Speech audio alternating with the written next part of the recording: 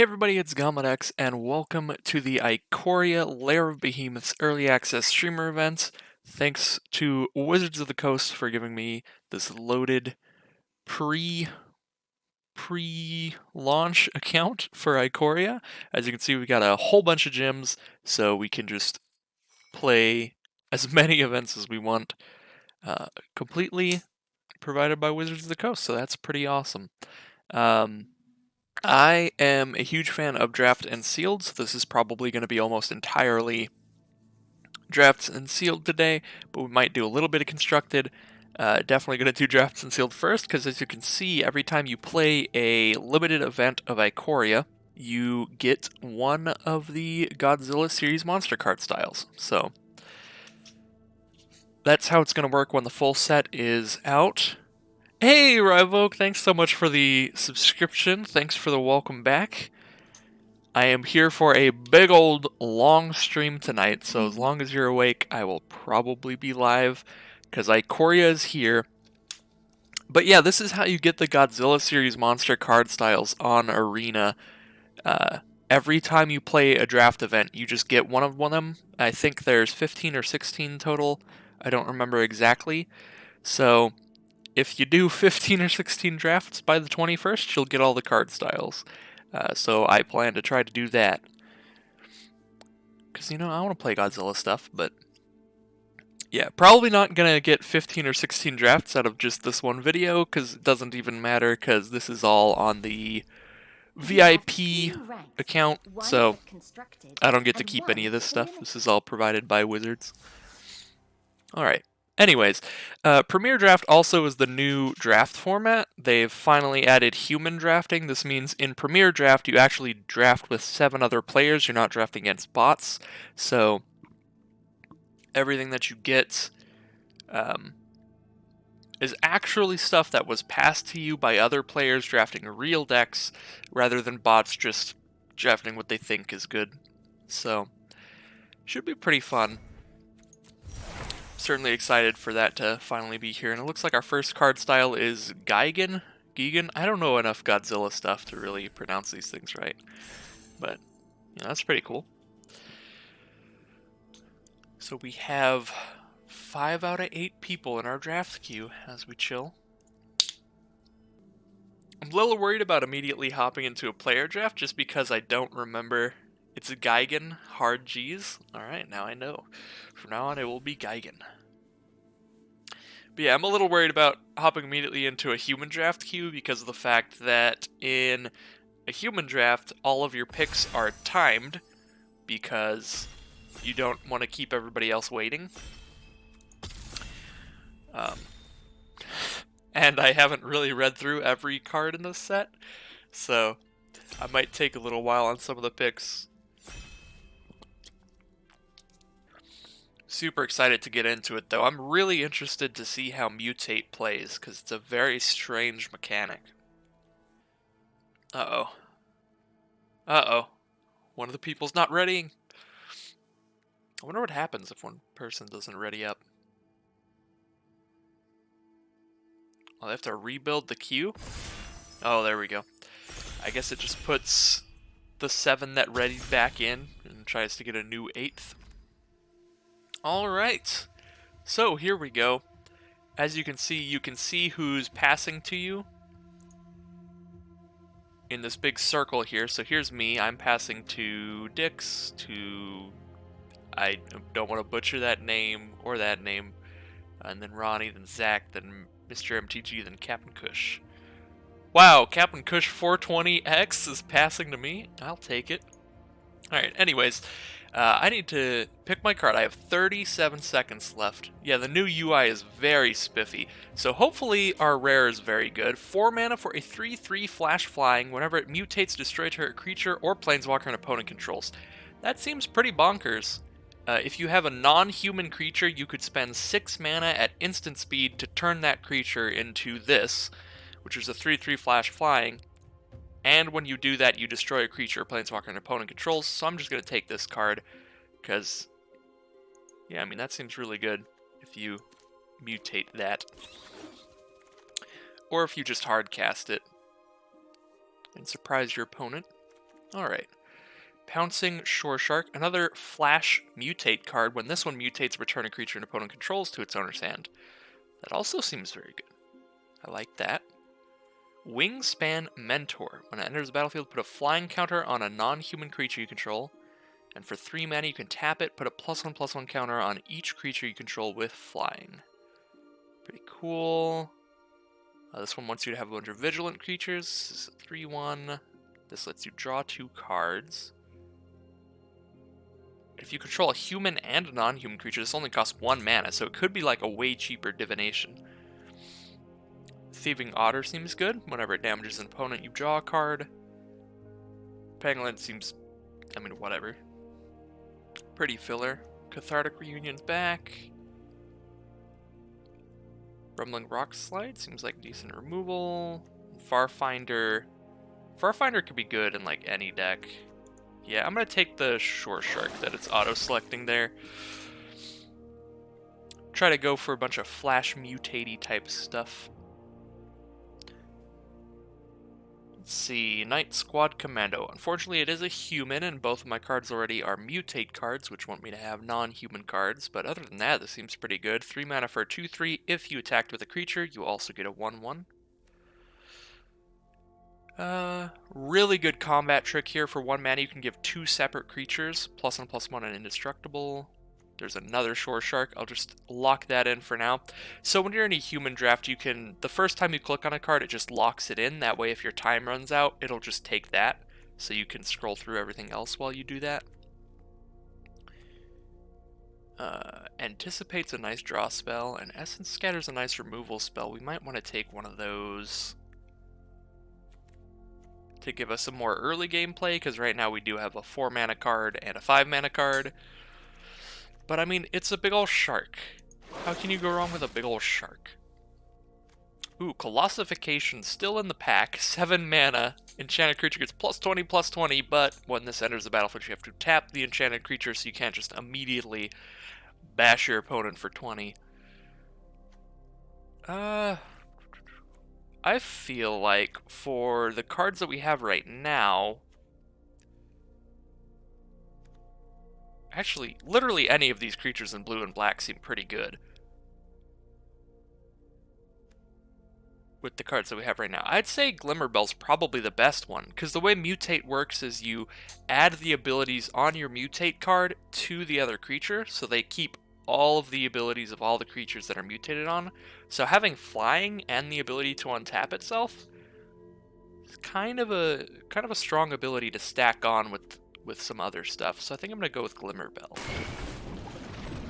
Because if we have a Glimmerbell on board, then we can, for 4 mana, turn it into a 4/3 flying that can untap.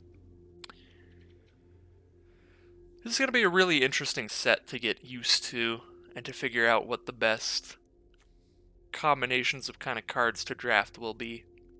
I think I'll go with Phase Dolphin here. It's another non-human card, and whenever it attacks another attacking creature, can't be blocked this turn.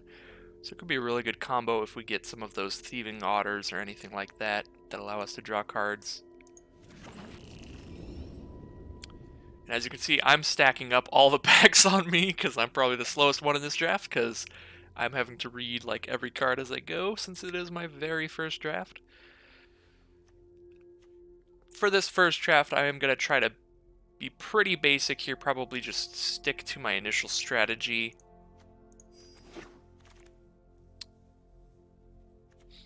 With a just vice grip on the blue-black cards.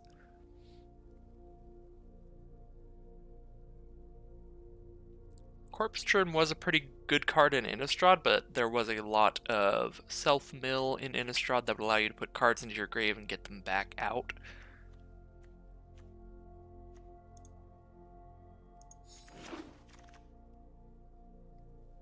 I'm still going to try it out again.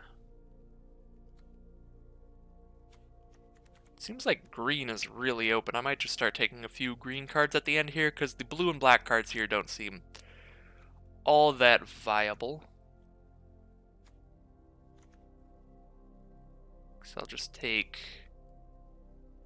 I guess I could just take this random crystal. Because actually these green cards aren't even that exciting here. Oh, a blue-black duel? Seems pretty nice. This Lurking Deadeye seems pretty powerful too. 4 mana for a 4/2 when it enters the battlefield, destroy a creature that was dealt damage this turn. And it has flash.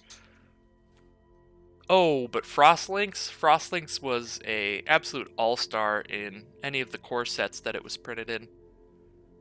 Just really good on the curve. It slows down your opponent, or it helps you bash in. Got a bunch of green stuff again, it looks like.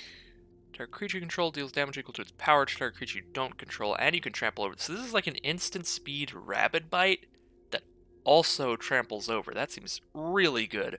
Which makes me think that my initial assessment that green was pretty open is probably right. So any random cards we're taking at the end here that aren't blue and black, I'm probably going to try to make green.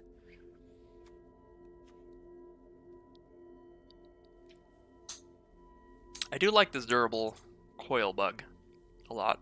Gives me another good target. I feel like the auto select might be going with what like the bots would pick based on what I've picked so far, which is pretty nice because it's been pretty accurate to what I'm trying to pick. Guess I'll take these fangs. And a Bristling Boar, 4 mana, 4/3. That one is a reprint. So we're kind of green, blue, and black right now, thanks to us just getting some random green cards at the end, which is totally fine because that's an actual color pair you can go for in this set. This set has all of the wedges, so the clans from Khans of Tarkir are all the different color pairs. So Sultai is a legitimate color pair you could try to go for. Extinction Event. Choose odd or even, exile each creature with converted mana cost of the chosen value. That seems potentially really powerful. I definitely like that. Parcel Beast would be the card I'd really like to wheel here, because that seems really interesting. Look at the top card of your library. If it's a land, put it on the battlefield. If you don't, put it into your hand. And it mutates for only 2 mana. You can slap that onto something. Chittering Harvester seems really good too. Whenever this creature mutates, each opponent sacrifices a creature. Yeah, Harvester seems really good. I feel like Extinction Event is more likely to be able to, like, 2 for 1.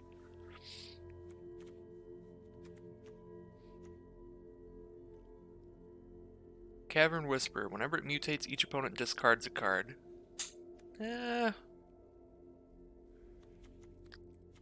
Seems alright. I probably just want another Glimmer Bell to mutate on if I'm sticking blue-black, or I could take this Parcel Beast if I'm going to go full Sultai. Ooh, Avian Oddity seems really good. 4 mana for a 2/4 flyer, or for 3 mana you cycle it, put a flying counter on a creature you control.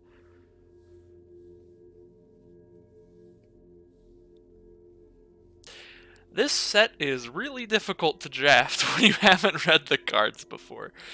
Not gonna lie. Even when you have, there's so many options. You love that mutate stacks. When flickered, all enter as separate creatures. That's pretty insane. I'm gonna assume there's not many flicker effects in the set then. Ooh, Heartless Act seems pretty ridiculous.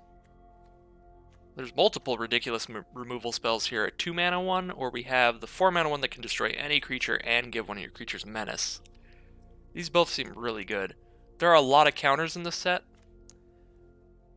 but even then I don't know for sure how often Heartless Act won't be able to kill something. Don't know if Heartless Act or Blood Curdle's better in limited yet.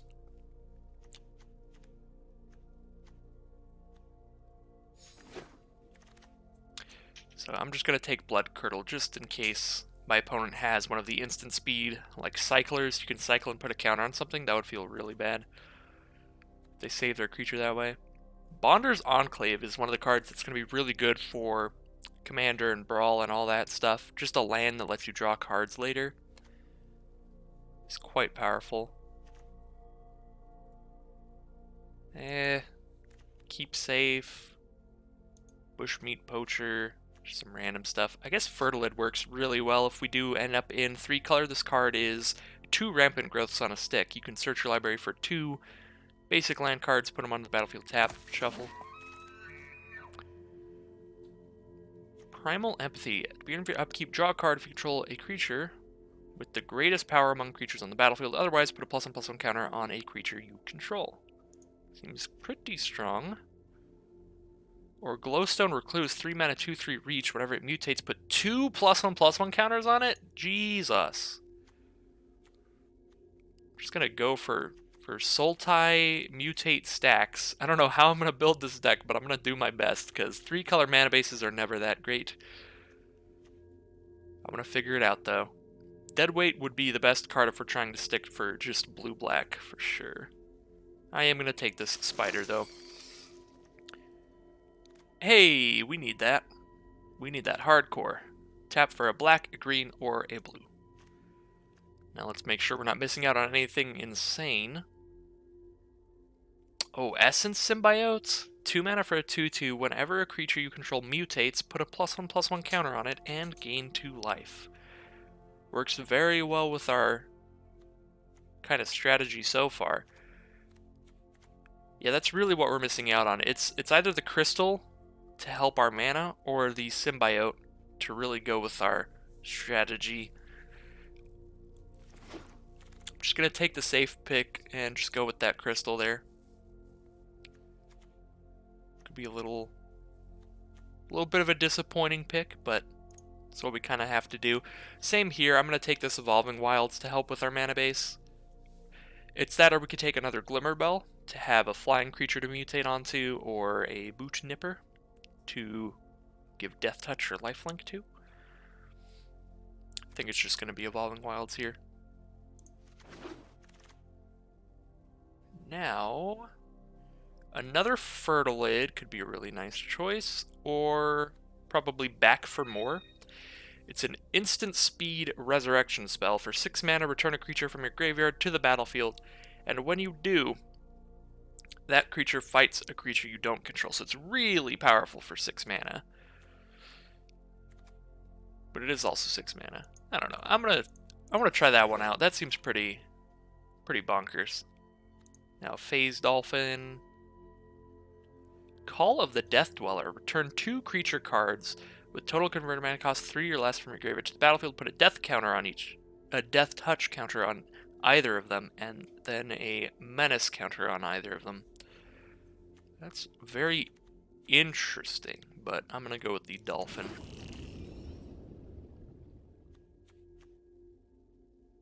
There's just a 1 mana 0/5 turtle in the set.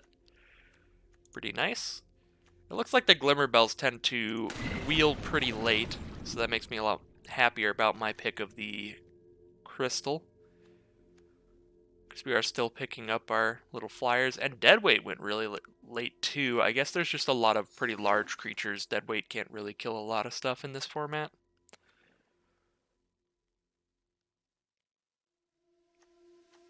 Oh, yeah, I mean, I could go with Bonder's Enclave. Probably not super likely to play it, just because I'm 3 color, so having a land that taps for colorless is not going to be the best. But we'll see. Alright, pack 3. Alright. I mean, we kind of have to take Gigan, am I right? That's kind of just a requirement here. It's literally the card style that we got. We won't be able to use its companion ability, but we can just have it in our deck. Yeah, and it's a pretty strong card, so we're gonna go with Gigan.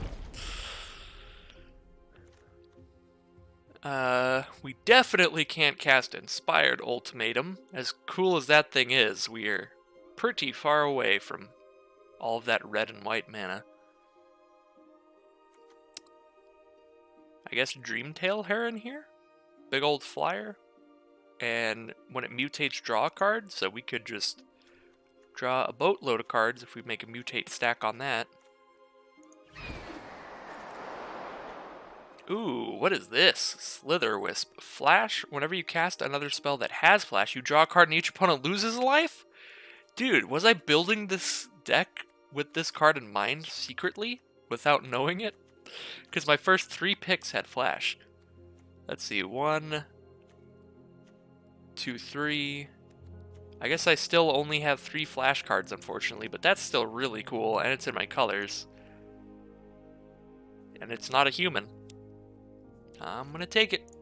Kind of a difficult mana cost, but these are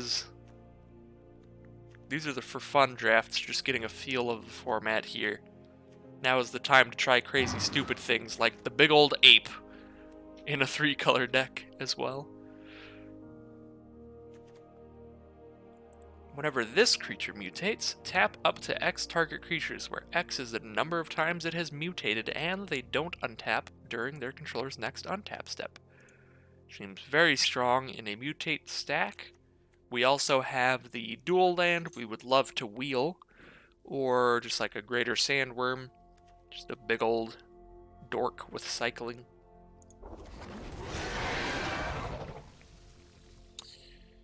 Now we have a dual land, or big old sandworm, and that's pretty much it. So I'm going to actually just take the dual land here. Take that mana fixing. Don't like Memory Leak, don't really like Wilt. So this one's going to be the Avian Oddity, which certainly seems like a pretty good card.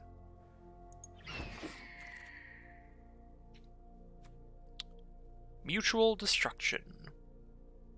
The spell has flash as long as you control a permanent with flash. Then you can sack a creature, destroy target creature. So it's Bone Splinters that could have flash. I guess I'll take that. It goes with Slitherwisp and our other flash cards.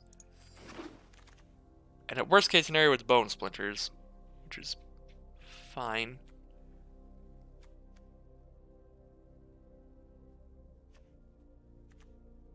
Probably not playing any of this. I'll take the big old Pterodon. Hey, this is the first time in the entire draft that I've been waiting for another player instead of making everybody wait for me. I'll pick up a Wilt, I guess, and a... Humble Naturalist would actually probably help a lot. Fix our mana for creatures only. Unfortunately, it is a human. We can't mutate that, but still do need mana fixing to play a 3-color deck.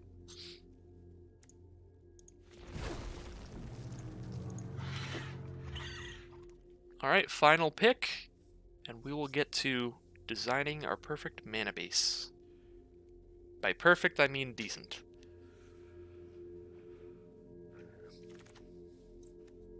Alright, Island is our last pick.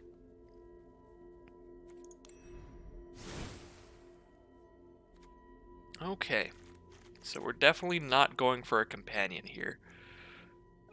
Brushwag's not that excited by. I like Deadweight, Mutual Destruction.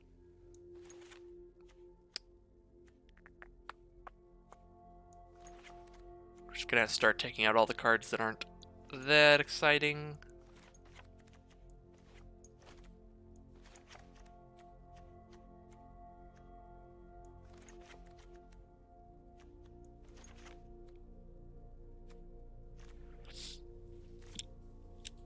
I wonder how often you want mildly off-color crystals. Like, this still taps for green and black. Even though I don't need the white mana, it does tap for 2 of our 3 colors. It's probably worth considering at the very least.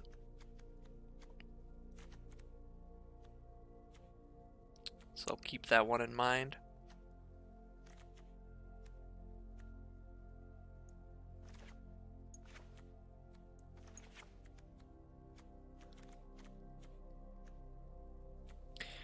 Have to take out 6 more cards here.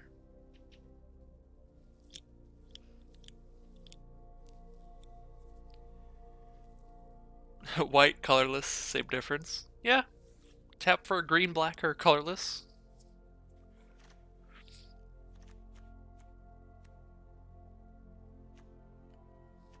No one ever plays white anymore.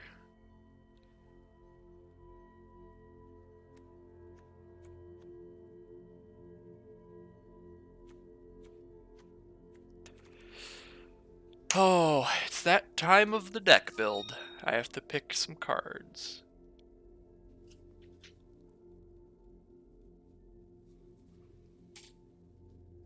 I have to pick some cards I don't want. This is a difficult time for me. It always makes me sad.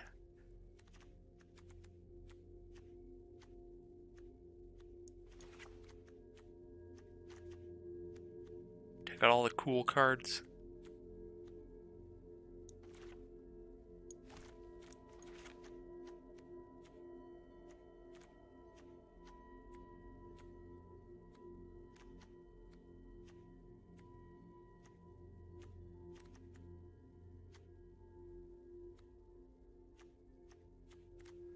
Oh, how do I have so many cards? I still need to cut 3.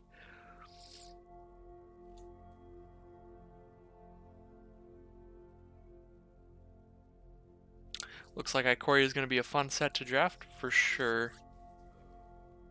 For sure. It's got a lot of weird mechanics. A lot of good cards. As you can tell by the fact that I have to cut so many. It's going to be very interesting.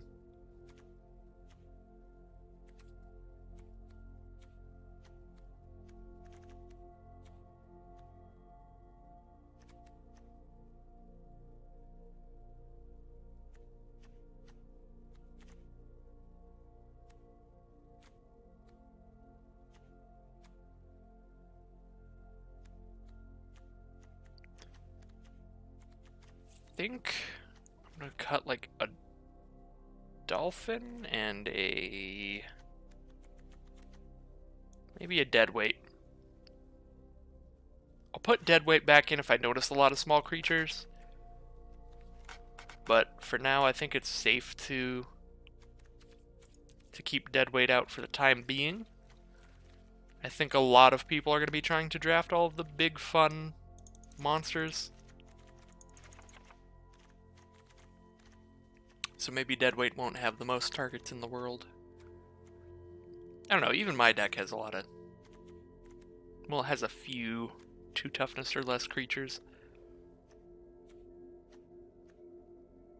Still need to cut 1 more card to get it down to 40.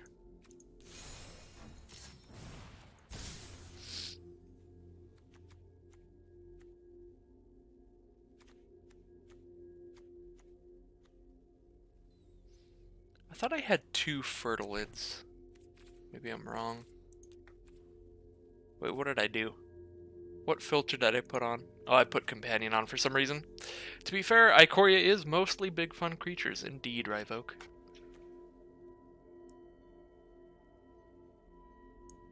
I don't know why the chat box isn't showing. Let me see if that will fix it. Alright. Dang, yeah, I thought I had 2 fertilid. That is mildly unfortunate.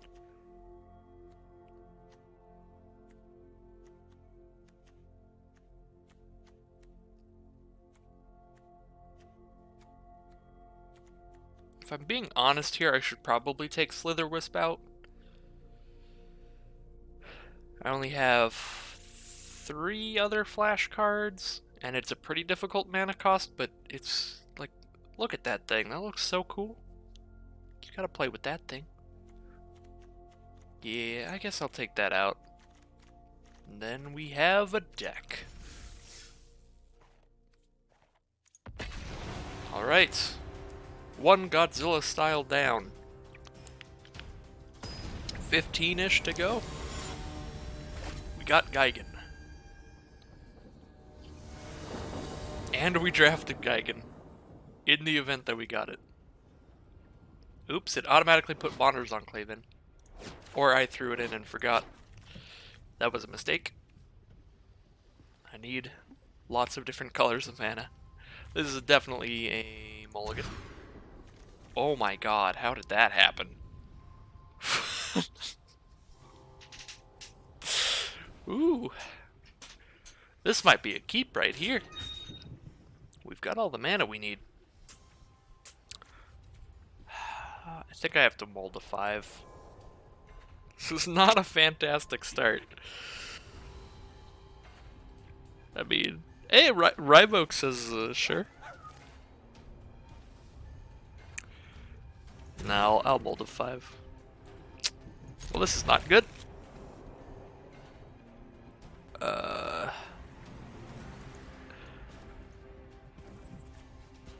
mana is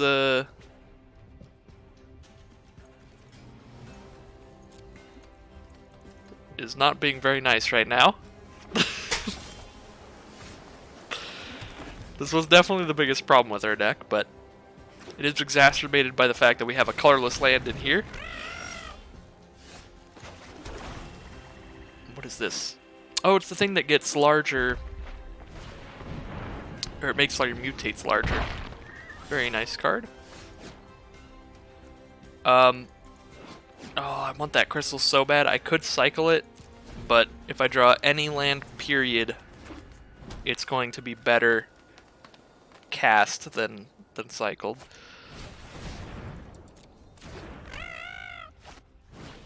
Like, if I cycle it into a land and then just draw another land the next turn, that's going to be really bad.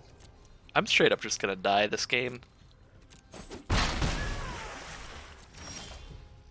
Oh boy. Yeah, I don't think we have time for it anymore.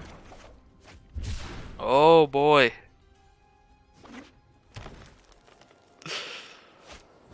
Ikoria is giving me a warm welcome here. That's a big one. So they mutated on with the creature that gets 2 counters when they mutate, plus the additional +1/+1 counter from the symbiote. Yeah, that's gonna be an F's in the chat. Thanks, Rivoke.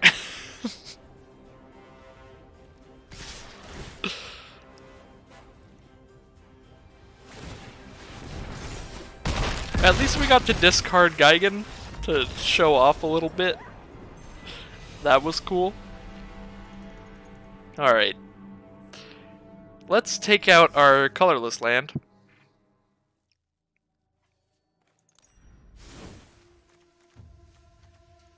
Get that out of here. Put in another island, I'd say. Where's it at? Oop.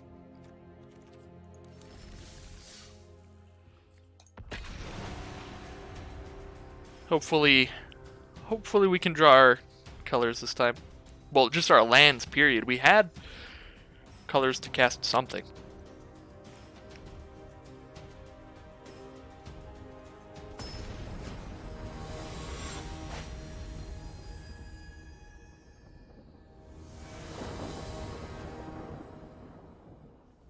Oh no. Not like this. Maybe this is an 18 land deck.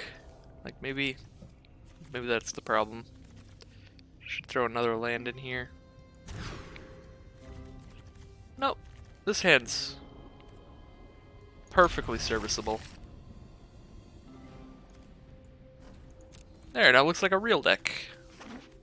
We've got a curve. 2, 3, 4.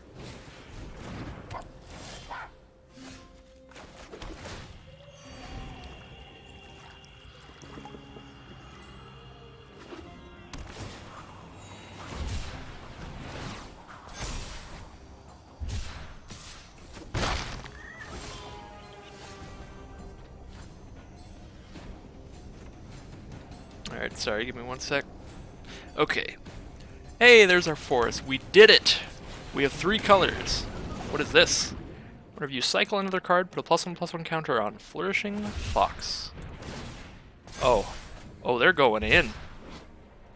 There's a bunch of cards that cycle for 1 mana in this set. Pretty sick. Pretty sick. Now we have a 1/4, so if they don't cycle anything else, we can block.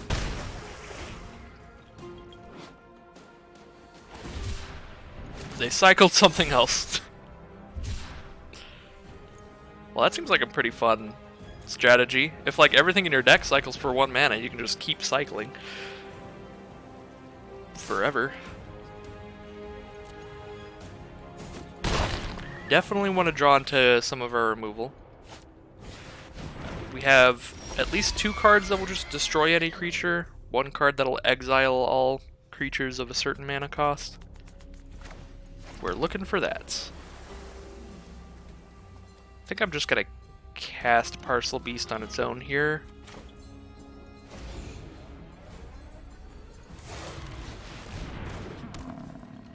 And we're very much on the defensive now. I'm just gonna leave back these blockers.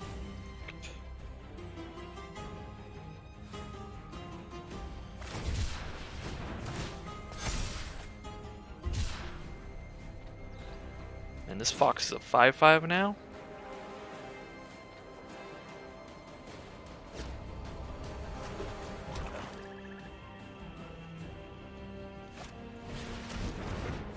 Pacifism on Parcel Beast, at least I can still use the ability.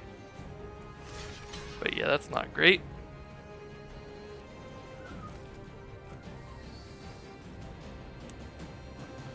I think I need to chump block yet, but very soon. Dream Tail Heron. I do draw a card to try to draw into removal if I mutate with this. So let's do that. Oh god. I want it over.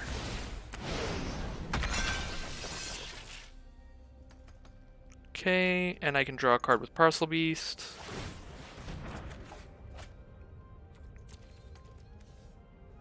Oh, perfect. Yes, the Shore Shark will save me. If I don't die this turn, I can mutate Shore Shark, which will allow me to return a creature an opponent controls to its owner's hand. And I'll return the Flourishing Fox, and then it'll be back to a 1/1. So as long as they can't kill both my blockers, they can only kill one of them, I can just chump block the Fox with the other one.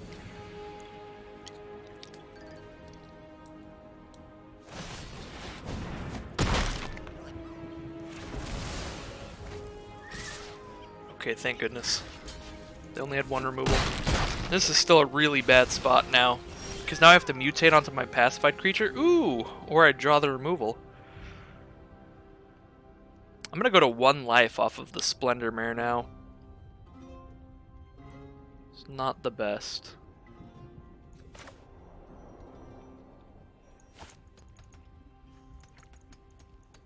I think I'd rather just return that to their hand, because if I return it to hand, it's a 1/1 after that. Whereas if I use the removal now, if they play a big creature later, I don't have that anymore. Then they can just recast the big creature. I guess I can flash mutate as well, so don't need to do that right now. So let's do this first. This can't attack or block anyway, so use the ability. Oh, Frostlings. Oh. Then I could block this turn.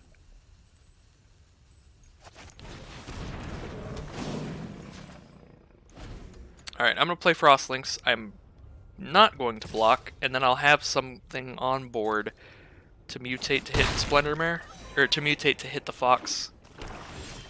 And then it'll be a 5/4 for blocking the other thing. This is a really scary game. Going to 1.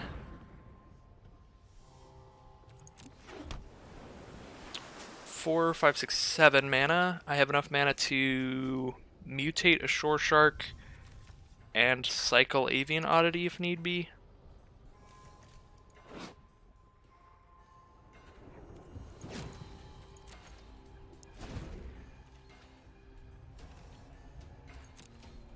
Alright. We're going to try mutating instant speed here to really get him. Hope all goes well, because if it doesn't, we are dead.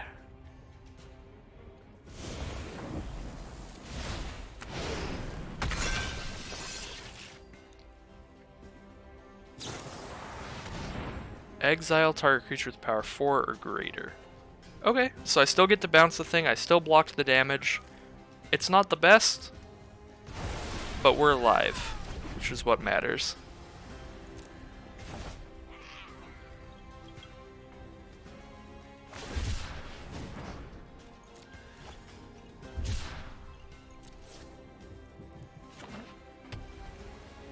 Alright, I'm not gonna cycle this because I need the creature. Run through.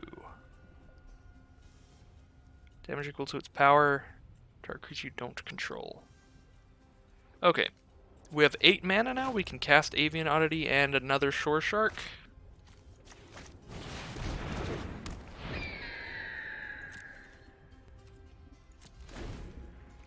Or a Blood Curdle if I need to just destroy something. Wow. Alright. Destroy all non-land permanents your opponents control. Well, I guess we're just destroying Splendor Mare then.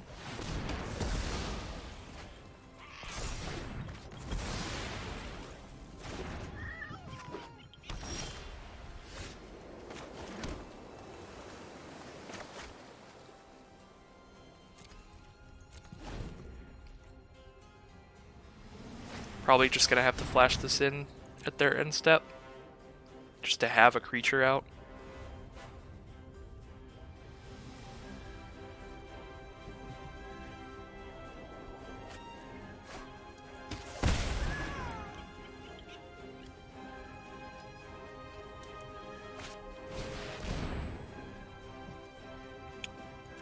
Yep, that's bad.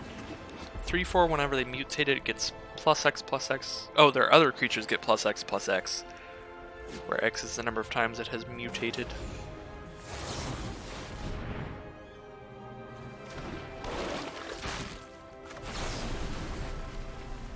Let's kill that. And top deck something? Oh, that is something, but I don't have enough green mana. We're this late in the game and I don't have my triple green. It is a difficult mana cost for King Kong over here. 3/6. That's not good. That will absolutely devour my Shore Shark.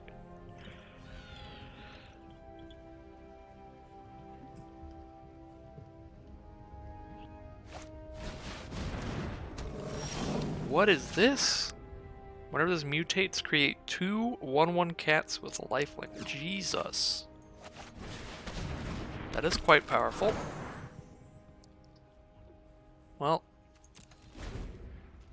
I'm very dead now. Because I'm forced to chump block both of these. I guess they both have even mana costs if I draw that one thing. This unfortunately does not help, since I don't have anything to mutate it onto. Could have, though. Well, I survived a lot longer than I thought I would have. But I am very dead.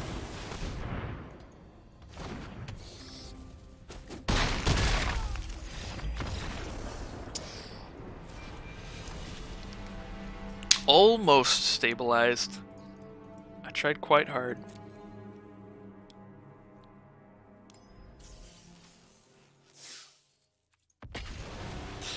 I feel like we're about to just go 0-3 in my first Ikoria draft.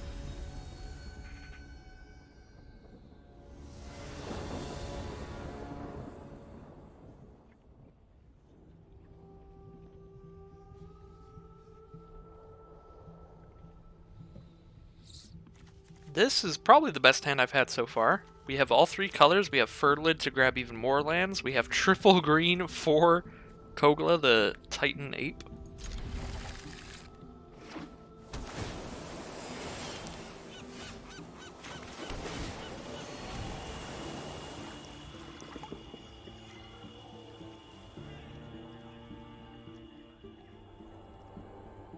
And there's my triple green. D, Drive Oak.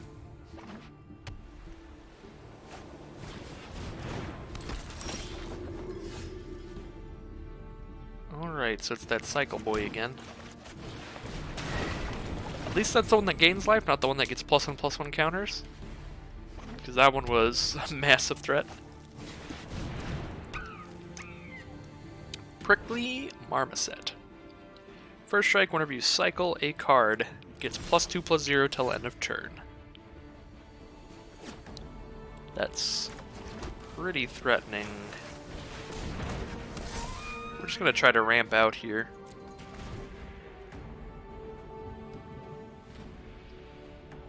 Next turn I'm probably just gonna double Fertilid.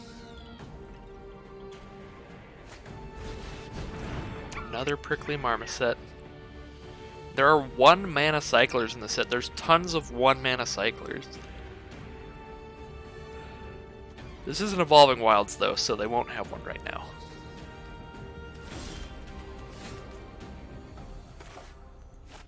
Put out another Forest so I can use Fertilid twice. I guess I only need to use it once to be able to cast Kogla next turn. In which case, I guess I play a Glimmerbell and use a Fertilid ability.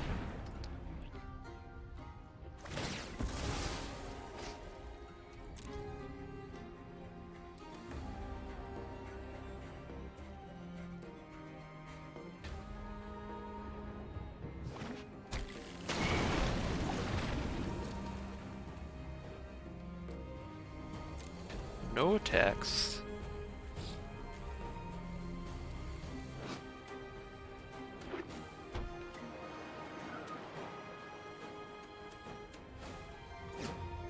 They have Puppet Chase. Puppet Chase doesn't look as cool on the battlefield as he does in the store.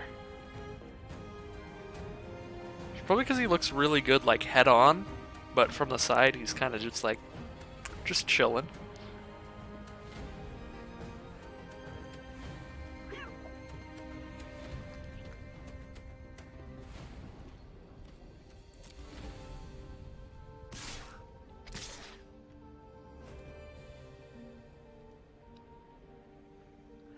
This is very bad. They only need to cycle one card to just slam me for 8 damage or kill anything I'm blocking with. Let's just see what they got.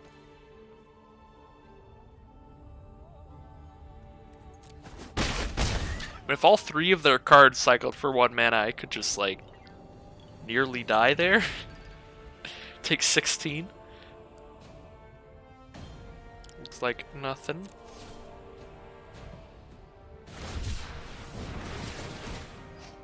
Okay. Cycle post combat is a little weird.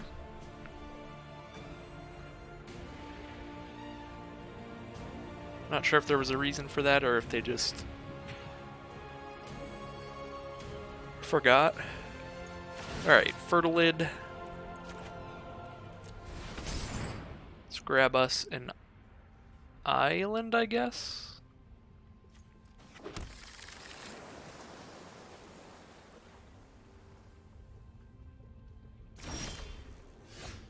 Alright, and pay no attention to what just happened there. Pay absolutely no attention to what just happened there. I was definitely paying attention. I definitely played my forest. I can't believe goes to my turn, I'm ready to slam down the ape, place a swamp. The forest is right here, just waiting. Oh my god. No, I drew a Shore Shark, and then I wanted to play Shore Shark. That's clearly what happened. Yeah, I wanted to mutate and untap.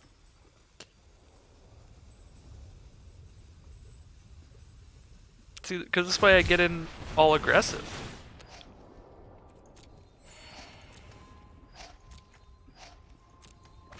And I have a big old blocker.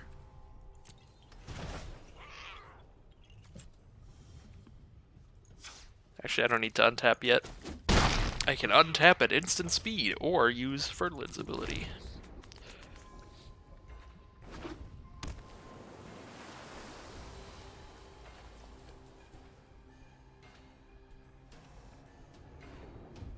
Yeah, I do think Glimmerbell is a pretty sweet set of abilities to have just on a mutate stack.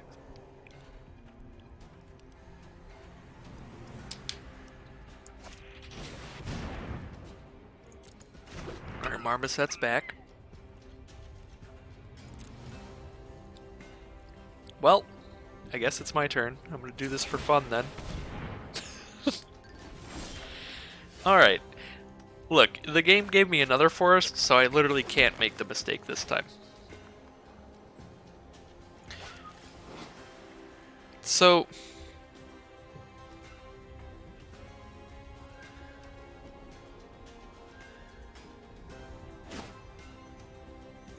I'm a little concerned about trying to fight a Marmoset, because if they have 2 cards with cycling,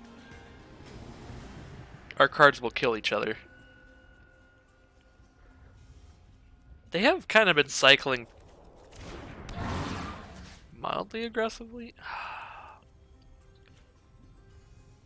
Could just kill Draneth Healer, and I know that Kogla will survive that. Whatever. I'm gonna pick a Marmoset. Awesome. Because I was gonna say the alternative is if I just fight that, then I'm still going to attack with my ape next turn. And then I could just like attack with my ape and then they block and cycle the stuff, in which case literally just my ape will die and the Marmoset will survive because of first strike. So it's better to make them do it now than on blocks.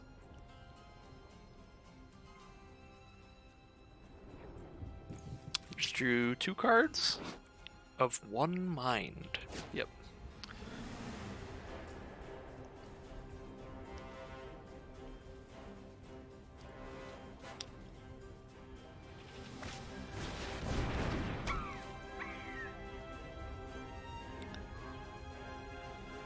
Is that another one, or is that the one I bounced? That's a 3rd Prickly Marmoset.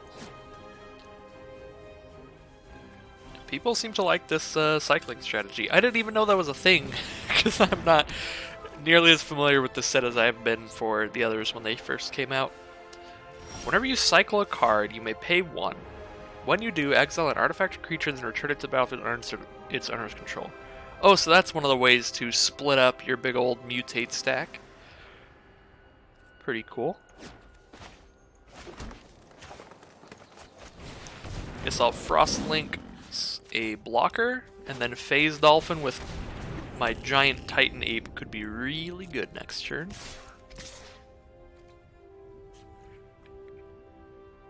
Oh wow, Kogla's so mean. I don't think they saw the secondary ability. I didn't either, to be fair.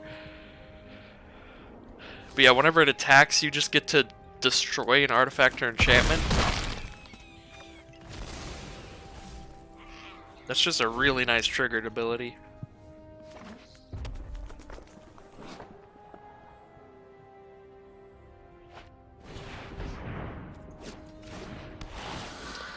When it enters the battlefield, exile target card with a cycling ability from your graveyard. Until the end of your next turn, you may play that card. Oh, so they're going to play the... What's that? Creatures your opponents control get -2/-0 until end of turn. Okay. So they just want to take less damage. Ooh. That's pretty good. Dirge Bat, I can give my ape flying. I could also stack it onto the Shore Stark to get double triggers. Let's do that. Let's get double triggers.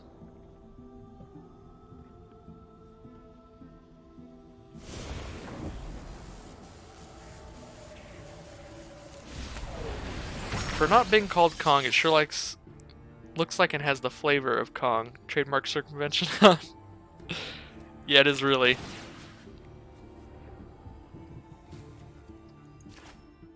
Oops, I did that the wrong way.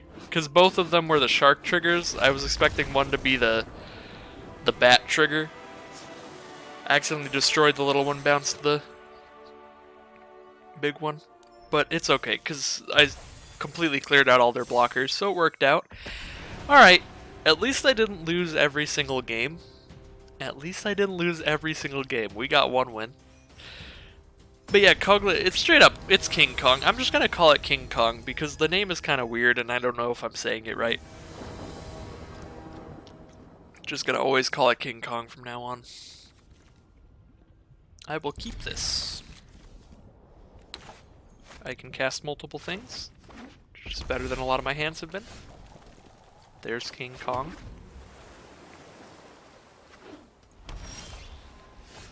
Hey, now I can cast everything. Yes. Get out there, humble naturalist.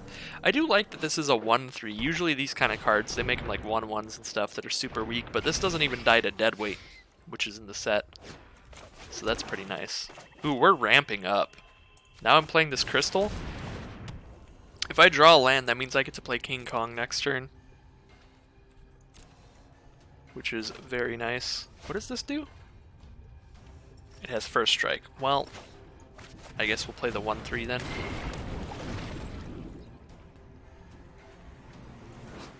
So this has your choice of flying or first strike.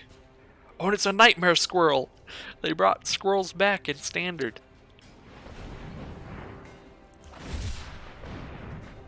Cycle a lava serpent and cast a Sabertooth. Alright, we did not draw the land to play King Kong just right now. As sick as that would have been. Let's do the Shore Shark thing then.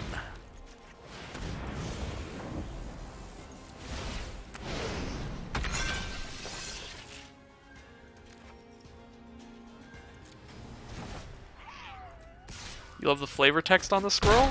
I didn't read it. It could subsist on seeds, but its preferred fare is your face. That's pretty nice. That's pretty legit, Ryvoke.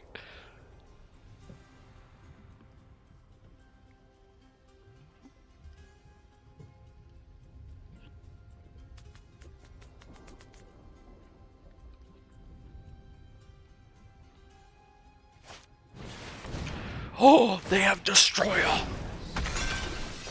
Whoa, okay. Whenever this mutates, create a feather that they can sacrifice to return a phoenix from their graveyard to the battlefield tapped.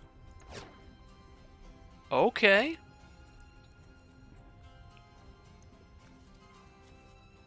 So they can just keep bringing it back from the grave, so I'd rather just keep it tapped down for now, I guess, than use mutual destruction here. Just outrace this thing, I guess. Try to, at least.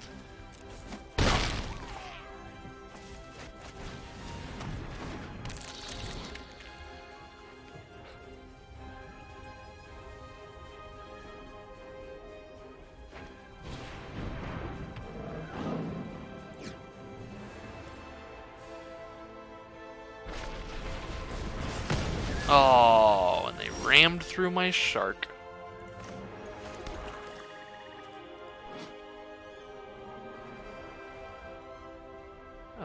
Yep, we're gonna keep trying to keep that tapped.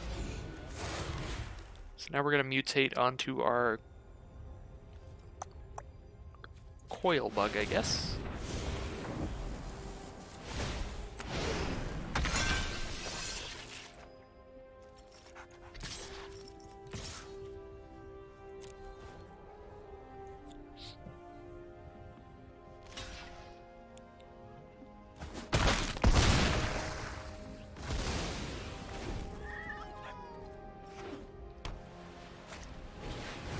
Aw, and they pacify it, so I don't even get to bring my bug back. Say it. King Caesar. Wow, they got all the stuff. Whenever this mutates, all of your other creatures get +X where X is the number of times it's mutated. Are you ready for the blowout? See, this is why we play this card. This is why we play this card. Even. Goodbye. I will see you later.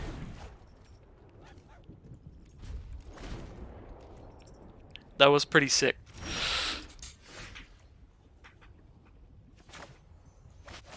But now I can't play my monkey. What's up, Magic Man? Spoilers for the whole set.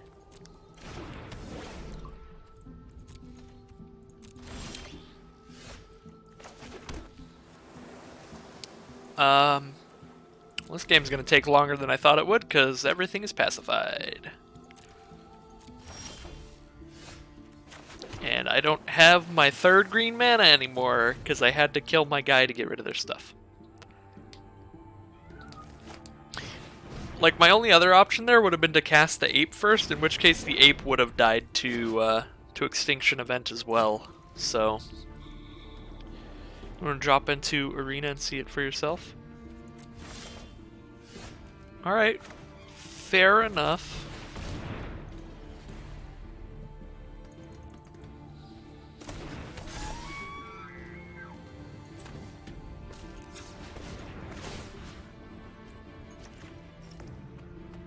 It will be out tomorrow for the general public.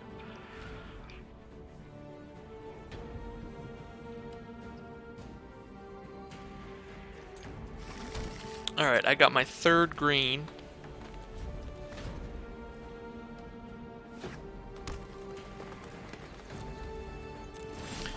I'm ready for my boy.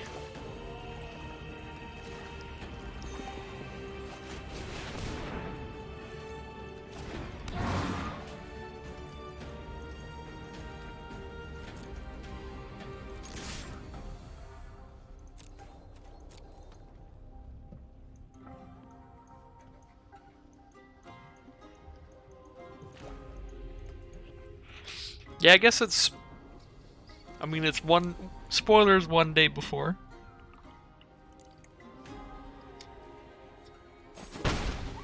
The full card image gallery and everything is out.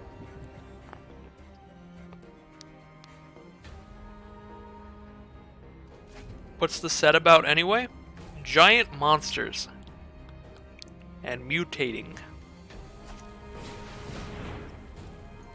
In general. Yeah. Godzilla stuff.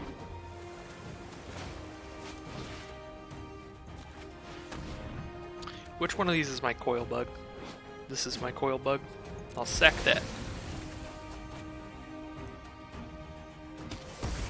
It's basically the Monster Hunter games plus Godzilla. That's a good way to put it. I get to destroy their Phoenix Feather that's been sitting here for for no reason since I exiled the thing anyway. Nice. 2 wins. I was convinced I was gonna 0-3 after the first 2 games. But we're getting in there. We're winning games.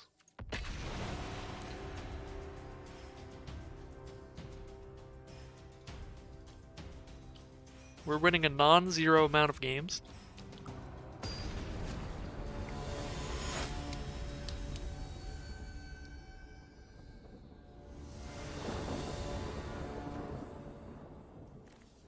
I have 1 land. Just needed to learn the deck and not have 7 land hands. What about 1 land hands? Does this work? Slams keep. No, mulligan. Here's a 2 land hand. If we draw 1 more land, that Fertilid will get us there.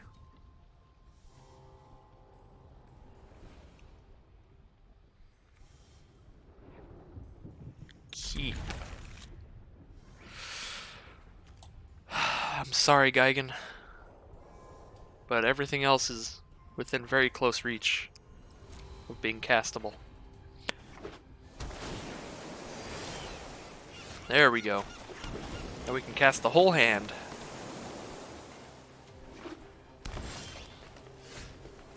We can go really aggro here.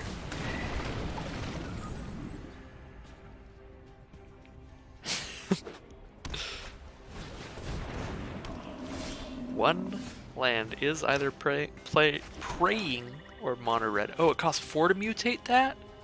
Dang, I guess it's fertile in this turn. I was gonna try to get super aggro and mutate onto the Glimmerbell now. I'll have to do that next turn.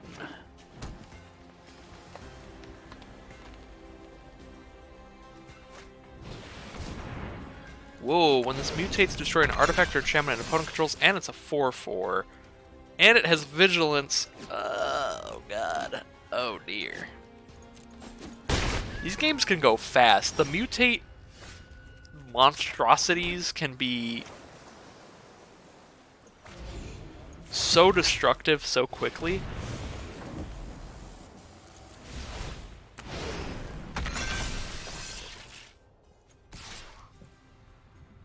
Love to have the mana to untap that to block, but I feel like they might even mutate that thing bigger. No, either way, I'm going to attack in because I'm going to try to be on the aggro.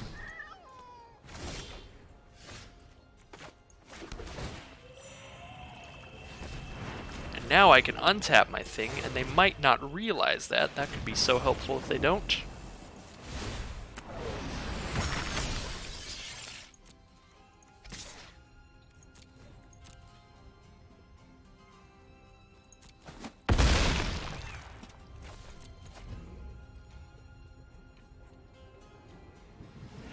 The problem is if they attack, I might, they might have a combat trick. Like, it might not be that they don't know I can untap it.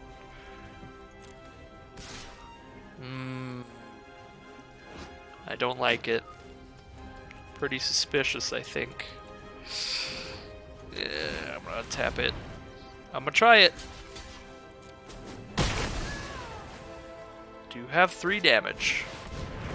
Oh, okay, they do. Well, at least it's a fight, so they kill each other. So I got to kill multiple of their creatures. Back for more seems pretty good, but all my creatures are pretty small right now.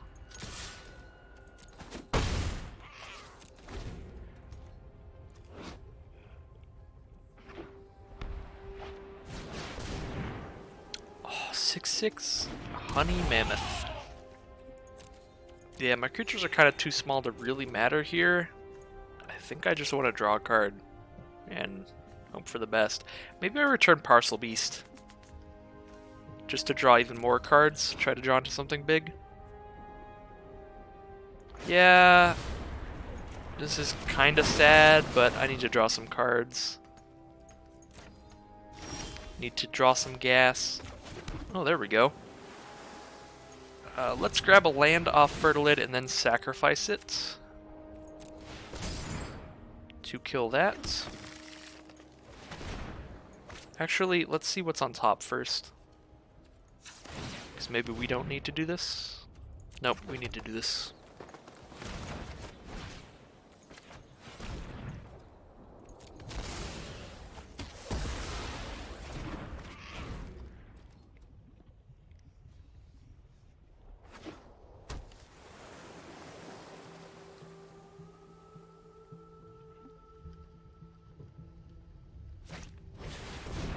Trumpeting Gnar. Mutates for 5. Whenever it mutates, create a 3/3 green beast. Jesus.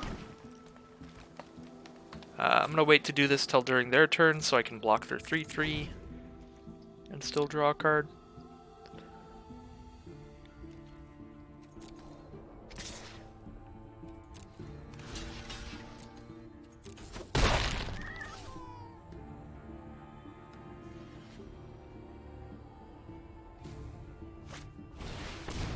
What is this? As an additional cost, reveal a creature from your hand, deals damage to target creature planeswalker equal to the revealed card's power. Okay, so that'll finish it off with 2 damage from Frostlings. Let's draw our card. It is a Coil Bug.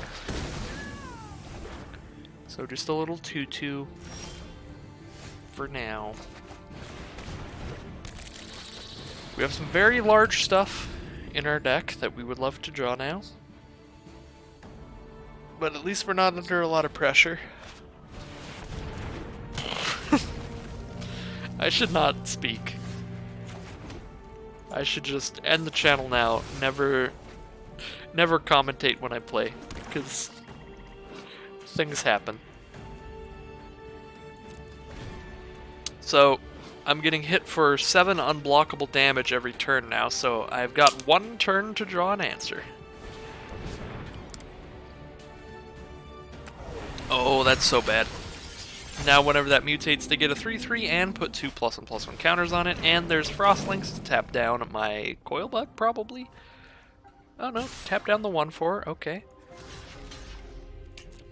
I think tapping down the Coil Bug would have been the right play there, because then I would have had to trump block with the Dolphin, because Coil Bug, I can just bring it back to my hand now. That's a land. Well, that is going to end my first premiere draft of Ikoria. Oh my god, and they have Luminous Broodmoth. So it just flies across the screen. So now if any of their stuff dies, it comes back with flying.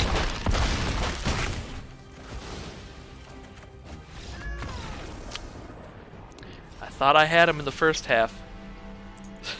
Also known as not Mothra. Indeed. Well, 2 wins is better than none. And I got some packs. I'm pretty sure they loaded all of the preview accounts with the full collection of Ikoria. We will find out. Oh, I guess not.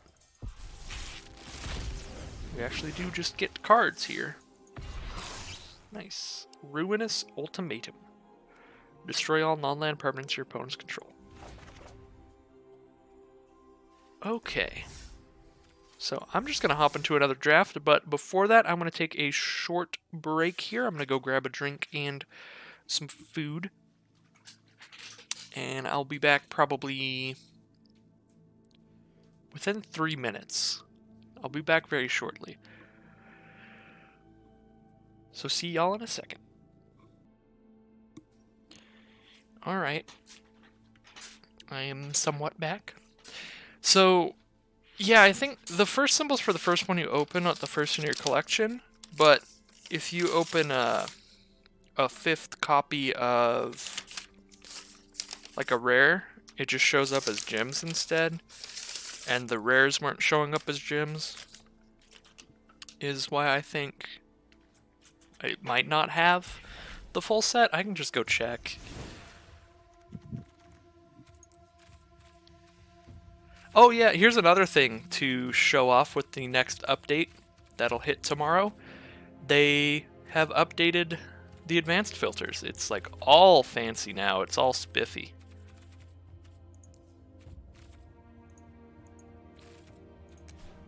So let's see Ikoria. Yeah, it is not a full Ikoria set this time around. But yeah, this is all of the new UI stuff is great. Just all around pretty fantastic.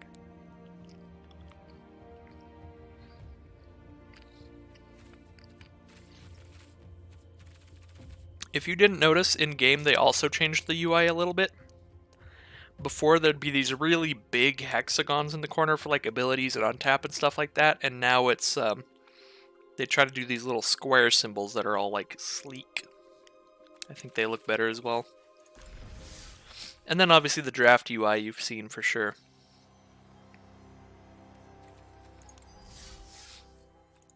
Alright, let's hop into another draft of Ikoria Lair of Behemoths. This will be my second draft, and we got Dorat, the perfect pet, as our little reward. Ooh, that was fast.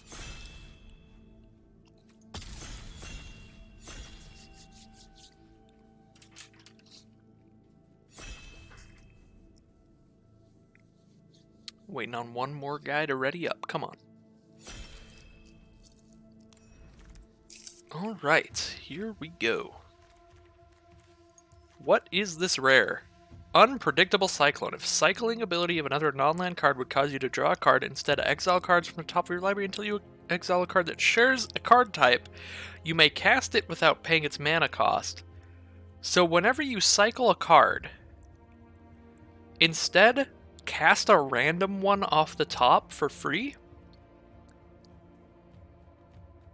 That is insanely fun, insanely cool, and I'm assuming that is what got a lot of my opponents to play a cycling deck, is just cards like that. Yeah, that's pretty fun. I'm gonna have to try that out.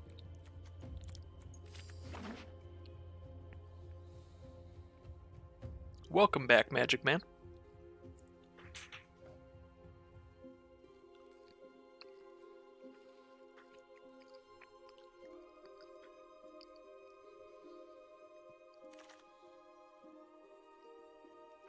Alright, we have that flash card again. If we want to try to go for that. But if we have anything good with cycling, I really want to try out Unpredictable Cyclone. Duskfang Mentor cares about lifelink. Footfall Crater does have cycling. Not a huge fan of the ability. Basically, oh, you got you a bullet chili. Good stuff, Magic Man. I just got McDonald's from my roommates.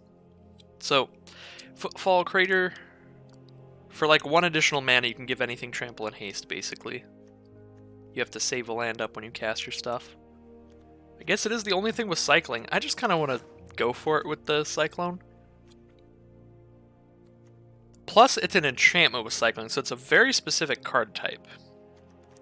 So if we get another like really big enchantment, then we know that we'll always hit that exact enchantment when we cycle that.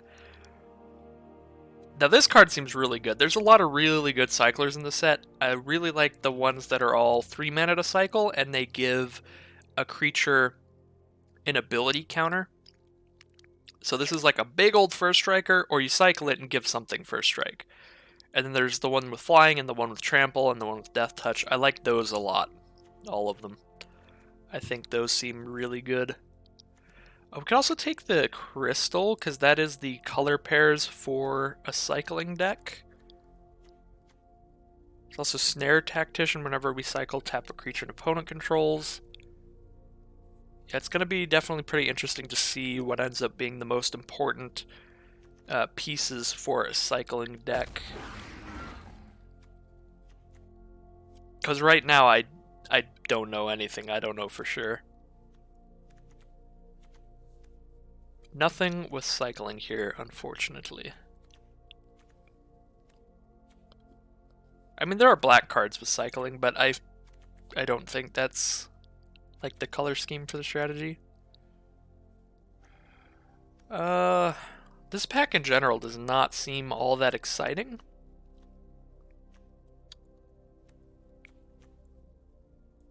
I guess we could just take like a blue removal-y spell.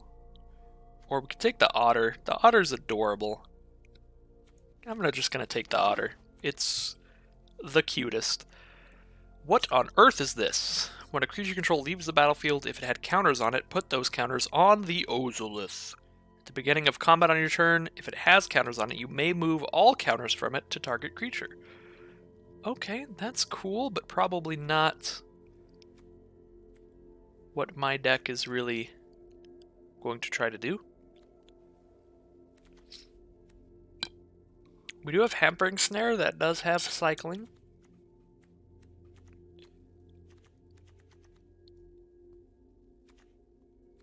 Is that or like a checkpoint officer? Tap some stuff down.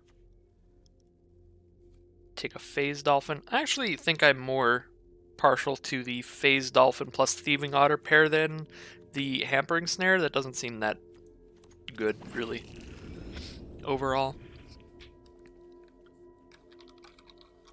Probably going to take Prickly Marmoset.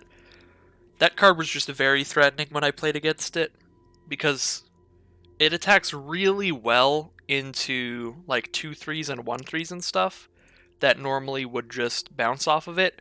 Because worst case scenario, if you don't have any cycling cards in your hand, if you attack into 2/3s and 1/3s and stuff, they're at least scared to block, so you might be able to just get free damage in.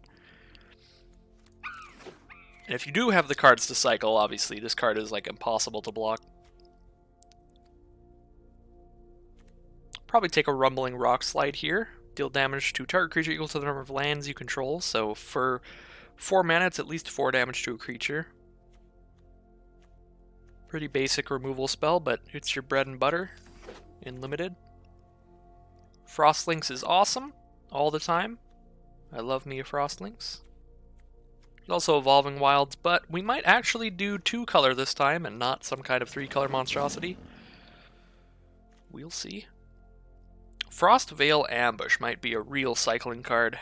Tap 2 target creatures. They don't untap during their controller's next untap step. Not really. That's not the greatest in the world, but could win a game out of nowhere. It is instant speed, so do it before their combat step, and then when it goes back to your turn, smack them. I guess you get to do that twice because they don't untap. So that seems fine. More importantly, it has cycling. Unfortunately, though, like, instants with cycling's not exactly what I'm looking for. Because, like, getting a random instant off the top with unpredictable cyclone probably isn't going to be crazy, but getting a random creature could be. Could be a really big creature. So we can take the Glimmer Bell, but this is really for, like, mutating and stuff. We don't have any mutate going on yet. Or we can just take a Windscarred Crag or Evolving Wilds to help mana fix. Windscarred Crag would be if we end up in Jeskai, in red, blue, white, which is the color scheme that red and blue would be in. Or I guess there's red, blue, green as well. Or we can take Evolving Wilds, and that'll go for whatever colors we end up being. Spring, draw, trap, flash. For 4 mana, you can sacrifice it and deal 3 to any target. So for 5 mana at instant speed, you just deal 3 to anything. Or if you play that earlier, you only need the 4 mana left.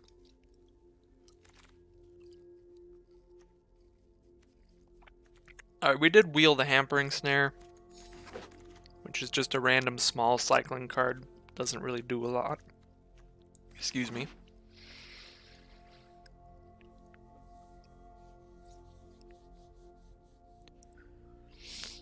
I think that's going to end pack 1. We have a pretty cohesive looking pile here for pack 1. I like it. Then we got Umori the Collector. Each non-land card in your starting deck shares a card type, then this can be your companion.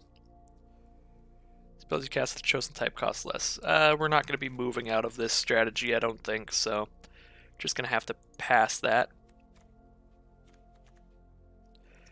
For some reason I can't... I'm having a little bit of a glitch here. I can't highlight anything below the top row. I don't know what's going on. Can I pick them at least? Because I definitely should pick this Stinger or the Marmoset, probably. I can't pick them. I can only take cards from the top row right now for some reason. Weird. Weird and sad? Alright, no Marmoset, no Stinger then. That was strange. Inspired Ultimatum. I'm probably going to try this. Gain 5, deal 5 to any target, and draw 5 cards.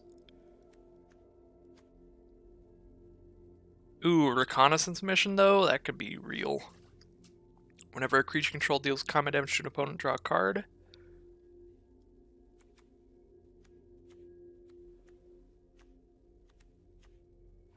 I don't know. I'm going to take the big old ultimatum, because the thing is, if we get any sorceries with cycling, and we have our Cyclone out, the potential to cast that for free is very spicy. So we can take Pacifism if we do want to go full Jeskai. We can take Drannith Healer, or we can take Drannith Stinger. Or the dual land that helps those colors.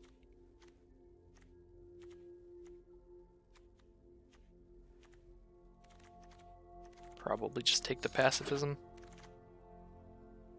What is this? Whenever you cast a non-creature spell, draw a card. Things are starting to line up a little bit. I think we're going to take that and try to go all in on Jeskai.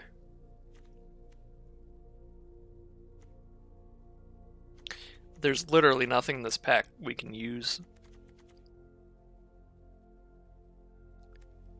These cards are not for our strategy like at all. I guess I'll take this big old Patasia Tiger.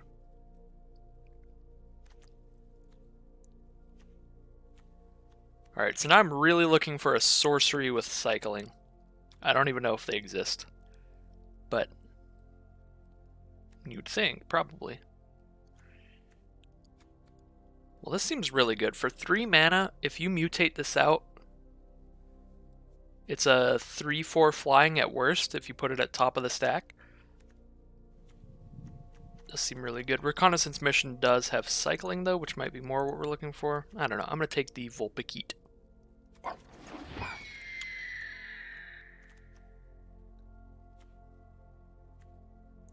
Oh, I guess we'll take another Vulpikeet and stack them onto each other. Eerie Ultimatum. Return any number of permanents with different names from your grave to the battlefield. Alright, cool, but not for us.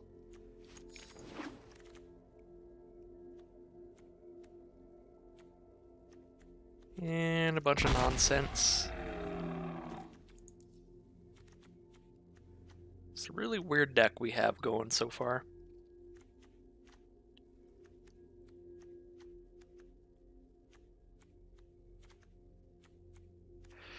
This deck looked really cohesive in the first pack, but now I'm not so sure about it. Definitely taking Reconnaissance Mission.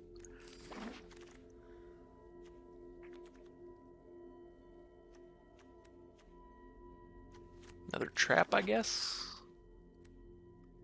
Little cat that we can mutate onto.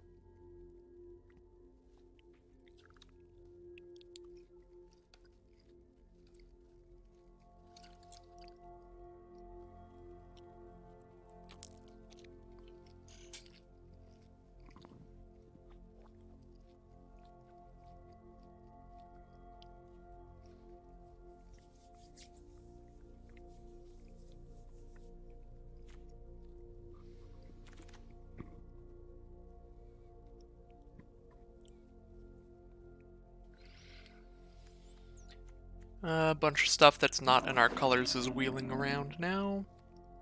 Another Reconnaissance Mission. I guess people just don't like Reconnaissance Mission.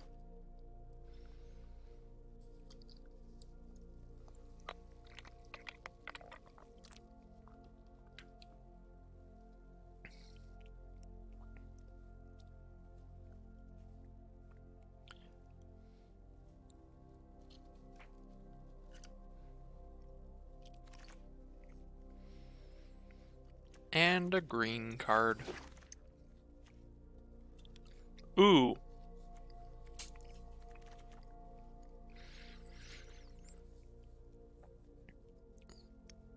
That's a rare we can actually play.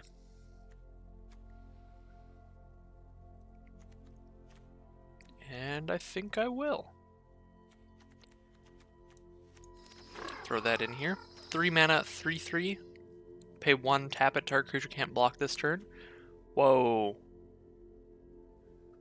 Alright, that thing's crazy and it does a lot of stuff. Don't really have time to read it because we can't cast it anyway.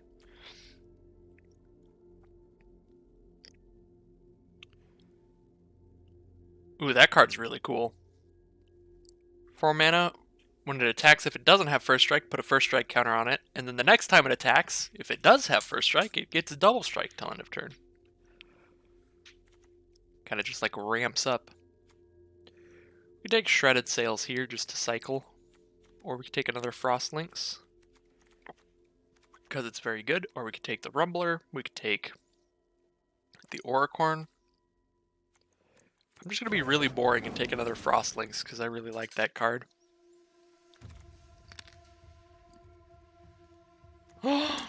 We got one. We got a sorcery with cycling. Windmill Slam this card. That means now it's technically possible for us to have Unpredictable Cyclone on the field. Cycle our sorcery for 1 mana. And since it's our only sorcery with cycling, or since it's our only, well, if we build the deck right, then we can make it so it's literally our only other sorcery. So anytime we cycle this with Unpredictable Cyclone out, we just get Inspired Ultimatum for free. That's going to be the plan. We're going to try to take out every other sorcery. So the only sorcery we can hit is Inspired Ultimatum. That is the stupid little meme plan I'm going for.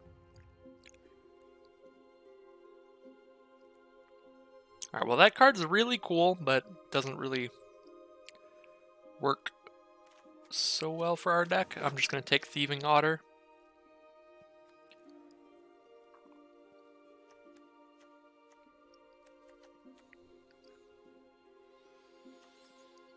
I think I'm going to try to keep it blue-red at its core.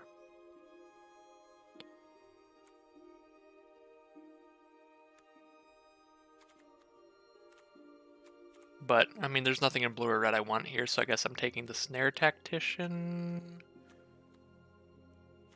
Or just the Checkpoint Officer to slow down our opponent. Yeah, I'll take the Tactician. Oh, there's a blue-red dual land. I think I want that.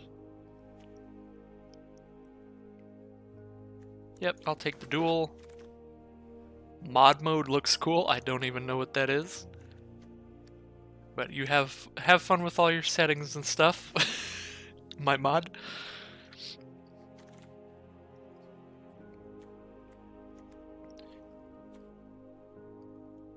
Here's a Cycler. Fight as one does seem really strong, potentially, as a trick, but I think I want more cards with cycling. I already have 2 otters, so I think I'm good on that front.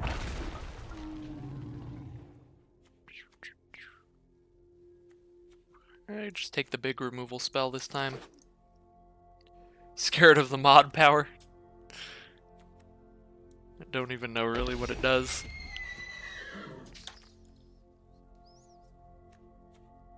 The mod mode. Take a Checkpoint Officer, slow people down. Alright, we're almost done. We're almost to the point where we gotta build this strange pile. I think the biggest thing that I really want to do is try to cut any sorceries I have. Aw, but there's a Rumbling Rock Slide. I do have to cut like 1 good sorcery in order to do my cheesy Cyclone combo.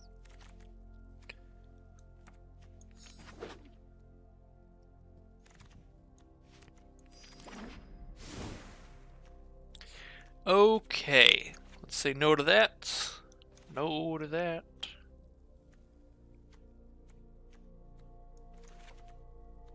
Take out all of our random sorceries. I am proud to fight by your side.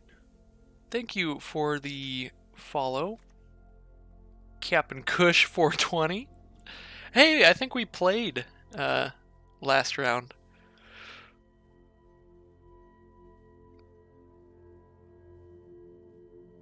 Or no, we drafted together last round. I remember because I looked at the table and I saw somebody was Captain Kush 420. I was like, that's a name. Knew someone sitting next to you was also an Is It? You love these human drafts? Yeah, it's definitely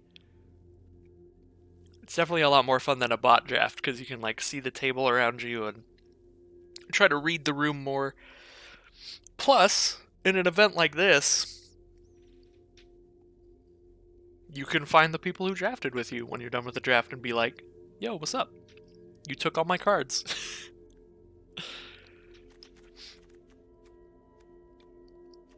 Well, I apologize, but I had some combos to try to resolve. I'm trying to Unpredictable Cyclone into an Inspired Ultimatum. That's my one goal with this deck. It's my only sorcery, so that whenever I cycle my other sorcery, I'm guaranteed to hit Inspired Ultimatum if I have Cyclone on board. So I'm like, that's just cool. That's just some cool free stuff.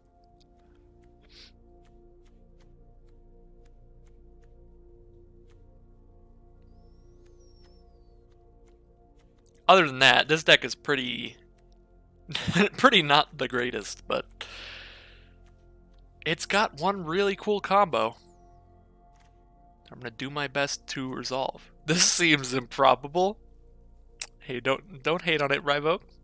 We'll get there, you'll see. Had a draft earlier where you used the companion where you can only have creatures. That sounds super fun. Unfortunately, I have only been opening the companions in like pack 2, pack 3. I think it's a little rough to try to force them that late, but like if you open a pretty good companion in the first pack, that seems like it would be really fun to draft around.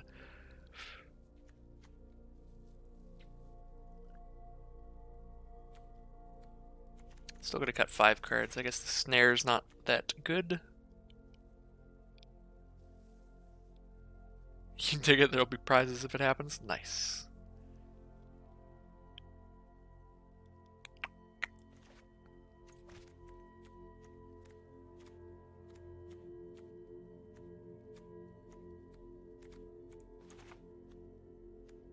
Kind of think I just want to lower my amount of white cards a bit here.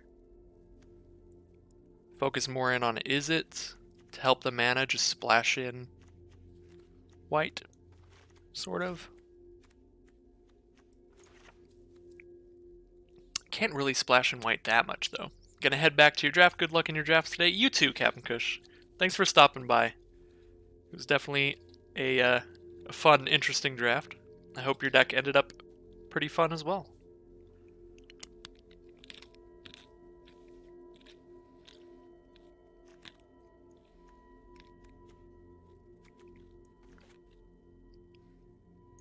I guess I want to put the mutators in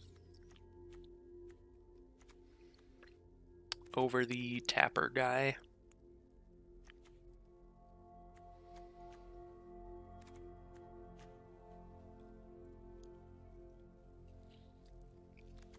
One more card to cut.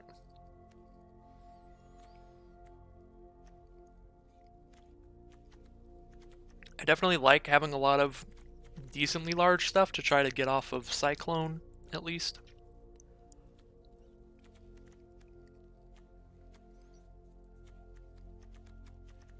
Seems you're getting Panda Express. Didn't you just get Chili? You're getting Chili and Panda Express, Magic Man?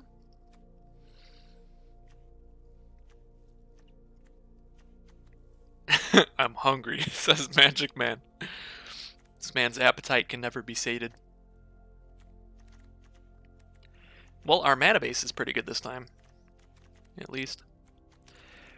You know what? Could just do the 41 card special. Making decisions is hard. I guess Wingfold Terran is kind of not that cool.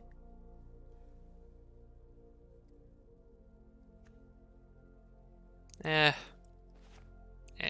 don't know. Reconnaissance mission doesn't do a whole lot either. I'll get rid of one reconnaissance mission. We still have one even if we take one out, so it's not the end of the world. That's a deck. Cut a Vulpikeet, you're not really mutating? Yeah, but I don't know. Vulpikeet, even like by itself, is just like, if I slap it onto a Frostlynx, all of a sudden now it's a 3/4 flyer instead. I don't know. Could cut a Vulpikeet.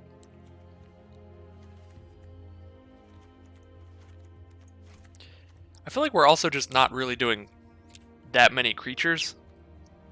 So that's why I was feeling like cutting Reconnaissance Mission instead. But we are doing cycling, so I don't know. Maybe just for the cycling we want it in more.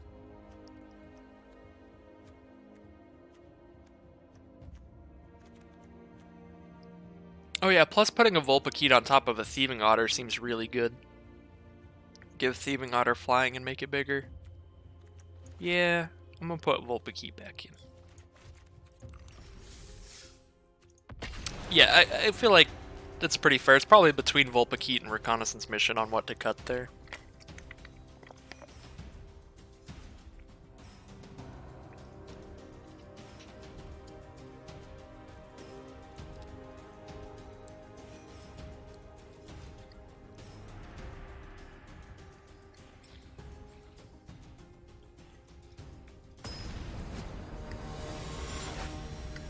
Alright, round one, let's go.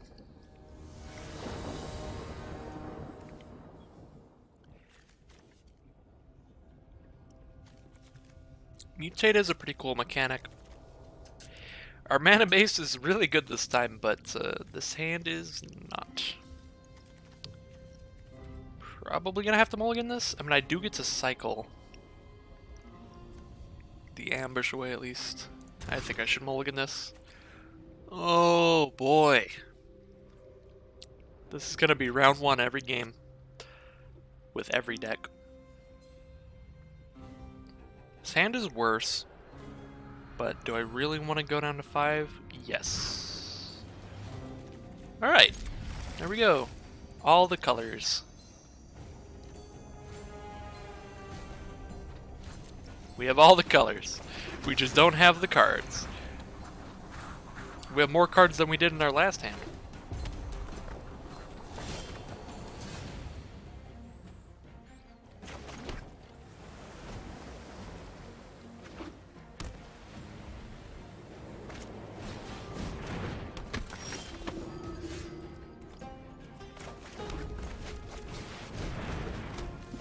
Alright, we got our adorable little otter out there. We're going to start stealing some cards from our opponent. Oh, we got the combo. See, I told you. So yeah, here's mutate. So this is a 2/3 flying, but I can mutate it for 3. If I mutate it, I give all of its abilities to Thieving Otter.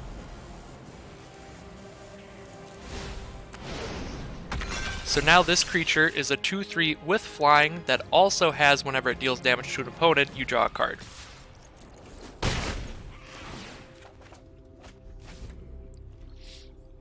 So yeah, I stack together all the abilities from all the creatures that are mutated together.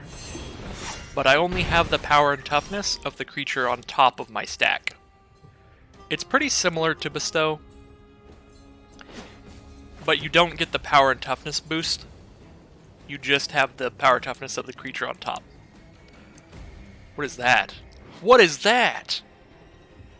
Whenever a non-human you control attacks, look at the top 6 cards of your library. You can put a human from among them onto the battlefield, tapped and attacking. It gains indestructible till end of turn. Man, y'all humans are some nonsense right now.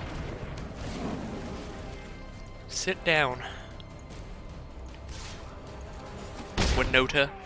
I thought it was Winona for a second. I was like, ooh, Winona Ryder. In Magic? What's happening? We got licensing deals with actors now?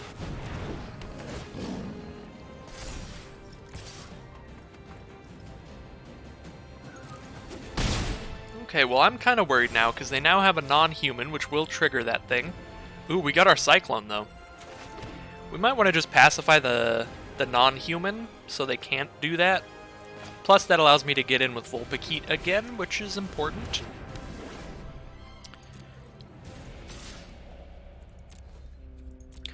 Because it lets me draw a card. Sanctuary Smasher. I would love to just be able to cast one of these, but 1 mana off right now. Because I had to pacify that big old tiger. Another one.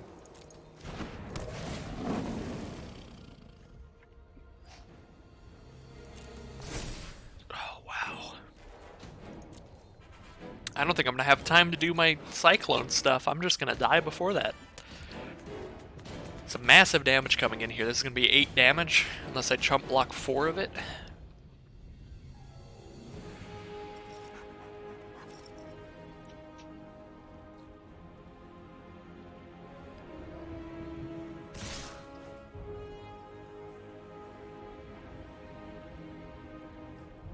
So yeah, I was definitely very sad to see that Bestow did not return in Theros, but now that Ikoria's out, it makes a little bit of sense. Because I didn't think they wanted to have 2 pretty similar mechanics together. Well, I guess I can Unpredictable Cyclone into Footfall Crater to try to hit a good enchantment, but I'm pretty likely to just die. I don't remember if I have 2 pacifisms, but it would be really nice if I did. See if I can hit pacifism here. Alright, Cyclone, come on.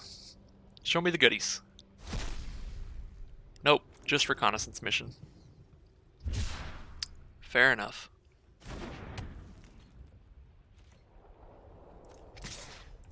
Oh, I can't attack into that 3/4 flyer. I'm just in block mode now.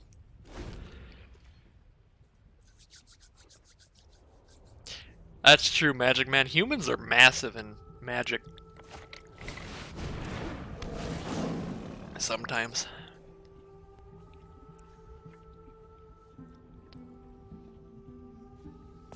The third Patasia Tiger.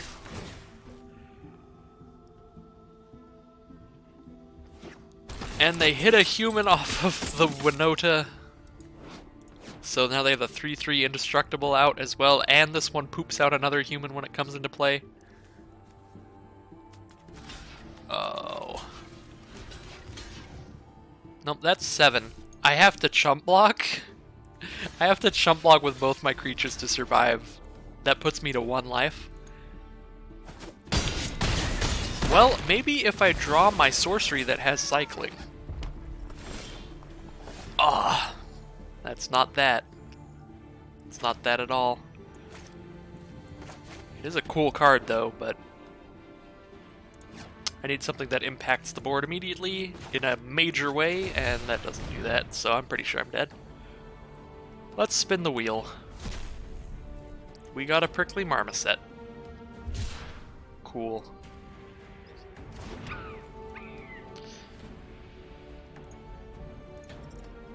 Unfortunately, very dead. This human's deck went off the rails here.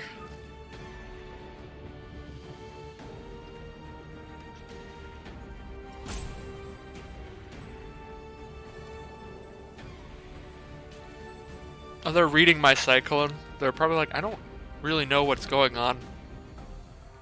But it's not that worrying.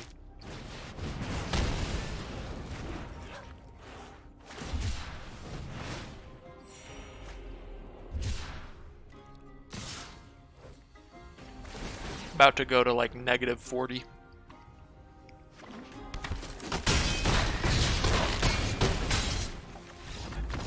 -18, close enough, same difference.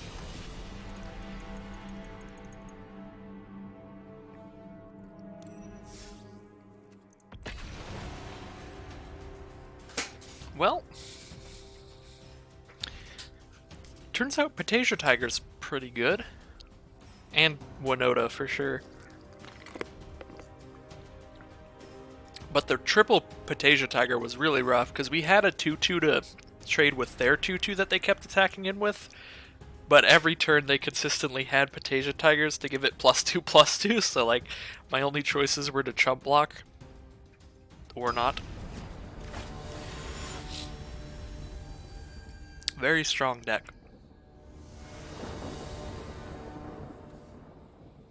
Alright. This hand is awkward, but we have 2 cards with cycling to get into our mana. No negative is impressive until it's -2000. That is the power of a double Platinum Angel game.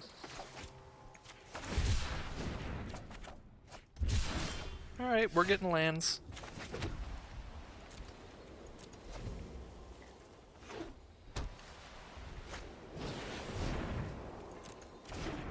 Sabertooth. Cool. Here is a Zerda, the Dawn Maker. Dawn Waker. Let me get that subtitle right. So I can tap her. Well, I can tap it and spend 1 to have target creature be unable to block this turn. So not the craziest thing ever, but it's a 3/3. Definitely not on the aggro this game. It is a good combo with like all our Thieving Otters and stuff, but this is not a Thieving Otter hand.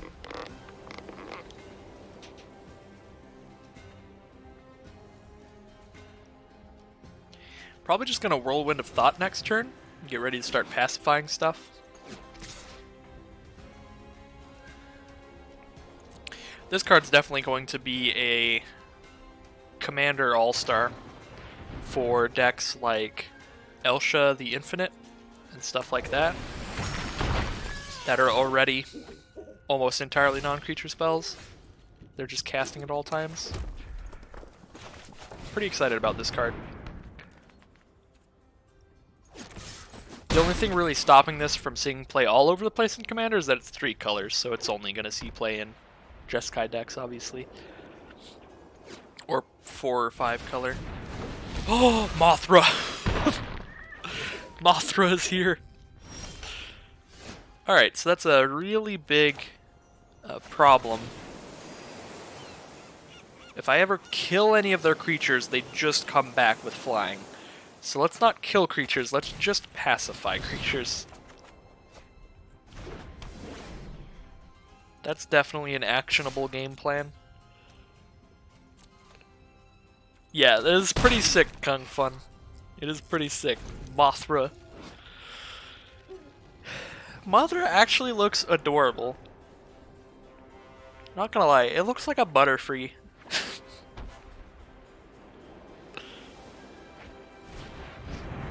Patasia Tiger. Hey, they don't have any humans though, so it's just the 3/4 flyer. So at least there's that.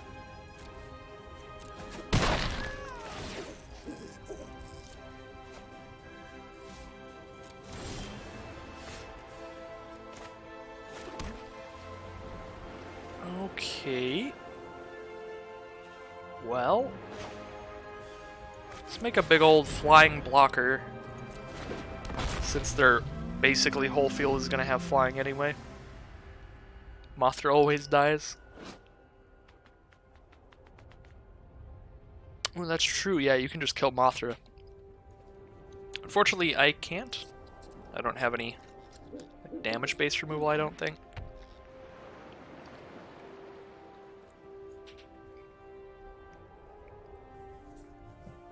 I took out my one card that could deal damage because it was a sorcery, and I wanted to make sure that my only sorcery would be the ultimatum, so if I ever cycle my cycling sorcery, I would hit the ultimatum.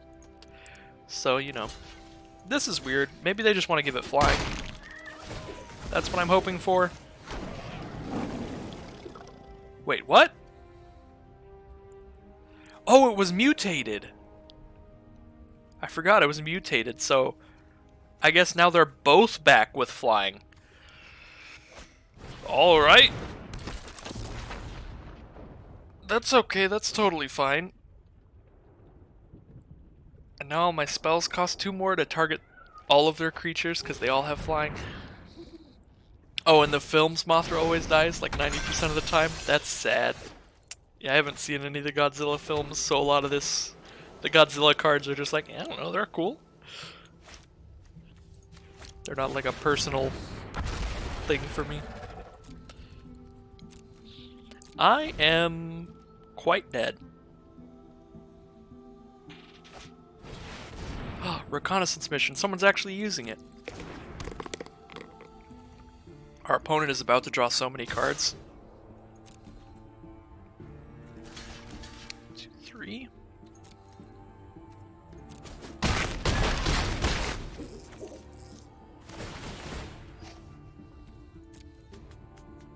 Would have been 4 cards if I didn't block the Vulpikeet.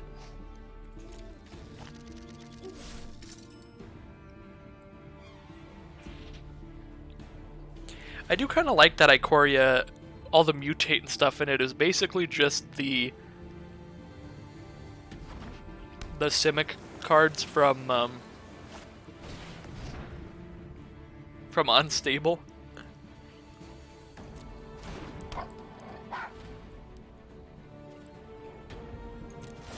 Like half man, half shark and stuff like that.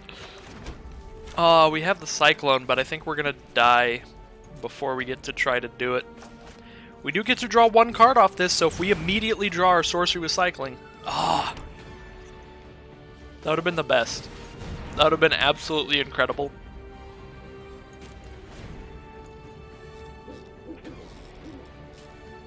If we cast it and then drew our sorcery with cycling off of Whirlwind of Thought.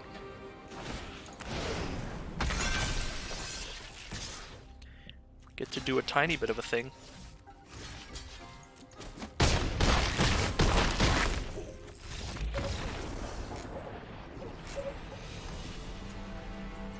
Well, we're in the same position we were last time, which is 0 and 2.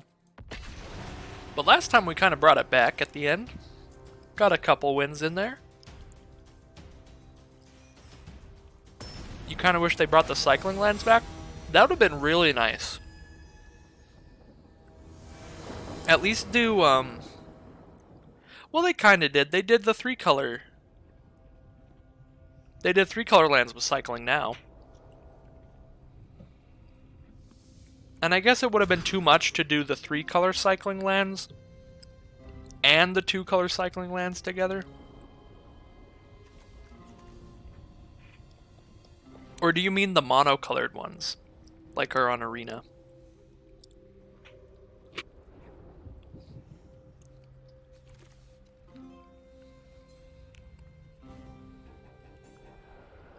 Oh. Yeah, that would have been nice too. I think you could bring them back at uncommon and then like nothing would really blow up. It'd be fine. Have the uncommons be the monocolored and the rares be the 3-colored.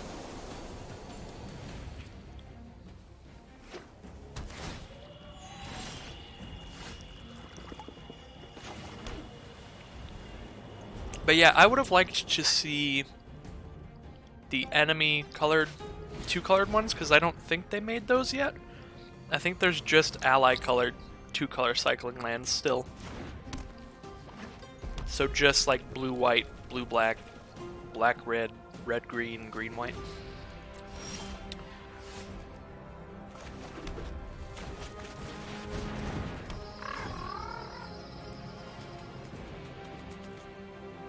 I think so, I don't remember. They might have made the enemies in Hour of Devastation, but I don't think so.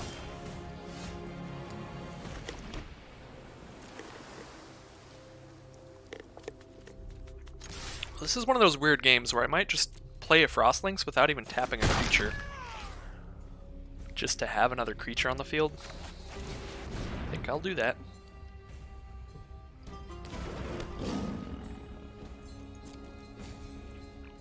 Get more damage out here.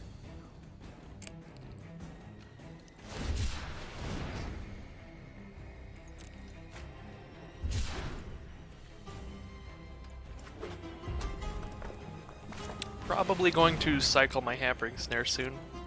There's Destroya, that is going to get pacified. Ooh, and we're 1 turn away from casting Smasher, but we don't have the 2nd red mana. We need to draw Mountain. But theoretically we're 1 turn away. Let's see what I draw into off this. A Reconnaissance Mission. I think I'm going to cast that next turn.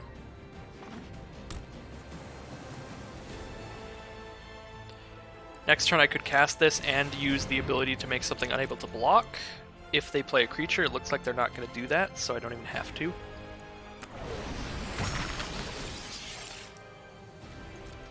Alright, they're going to start stacking up the pacified creature, which is mildly strange, but it makes sense because it's the only creature they have to mutate onto if they really want to draw the card.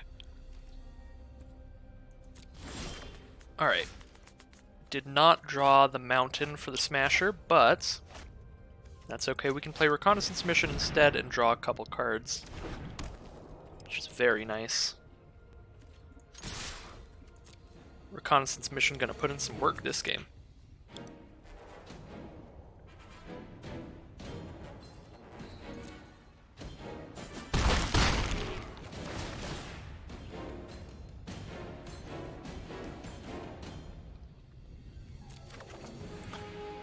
Wait a sec, I think Zerda makes cycling cost 2 less as well. Because it keeps highlighting Sanctuary Smasher, so I guess this costs literally 1 red mana to cycle now, thanks to that.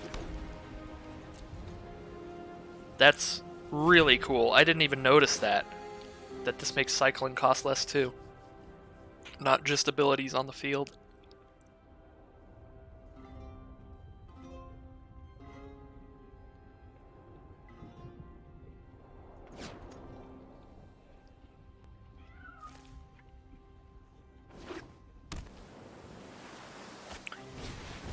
Dranath Stinger, whenever they cycle a card, they deal 1 damage to me. Okay. That seems to be it for now. We got our sorcery with cycling. If we draw into our super spicy cyclone. See, they deal 3 to any target with that. They can respond to a mutate, right? So if I try to put this on Frostlings, they can just shoot it. But I think Vulpikeet will still go onto the field, though, from what I've heard. Let's find out. Now's a good time to find out. Because we're in a really good spot. We're not really losing that much by losing both of these, I don't think. Let's see how this works. I'm pretty sure Vulpikeet will hit the board even if they kill Frostlings. But it'll just come out as its own creature. Alright, so they kill Frostlings. And now... Yep, Vulpikeet still resolves, so that's very nice. Attack with that so we can draw a card. They can chump block if they want, but they can't block and trade. Alright, draw a card. It is a land. It's another red mana, which is really good, but I already played a land this turn. Probably should have waited just in case I drew a red mana off that for Sanctuary Smasher.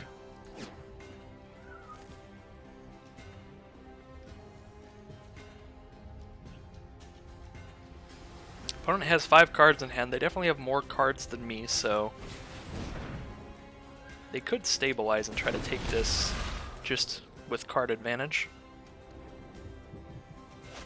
So Dorat, the perfect pet, gets +1/+1 whenever they cast a non-creature spell. So that's not that scary at all. This card seems really good. Whenever you draw a card, put a Foreshadow counter on it. You can remove 8 from it to make an 8/8 blue Kraken. So, whenever they've drawn 8 cards, they get a giant thing. So yeah, Dorat could be scary in the future, but they only have 2 cards left in their hand.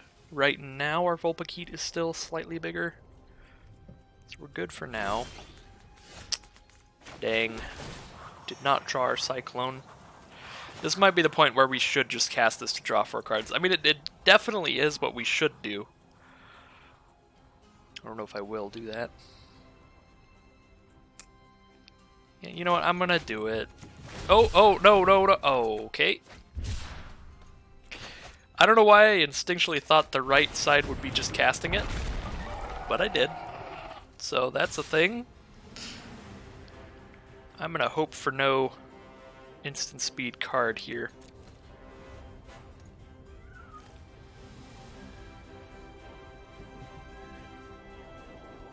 We will find out. That was a major punt. I decided to draw 1 instead of 4 just for fun.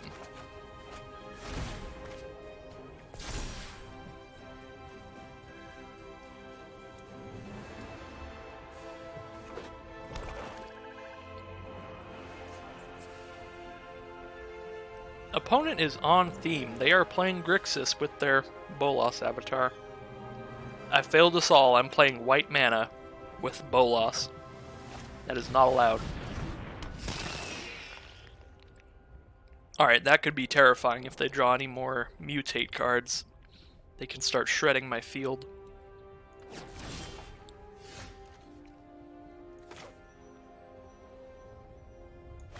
Alright, this card, I'm not a fan of this. Just gonna cycle that. Oh, we drew the ultimatum. Oh my god. What mana are we? We need 1 more red mana?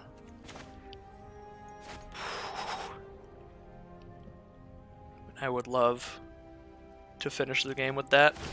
Alright, let's say that can't block. And attack with flying to draw another card. Draw another mountain. No. Alright. Not a mountain.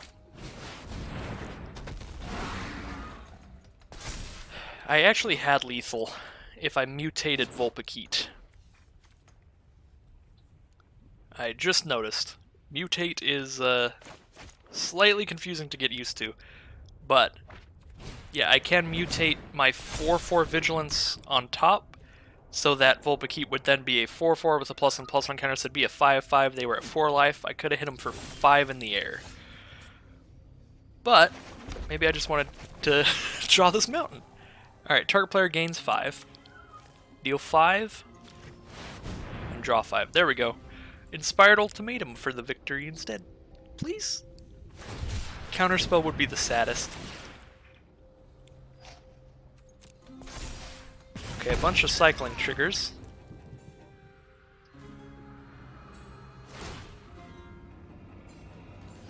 They are exiling Destroya and bringing it back. Which comes back as 2 creatures. But no counterspell. Well, I did get to cast my ultimatum, but I didn't get to cast it for free off of a cyclone.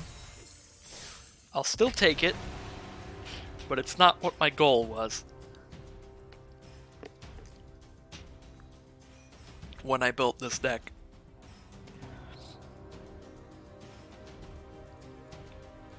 There's definitely a good chunk of fun cards like that in this set. The Cyclone, that whenever you cycle a card, reveal cards until you reveal a card with the same type and then cast that card for free. Then there's also the Planeswalker, the red Planeswalker, does that for creatures. He does polymorph, so you can destroy a creature and then reveal cards from your library until you reveal a creature with a higher mana cost and put that onto the battlefield. So those cards are pretty fun. I'm going to keep this hand because I do have the mana to play my Thieving Otter. And I have a Snare to cycle to try to hit my white mana.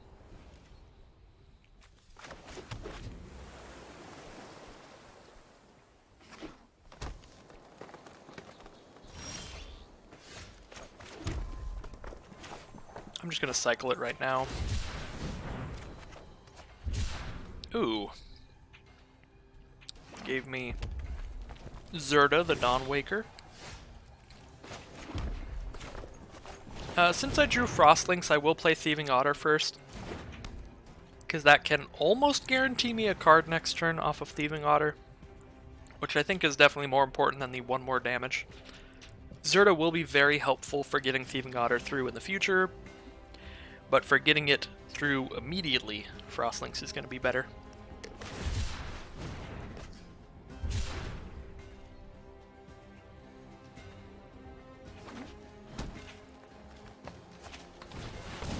Prickly Marmoset, 2/3 first strike. Whenever they cycle a card, gets +2/+0 till end of turn. So for now, we'll Frostlinks. Definitely hoping to draw a Plains off of Thieving Otter or our draw next turn. That way, next turn we could play Zerda and pacify their blocker. And I'm just going to cycle this. This is not what I need right now. I need white mana. Unfortunately, we just got more blue and red mana. But we need to get 1 card deeper into our deck to try to grab a Plains, however far down it is. They have 3 mana untapped. Hopefully no more creatures. That would be awesome. Unfortunately, it looks like it might be a removal spell. They're reading all of the creatures on the board right now. That's what the highlight is about, so you can see. Like when you're playing a physical game of Magic and they pick up your card to read it.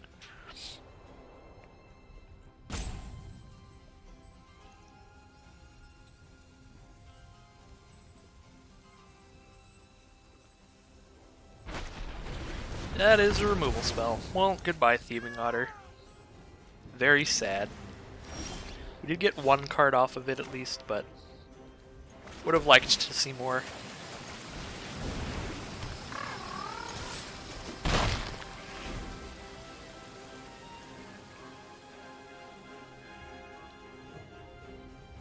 So Zerda is out.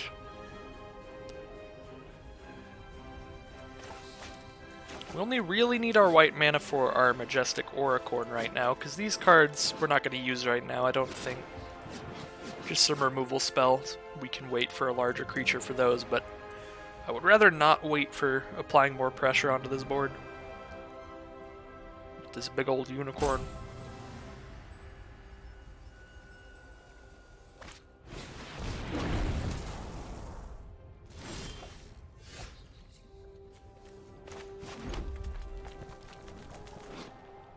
Pyroceratops. That is certainly a name. So that's literally a reprint of Pyrehound from Shadows over Innistrad. Pretty good card. 2/3 trample. Whenever you cast a non-creature spell, put a counter on it. Okay.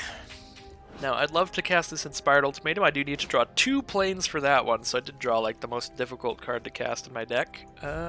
We don't have any plays here. So I can't really attack into their field, and can't cast anything in my hand right now.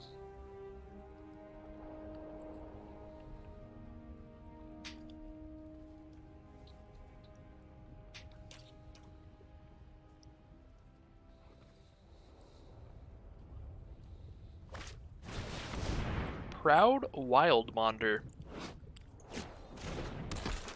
Creatures you control with trample you may have this creature assign its combat damage as though it weren't blocked. So their trample creatures can just directly damage my face. I will have to cycle this to draw planes. And draw another white card.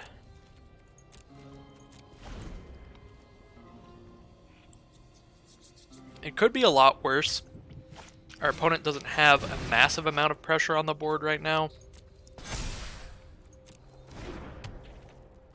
Like, if they just had like a 6/5 or something, like, we could easily just be dead by now, so at least we have the time to try to reach our planes. I mean, as soon as we hit our planes, we have plenty of ways to keep ourselves alive until we hit our second planes, and then we can just win off our ultimatum. But yeah, once we hit our first planes, we can gain life off the Auricorn, we can exile creatures with Blade Banish, we can pacify creatures. We're super safe if we just get up planes, probably within the next 2 turns, I'd say. Ooh, sending in the Proud Wildmonder. Since this can't stop creatures from attacking, I think I am just going to trade here. Because we're definitely not on the aggressive anymore, we don't need to stop them from blocking. We need to stop them from attacking. So if they want, they can just deal 4 to my face instead. That would be a pretty bad play though, so obviously they don't choose to do that. And there's our planes, very happy about that. So... don't really want to pacify anything right now. I think I'm just going to drop down the Auricorn to gain 4. This is going to be really good when I put both together. I guess I should play the Vulpikeet first. I think it's more important to have this be larger than gain more life right now. So if I play Vulpikeet first, I get a +1/+1 counter each time I mutate, so I get 2 +1/+1 counters. If I play Auricorn first, I get 4 life each time I mutate, so I get 8 life and 1 counter. Put the bigger creature on top. Now we have a 3/4 flyer to block stuff. Not going to attack this turn. Hopefully it can prevent them from attacking me for a second. And then next turn we can drop Auricorn onto this, and then we have a really threatening stack if they don't kill it right now. Which unfortunately they kill it right now. But that's okay, we can just play Auricorn as a standalone creature to block things. We have reached that point with Pyroceratops where we're definitely going to pacify it. It's all the way up to a 5-6 trample. Which is quite large. We could Blade Banish it too, just exile it. Since Pacifism can hit anything. Ooh, and we've drawn our second white mana for Inspired Ultimatum. Very nice. I think we will go ahead and exile Pyroceratops, save Pacifism for any other threats, since you can use that on any creature regardless of power.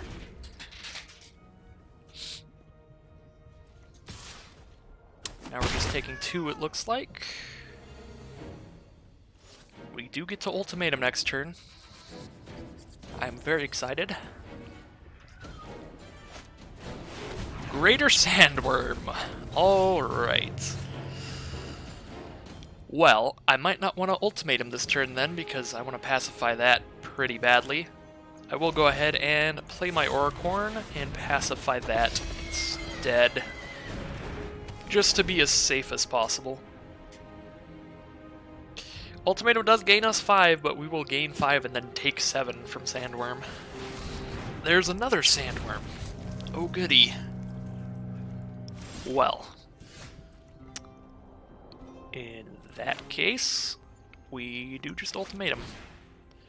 We will gain 5, we will deal 5 to the Marmoset, and we will draw 5 cards. Alright. We do have a Frostlinks for the Sandworm. We're down to 14 cards in the deck. I don't think Unpredictable Cyclone is really going to do much at this point. I'm actually just going to cycle that. We've already hit a lot of our big stuff, and we can just cast our big stuff naturally when we draw it, so we'd rather just draw it right now. Unfortunately going to take 7.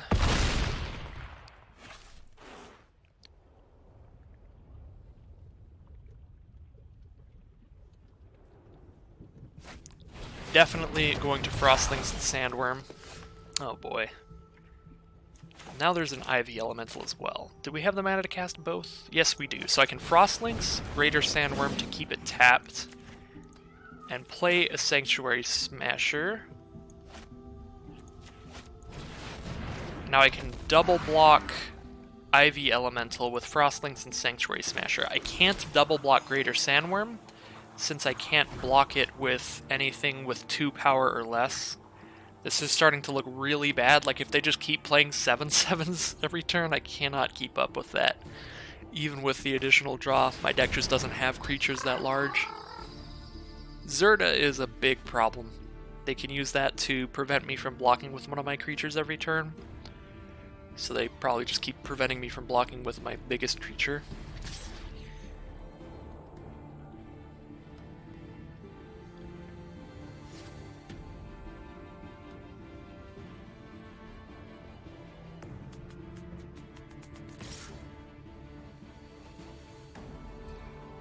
Alright. We're gonna have to kill that if we can.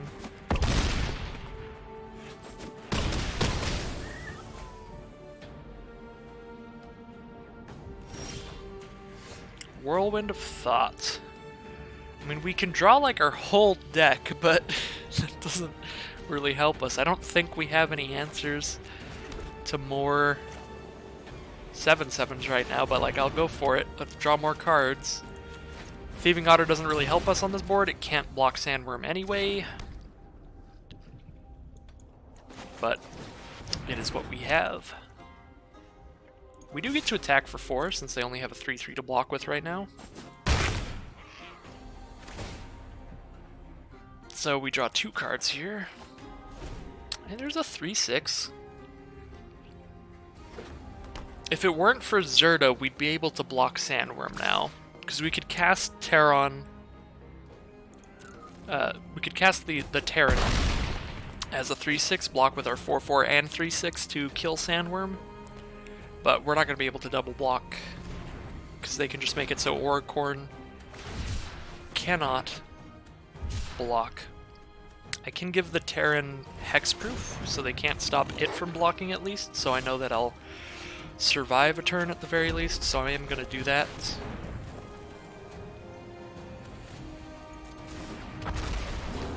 But things aren't looking great. This is a 3-2 double strike. That's not that bad. We have a 3-6 out to trade with that.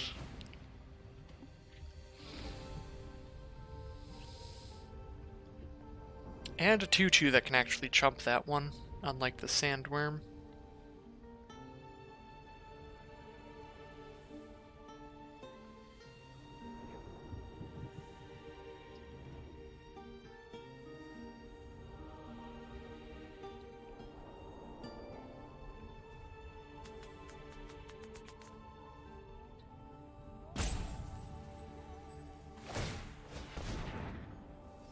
Alright, well, Oricorn can't block this turn, so we can't kill the Sandworm. We can't block the Sandworm with our Otter, so we have to block the Double Striker with our Otter, and the Sandworm with our 3-6.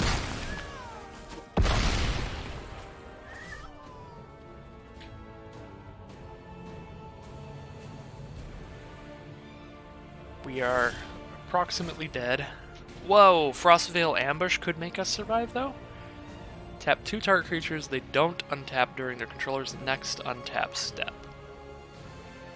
Yeah, we survive that way, and we draw a card off it if we cast it right now, plus a card off Oricorn.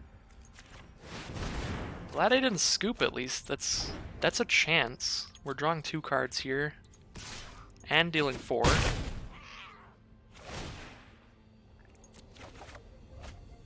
And a Prickly Marmoset it is. 5 cards left in our library. We're going to cast everything in our library this game, just trying to fend off these creatures. Proud Wild Bonder. So now all their trample creatures can just deal damage as if they weren't blocked. So even if I had 1,000 blockers, Proud Wild Bonder will deal lethal by itself.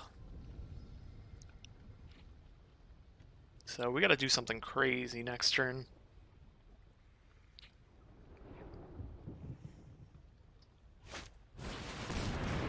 And Trumpeting Gnar, so they also just have a ton of blockers, making the odds of something crazy happening very minuscule. Well, here's a Dolphin. And unfortunately, that's gonna be it. That is game.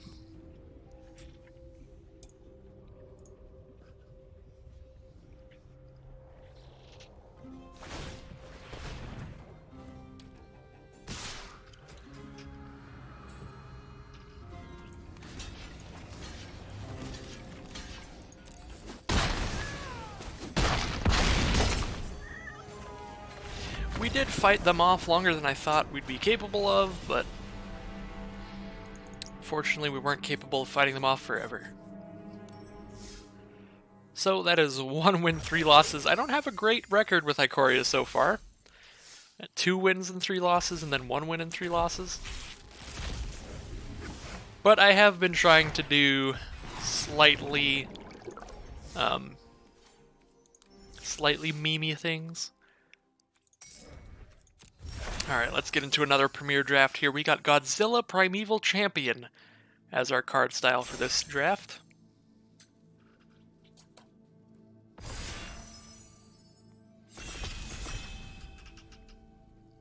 That one's a really cool card. It's like a 9 mana 11/11 trample. Or you can cycle it for 3 mana and give a creature trample. So Eerie Ultimatum's pretty cool. Really difficult, really expensive mana cost, but you return any number of permanents with different names from your graveyard to the battlefield. So like in Commander, you just return your entire graveyard to the battlefield. Not the greatest in draft. Fight as 1 seems like it's probably going to be really good in draft for aggressive human-style decks. Splendor Mare seems really good. 3 mana for a 3/3 lifelink, or cycle it, put a lifelink counter on something. Polywog Symbiote. Each creature you cast costs 1 less if it has Mutate. Whenever you cast a creature, if it has Mutate, draw a card, then discard a card. That seems really good. I've already seen some crazy mutate style decks, mutate stacks and stuff like that.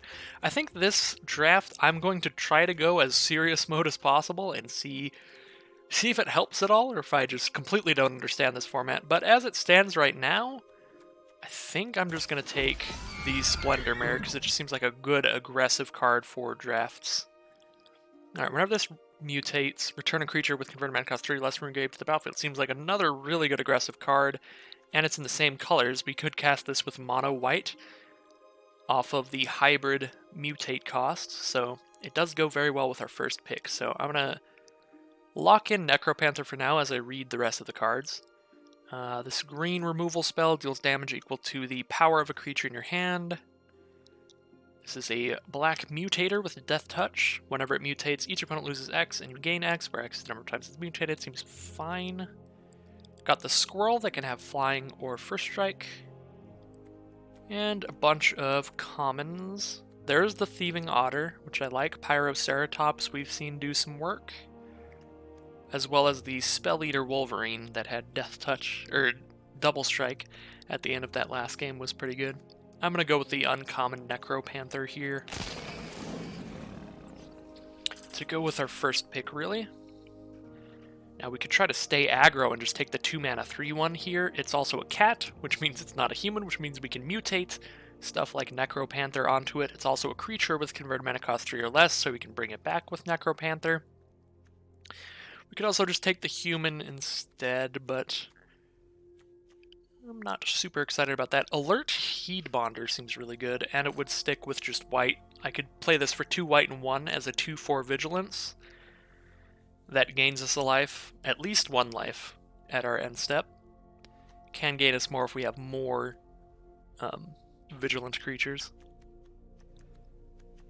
I feel like Sabertooth is the kind of card that could wheel pretty often. We might just take the Heedbonder here. The only thing that's not like super great about that is then we just have 3 3-drops at the very beginning, but we're not super concerned about curve at the very start.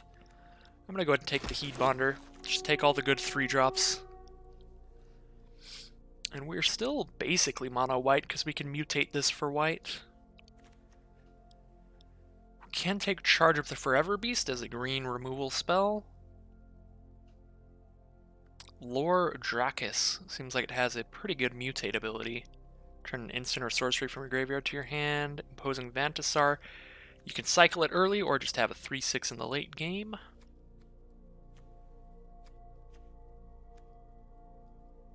And a bunch of not that exciting cards. I guess Lurking Deadeye seems pretty good. Flash it out to finish off a creature that was dealt damage. Guess I'll go with that. Try to go white-black here. So we can also just hard cast our Necropanther. We can take this Sabertooth for sure as our first 2-drop and stay aggressive.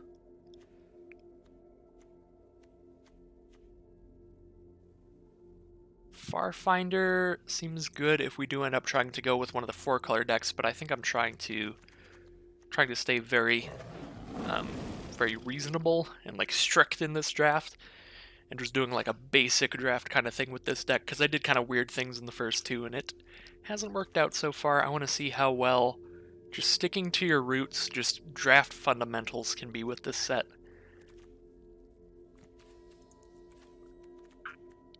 I like the Boot Nipper. It's a 2/1 death touch if you're playing against a deck with a lot of large creatures. You can choose that, or if you're just trying to get aggressive, you can just give it lifelink and gain life as you're sending it in. Snare Tactician seems good as well, but right now we don't have any cycling and we're not particularly looking for it, so I'll take Boot Nipper. Now we have a white-black duel, seems pretty much perfect. We have Blitz Leech at 6 mana. 6 mana, 5/2 flash target creatures -2/2 till end turn. It's kind of whatever. Or a Snare Tactician, but we're seeing a lot of those. They can probably get picked up late. Now we have really nothing that we quite want. Corpse Churn does mill ourselves, so it does combo with Necropanther. It's also in our colors, and the stuff that isn't in our colors we would most want Greater Sandworm, probably. But I'm going to stick to what we have now. Flash, enchanted creature is +1/+1. As long as enchanted creature has vigilance, it assigns combat damage equal to its toughness rather than power. Definitely a weird card. Could be good, though. I guess it is a pretty good combo with Alert Heedbonder. We can turn Heedbonder into a 5/5 vigilance instead at instant speed. That's cool, but I think Drannith Healer just overall is always going to be good, and Solid Footing probably will go pretty late in these picks, since it is a pretty specific card for what you're trying to do. Go ahead and take this Scroll card now. And then we can take another Sabertooth or another Healer or a Flourishing Fox and try to do that kind of cycling shenanigans where you just play a Fox and then cycle a bunch of stuff. That didn't seem to work so well for our opponent, though. That one time, I do think they still ended up beating us, but all it takes is one removal spell and then you've just, like, lost so much gas. Oops. I think I accidentally unpicked Healer. That's okay, because Flourishing Fox does seem like a good card still.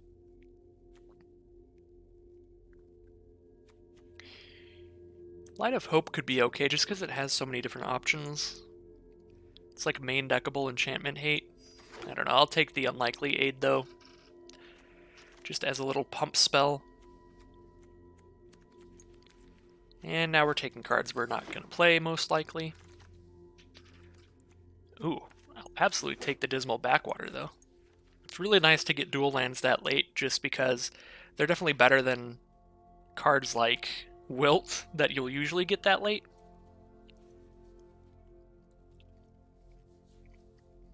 Because this, now all of a sudden, if we end up wanting to splash in blue cards, we're more ready to do that. And hey, we could actually play this weird Leech, I guess. You much prefer War's Unlikely 8 art? Yeah, it's kind of strange artwork. I will agree on that front.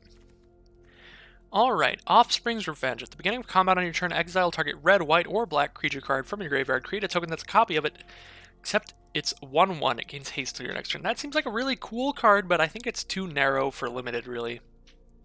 Unless your creatures have really good abilities, you're just going to make a little 1/1 haste every turn at most, and if your creatures haven't died, you're just spending 5 mana for nothing. Really cool card, really fun card, but I just don't think it's for this deck, or even just limited in general. It's kind of difficult to do.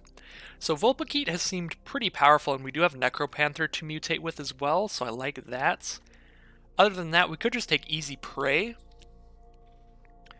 This will get rid of an early game blocker.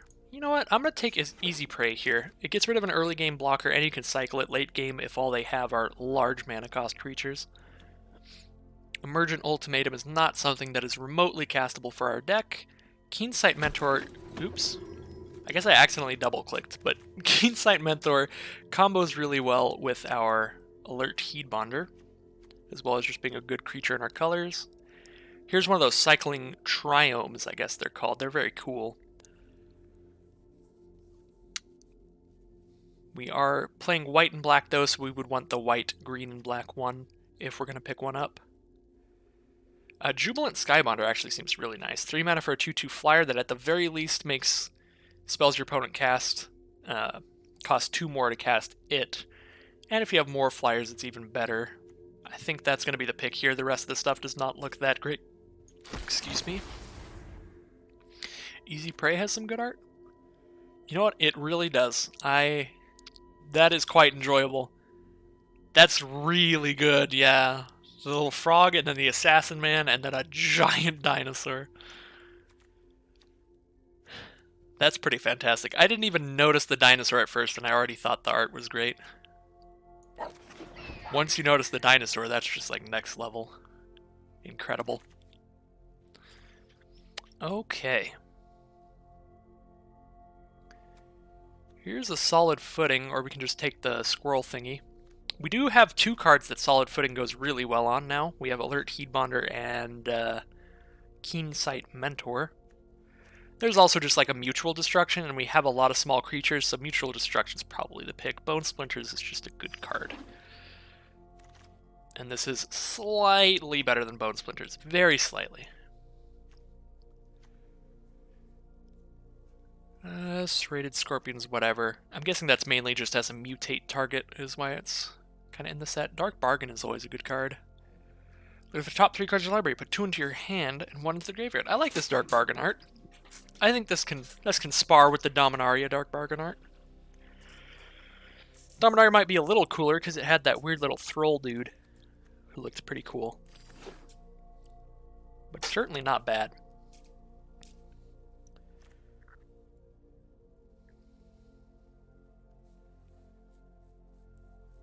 I just think that guy looks pretty cool. The guy in the background. The one in the foreground with his arm out is just a basic human dude. It's whatever. That other dude has style.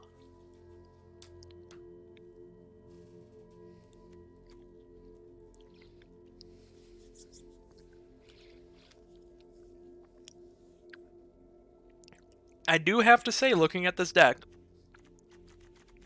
it does look like I have stuck to draft fundamentals here and have a pretty reasonable looking deck this time.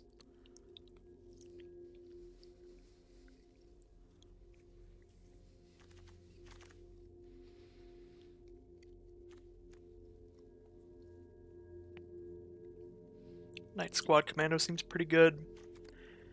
We don't really have any cycling to go with the Snare Tactician, so I think that'll be the pick. There's 1, 2, 3, 4? We have 4 cycling cards, I guess.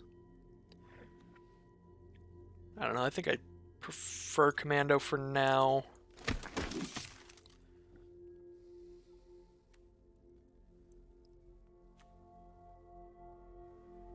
Coordinated Charge seems pretty good.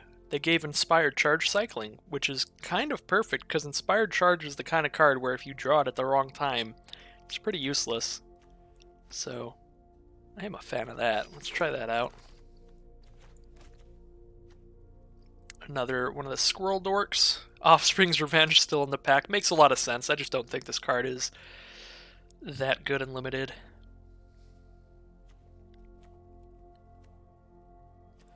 I'll take another Coordinated Charge.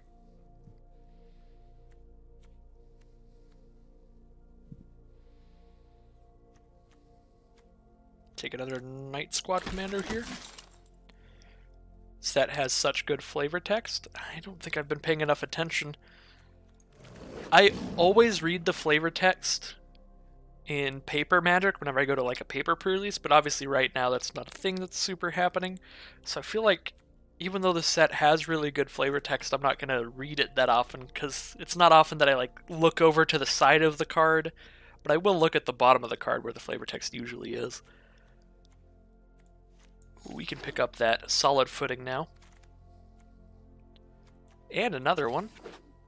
If we get some more big booty vigilant dudes, oh my god, we just got 3 solid footings in a row. We are all in. Get ready for the high alert deck from Ravnica Allegiance to come back.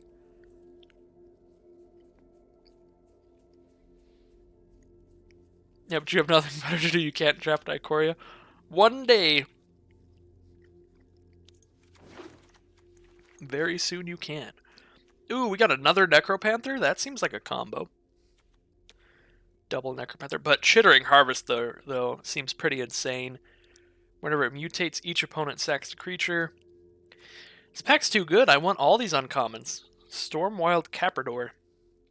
If non-combat damage would be dealt to it, prevent it and put counters on for each damage prevented.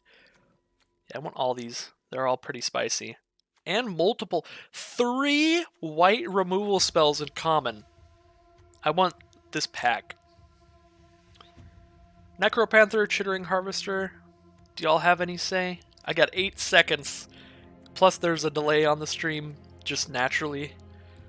So, probably won't get to you in time. Necro. Alright, I picked the right one.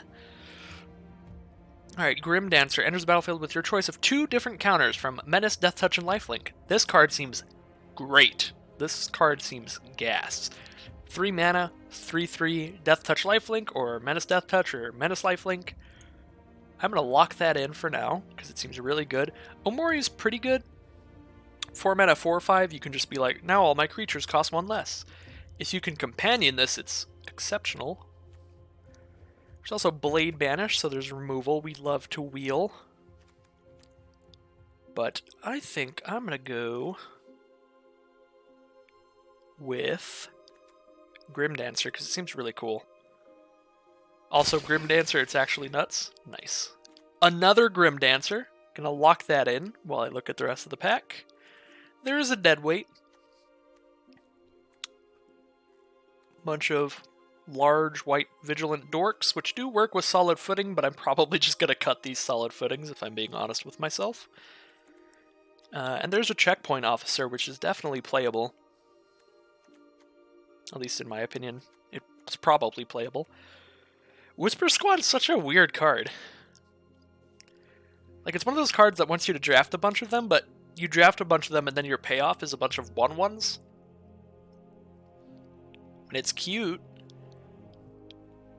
It's cute flavorfully, like, visually, but other than that, like, I don't really get it. Wow, Dire Tactics is insane. 2 mana, exile a creature. If you don't control a human, lose life equal to its toughness. Like, if it didn't even have the if you don't control a human text, that'd still be good. Do probably want to pick up a few more humans. We've got a good little chunk, though. Reliable Death Touch just seems so good and limited in Ikoria because all the giant stuff, for sure. I'm absolutely taking this removal. Alright, any humans? There is a human. 4 mana for a 3/3 human. That also makes a 1/1 human, and we don't have a lot of 4 mana cards. We've got a giant stack of 3, so Day Squad Marshal seems like it'll fill our curve pretty well. As well as giving us more humans to not take damage so often with Dire Tactics. The rest of these cards are kind of whatever. What have we now? Farfinder, Evolving Wilds for fixing. Corpse Churn, a Nightmare Squirrel, and a Divine Arrow. I think I'll take Divine Arrow here. Early removal to help us try to get through with our early aggressive creatures. We do want some more early aggressive creatures. Just speaking of, there's another Mutual Destruction for removal. There's another Vulpikeet for doing big stuff. I'm going to take Vulpikeet here, I think. I think that's slightly better for our deck than another Bone Splinters type effect, because we do have a nice little stack of removal now. So we'll lock in Vulpikeet.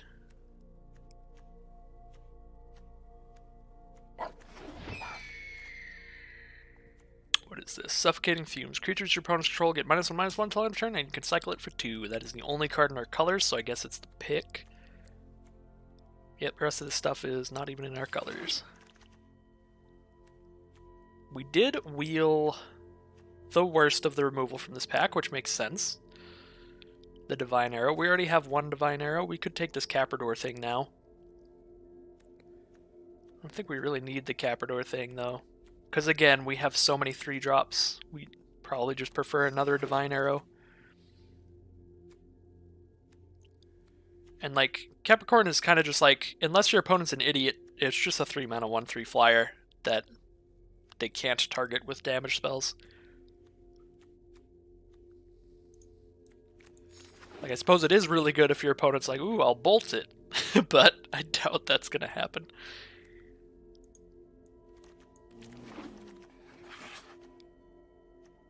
And now we got all the garbage. This seems really good. Wow, 3 mana 3/2. Whenever it attacks, all of your other humans get +1/+0 till end of turn. I guess you could bolt your own one. That is true.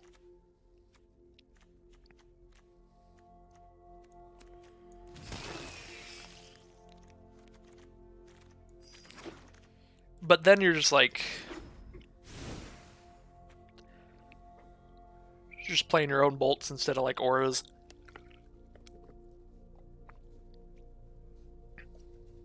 Yeah, still seems bad.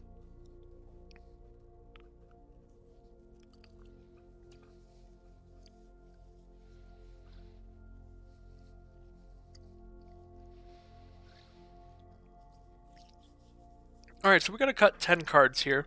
I think I'm gonna try to zone in on just a really aggressive curve here, so I'm gonna take the leech out. Potato Tiger seems fine. These seem like a fine top end.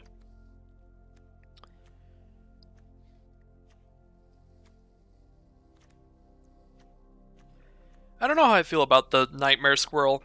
It is a Nightmare Squirrel. It does have great art and flavor text. But it's also a 3-mana 2/2.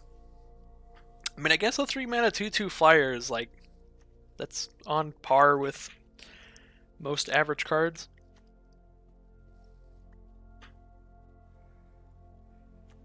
This guy doesn't seem that great in this deck specifically. I guess we do have... Day Squad makes human tokens, as does Night Squad.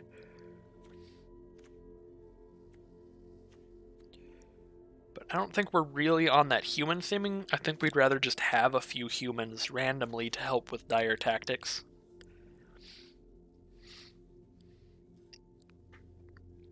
Someone in the Brawl queue earlier quadruple blocked your Great Worm, the Impervious Great Worm. That is hilarious. That's a sad day for them, though. It's like, well, goodbye to your field. I'm going to go ahead and set the squirrel aside in the maybes as well.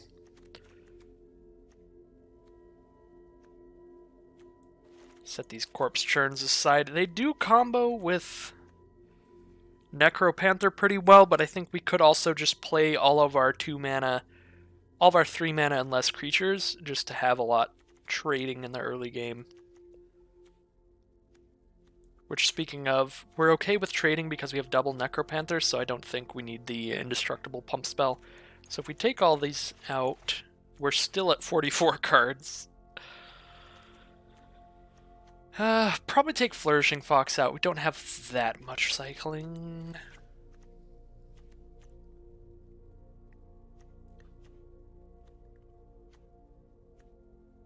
And we have Dire Tactics, we have Mutual Destruction, we have Easy Prey. We probably don't need double Divine Arrow.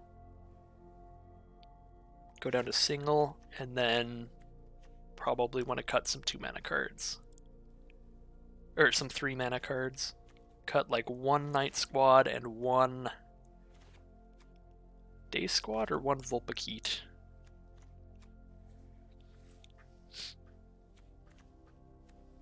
We could even cut a land here, because I guess we're pretty aggressive, but we do have a giant stack of 3s. Like, we're not that low of a curve. I like this deck. This seems pretty cool. I also just like Orzhov, so could be a little biased.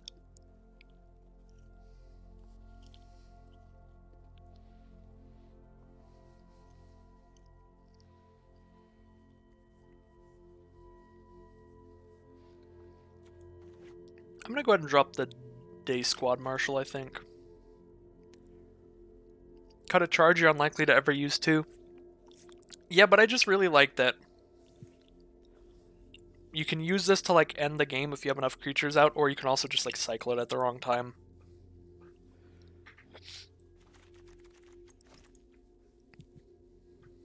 I don't know, I like the idea of having one of these in every 20 cards.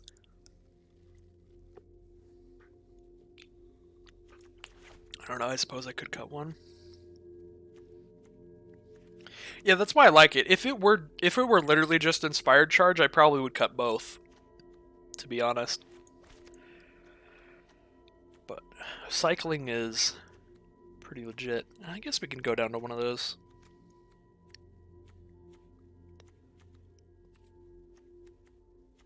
Yeah, I think this looks pretty good. Let's get some spicy sleeves in here. Let's actually, you know what? I've got 489,000 gems because Wizards just loads these accounts for the preview event. Let's go get some sleeves. What do we want? We want the cats for this deck? Or do we want just the Orzhov sleeves? Soul Ring? I don't know. We could do this nice mountain, but it doesn't really go with our deck. I'd say the cats or the Soul Ring probably, or the Orzhov. I'm gonna pick up the cats for now.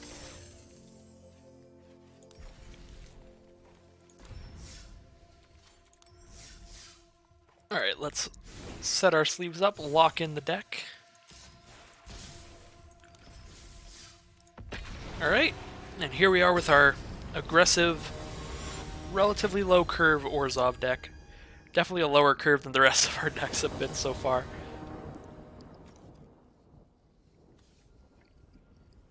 You have 490,000 gems, all of them? True. I could just pick up all of them, but I was just trying to pick up whichever one I was deciding to use on this deck specifically. That is something I should do at some time. Just go into the store on this account and just empty it all. Just give me everything.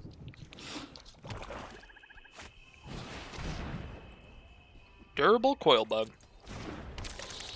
Definitely not going to easy prey that. I could Dire Tactics that to exile it so it can never come back. But, I mean, it's a 2-2. I would rather save that for something bigger later. So here's our Jubilant Skybonder. 2-2 flyer. Spells that they cast that target it, or any of our other flyers, cost 2 more to cast.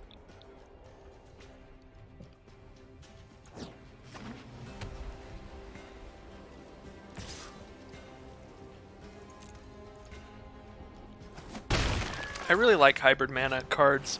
I like the color scheme of the set in general.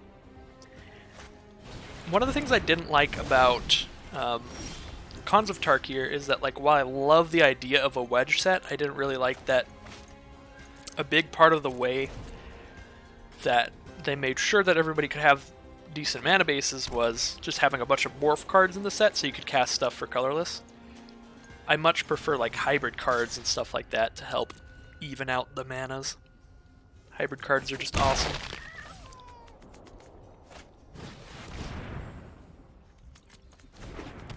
Alright, that's a Night Squad Commando. Suppose we can just... Oh, it's convert a mana cost, not power. So the only thing I can kill is the Coil Bug that they can just bring back later with that. Well, I guess I just really want a swamp. It's not a swamp. Okay. Well... them just killing my one dork has actually put a huge deal of pressure on me.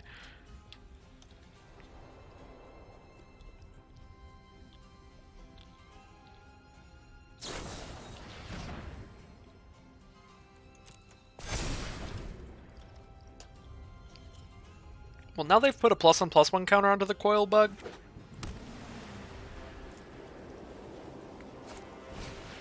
So even if they bring it back immediately,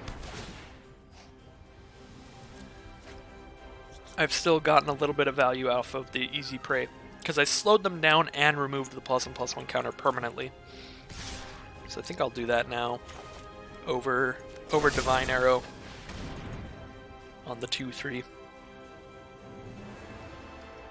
Yeah, because they don't have the mana to bring back Coil Bug this turn, so unless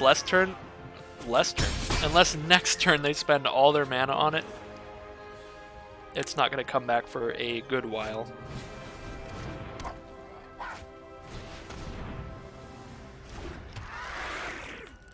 Alright, that's a lot of stuff on the opposing field. And no land. I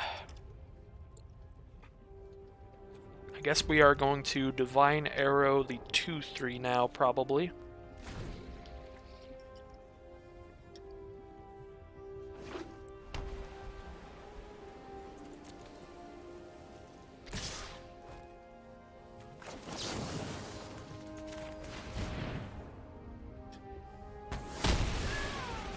This game has not worked out super well. Oh no.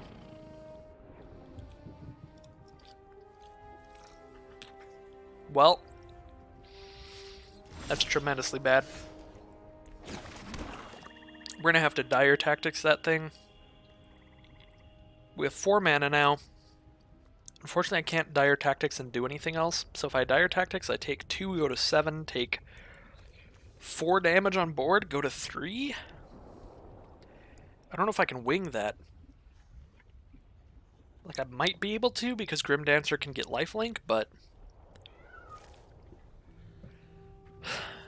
If I don't do that, Luris is just going to start casting stuff from the grave over and over. If I don't do that, they just deadweight whatever I play. Oh, that's so bad. Alright, so we're going to exile that. Go to 7, and then go down to 3.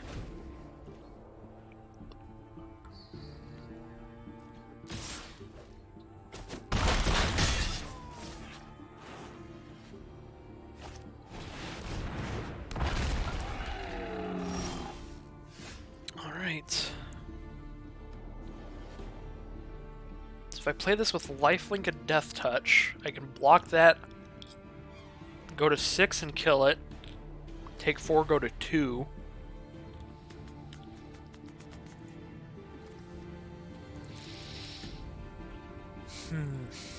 I think that's the best I can do.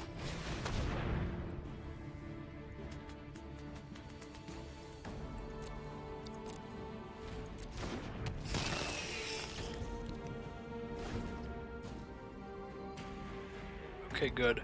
Just making sure the sleeper dart doesn't actually tap the creature, it just keeps it tapped. So it doesn't really do anything now since I'm just blocking everything.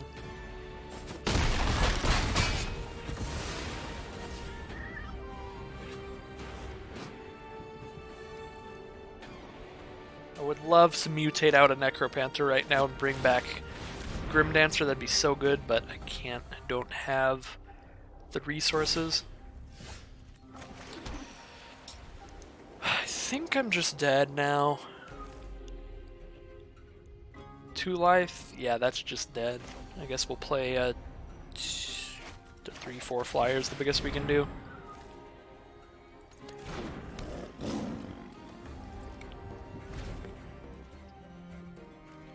Well, that sucks. I think if we drew a land a little earlier, we could have stabilized that game. Because we have so much value in our hand off of, like, Necropanther back a Grimdancer, like, that's so good. But we just didn't quite get there.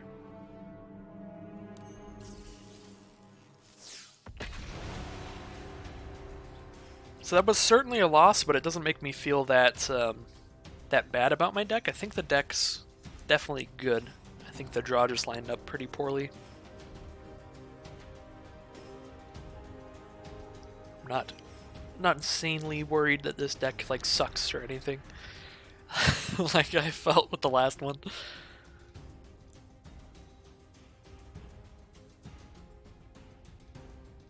So let's head into round 2. Hopefully I don't just go 0-2 again. I don't want to go 0-2 at the start of every draft. Sure, I keep winning after the first 2 losses, but if every draft is going to be 2 losses in a row, that'll be pretty sad. Just to start it off.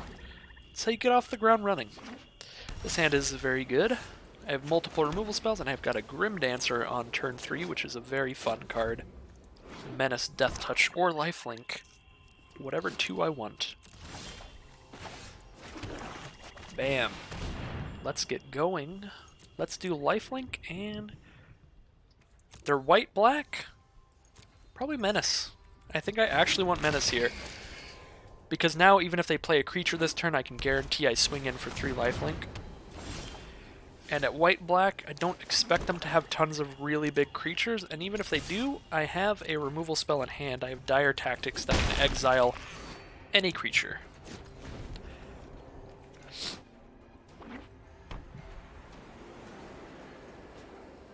They just passing on turn 4? Seems like it. I will flash in a Lurking Deadeye just to get in 4 more damage this turn. Put as much pressure as we can on before they play any creatures. Ooh, and there's a coordinated charge too. So we could do 4 additional damage. We could do 11 right now. Ooh, they're gonna play a Deadeye of their own. I'll resolve that. I might just kill it to keep the pressure on. 5-3. So we're just gonna trade Deadeyes. I kind of want to just try to kill them fast. I'm going to go for it.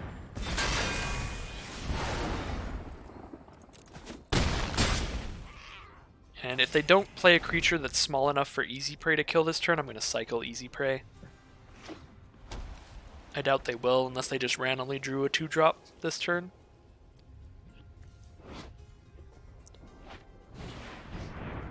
Oh wow, I didn't read the flavor text on Easy Prey. It's pretty great.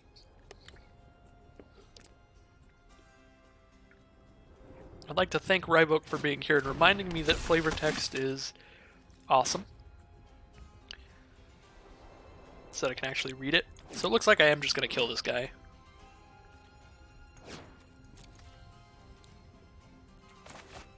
Instead, they might get a 1/1 out of it. Ooh, they don't. Nice. I do just have lethal this turn. They don't know that I have lethal though, so that was a slightly preemptive GG. Yeah.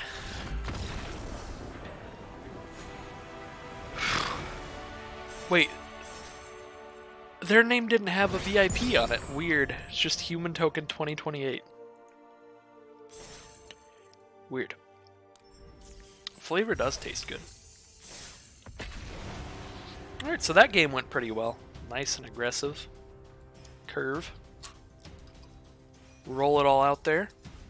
Slap our opponents.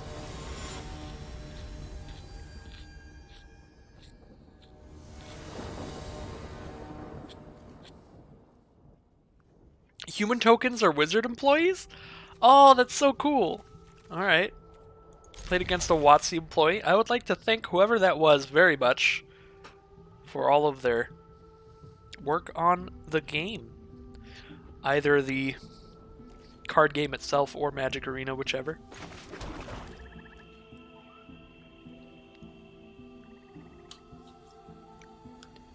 Mad respect. You guys make the greatest game in the world.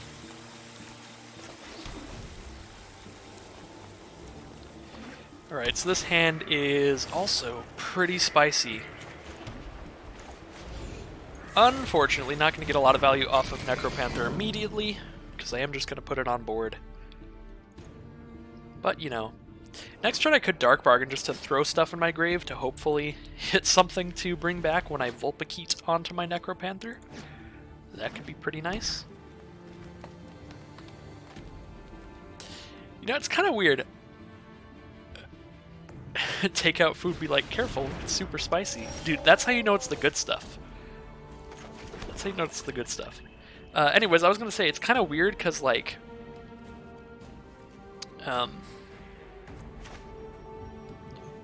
this is losing value, but I'm just going to give flying.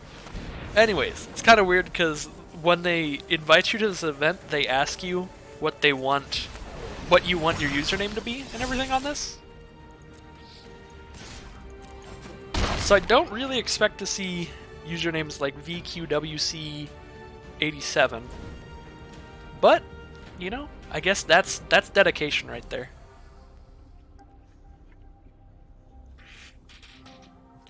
That's the kind of username I usually think is like when it's already taken, you know?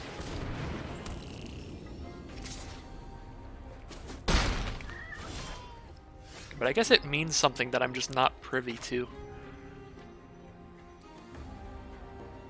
I want to play Day Squad Marshal or just send in for 4. And save my flash cards. I'm going to save my flash cards because I could kill Phase Dolphin with my Lurking Deadeye and have my Deadeye survive. That'd be a pretty spicy play.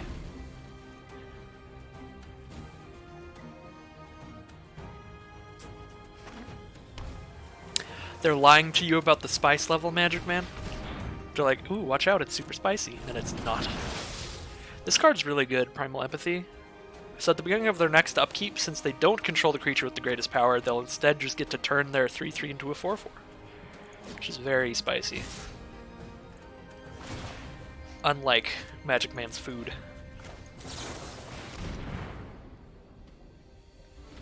So here's a Deadeye to come in and snipe that Phase Dolphin.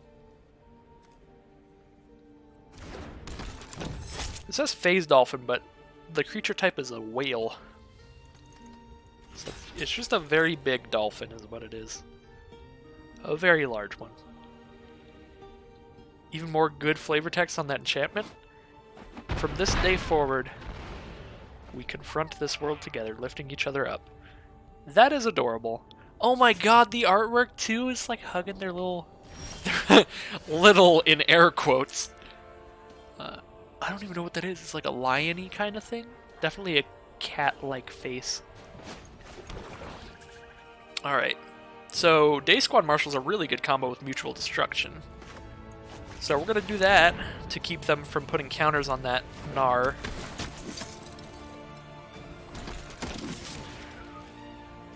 Target that. Sack this. I guess this has flash right now for some reason. Oh, it's because our Lurking Deadeye has flash. That's pretty spicy. So we could have waited, because I didn't notice it randomly had flash until I already cast it. But that's super cool. Oh! Turned my 4-2 into a 2-2. I'm a little surprised they didn't put this onto the Necropanther, because then it would lose flying and the... Oh, never mind. And all the mutate abilities. I guess they're just going to kill it with their ape. So I do have a Divine Arrow to deal 4 damage, so I can finish off King Kong if they block. So I can finish off King Kong and cast Grim Dancer here, so that is going to be the play. Or they could just not block and I'll deal 5. Which seems equally fine. And then I'll play this with Menace and Death Touch, I think. Menace, Death Touch, if they attack, I'll just block. If they don't attack, it's really hard for them to survive next turn. Because they're at 3 life, it's going to be very difficult to block both of these. They need 3 blockers to block both these.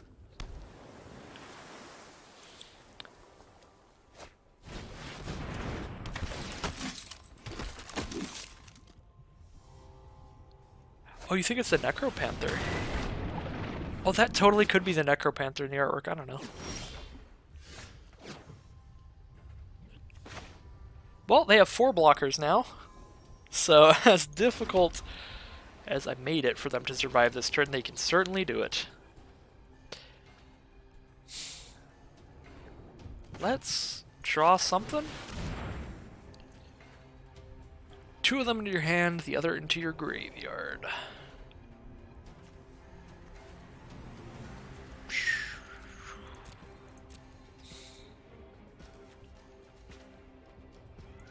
I guess I'll take the 2 drops into my hand then, because I can cast either of them here.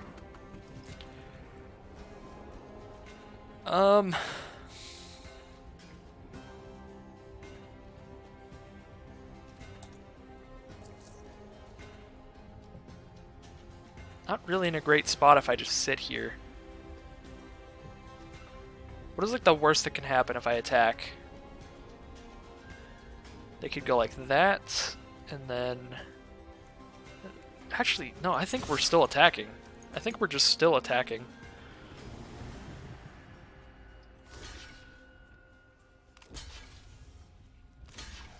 Things can really not go that bad here. Yeah, no, this is fine. We get to wipe out those 1 power dudes that we're like really likely to get in with Grim Dancer next turn. Because Grim Dancer will survive this. We wipe out those, we wipe out the Titan Ape. Yeah, now they need another blocker to survive. And whatever it is, we're going to kill both off of the attack with Grim Dancer. Both the creatures they block with. Looks like they might not have an answer. Yep, that might just be the GG attack. Oh wait, no, they gained a life. I'm an idiot. I don't know how they gained a life, but we're still definitely attacking there, obviously. I'm gonna get lifelink now that I'm at 9. I'm mildly worried about that.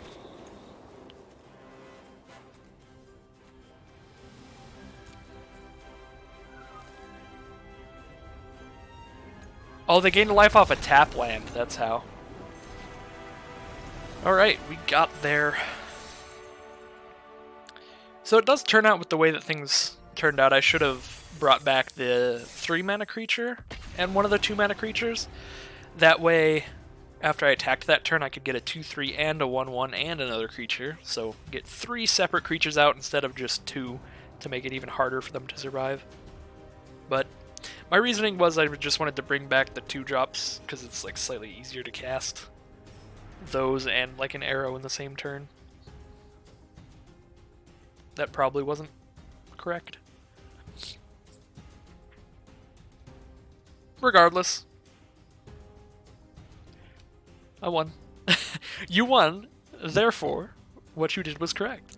I don't know if that's the case. You can definitely win through some bad plays if you're lucky.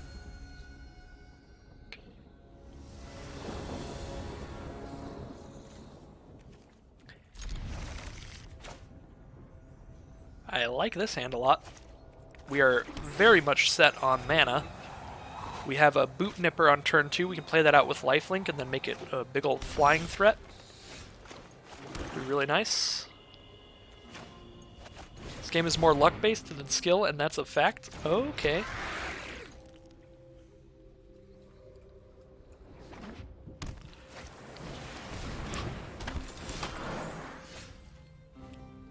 I'm sure every pro player would agree with you.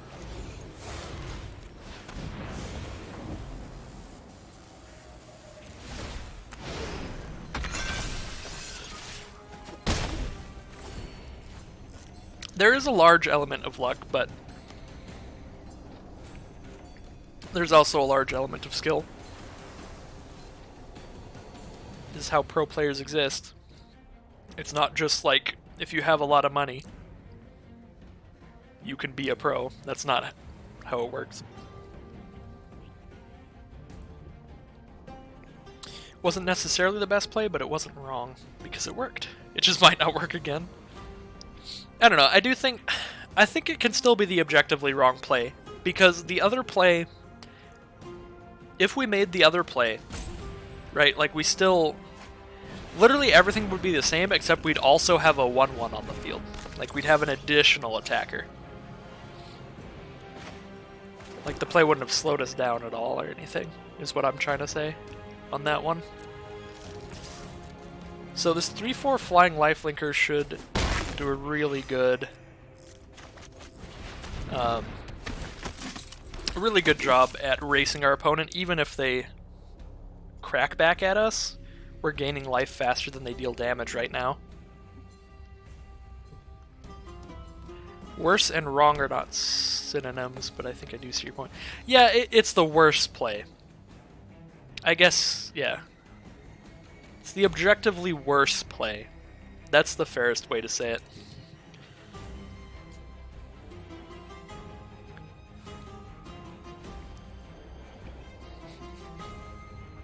Because yeah, if you won the game, it's not technically, like, wrong. It just is worse than what it could have been. You're just bad at Magic.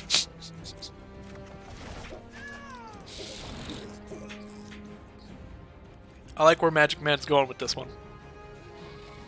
That might be the simplest way to say it. We don't even need to get in on the semantics of it. I think the takeaway is I'm just bad at Magic. Alright, well, let's remake our stack.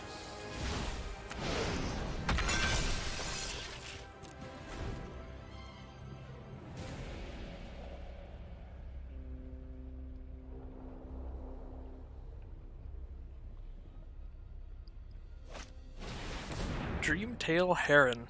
It's gonna be a 3/4 flying and they draw a card now. Well, at least I do still keep gaining the life. I can also coordinated charge to slap that thing down if they do block. Why lifelink? You're at 27? I don't know, man. I like life.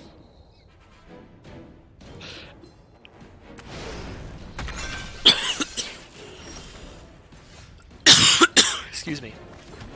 I also like making the wrong plays, clearly.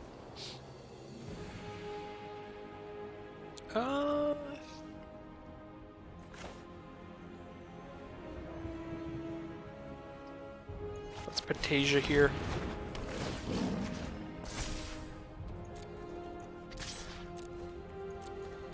Oh, I should have attacked with the thingy. There's no reason not to attack. New question, why did he mutate that in?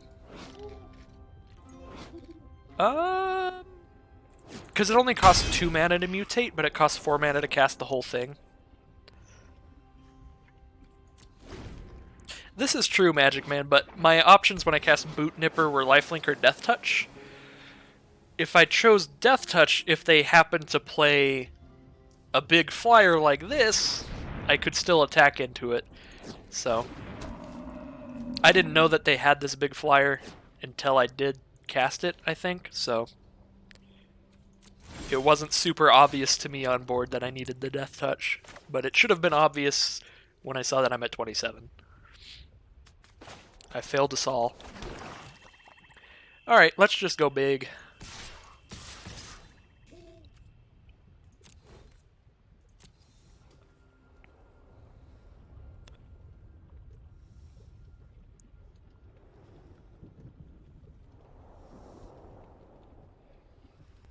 But yeah, I think he mutated the Parcel Beast because it only costs 2 mana mutate and 4 to play, and he was tapped out for some reason. I don't remember.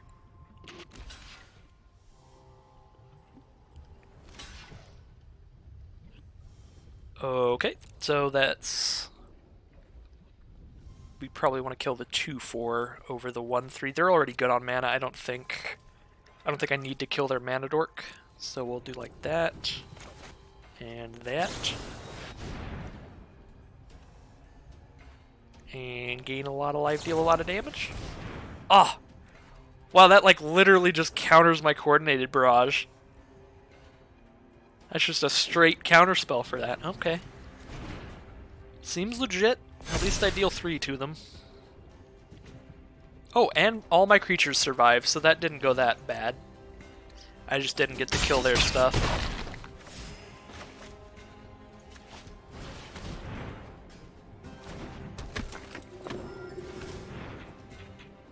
Alright.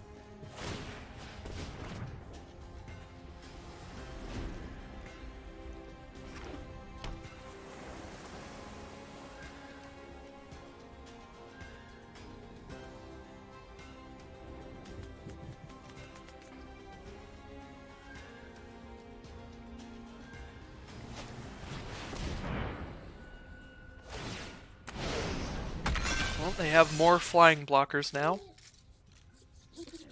Pushing through this for this final 7 is going to be pretty difficult. Definitely agree with Ryvoke. I'd be in a lot better spot had I had Death Touch instead of Lifelink here. Because they can't just keep blocking with Dreamtail Heron.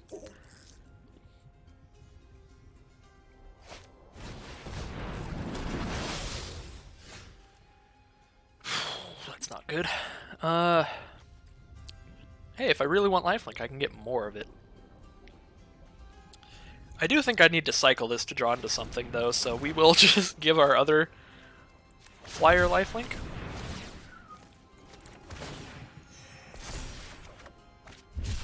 Dang. Swamp.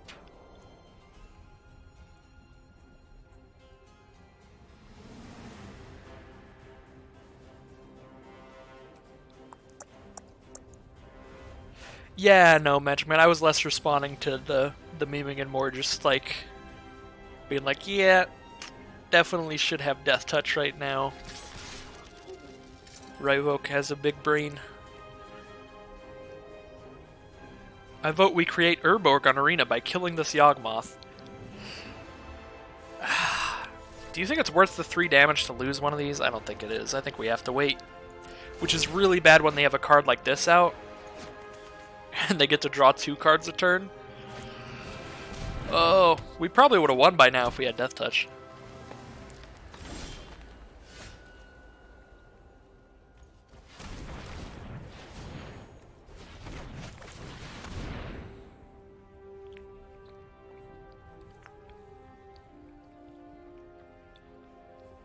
Is that how Urborg got created, by the way? Because I don't know the lore. Ooh, look at that. These are some spicy draws. is offensive.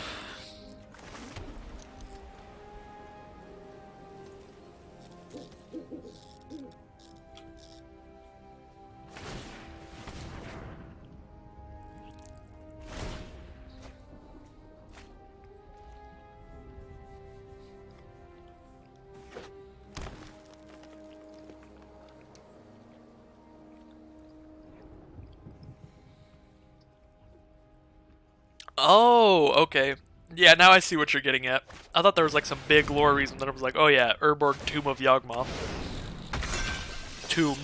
How do you get a tomb? I'm so dead. They're drawing so many cards now.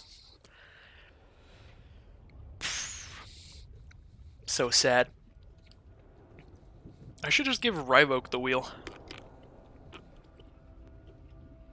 We gotta do the virtual machine thing. Let Ryvoke boot into my PC. Because it would definitely go better.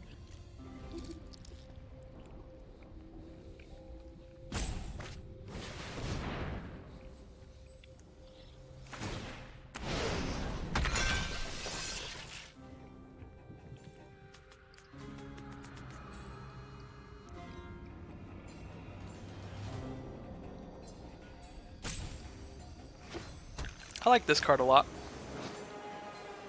I just like cards that let you get lands.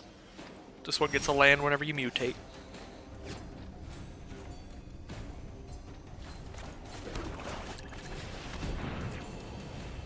Well, here's another flyer. Likely too late. I mean, maybe, since all our stuff has lifelink, maybe we can just win by them milling out. Maybe they don't,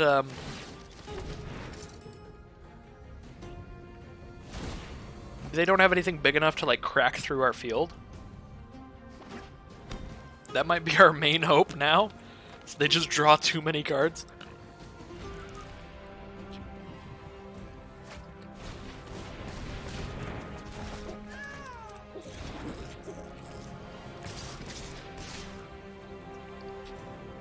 Yeah, I guess Ryvoke...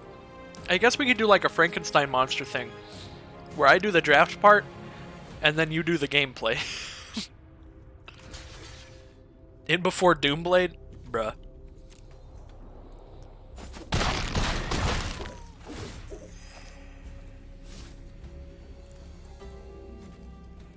Give it Death Touch now? Yeah. That's definitely the play. Why'd they Frostlings post-combat? Ooh. Ooh. Ooh, ooh, ooh, ooh. Ooh. That is a good draw.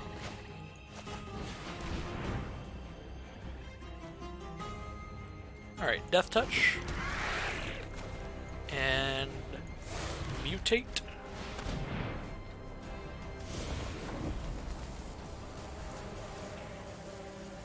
Over. And... Vigilance.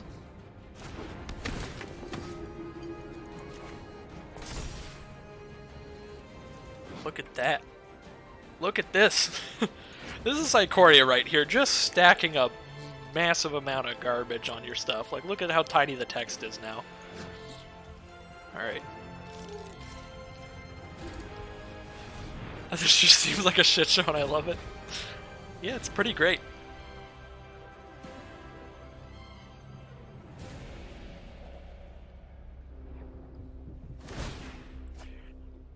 It's quite the cluster. Our opponent is down to 7 cards in their library. They could just mill out, and they scoop. Alright, well... we did get there eventually. I do think we could have won a long time ago if we just had Death Touch from the start. I very much need to listen to Ryvoke. Ooh, victory prizes! Thank you very much for the 100 biddies, Ryvoke. I don't know why the little bits are so tiny. Little bit alert.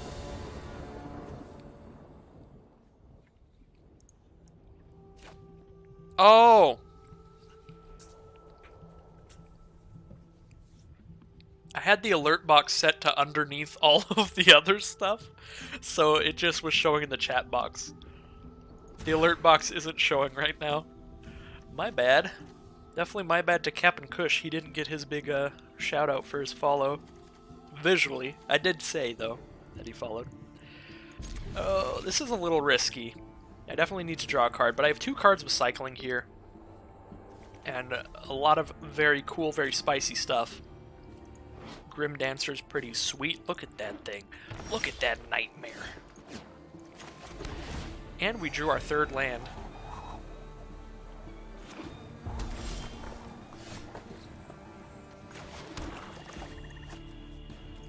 But yeah, once again, thank you very much for the 100 bits, Ryvoke. Your support for the stream is unparalleled.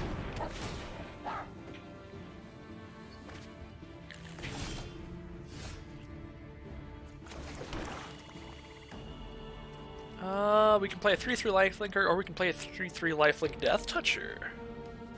They are playing green-red, so I'm very certain I'm going to choose Death Touch on Grim Dancer.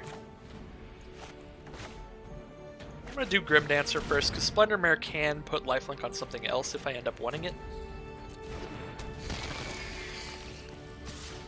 You get the bits for free by doing Twitch surveys? Oh, do you do the thing where you have to watch the ads? Or what is Twitch surveys? Because I do the thing where I watch ads for all the streamers that I like. Whenever it lets me watch an ad, I'll do that. I didn't know about surveys. Do they give more biddies? Did they just kill my boy? They did. They did. That's very sad. I don't like it. I'm just gonna play Splendor Mare.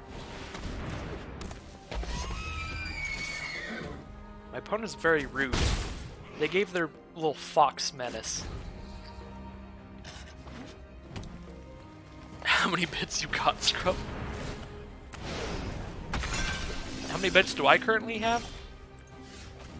Not a lot. Twitch Research Partner Group do them occasionally. They give 200 to 400 bits mostly. Nice! Yeah, I just watched the ads, and it gives you like 5 to 25 bits if you're really lucky.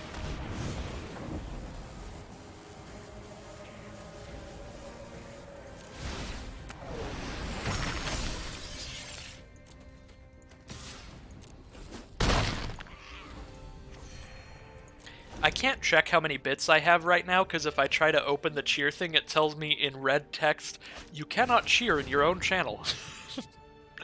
What? I can't give myself biddies?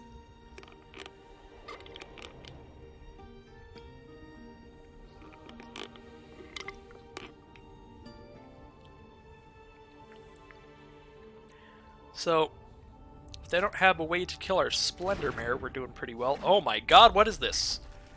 Quartz Woodcrasher, 5 mana, 6/6 trample. Whenever one or more creatures you control with trample deal combat damage to a player, create an XX green dinosaur beast with trample, where X is the amount of damage they dealt. Oh shit. I'm in danger.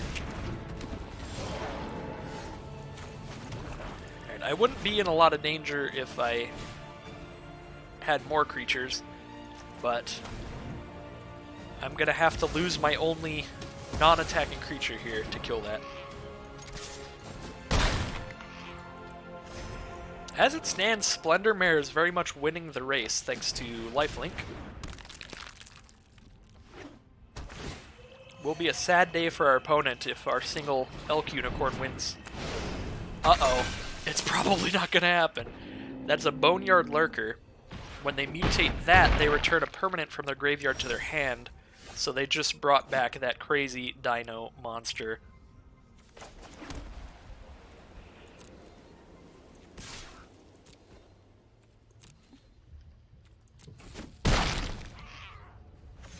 Put the present in the bag and nobody gets hurt. So what do I do with 24k channel points? I don't know. Whatever the default stuff is. I've never, let's see, you can highlight your message. You can modify emotes. Send a message in sub-only mode. I don't know. It's just all the default stuff. Yeah, I'm never gonna put it on sub-only, but you could talk in sub-only. I probably should have flashed in and blocked the 4-power thing. But I mean, they're at 6 life, so I'm probably wanting to attack with this anyway.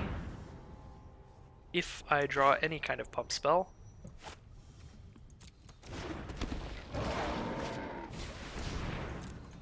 Alright, so they're dead in 2 swings if I can survive next turn. So I attack, I go to 16. I take 6, 7, 8, 9, 10, 11, 12, 13, 14, and block that 4, so I can survive. So they need to ooh, that's rude. That's a rude draw.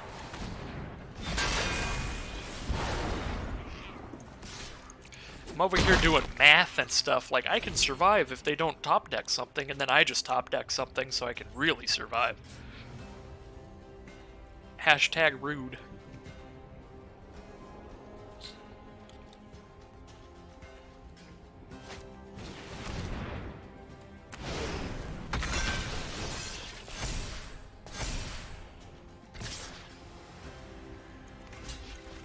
Six, 7, 8, 9, 10, 11, 12, 13, 14.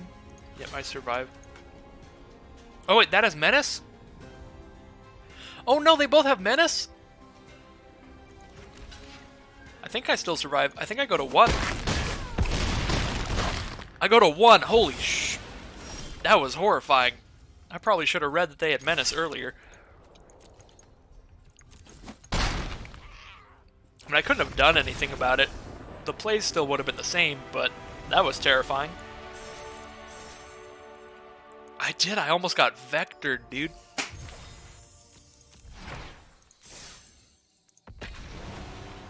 This is the draft right here. This is the real one. 4 wins, 1 loss. We're doing it. We're doing the things.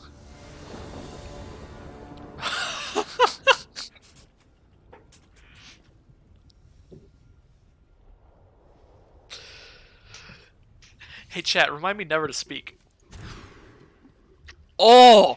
Oh!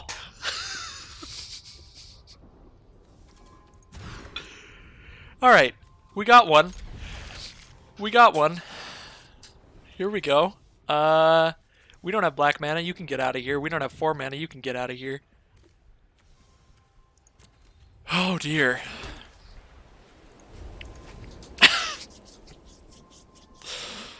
I can't keep jinxing myself. It's not okay.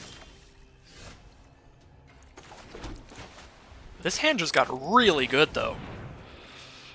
I have 3 Vigilance cards now that all care about me having Vigilant creatures. So I can play this, give that Vigilance. Never mind. I started speaking again. That was a mistake. Well, I have 2 cards with Vigilance that I can keep putting counters onto. So that's cool. At least I got 2. Oh wait, it only puts a Vigilance counter on a non-human. Okay, that's important to remember.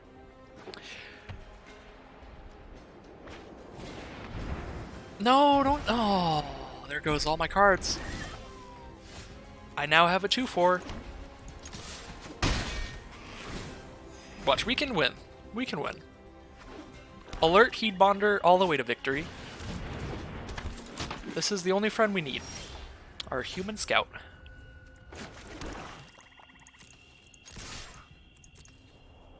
Be scared of what I drew. They're not scared of what I drew. Fair. I'm not going to use my removal spell right now, because we can block that thing for free. Just be super safe. What'd they draw? Nothing? Boy.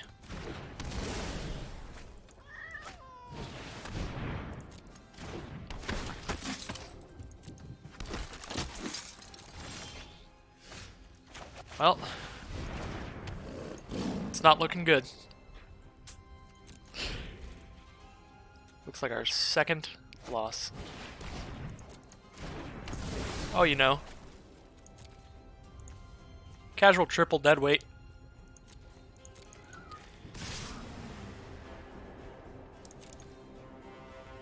Well, I was just gonna dire tactics if they did anything. And deadweight is usually a pretty high pick in limited, so I was hoping he didn't get a ton.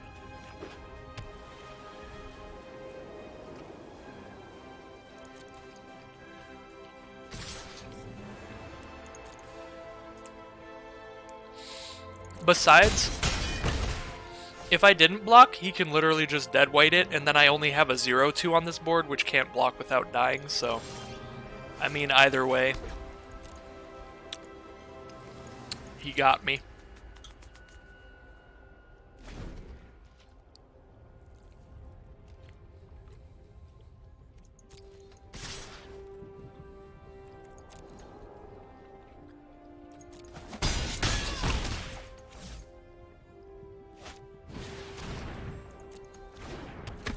Yeah, it would gain me 1 life a turn. I'm just saying it's not like I would be in a winning position or anything.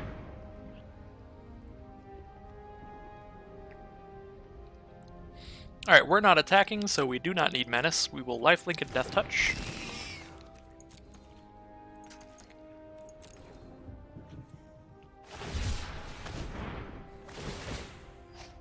Wow!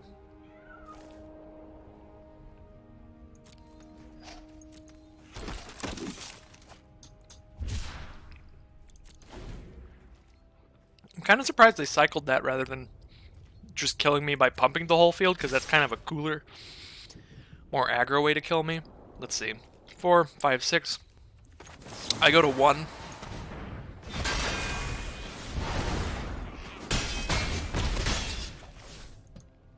Yeah, he doesn't need it. He was planning on killing me by just tapping that. And a pacifism. Yikes.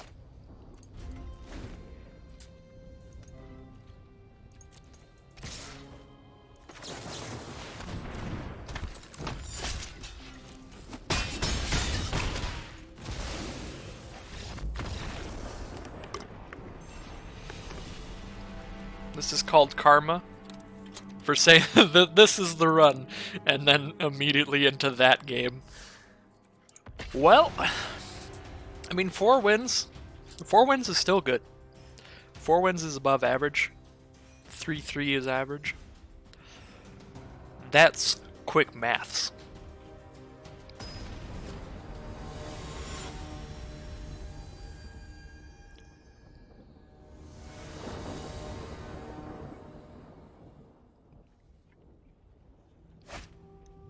Oh, it's happening again. We got both our Grim Dancers too. Look at them, they're so happy. But I'm gonna have to say goodbye. We can keep this. Definitely want to draw a non-human to mutate with Necropanther, but worst case scenario, we can just play Necropanther first, and then we can use Keensight Mentor to put a Vigilance counter on it. This is a fine 6-card hand.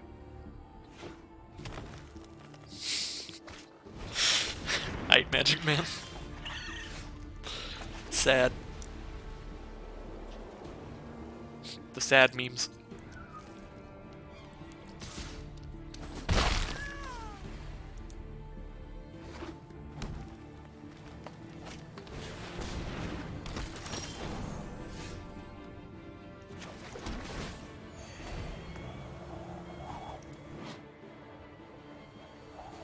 It's the almighty Brushwag. That does not look almighty.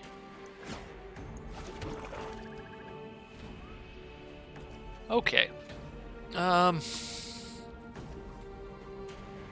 I think we just play a 3-3. They can't really attack into it. Put our counter on it next turn. Yo, dude, is this writing the thing from the Never-Ending Story?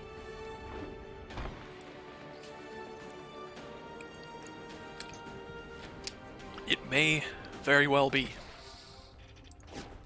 Oh, they have the mana to pump that now. They can make that a 4/4 trample for 4 mana. I guess I'll just take it. Ow. Oh, we drew our friend. Very cool. I don't really want to trade for the Brushwag, but that might be where we're at.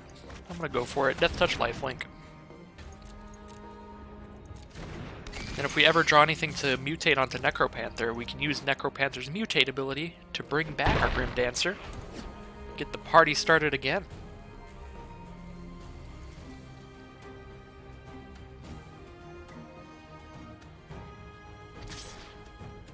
This music is pretty sick. I love that there's a new board for every set and new songs.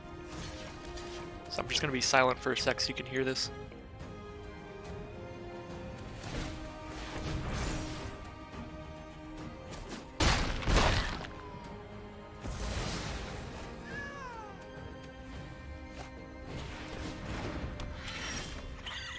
It's all kinds of fancy.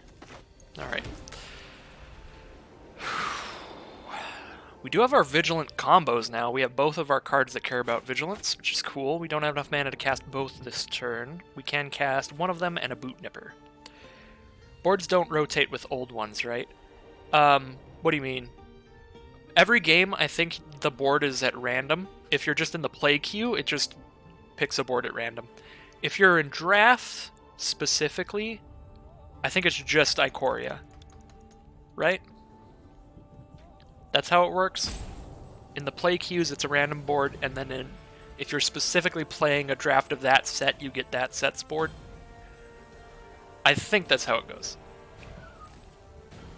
Oh yeah, they rotate. There's no Ixalan board anymore, I don't think.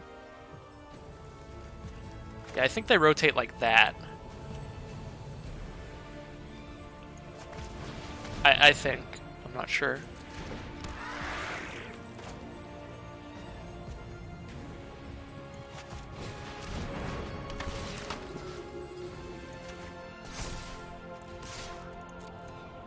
Yeah, it'd be really nice to have a setting where you can just choose whatever board you want. Maybe they'll add that at some point, do favorite boards.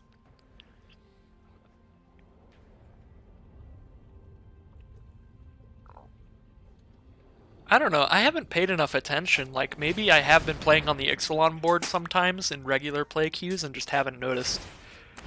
I don't think so, though. But I'm sure in Historic and Friendly Brawl, you can still get the Ixalan board at the very least.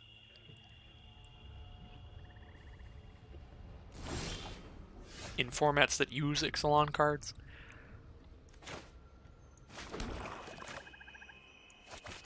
Alright, this is gonna be sick. Boom. Buff it up. If I attacked, I can double block to kill my Necropanther. I don't really like that. I'm just gonna pass. You're on Ixalan now in Standard Brawl? Oh, hey! Okay. So the boards just don't rotate at all? For regular play queues? Good to know.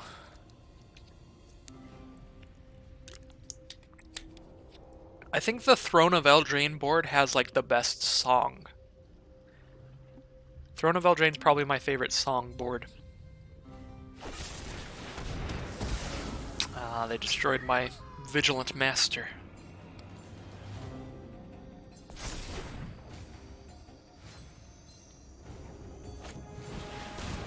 Ooh. Menace?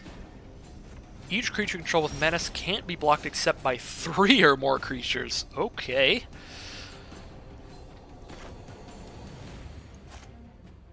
So it's insanely hard to block Menace creatures now. These are Vigilant, right? Yeah, I'll just send in the Vigilant guys. Worst case scenario, they double block. I get to kill both. After casting Coordinated Charge. Hopefully they just block my 3-5 with their 3-4 and just take 4. That would be the basic play here. I'm half expecting it. No blocks at all. Interesting. They really don't want to lose a creature. Fair enough.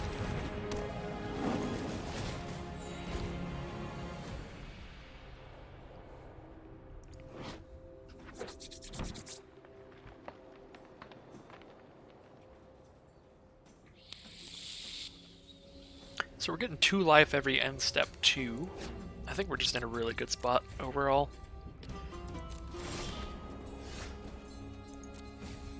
Just try to close this out here. Send them in.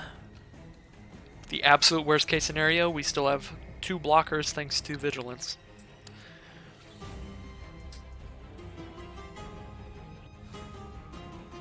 If they somehow don't die. And, like, keep all their creatures.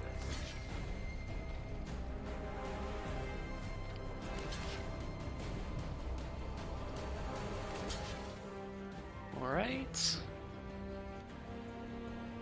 Yep, this is gonna be very good.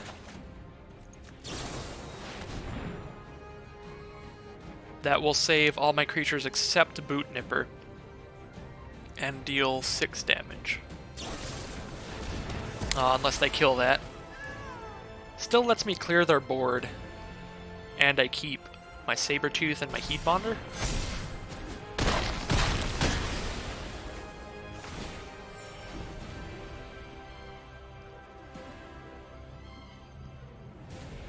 Alright, we have 6 damage on board. They have 1 card in hand.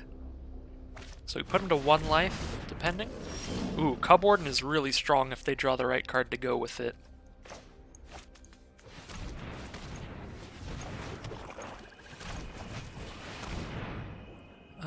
We will draw these.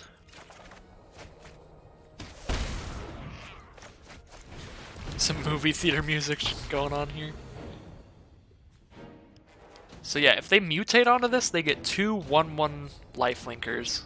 So that's really bad. If I attack with both, I lose Sabertooth for fun.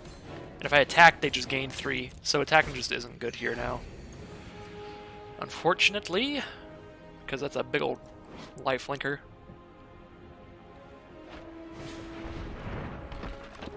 They just drew another mana dork, so that's not much of a threat. Okay, so now that I have the mana up for Divine Arrow, I think I do just send in like this. If they block with Cub Warden, I can kill it with a Divine Arrow.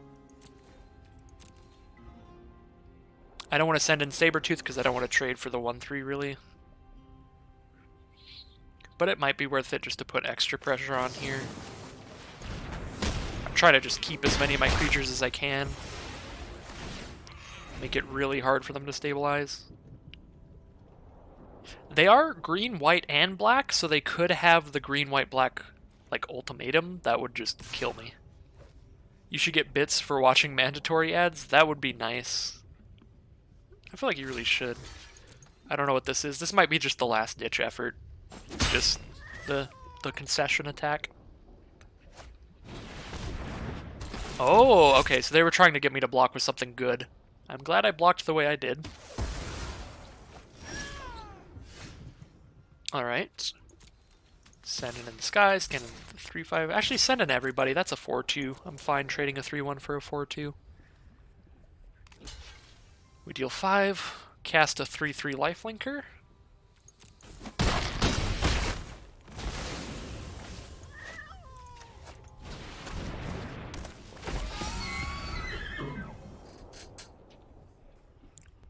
Alright, down to 3.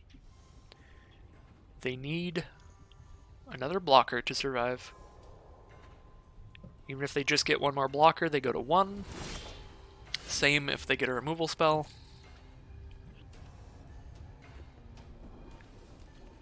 Send in.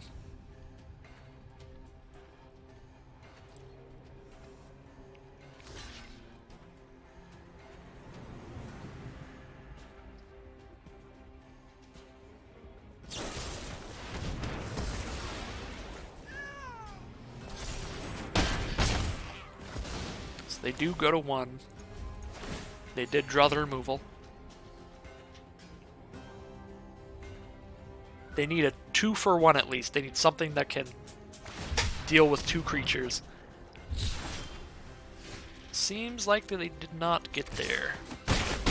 Alright. I believe that is 5 wins and 2 losses. Moving up the ranks.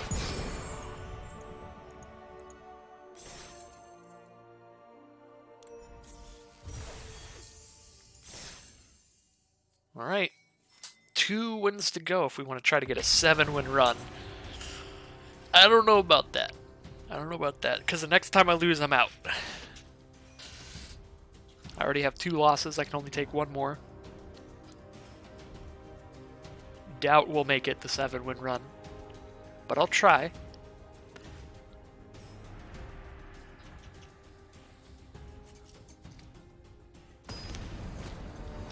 I think as I get a handle on this format, I am going to try drafting decks more like this.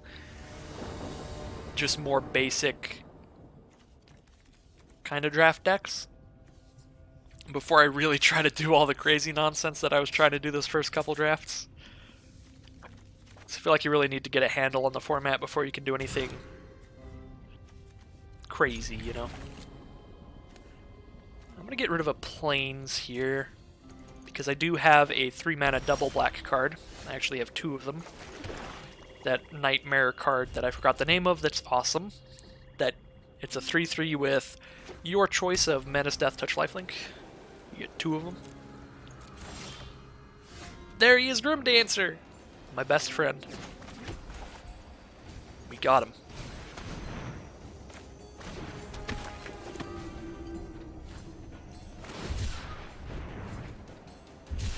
Alright, so they cycled their own coordinated charge.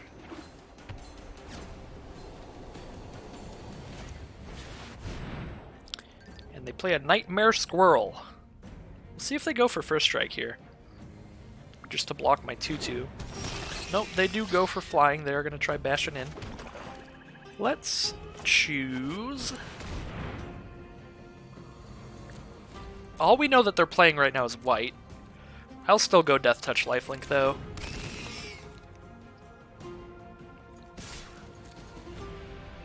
I just feel like most colors are likely to have big stuff, so Death Touch is usually the play.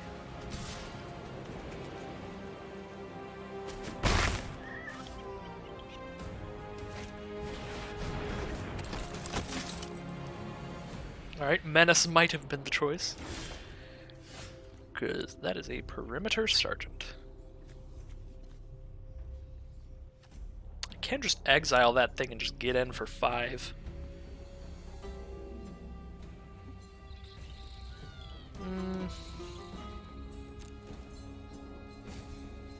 Don't really want to do that. I'm just going to attack with the 2/2.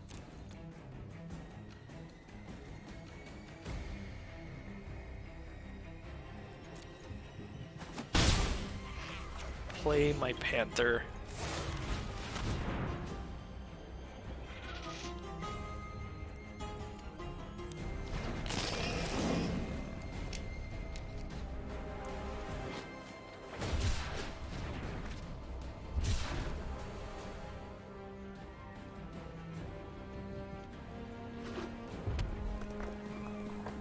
So they are red and white.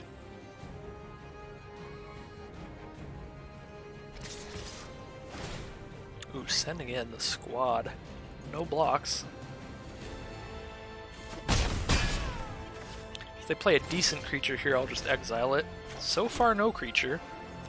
See if we get to get in with the squad. Gain 3. Instant speed removal. Divine Arrow. 4 damage. Can we stop that? No. Alright. That is pretty bad because we don't gain any life off that, but we will gain a little bit of life off our Heed Bonder. As well as it being a really good blocker.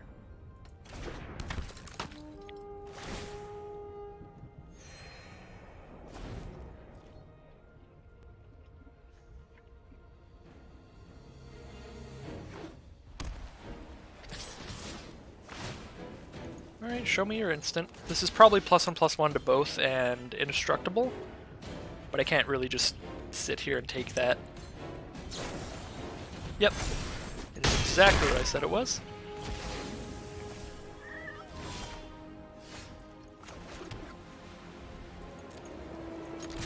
Attack for 5, could be 9, we'll just hit for 5. We should win this race if they try to attack again. Alright. No blocks.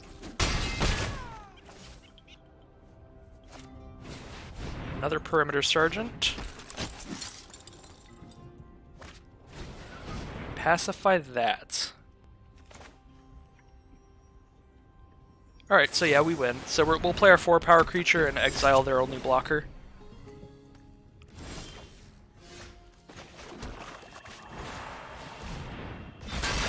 And hit for 6.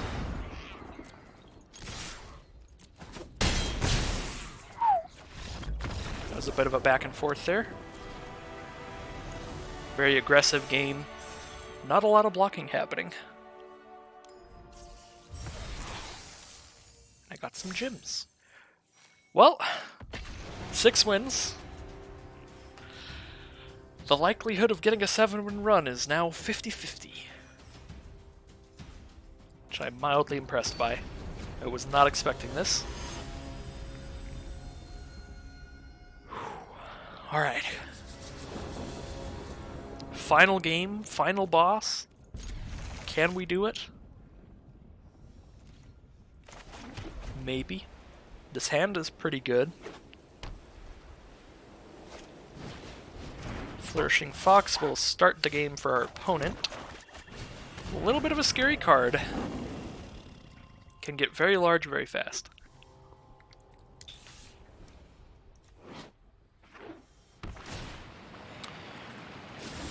So we're playing against a white, blue, red. I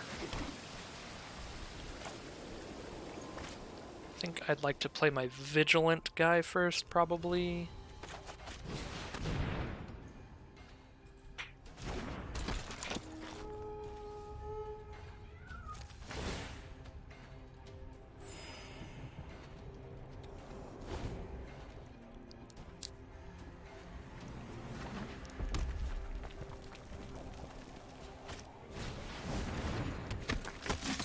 Checkpoint officer from our opponent.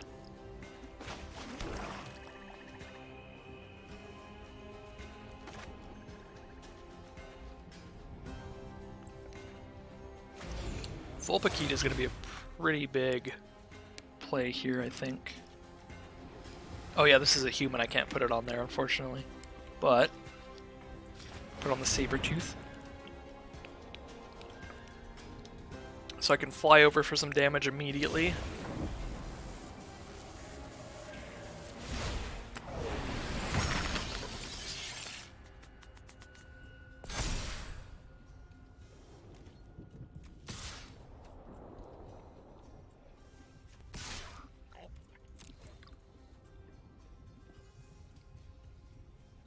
They need to be able to cycle 2 cards if they want to kill my Vigilant guy here. They don't block at all, so they probably don't even have... Well, actually no, even if they had 1 card to cycle, they couldn't block and survive. So they just didn't want to chump block 2 damage this early, which is absolutely fair.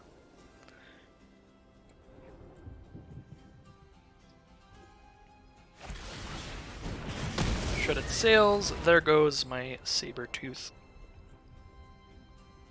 Sad day, but if I draw another non-human creature, I can get it back later. Speaking of... I probably actually just want to play flying right now. I don't know.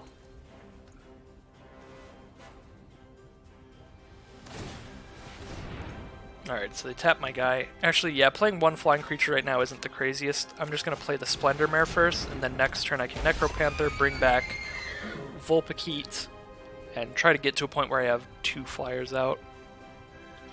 Because, yeah, just 1 flyer out just gets tapped every turn. Pacify Splendor Mare.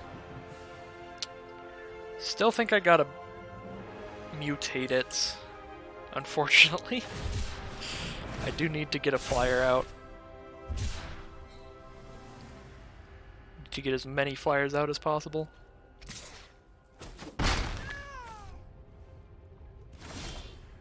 Preferably. Alright, well they don't have the mana to stop my Vigilant attack here. So, boop on in. Suppose now I have 2 different instant speed things to play. They have a 2-2 and a 1-2, so a 4-2 flash is actually really good here too. So we're just passing.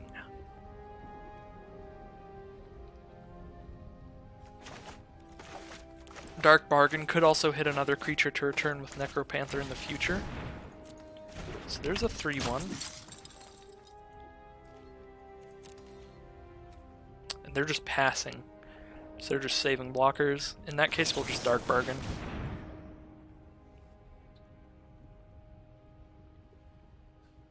Grab these.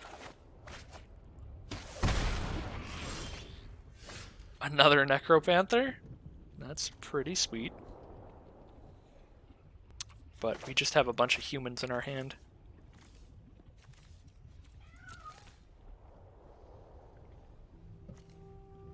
Easy Prey's pretty strong against their deck. Huh. I can only play one card this turn. We'll go to combat. They'll tap our thing down.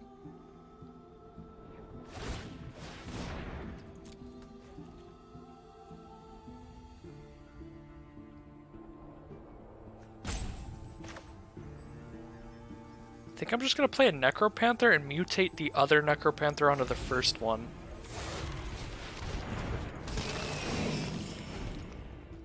It's just kind of dumb, but it'll work if they don't kill it right now.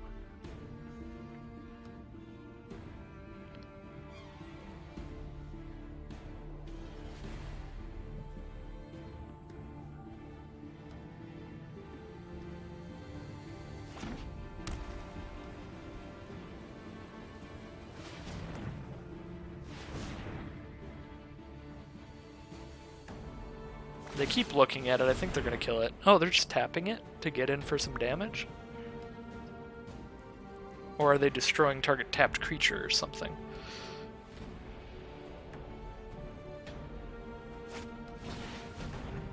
Well, they are. They're exiling a tapped creature.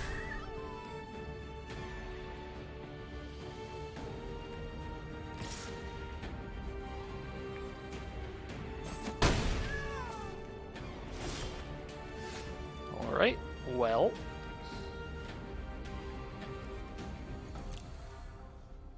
Let's get a 1/1 token out, so they can't attack in anymore.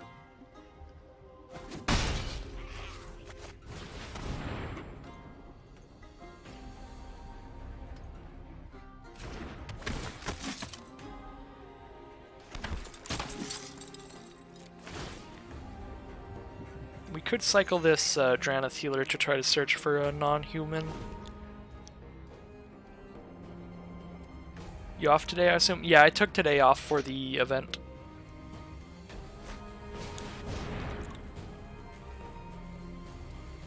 Whenever you cycle a card, it gets +2/+0 till end of turn. Oh yeah, it's the Prickly Marmoset. I have played with and against that card. So you want to play Apex later? Maybe. I'm going to try to stream for quite a while, so if we do, it would be pretty late. I've been streaming 4 hours now, but trying to do like a real chonker.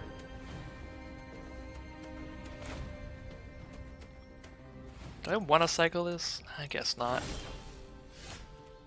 Ooh, that's a great draw.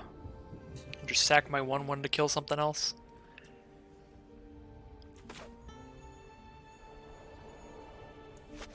I guess I can sack my pacified creature and then bring it back with Necropanther later. That's really good. Yeah, I think I'm going to Mutual Destruction, sacrifice Splendor Mare, destroy that stupid checkpoint officer. Well, no, I should still wait. I should still wait because I have Easy Prey that can only destroy creatures with converted mana cost 2 or less. So I should use that on the checkpoint officer since it can kill that, and Mutual Destruction can kill anything later if something crazy comes out. It just feels weird because I'm playing a really aggressive deck, so I keep feeling like, oh, I want to bash, I want to get in there, but this is a slow game. This is a game where I'm going to need to focus on just value and making sure that I have the right answers later. So just use the answers that I can't use later now. I think that is the plan. Let's see if they have the thing that gives indestructible. They do not. Ooh, and they didn't tap a creature this turn. I'm very okay with that. So now we send in for 2 flying. They're down to 9.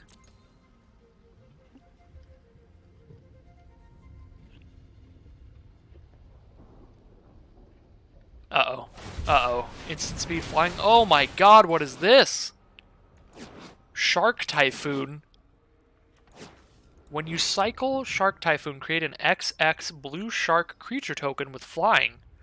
Oh my god. Oh, it's literally Sharknado!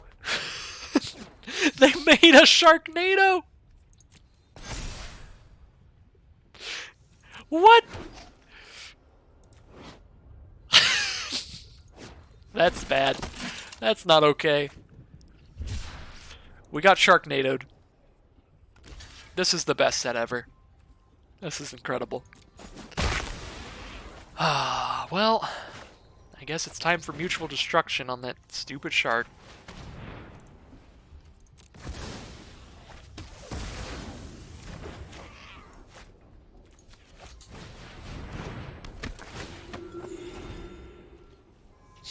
Beautiful. Indeed, Magic Man. Indeed. I'm sure that is, that's why they saved the mana up instead of tapping one of my creatures when I killed that guy. They wanted to make a real big Sharknado.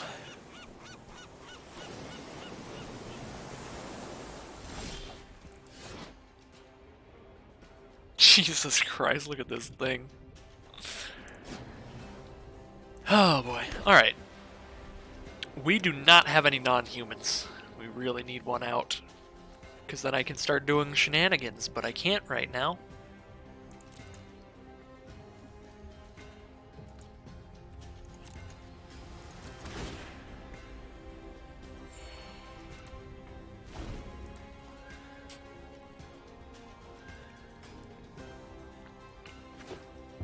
So yeah, if you haven't gathered, Magic Man, or anybody else viewing, you can only mutate onto non-human creatures. That alone would make you play blue. You're gonna make a Sharknado deck? That'd be spicy.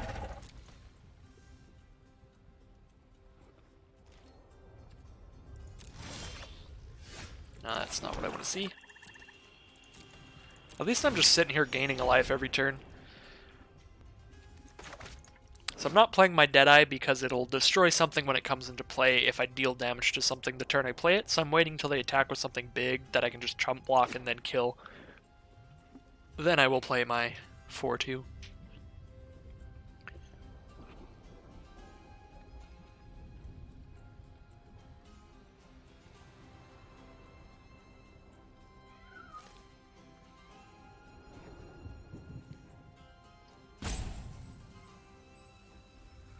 Oh, I just remembered this is the final boss. We gotta win this game if we want a 7-win run.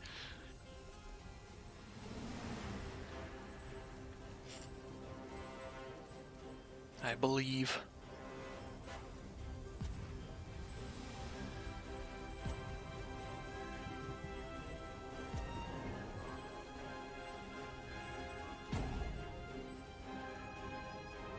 Okay, going to combat and passing the turn. There we go! Oh, we don't have the mana to do both. Oh wait, yeah we do. We just gotta do it the other way. Play Necropanther and then mutate.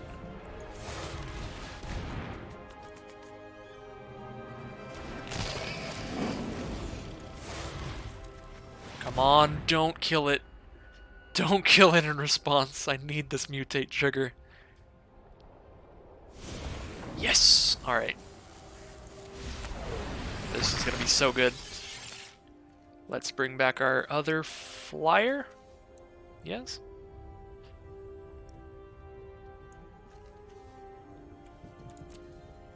Yeah, they don't have any flyers. We bring back the other flyer.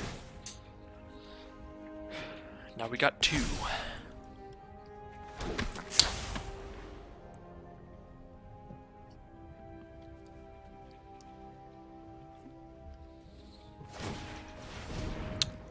look at Sharknado again for you after I pass turn, so you can see how you gotta build your deck.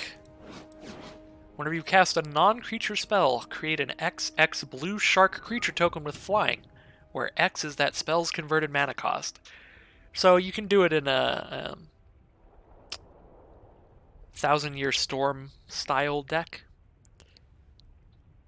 Something like that. You can also just cycle it to make one shark, which is what my opponent did. It would be extremely costly. It definitely seems like more of a casual commander style card than a standard card, because you have to spend 6 mana for it and you don't get anything immediately unless you're just cycling it. So you have to tap out on turn 6, don't get immediate value, don't die, and then next turn you can start making sharks. But hey, I mean, it's super cute. And being able to just flash in a shark at instant speed is pretty strong. Just the cycling part is pretty strong. Instant speed flying sharks that draw you a card. I think the cycling part's actually just more powerful than the main card.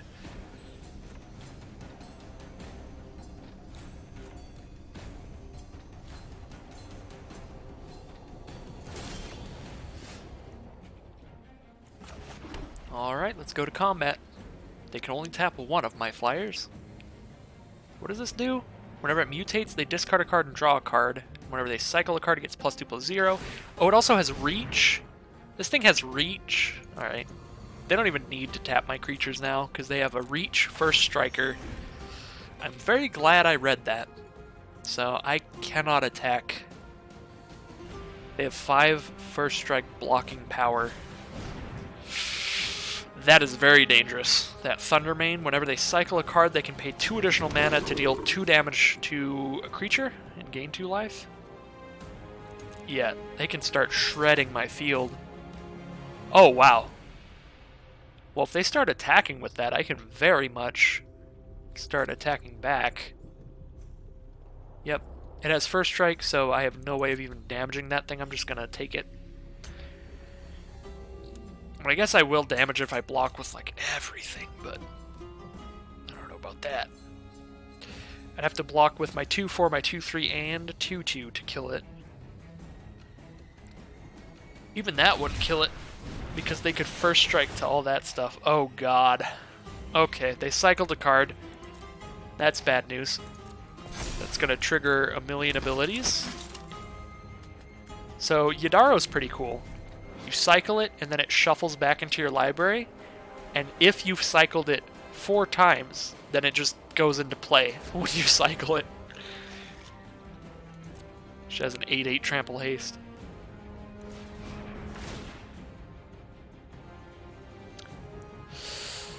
Oh, our opponent is taking control of this one. I don't think we're going to make it to the 7 wins.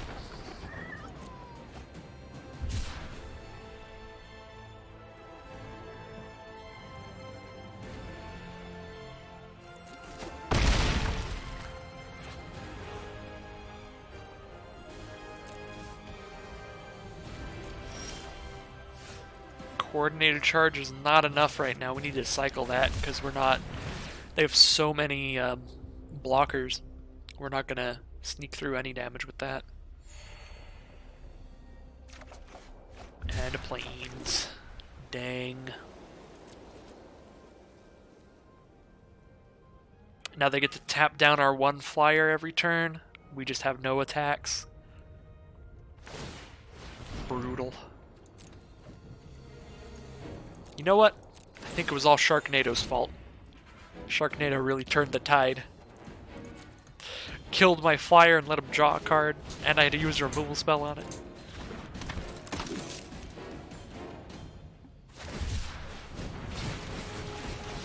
Oh my god, they cycled Yadaro, which shuffles back into their library, and then immediately drew it again. The next turn. Dang. Sharknado turned the tide. That's a very good one in Kung Fun. That's incredible. Sharknado really turned the tide.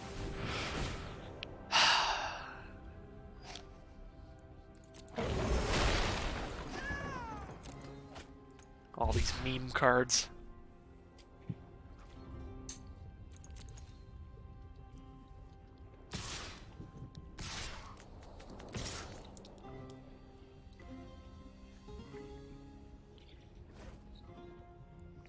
That's like 11?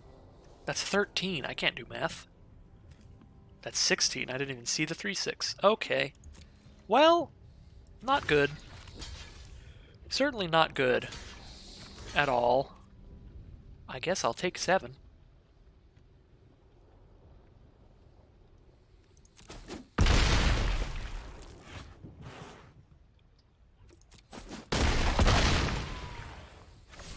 I do get to kill the fox at least. With my assassin.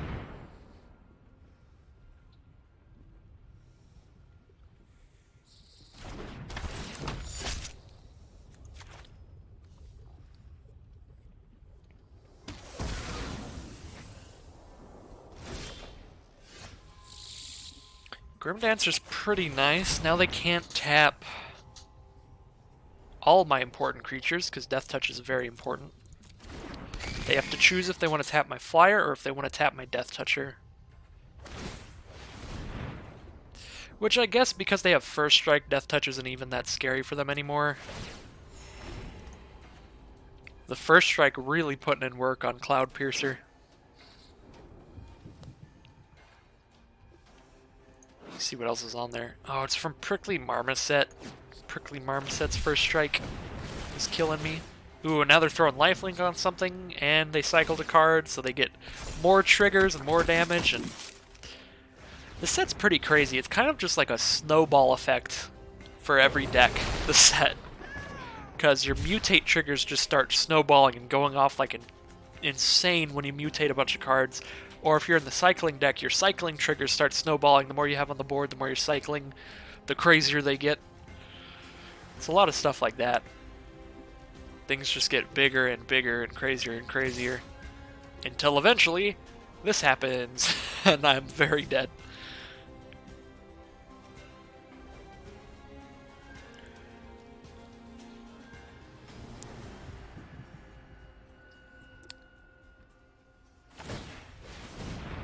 And they tap my lifelinker, meaning I'm pretty sure I can't survive. 7, 8, 9, 10, 11, 12, 13, 14, 15, 16, 17. So I can't survive like that. I might have to just chump block Cloud Piercer. If I chump block Cloud Piercer and stop the next highest damage, I take 3, 4, 5, 6, 7, 8, 9, 10, 11, 12, 13. I go to 1, maybe? Maybe. If I counted right, I survive. Oh, and then they blew up my own blocker that would have lived. I did survive that turn. I did draw a really nice card, but it's too late. I can kill myself by exiling a 1/1 token, so I'm gonna do that. Deal 1 damage to myself. Woo! At least I took the win against myself. You beat me? No, I beat me. Well, either way, that was a pretty fun draft. Pretty nice run. 6 wins, 3 losses. It's pretty good. I'm going to take another short break here. We've been streaming 4 hours and 20 minutes. Blaze it. Nice. I'll be back in just a sec. Going to take a small break. So I'll see you in, I'm going to say, 3 minutes max. Alright. What is up, everybody? I am back for another draft of Ikoria. So let's get into it. Probably going to try to stick to another more basic strategy that seemed to work pretty well last time.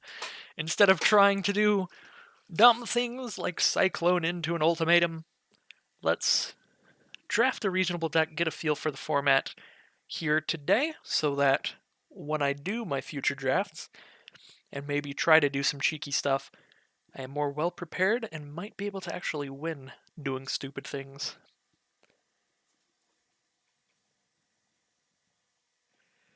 So yeah, I think the drafts are probably going to take a little bit longer to start firing now that we are in the PMs. In the late PMs, I should say. but I am certain that there will always be people wanting to play this as far as the event goes. Worst case scenario, we can start hopping into like sealed or something like that, because that will fire immediately. Literally just open your sealed pool and start going. But as my favorite format is draft, I am very much willing to wait a couple minutes at the start here and just hang out with y'all. We're halfway there, 4 filled seats. Let's do some drafting, come on.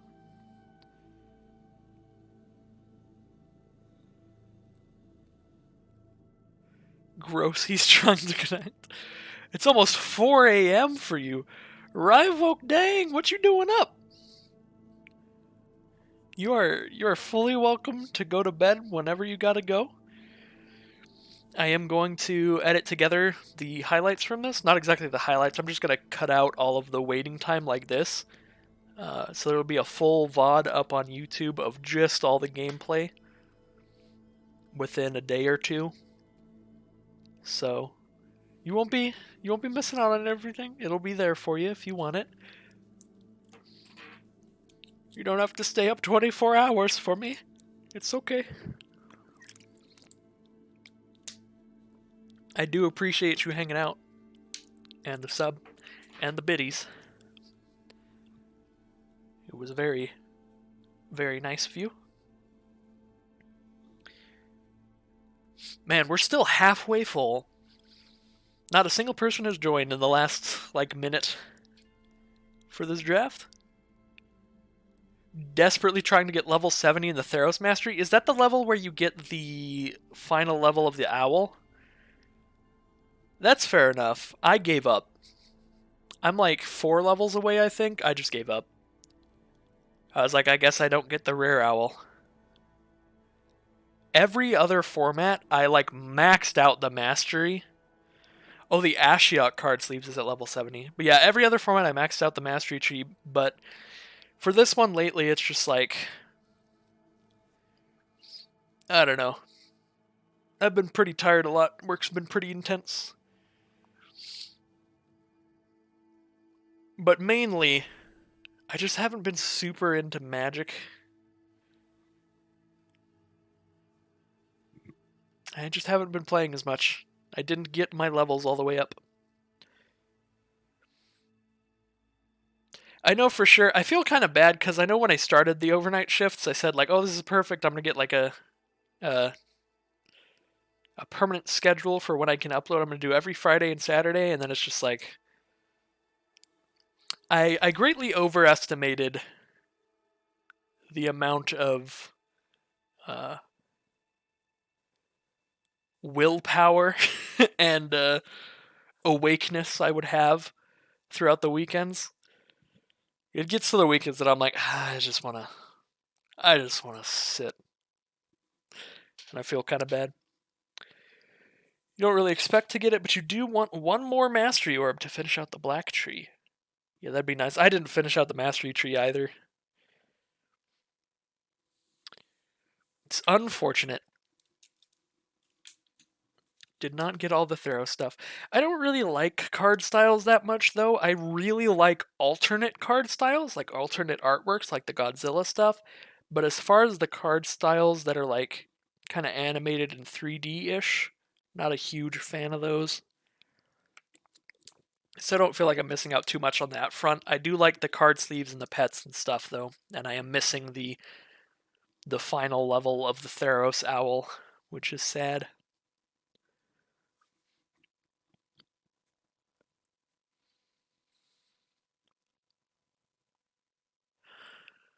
I wonder if they have quick draft on here, or if it's just premier draft during the early access.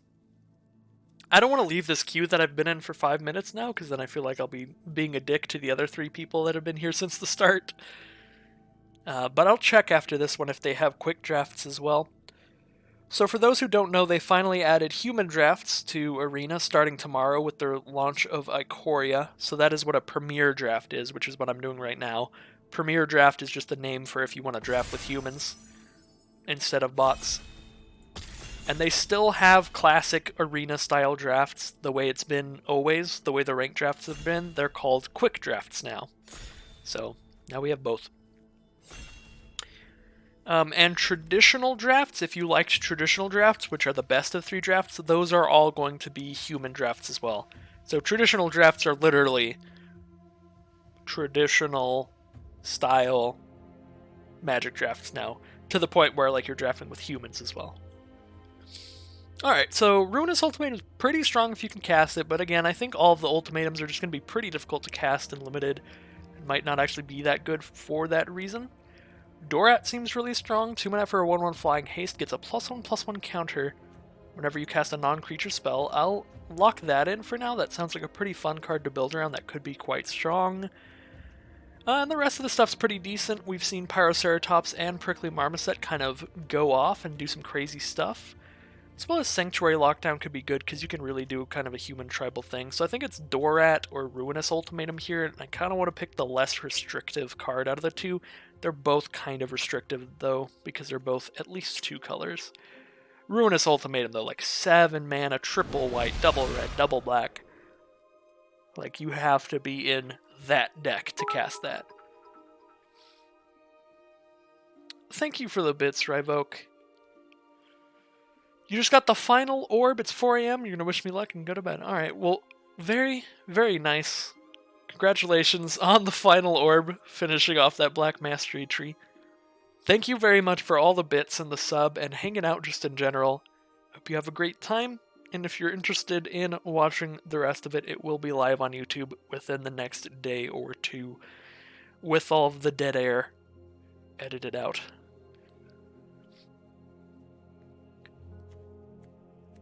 So yeah, have a good night, Ryvoke. Alright, what am I doing now? So we picked up Sprite Dragon. So trying to do... I think Dreamtail Heron's really strong. 4 mana to turn something into a 3/4 flyer and draw a card. We've seen that be really strong all the time. Plus you could just cast it for 5 naturally. So I do like that card a lot. I think I'm going to take that for now. Ominous Seas is really cool, but I don't think I'm going to draw that many cards. I don't want to go all in on that. I'm trying to do basic stuff and not go all in on stuff right now. Frostlinks is always great and limited every time they print it. What'd you think of my E4 Apex video? It was really nice, Magic Man. I think it was pretty good. Some nice memes. Very edited. I liked it. Some good stuff. Put a menace counter on target non-human creature and buff all your creatures with menace. That could be pretty good. So Frillscare Mentor, Frostlinks, both pretty good. I think I'm going to go with Frostlinks here. I want to make sure I have a good stack of non-humans first for stuff like Dreamtail Heron, I think. I don't know. Maybe both these cards are really good. I guess I'll take Frillscare first because he's uncommon, so maybe less likely to wheel. You wish you had the Shatter effect, but it's a paid plugin. Oh, for your editing thing? Are you still editing in HitFilm then?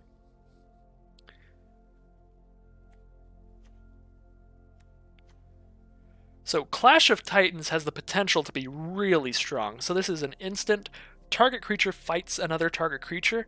If you're really lucky, you can have 2 of your opponent's creatures fight each other and kill each other. If they have 2 4/2s, you can just be like, yeah, your creatures kill each other.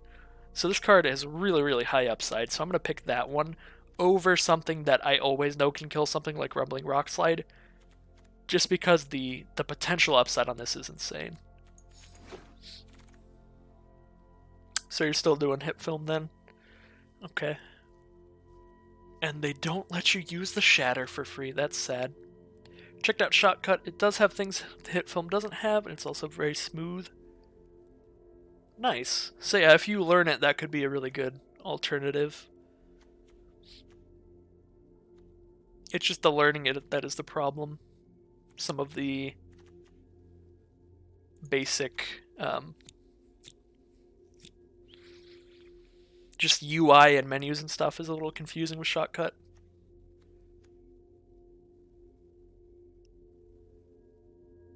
I think I'm going to take Proud Wild Bonder here. I can play that even if I'm in red, like if I'm not playing any green, and makes all my trample creatures really good. I don't know. Try that out. Nothing in this pack is really standing out to me as really good, like this Frostlings is. Anyways, we got here a Cat Ape, Ferocious Tigerilla. All right, 4 mana 4/3 can have Menace or Trample.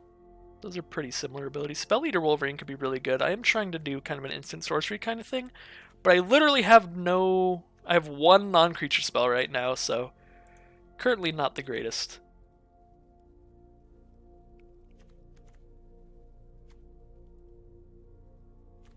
Leosar could be pretty good, and we can play that even in just red-blue because we can mutate it for red. I'm going to go with the Wolverine first. I really want to try to focus in on this instant and sorcery strat if we can find some instants and sorceries. Cloud Piercer, we saw that be insane. A big reach creature. Hit film literally pauses the timeline if you even click while it's playing. Yeah, that's one of the nice things in Shotcut as well. You can watch the video while editing, for sure. I agree on that front. I'm going to take Cloud Piercer, I think. It's another mutate card. We want more mutate to go with Dreamtail Heron. We saw how thick it could be. Pyroceratops does go with our kind of instant sorcery shenanigans. I think I might pick that up over Prickly Marmoset. I'm looking for instants and sorceries, not really looking for cycling right now. And for that reason, here's another Spell Eater Wolverine. Now, Raking Claws. Target creature gains double strike till end of turn or cycling 2. That's pretty good with creatures like Pyroceratops and Dorat that are going to keep getting +1/+1 counters. Being able to give them double strike late game when maybe they have 3 or 4 power could be a lot of damage. We'll take another Pyroceratops. This is going to be a fun deck. If I can get it going.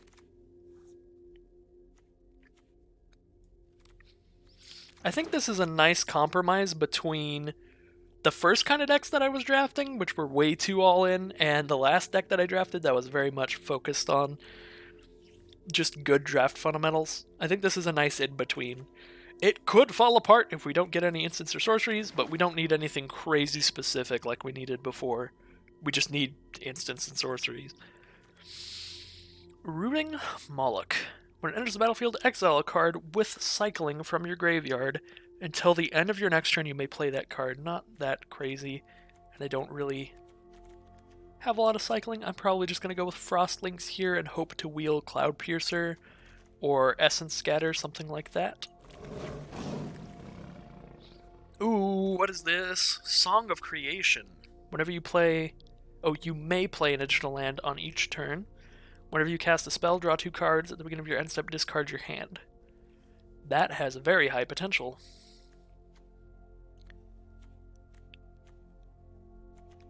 But, like, Thieving Otters, just straight up. That's the kind of stuff I love, period.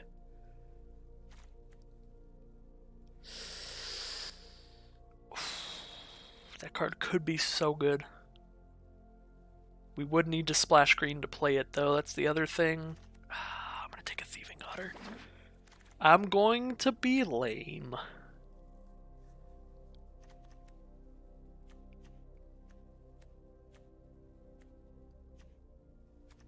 And this pack's not the greatest, but we can grab another Pyroceratops.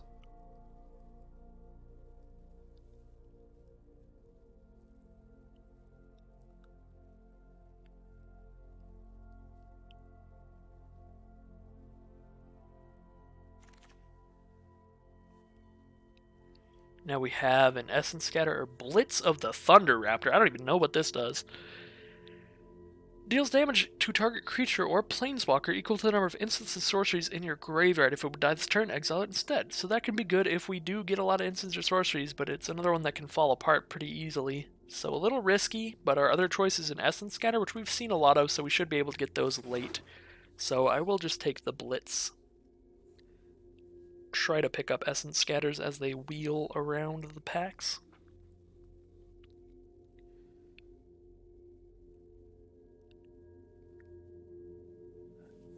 This is kind of just like a Dorat tribal deck. Here's our commander right here. This is what we're going for. Alright. Archipelagor is a boatload of mana, not really what I'm looking for. Convolute could work. Or Blazing Volley, not really. 1 to each creature our opponents control, don't know how often that's really going to do much of anything. I'll also take another Wolverine, but I am getting to the point where I'm going to have to start taking a bunch of really weak instants and sorceries just to have the cards to get in the graveyard. Cathartic Reunion is not really weak though, and it's an instant or sorcery, so I'll take that first. It allows us to discard 2 cards and draw 3 for 2 mana. So we can discard some random instants or sorceries and fuel our deck's strategy pretty hardcore.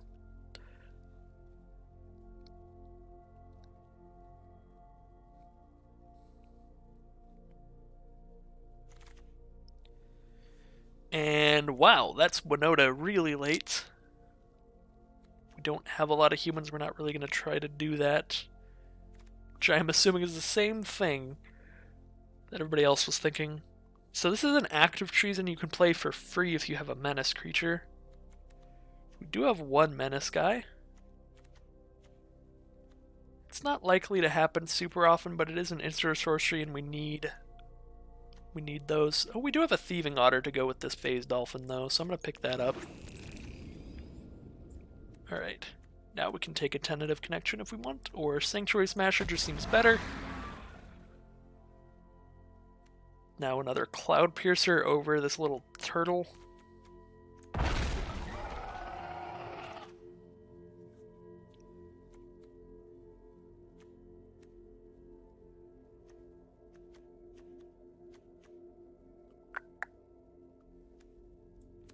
Well, we have like a real deck at the ready.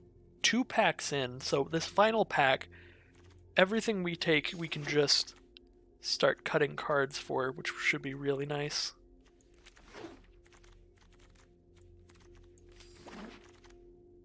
So this last pack is just for improving this. Definitely looking for instants and sorceries in this pack. So at the very least, we can start taking out stuff like, I don't know, like Shredded Sails doesn't seem that great. Start taking some of our weaker creatures out for instants and sorceries. Another Frostlynx, another Dreamtail Heron, I like both of those. Another Cathartic Reunion I like. I do like Zerda.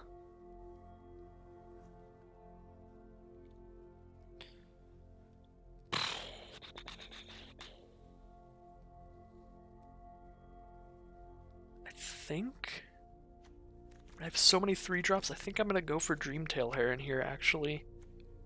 And take out a Wild Bonder. Doesn't really mend that well with our strategy. Alright, we're definitely taking one of these instants or sorceries now. Target creature control fights a creature you don't control, or a draw spell.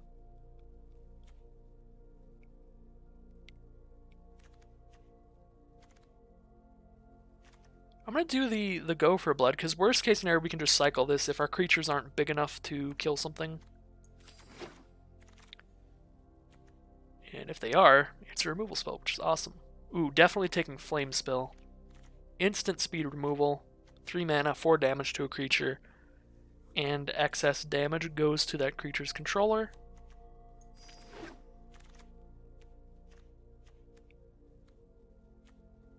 Take another Phase Dolphin to go with our Thieving Otter, and just other stuff in general, like Pyroceratops and stuff.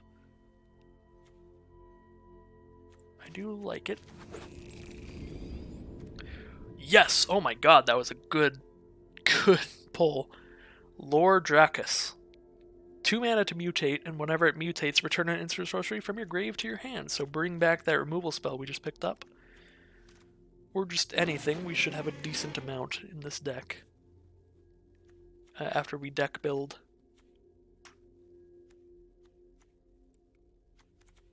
Which, speaking of, I think this is going to be another Cathartic Reunion pick.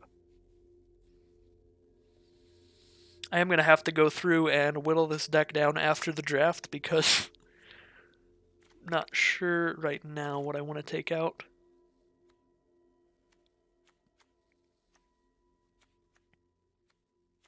Another Raking Claws, I guess, if we need it.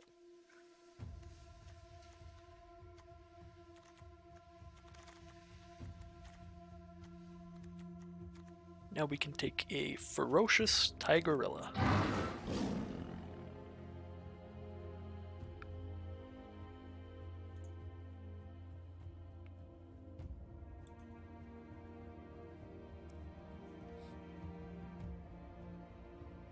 We're on pick 8, so there should be 7 more cards to take out of this pack, 6 non-lands.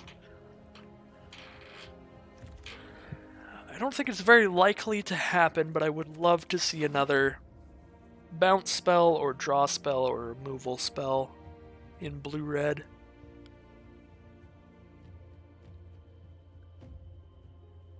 That would be the cherry on top of this deck. Yeah, it does not look like it's happening.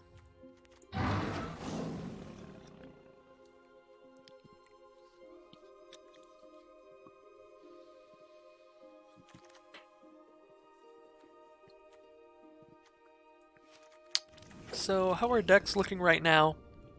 I don't think we really need Cloud Piercers. I think we're trying to just like slap on flying at the end and really bash. Do a lot of Serpent over a 3rd Tigorilla.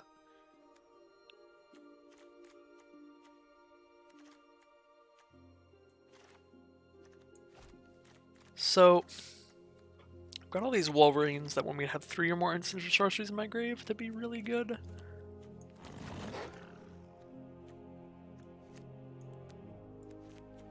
So I'm just trying to figure out how many instants or sorceries exactly I want to see how many I should cut versus how many creatures.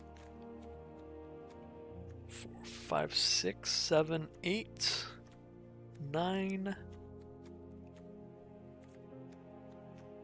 10? So we have 10 right now. 10 instants or sorceries and 13 creatures? Would that be fine? Would I really want instants and sorceries in this deck?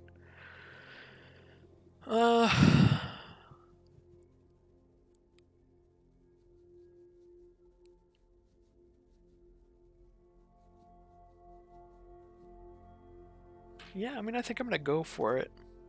Take out the Tigerillas. Take out a couple Phase Dolphin. Still need to cut 5 cards.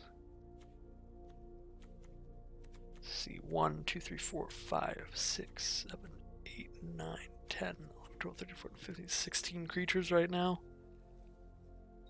Maybe like 15 creatures is as low as we really want to go. 15 creatures and then 8 instants or sorceries.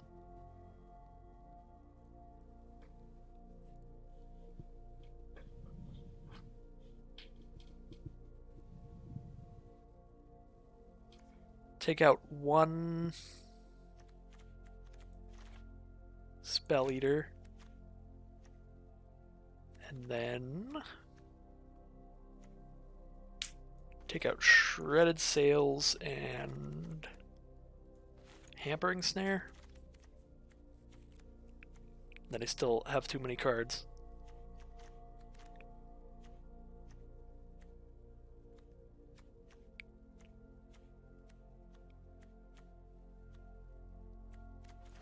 Take out 1 Pyroceratops then, and take out 1 land. Have a little bit less lands than normal in this deck, because it is pretty low curve, and we have several draw spells that draw many cards. Yeah, let's go for it. I'm going to go to the store and just pick up all the sleeves, because I have all of the gems in the universe. And this will give us some sleeves to run with this deck. I think we're going to do the lightning bolt. Oh, I don't have enough gold. I only have gems. That's hilarious. So we can't do lightning bolt sleeves.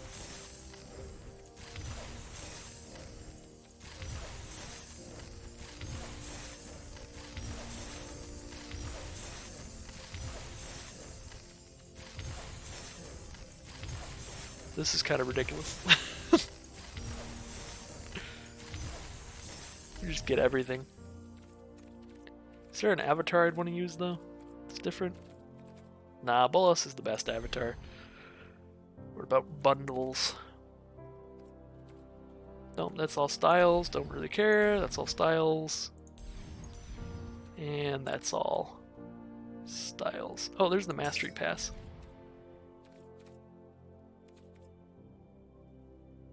Which gives me the avatar and the sleeves. It's shark sleeves. Wait, what? I was trained to fight monsters, not runts like you. Okay, I found the sleeves I want to use. I'm going to use the Sharknado sleeves.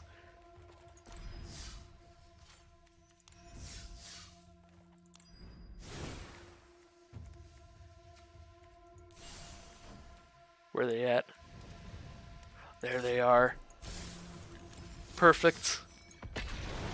It's perfect. Let's get into the games. With this, is it spells? Is it blitz kind of draft deck?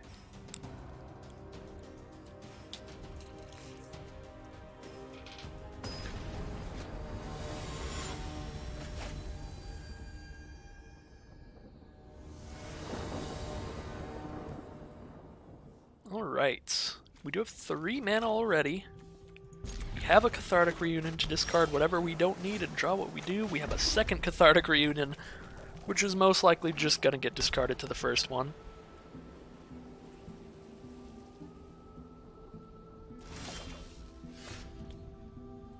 There's a Lore Dracus, which will return an instant or sorcery if we need one. I think I'm actually going to discard the land then.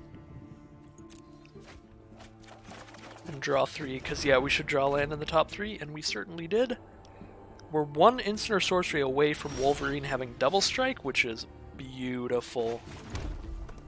I'm actually going to play that first now, just in case I draw an instant or sorcery, I can like really go off. Oh, and they countered it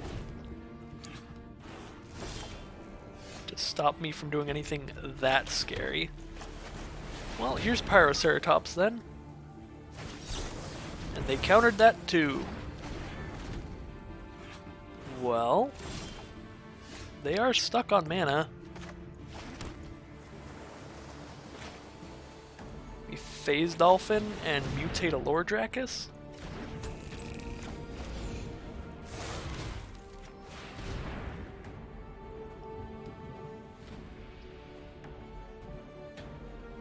I'll discard this land and something else. They're gonna.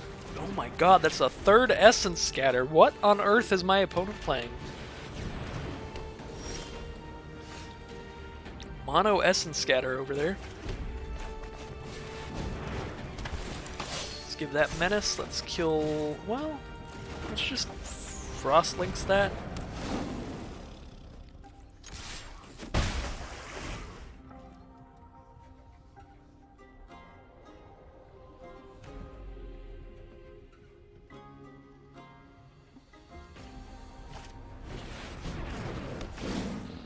And they Frostlinks me right back.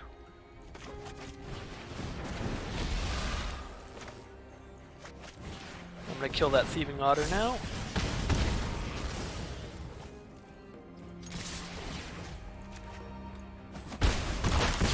Just make it so they can't block with anything and really start getting in there.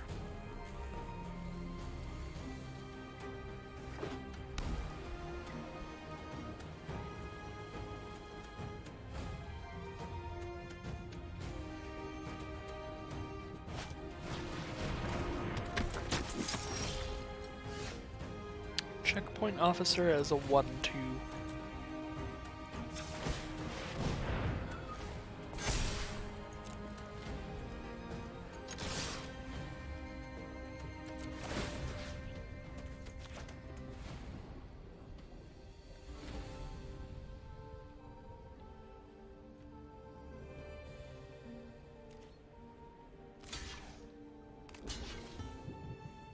are gonna double block. I'm gonna kill the one that can tap creatures then, if I can kill one. They might be doing the pump spell that pumps both of them. They are. I think that card is just legitimately one of the best limited cards in the set.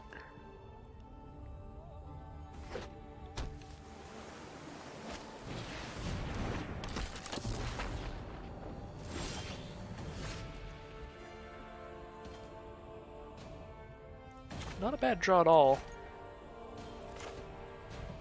I am gonna kill the checkpoint officer with that then.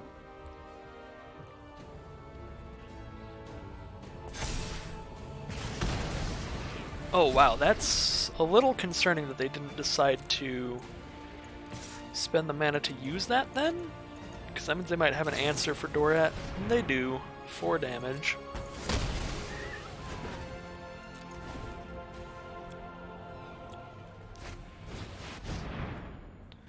Day Squad Marshal.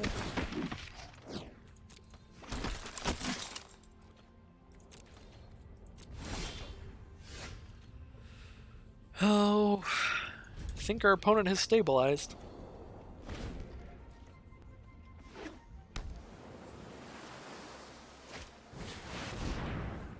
Oh my god, they really have, because now that's a 7/7.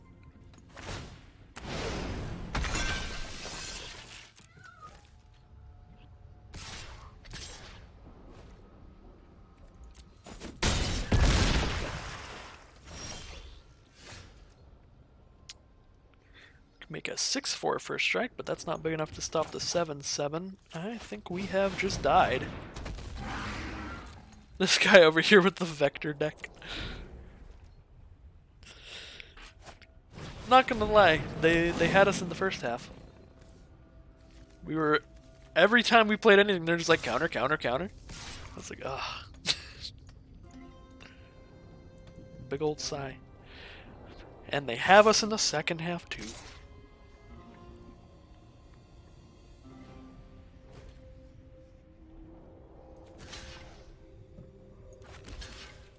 The only way I survive is chump block to the 7/7. Okay, well, we have to cycle that. Well, that is game.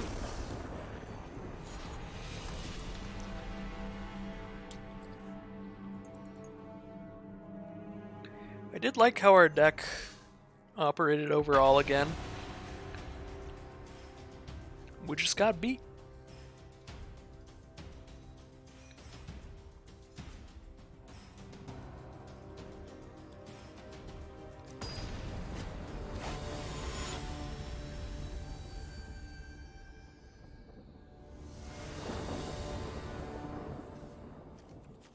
Alright, I'm absolutely going to keep this.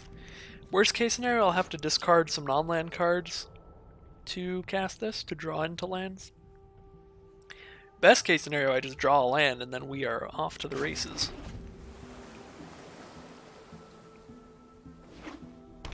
Got our Otter Dolphin combo. Ooh, and we did draw a land. I'm not going to Cathartic Union yet.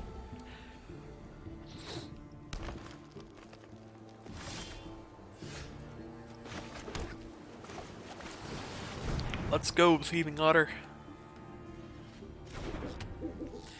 If they just play one blocker, we can give it Menace with our Frillcare Mentor. If they kill it, we'll be sad. They do just play one blocker. So Menace time.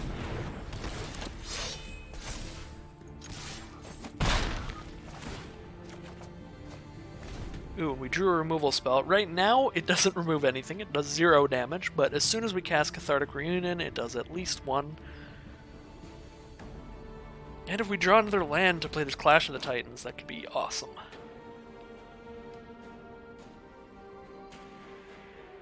That artwork is pretty sick.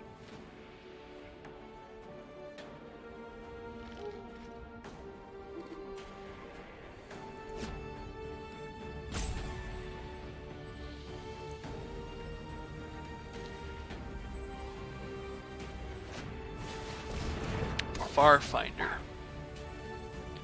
grab a basic land.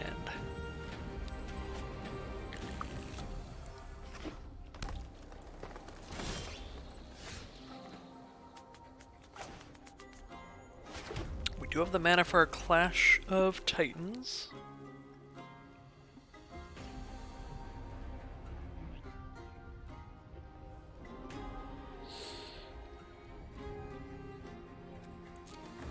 Guess I'll just attack. Because we still got Menace. I choose to double block, so I guess we will kill the Farfinder.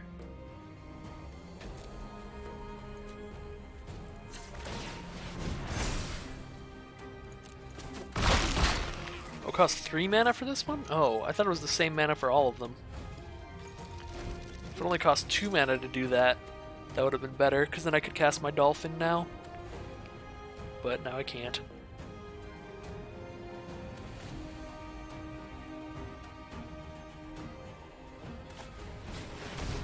Migratory Greathorn, 3/4.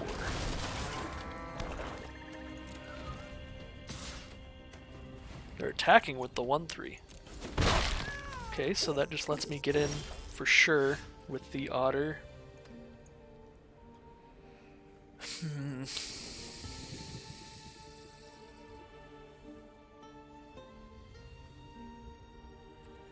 Alright, well, we'll get in with the Otter, draw a card, and then decide what to do.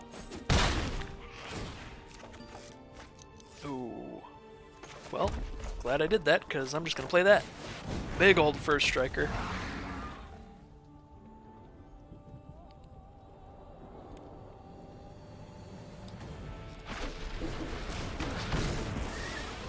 Alright, then they fight our Otter to death.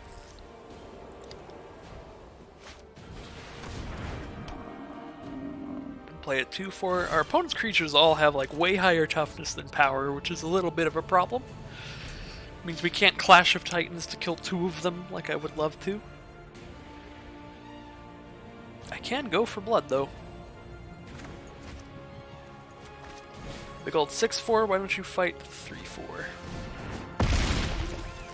Now we have 6 first strike damage.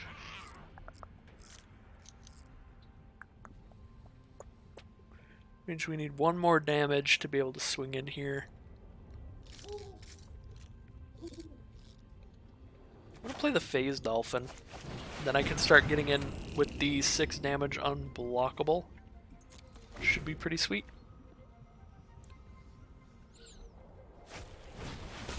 Corpse Churn, they mill 3 and then return a creature from their grave to their hand. They are returning the Migratory Greathorn.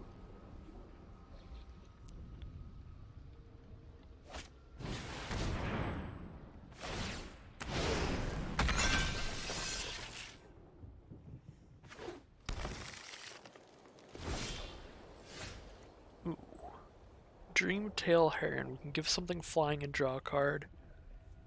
So let's give our 6/4 flying, I think.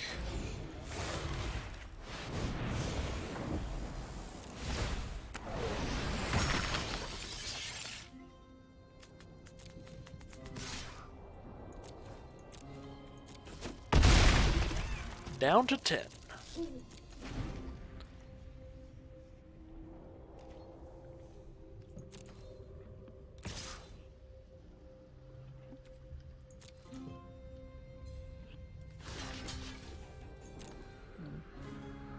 Not sure what this is. It does have vigilance. There's no reason for them not to attack.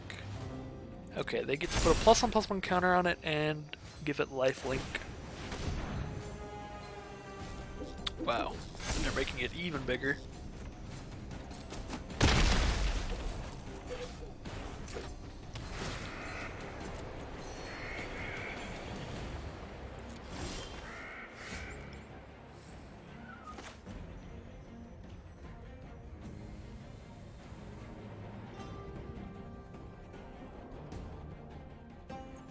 They can keep making it bigger with their mentor now that it has lifelink, which is not good at all. Oh boy. Alright. I have got to Draw into something. Okay, I actually have to just discard Clash of Titans so that Blitz can deal 3. We can get rid of the Mentor. Okay, or we could just draw Flame Spill and then I feel bad. Yeah, let's Flame Spill that.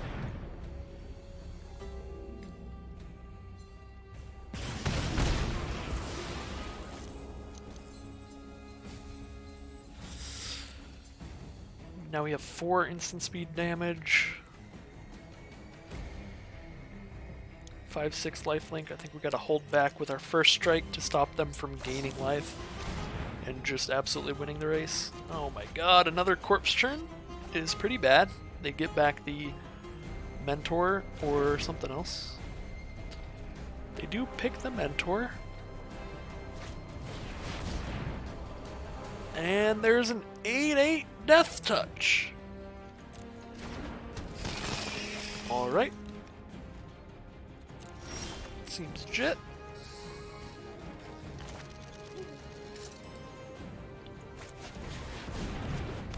Well, now we have 7 first strike, at least.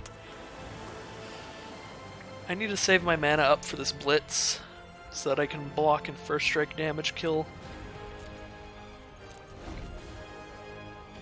Oh wait, no I don't. I have 9 first strike damage. I don't know how the math went like that. In my head. They're to give lifelink to the 8/8.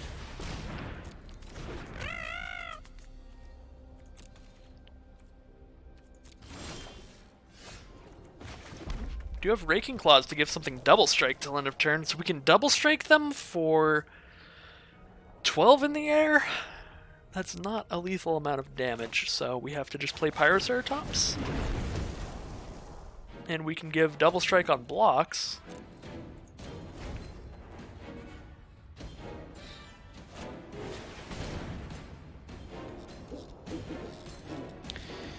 Pacifier 6/4.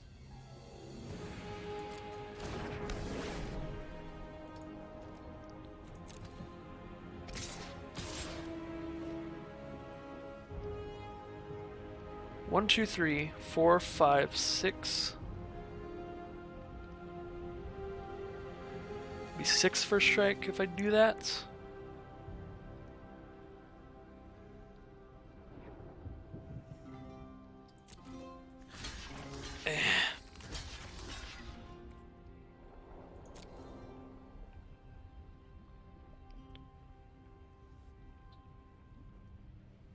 Here we go.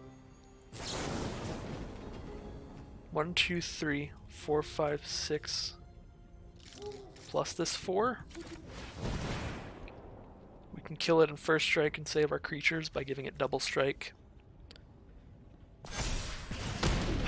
But then we don't get to get rid of the Dusk Fang, unfortunately. I still think this is the best play we can do.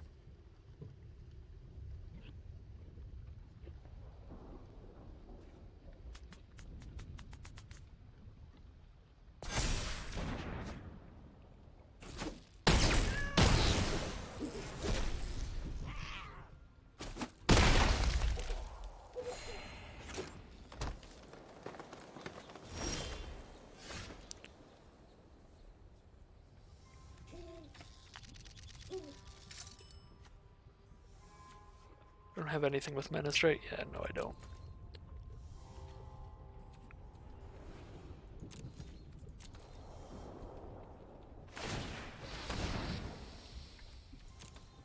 We just get to suit up the biggest lifelinker in the world because they brought back the Mentor again.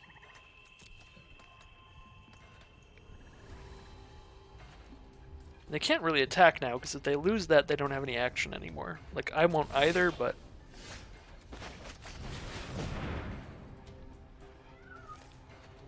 literally all they have is that one guy. If I can get rid of that one guy, then they won't keep getting counters every turn. Just gotta get rid of the Great Horn.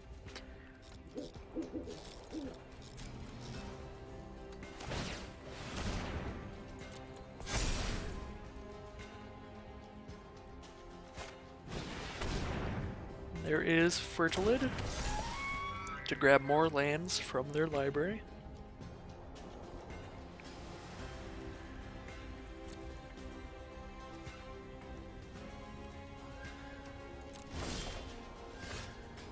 Dorat. So what, we do 1 damage a turn now? Yeah, I guess they don't have reach. We do 1 damage a turn now.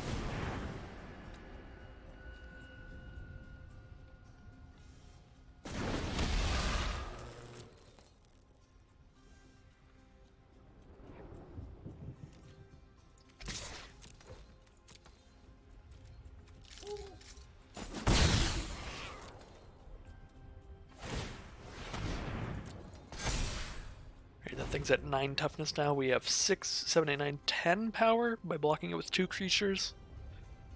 So we're still good to block it. Okay. There goes Dorat.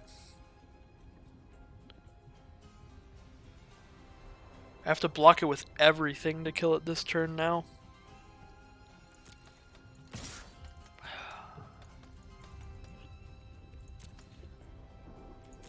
Just not gonna block it this turn.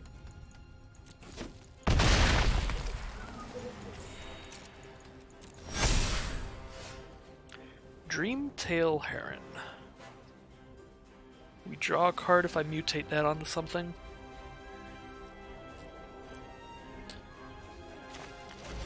Yeah, kinda gotta draw a card.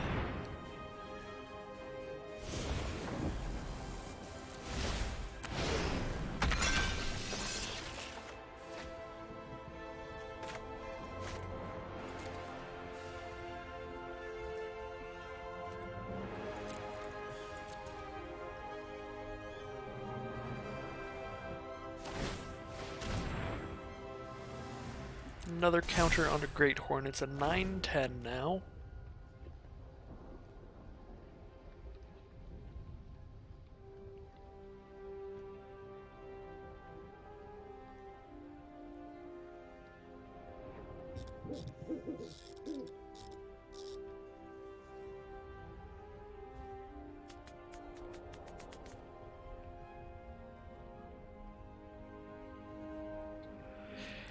We have 1, 2, 3, 4, 5, 6, 7, 8, 9, 10. We have to block with 3 creatures now to kill it. But they do only get to kill 2. So I don't think they'll be coming in this turn.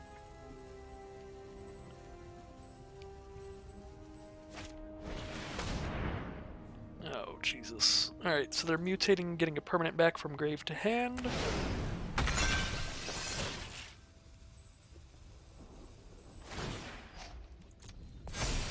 Bringing back a bristling boar.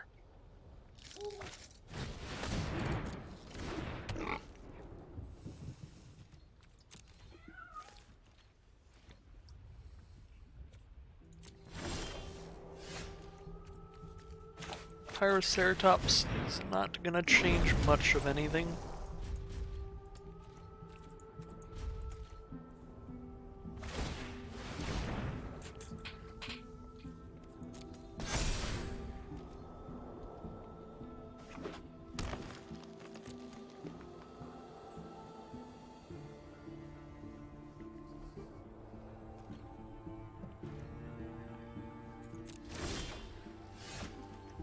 We do get to Frostlings that guy now. That's kind of a big deal. Especially if we can draw into another Frostlings. It's actually a huge deal because it's their only lifelinker.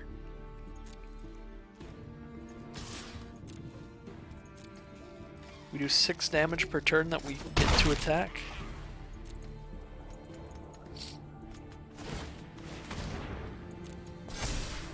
But next time that thing untaps, it's over now. So we have to just keep going runner on Frostlings.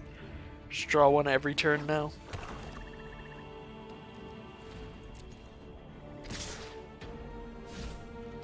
Oh yeah, I was about to say, what is this? Oh! It's so unlikely this is gonna happen, but it feels good right now. I don't think I have any other, oops, Frost Lynxes after that one.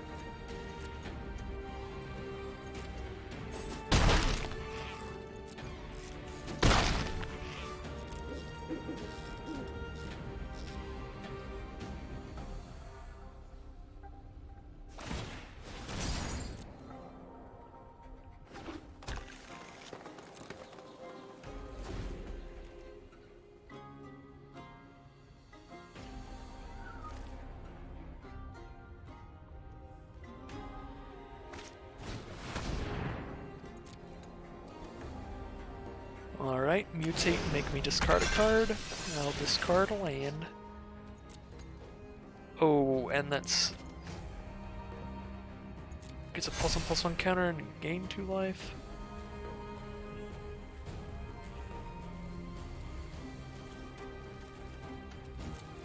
I'm surprised they didn't mutate it on the other guy to get a permanent back from the grave.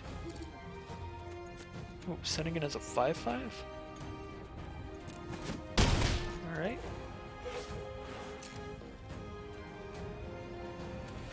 Oh, because it has menace and can't be blocked by more than one creature?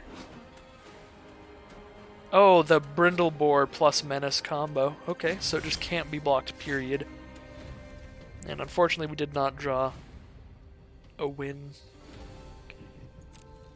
But we did a good chunk of damage before we died here.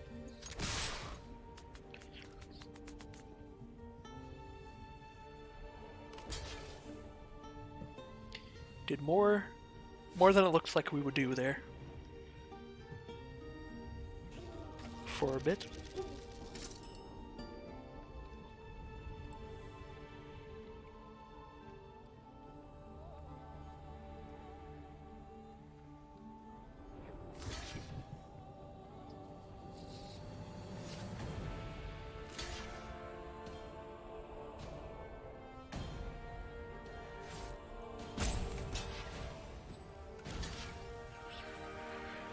I think we're about to be 0-2 with this deck now. That makes me kinda sad. I thought this deck looked pretty cool. I suppose it doesn't have as much of an explosive late game as most decks do in this format. We did put them down to 6 before we lost, but we have very much lost.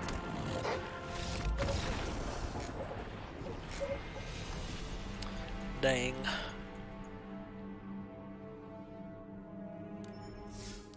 Yep, 0-2. We can only lose one more time, and then this deck is completely out of contention for any prizes.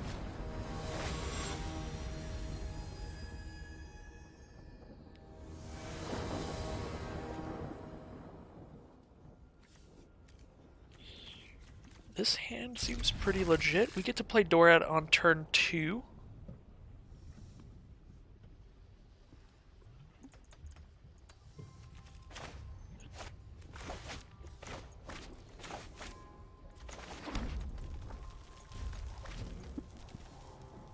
I don't know what you're saying, Magic Man.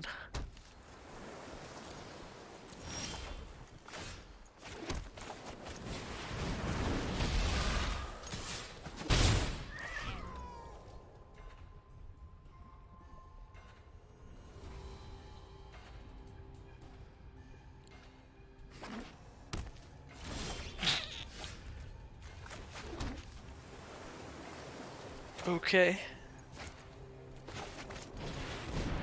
Now I'm gonna have to censor the video when I upload it. Now I've gotta edit that. Thanks, Magic Man.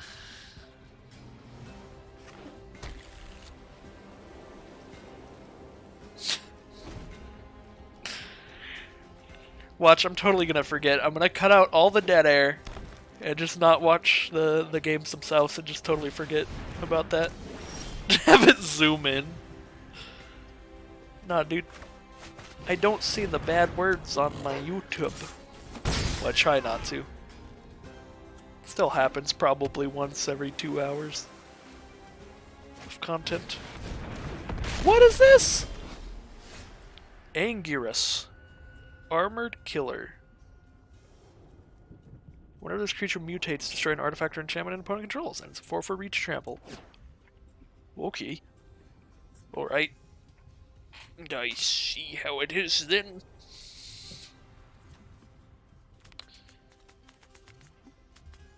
Okay.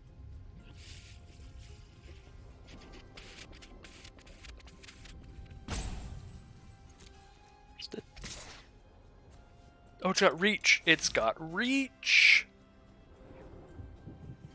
That's so rude. You wouldn't believe how rude that is.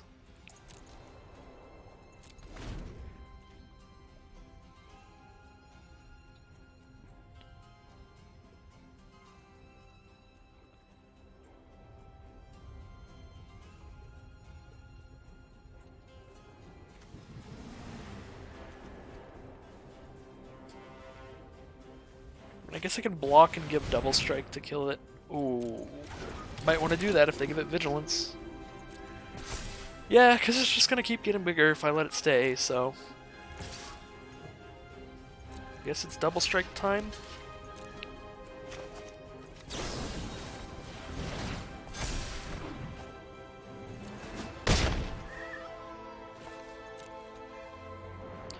I wish I'd drawn a mana there, because I would have been able to kill it without losing a creature by casting both those spells. Fortunately, I did have to lose a creature. This is a good draw. Lord Dracus. I can bring back my double strike spell. Yeah, let's do it.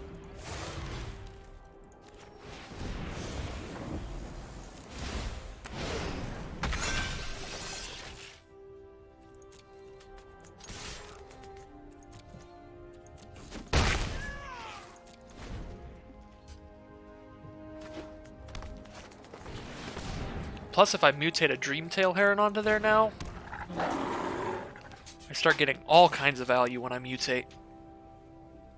Double Dreamtail Heron, draw 2 whenever I mutate. Just start going off. Excuse me? Never mind. It's gone. Ooh, that's still not a 4th land. Guess we gotta cycle. That's not a 4th land either. I guess we gotta cycle. That's not a 4th land either. Uh-oh. I'm in danger.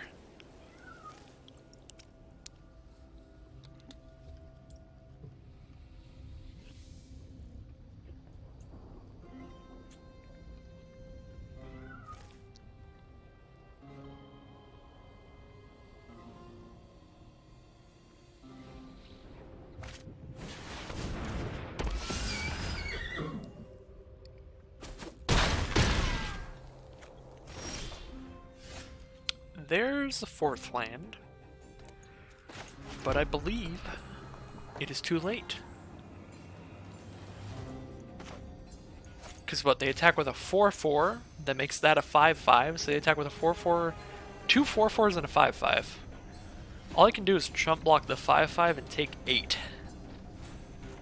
If I play a Pyroceratops. And that is literally the only play I have. Sad.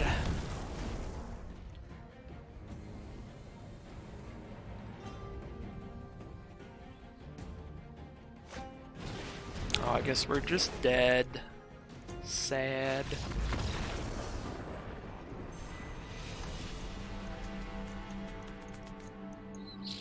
That was my 0/3 deck. That makes me extra sad. Not the 3-color ultimatum deck. The Is It Spells deck. Alright, I'm gonna be right back. I gotta go to the restroom real fast. Then I'll be back. I'm gonna do at least one more draft for sure. Alright, here we go. Wingspan Mentor can slap flying onto something and then keep pumping it up. We've seen that be incredible. Grim Dancer's just awesome. I love Grim Dancer. We had multiples of that in our first draft. I think I'm going to go with Grim Dancer. He's just a coolio. Look at that artwork. How can you not like that boy? Now, what do we got? Sanctuary Smasher, very nice. Big old 6/4 first striker, or if you don't have the mana to play it, you can just put a first strike counter on one of your things, as well as draw a card. Also, a removal spell in black, that could be good. Or like a Splendor Mare is good, 3 mana, 3/3 lifelinker. That would kind of just be doing the same thing that we did with our black-white deck, though. We had two very similar picks to what we took a while ago. First Strike Death Touch is a hell of a combo, so I think I might just go with Sanctuary Smasher here and try to just get somebody by cycling on to Grim Dancer at some point. That could be hilarious. Plus, it allows me to try out a different color pair than I did last time. By last time, I mean last time that I used Grim Dancer, not last time I drafted.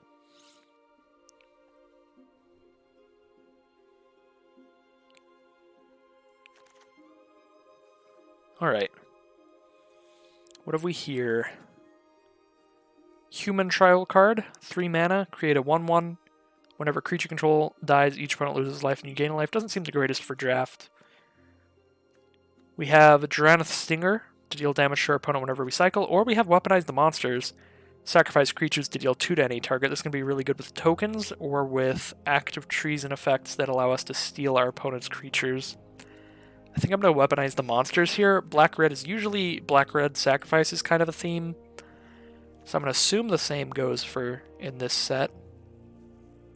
I definitely know for sure there is a 4-mana spell that allows us to steal one of our opponent's creatures. So we could steal it and then throw it at something, sacrificing it with that.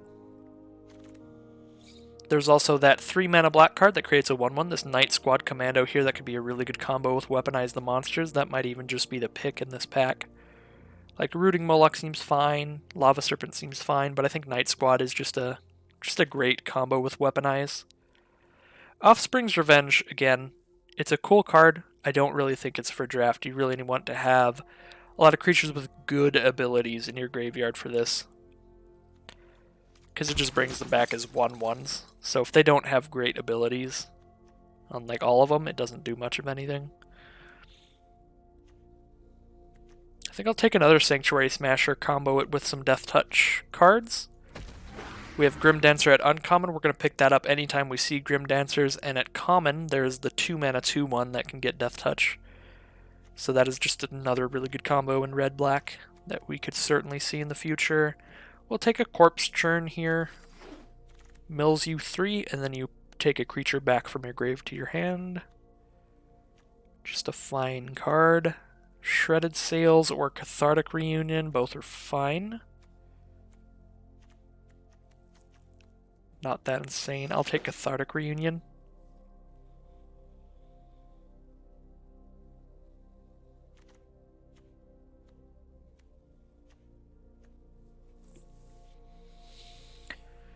I am ready to throw 1/1s at people.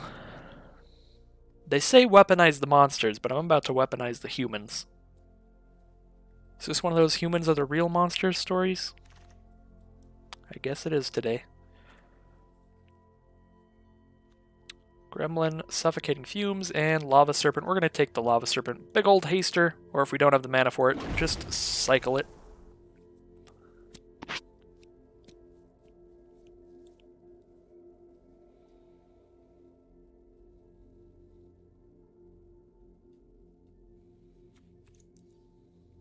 We have some real cards here. Definitely want to pick up some good early game cards. That's what we're missing the most here, but we're halfway through the first pack. We are not that far in the draft.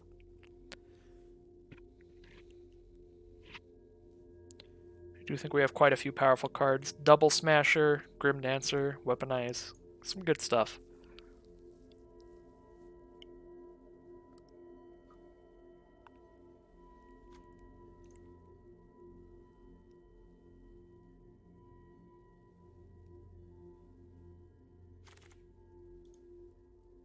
Alright. Unlikely Aid, Durable Coil Bug. Spell Eater Wolverine. Spell Eater's probably not going to happen in this deck. Durable Coil Bug could be exactly what we're looking for, though. It's an early creature that we can sacrifice to stuff and then bring back later to sacrifice again if we ever have a bit of a mana flood. So that seems pretty good. Mutual Destruction, another sacrifice outlet, as well as a removal spell. Absolutely what we're looking for in black-red. This time I'm going to take Scoured Barrens, because this set is a wedge-based set. So it's Mardu, Jeskai, Temur, stuff like that. So this works if we end up playing a Mardu card with all of our red-black.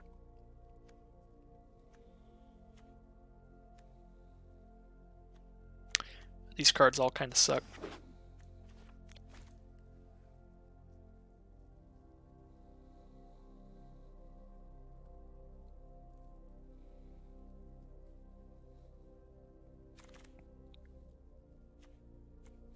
But I guess we can cast this. Not very excited about that at all. So all the colorless creatures in the set like this and the egg and stuff, they're kind of just in here to give you a lot of basic targets to mutate onto. So this is good with mutate because it comes with counters on it. So even if you mutate into like a 6/4, instead you're actually mutating into a 9/7.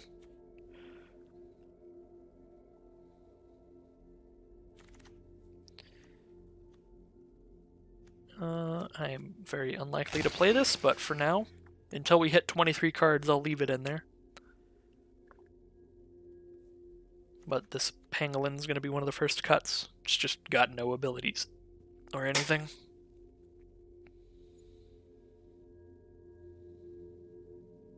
Does your VIP account keep the preset cards? It'd be cool to see what cards you got during a set release on that account. Yeah, I believe it does. I believe it's got all the cards that I got from the other sets. The ultimatums are really strong, but they're incredibly difficult to cast. I have no white cards so far, and I need triple white for this. So I have to just start forcing a ton of white cards to play this. Or a ton of mana fixing. I honestly don't think I want to do that. As uncool as that is, I think I would rather just have this thing that creates 2 1/1s for 2 mana, so I have 2 things to sacrifice for mutual destruction or weaponize the monsters or something. I don't really want to ultimate. If you don't, your opponent will. Yeah, well, good for them. See, look, here's the Genesis ultimatum. Nobody's going to play that.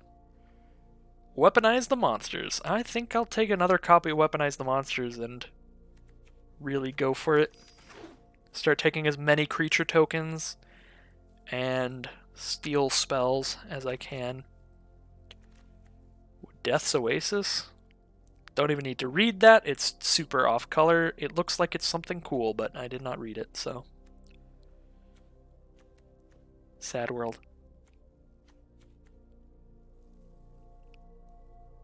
We have Deadweight or we have Forbidden Friendship. I think with double Weaponize the Monsters, we should put Forbidden Friendship in. 2 1/1s for 2. We've gotten red-black. Here's one of the steal spells. Obviously, we want to start picking up some creatures with Menace because that'll make this cost less, but this is something we can steal our opponent's creature and throw it at something. I do like 3 of these cards. I like Mutual Destruction, sacrifice a creature, destroy a creature. I like Tentative Connection, steal an opponent's creature. And I like Unbreakable Bond, bring something back from our grave.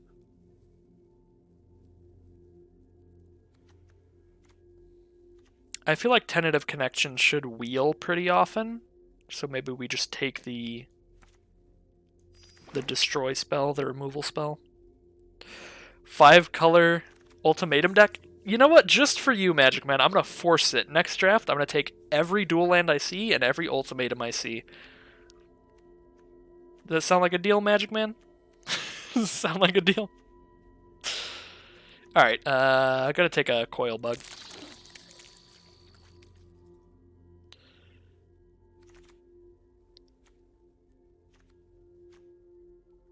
Oh, and here's what I need. I need Menace to make that 1 spell cheaper. So definitely going to take the thing that gives stuff Menace. And then start taking some Tigerillas, because they can have Menace. This set is very goofy. It has a lot of unstable vibes. Just all of the unstable experimental creature types showing up again here. It's kind of cool. Like nightmare squirrels as well. Nightmare pangolins.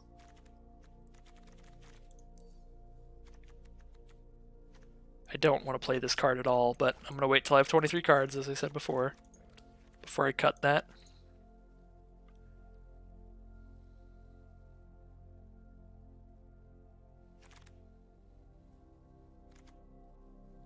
I don't have enough counters really to do much with the Ozolith. To just stack counters on this thing. I don't think. I have menace counters, I guess, but Call of the Death Dweller is probably better. Return up to 2 creatures with converted mana cost 3 or less from your graveyard to the battlefield. Put a death touch counter on either and a menace counter on either. So just like 3 mana, bring back Night Squad Commando, give it menace death touch. It's pretty sick. Do need to pick up some more early creatures to keep bringing back. Frenzied Raptor doesn't really seem like what I want here. I think I'd honestly rather just have a Farfinder. I want my early creatures to just be like sacrifice fodder, and my late creatures to be my big old smashers, like these.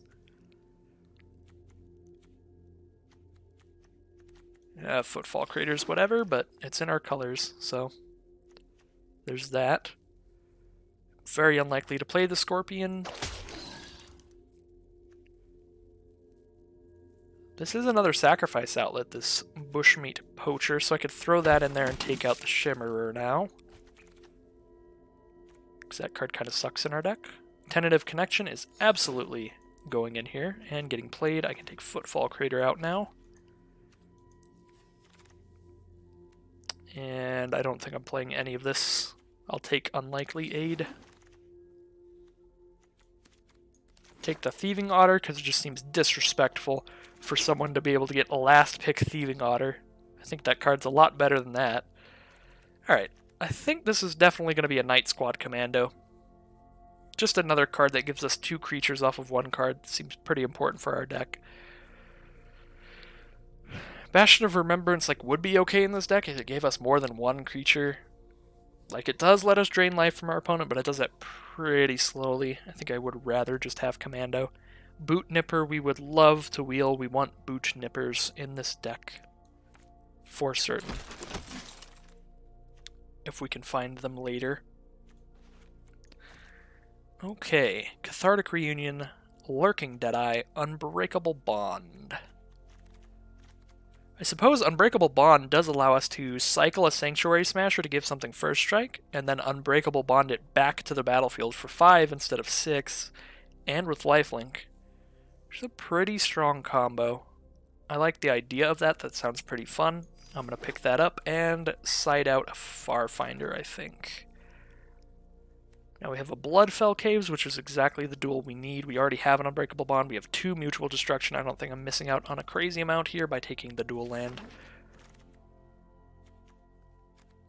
Heartless Act is a pretty good removal spell, I would think.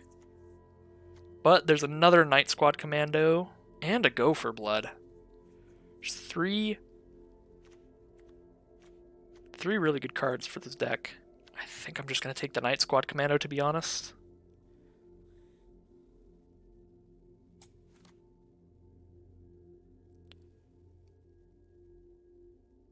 Yeah.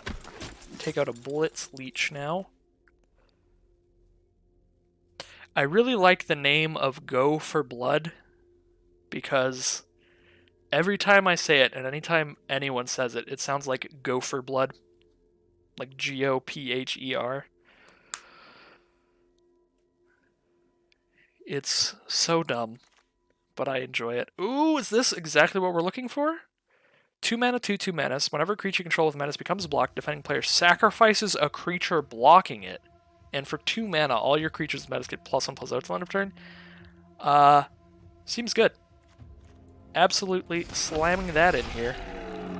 Happy about that. Let's take out... I think we're getting to the... Oh yeah, we can take out Gloom Pangolin. I was going to say, we're almost getting to the point where we're going to have to think a lot when we take cards out.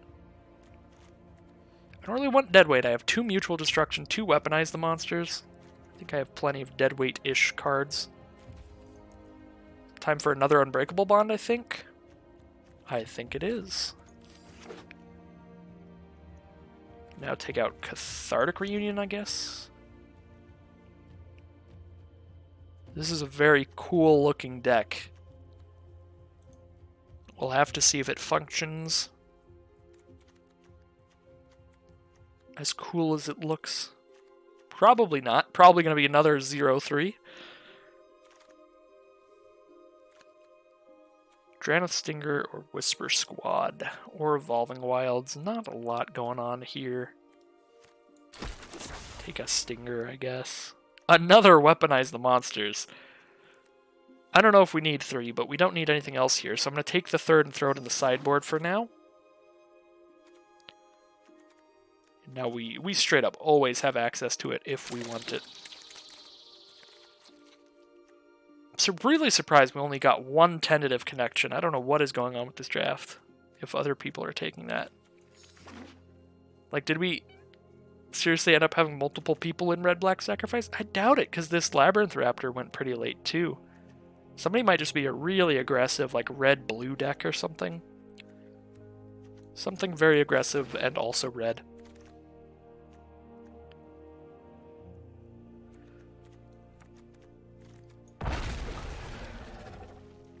Ooh, another Night Squad Commando. I love it. I need it. Okay. We need to cut some cards. I guess we can cut a Lava Serpent and a land.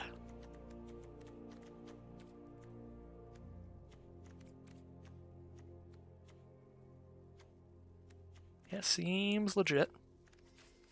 What does our mana look like? 15 black, 10 red, so we cut 1 mountain. And here's a deck. What sleeve do we want? Let's do... I don't know, Rakdos is a little, like, on the nose. We can do this...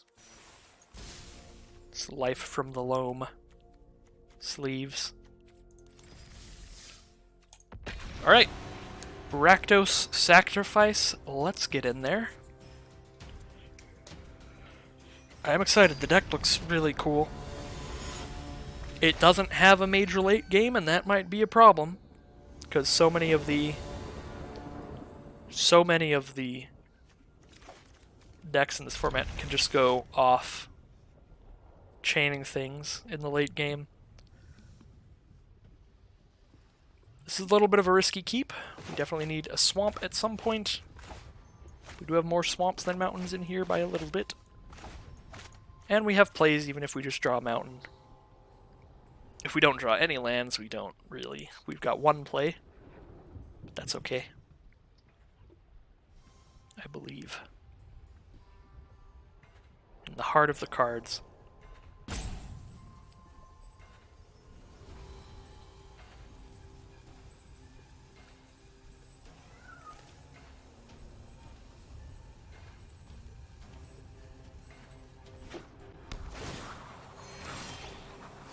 See, nothing went wrong at all. Immediate swamp.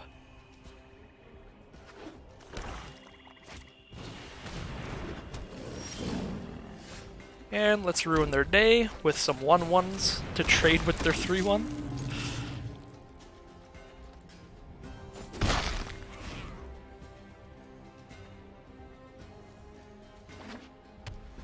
We are playing against Mardu, so we're playing against the same colors.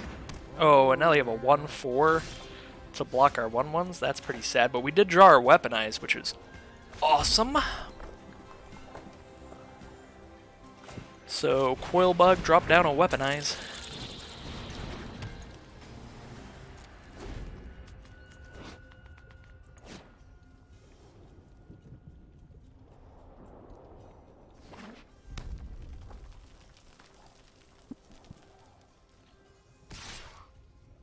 Send in the 1/4.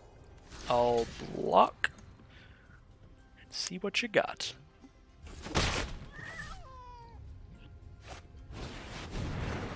A lurking Deadeye. Okay. At least I can bring that guy back later. Hey, look, another coil bug. Don't have the mana to sack something if I play anything here, so I'm just gonna pass. And then they can't attack with the 3-1. I basically just take one, because I'm gonna take one from the 1-4, but I also get to shoot their 4-2 down with a 1-1. And they have their own weaponize. Alright, so I can actually just block this. Because I can then just block and then shoot the 4-2 for 2. And then I still get value out of the block while stopping the damage.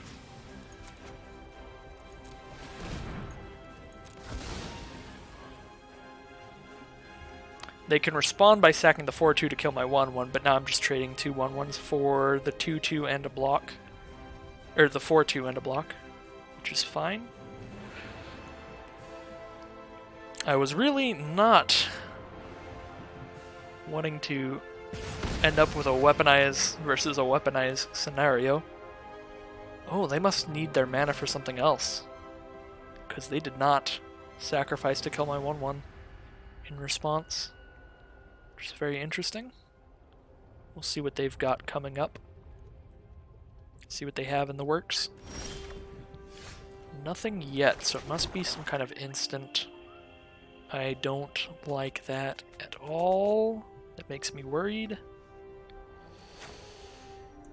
Safest play is to just drop a coil bug, save mana for weaponize.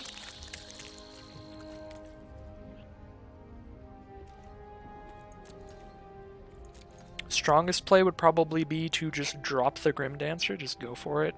Menace Death Touch, probably? Okay, so they did have a Heartless Act as a removal spell. So they're going to destroy my Coil Bug. In response, I can go ahead and kill their Sabertooth then.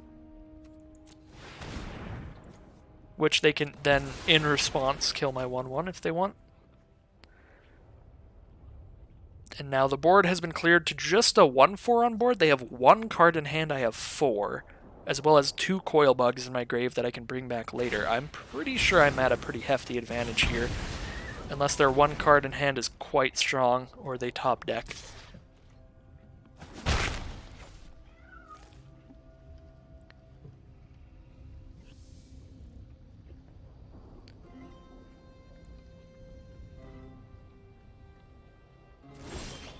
Alright, so this deck is definitely the kind of deck that drops Grim Dancers as Menace Death Touch, because I have cards that care about Menace, and you're pretty much always going to give Grim Dancer Death Touch, because Death Touch is just the strongest of these abilities.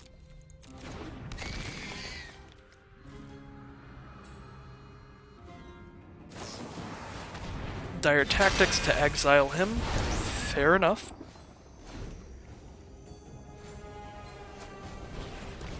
Serrated Scorpion. A 1-2. When it dies, does 2 to each opponent. And they gain 2. So I've got 5 mana, I've got enough to drop a Forbidden Friendship and a Night Squad Commando, but in order to get a counter out of the Commando, I'll have to lose a token anyway. Yeah,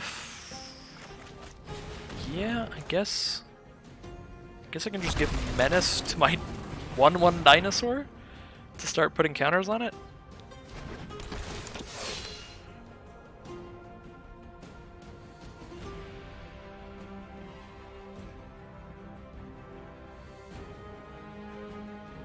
We'll see if they want to weaponize my Mentor away.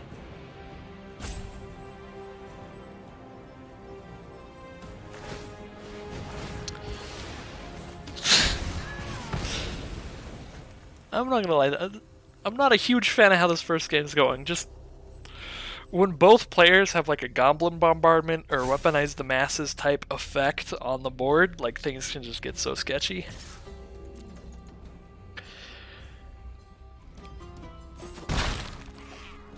Just a bunch of sacking in response to each other and stuff like that.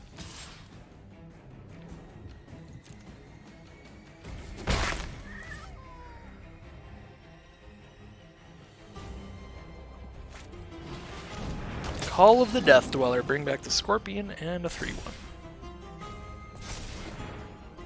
Scorpion has Death Touch, and the other thing has Menace.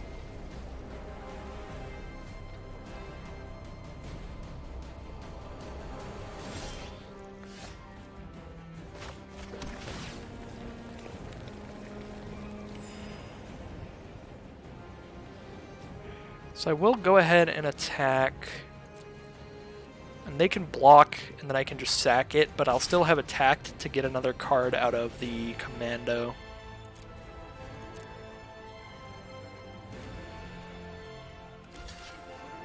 Alright, so I will deal 2 to the 3-1.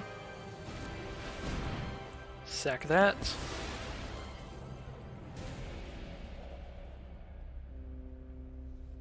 Now they sack it in response to kill my 1-1.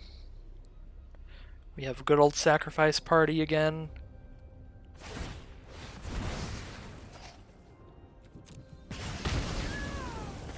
And I drop a 2-3 and a 1-1.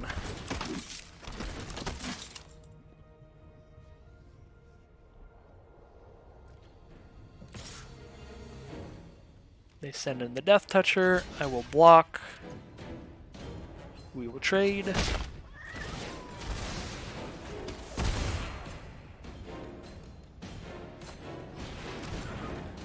And there's a Boot Nipper with only 1 toughness. So all of my 1-1s are totally fine with this. They do give it lifelink, so that it'll do a little bit of something before it dies. Ooh, and Sanctuary Smasher. It's 4 toughness, so they can throw both their creatures at it to kill it. But it is still very large, and I will play it.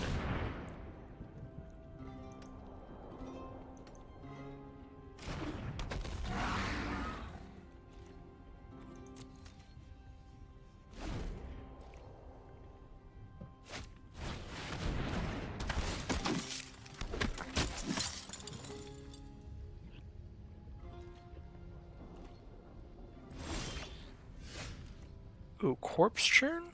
Bring something back from the grave. Bring back the Frill Scare Mentor to give our 6/4 Menace. That could legitimately be quite strong. Wait, I don't want to use that.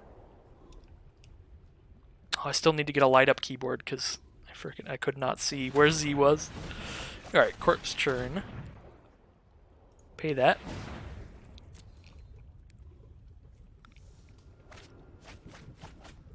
Oh. Oh, I just milled my Rapture, but he's so good. I think we're still on the Frill Scare Mentor plan. Give the 6/4 Menace.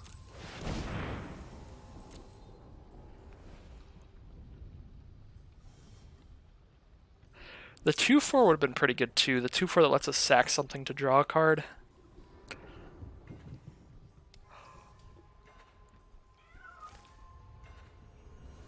We actually just really want one more land that we can return and play a Coil Bug in the same turn.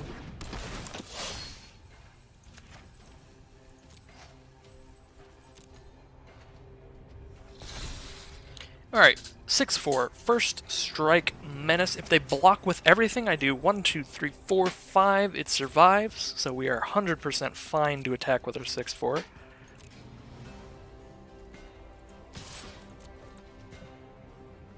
Because if they block with everything, we kill all that before it even damages. And then we let them do 1 damage to him.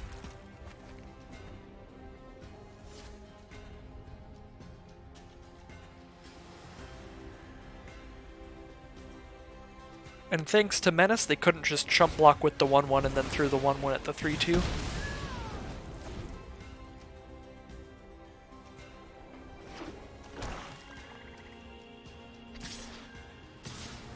Taking 3.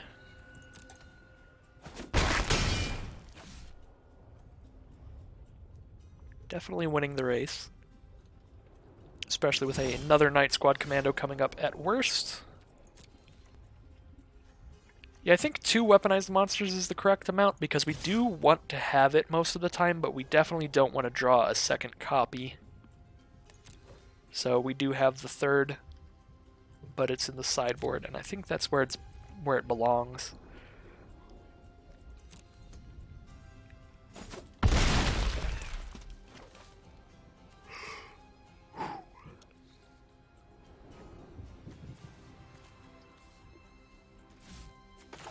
Alright, here's Night Squad Commando. We have 3 mana up, which is not enough to sack 2 things. I'm going to save this in my hand just in case this is the guy that's, well, just in case this is the person that got the ultimatum.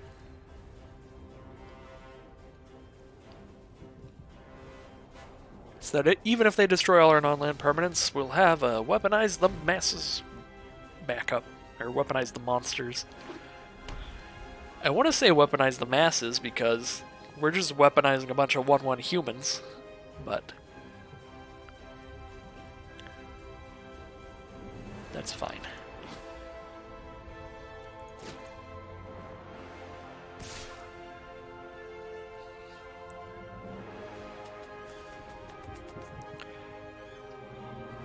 So they are sending in the 3/3.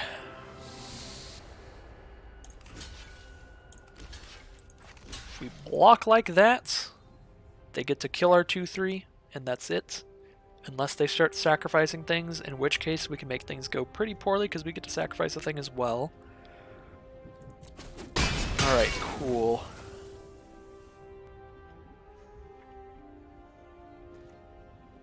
So at this point, I think they will sack both to kill the 6/4, because the other option is to just block it with both, just to chump block.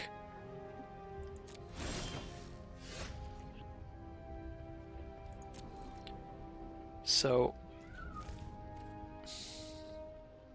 I'm going to attack with everyone here because of that. I do think that their best play is to just throw everything at the 6/4, which means it's the most likely play. So if I attack with everything, I get... Well, I guess I don't get any damage, and they just have to block the 1/1s and then sacrifice in response before damage. But I potentially get damage in. I'm just going to pass here because I'm certain they're sacking now.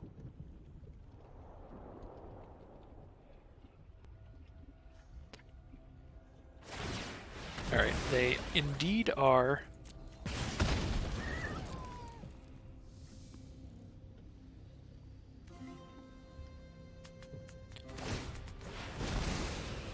So we will sack in response to deal 2 to them. Since he will die anyway. And here is another Night Squad Commando. We have well over lethal on board. We have 5 damage from attacks, as well as an additional 6 from sacrificing them. They do have blockers, but we will just do 6 with Weaponize to their face. There's the GG. Pretty long drawn out game 1. It was kind of a mirror match for sure. They were playing the full Mardu version of the sacrifice deck. They were red, white, and black for some of the white token producers. And possibly an ultimatum that we just didn't see. Hopefully not another mirror match here.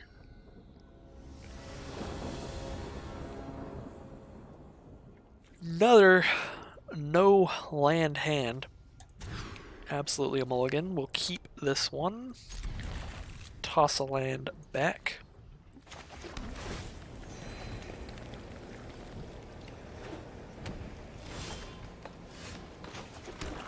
And let's Forbidden Friendship first, so we have some nice fodder for mutual destruction.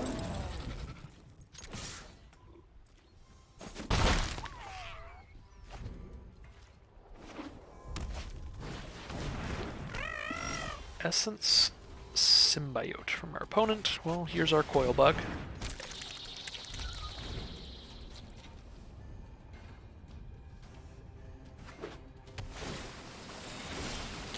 Opponent is playing blue, red, green, which is pretty cool. They must have an instant here. They don't. Alright. They just want to postpone that coil bug.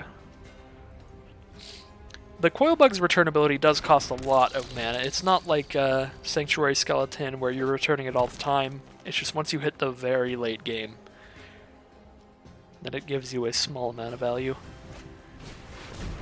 Migration Path, that makes me terrified. But we do have a Mutual Destruction, which is very good, because I suspect a very large creature will be coming out very soon.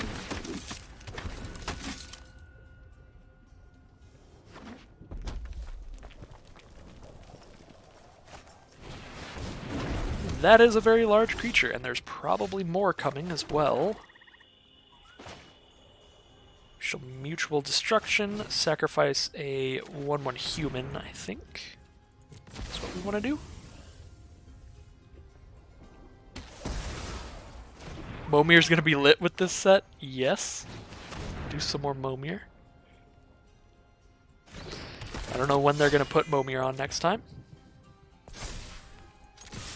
But I'm 100% up for it.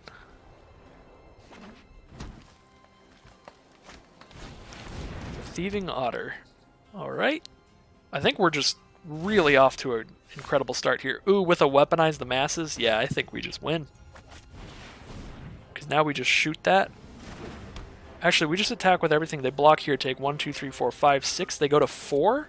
I just need to throw 2 things at them and they're dead. Weaponize is a real card. We will allow the trade. Oh. Okay. Do they have the 4 mana for that? I guess they do.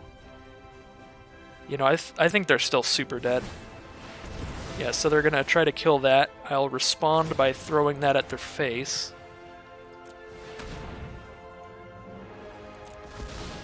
Now they take 6. They're at 4. I just need to pay 4 mana, sacrifice 2 creatures, and they're dead. Doesn't even matter if they have 100 blockers. There's the scoop. Alright, Weaponize the Masses is definitely a real card.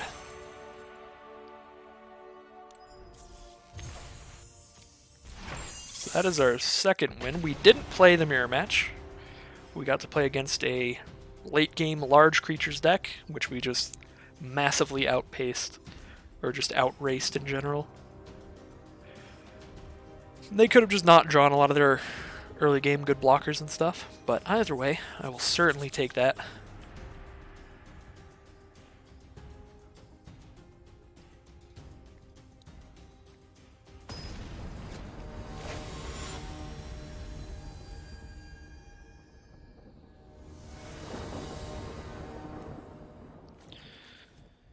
Not really keepable. We can't cast anything here. Gonna have to mulligan. I'll keep this one, but it is a little iffy for sure. Certainly nowhere near as bad. We do get to cast Weaponize on turn 1. We get to cast a Labyrinth Raptor on turn 2, which is very cool. Almighty Brushwag from our opponent. So yeah, Labyrinth Raptor is exceptionally hard to block because they have to double block it, and it gets to kill one of the creatures that blocks it every time they do.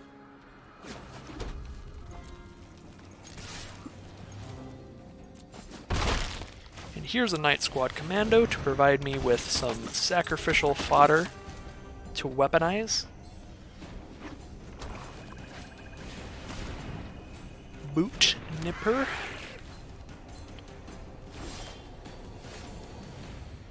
Ooh, and a Forbidden Friendship. God, this is... Let's just go. I am ready to weaponize.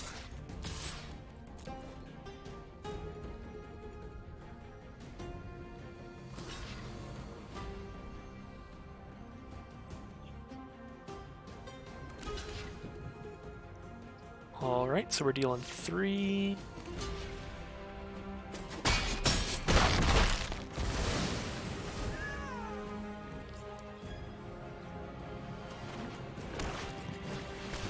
Another booty.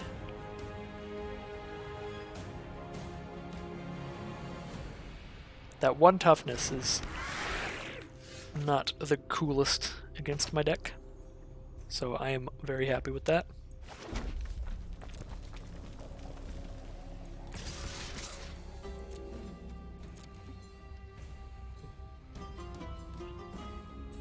I think I'm gonna corpse churn here, just see what I get. I don't know, I guess if I corpse churn it could end with me not playing a creature this turn, which is not good, so maybe I should just coil bug, because that's a guaranteed creature play.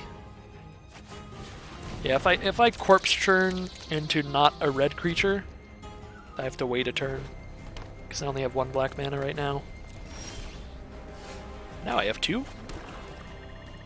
So now I can go ahead and do that immediately, I guess, just in case a haste creature or something. It's not haste, but Sanctuary Smasher is pretty real. I think I'd rather Night Squad Commando, to be honest. Give me more sacrifice fodder.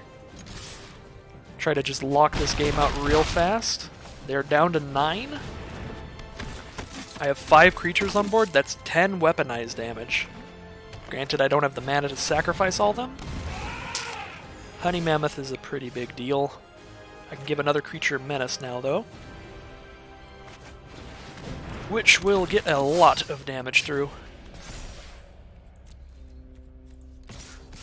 Thanks to the plus ability here. +1 to all my Menace creatures. They're down to 7 now.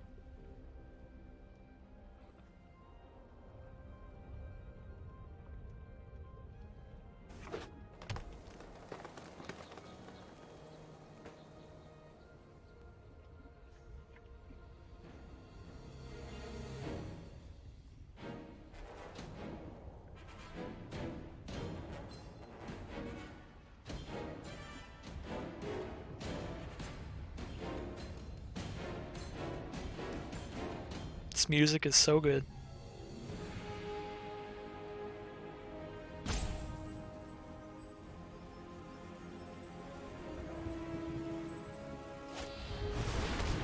Back for more. Oh, that sucks. Return a creature and fight a creature. So they lifelink and kill my Menace Pumper. Wait, actually that's fine, and I just have lethal then. Yep. Lethal Menace, I believe.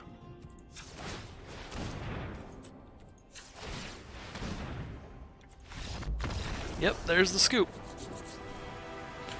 I mean, it was almost definitely the best they could do there. But I did get quite worried when I didn't need to. This deck is fun and apparently pretty powerful. That's 3 wins and no losses.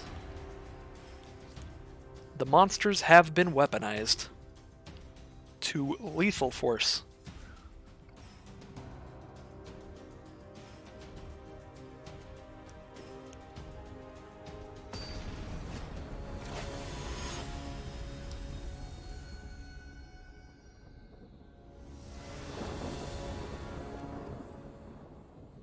Okay. This is definitely keepable, not the most exciting ever, but I have a curve.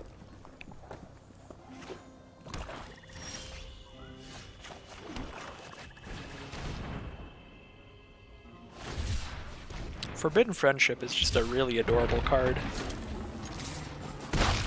You get a human with a dinosaur friend.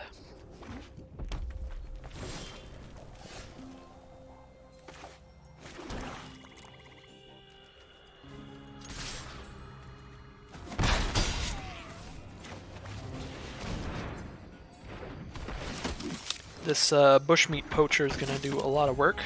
Draw a lot of cards off that, if it stays around, obviously.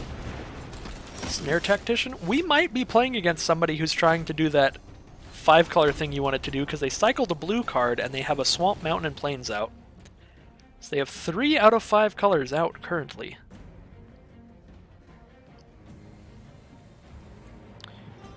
They do have a 2/3 out.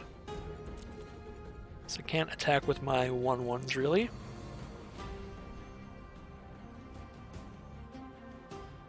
Alright, awesome. I just sent in with the 2/3 to try to sneak in a little bit of damage, and it worked. So now I'm going to cycle this Sanctuary Smasher, that way next turn if I draw land, I bring it back with lifelink. It's a 6/4 first strike lifelink, can be a pretty big game. Alright, let's try it out. Give our 2/3 first strike. Alright, we did draw the 5th land, so we can do it. Very excited about that. Doesn't give haste though, I don't think, so we will just attack first. What is this? Cycle a Memory Leak. Oh, and tap my 2/3. Okay. Fair enough. No attacks then. And cycle a Void Beckoner. Give Death Touch to that 2/3. These are just cycling .deck. I guess they just had that card in there to cycle then. Well, here's a Sanctuary Smasher with lifelink.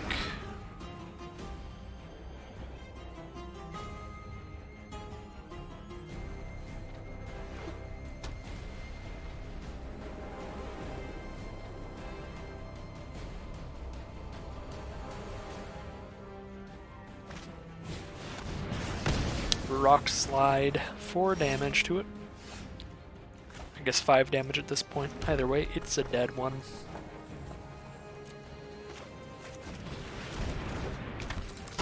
So, Poacher is here.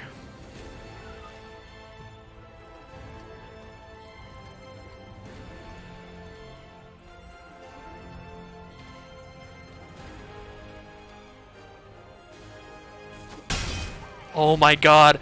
I wasn't trying to bluff there. I honestly just forgot that their thing had Death Touch. I'm so excited I got that 2 bluff damage in, because if they blocked, I would have just lost my creature for absolutely nothing. Oh, that was nice.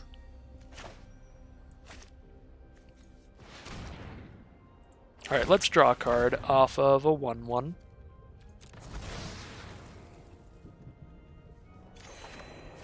That's a land.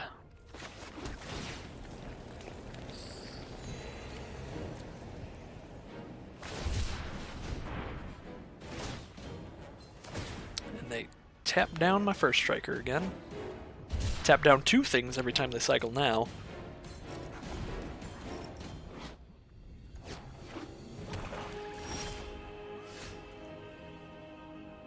Draw another card. Come on. Something good. Night Squad Commando is certainly not bad, but now that they have 2 of those, I think bluffing is going to be a lot harder. Just can't really get the 1/1 off an attack here.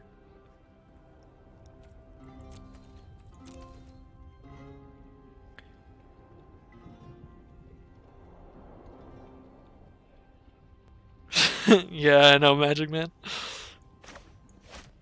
I don't know if it's worth it to just drop this as a 2/3 and not get the value. I don't feel like I'll be able to attack anytime soon, so I'm going to do it. But it feels bad.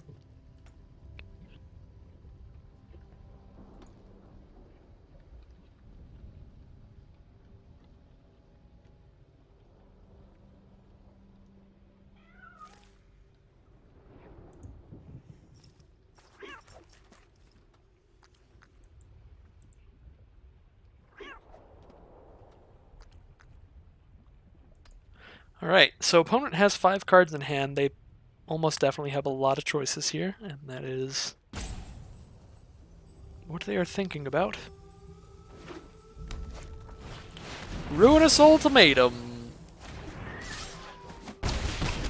Magic Man, don't you say a word.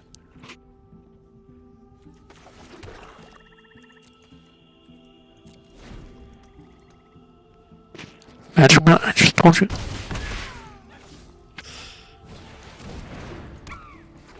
I should have cast my call last turn. I don't know why I didn't. I think I just forgot because I was a little surprised. Alright, Night Squad Commando, come on back.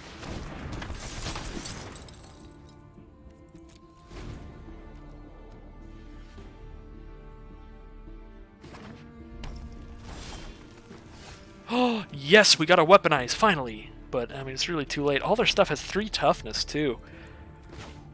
So weaponize isn't even that good against them. But at least I can chump block and still deal damage.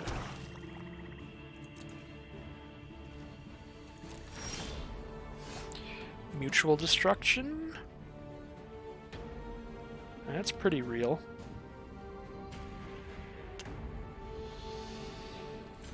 I think we're just waiting.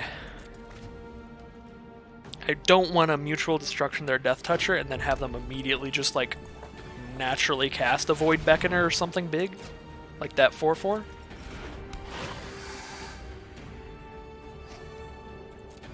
Oh, this is so bad. So they get to play the 4/4, which lets them play the other 4/4, which lets them then next turn play the 8/8. What a combo. Yep. Next turn they get the 8/8. Glad I saved this. I'm gonna have to use that on the 8/8 for sure. I'm approximately dead.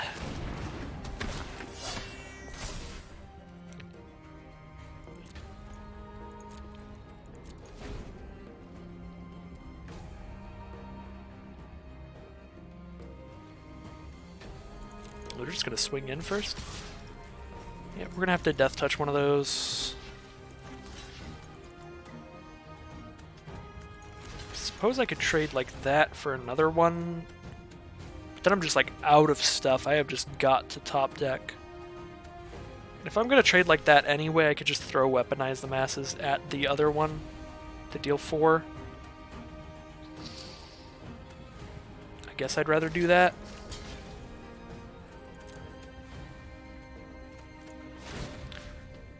Oh, this is bad.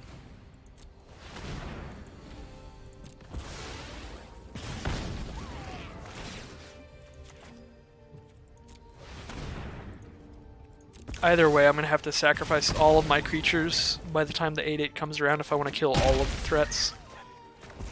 And then I don't have anything that stops all the 2/3s, so then the 2/3s become threats.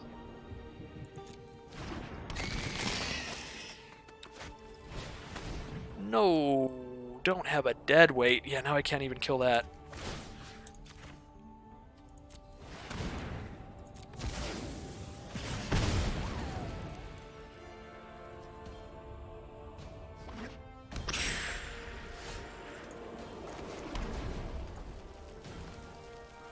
I'm dead. I go to 1.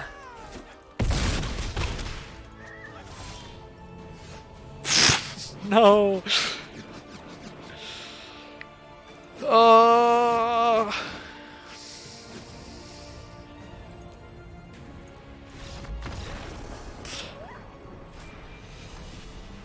That was the saddest draw I could have had. It's like this would have helped if you still had a creature.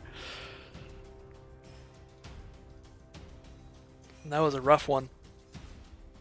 Sad cat was sad. Indeed.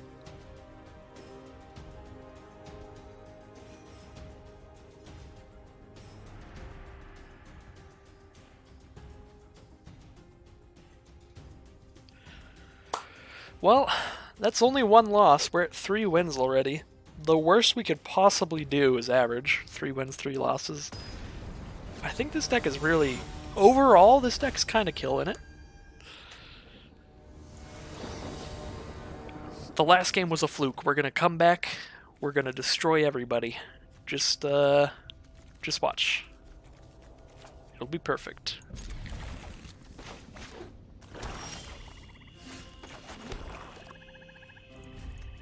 Do need to definitely pick up another land here. I have 2 separate cards that cycle though, so I can just discard those to make sure I hit my land drops.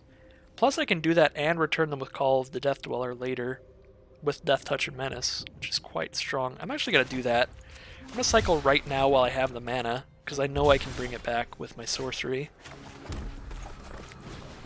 And I don't know if I'll make it to enough mana.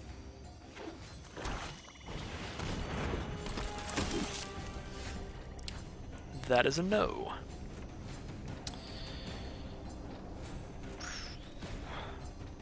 Well, I can Corpse Churn and return my Cycler to cycle it again.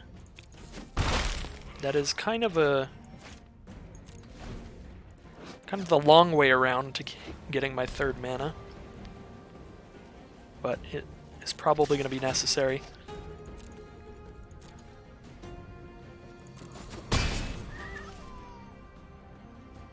No, Call of the Death Dweller is going to be a really powerful combo with this Raptor.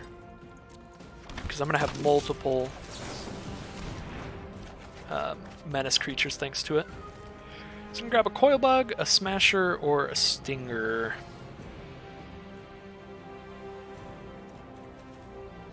The only one I can confirmed cycle is the Stinger, so I think I have to take it. Because then if I don't draw land this turn... Yeah, I didn't draw an untapped land. That's probably like the worst it could go. But now I can just cast this on the board. So that's actually fine.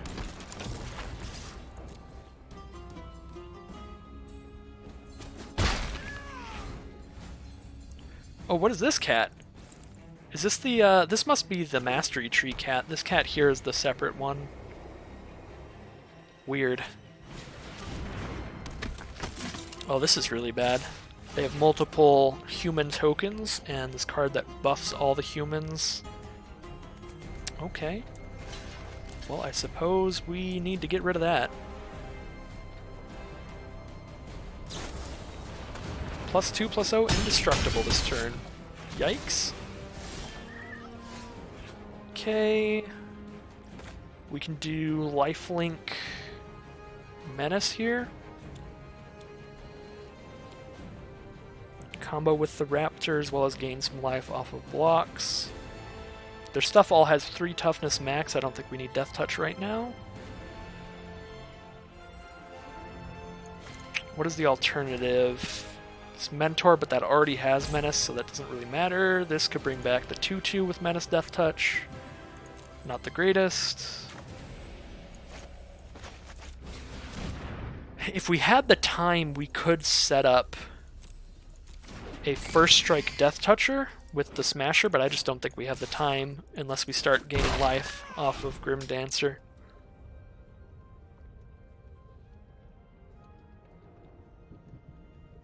Because they have 2 Perimeter Sergeants still, which is really bad. So we gotta just straight up kill one of them.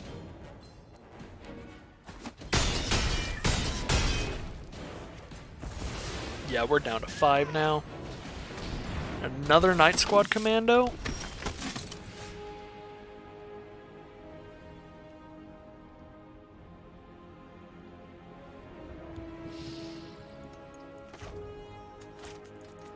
Four mana, I can spend 3 to play just some creature just to sack it to kill that 3/2. I think we're straight up just returning our lifelinker.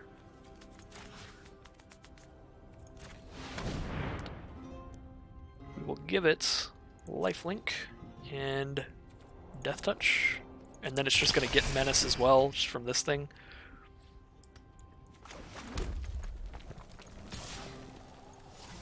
Guess we can't attack this turn.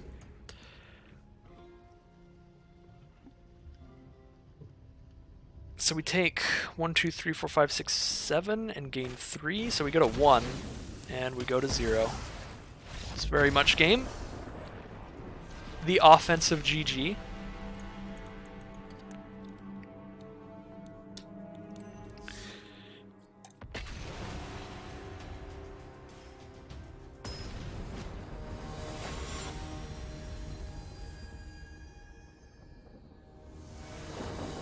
All right. Well, 3 wins, 2 losses. Definitely a little sad about that last one. Felt a little cheesy.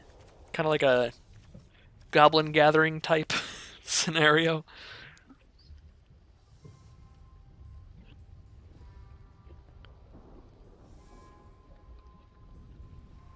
Just the bunch of tokens, bunch of Trumpet Blast type effects.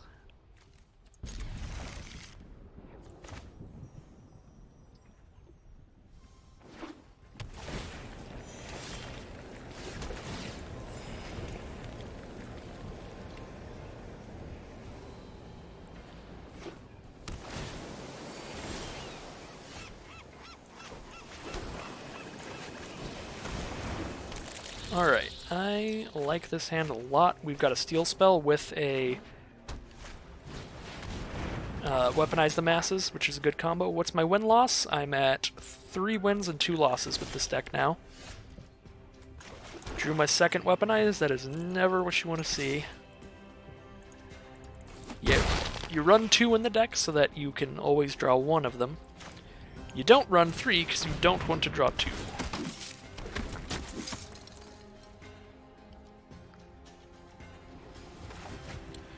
Just have extra Weaponizes, that's okay. Maybe they'll have a Naturalize in their deck.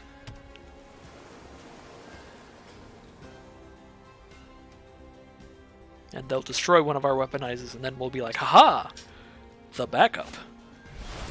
Ooh, what on earth is that? Create a token that's a copy of target permanent. If a red-green is spent to cast it, do that, but also if it's a creature, it fights a creature. Okay, so they just made a copy of Farfinder, grab another land, grabbing a mountain. Okay, they just have 1/1s out there. We're just gonna send in the squad. No blocks, okay. Here's another Night Squad Commando.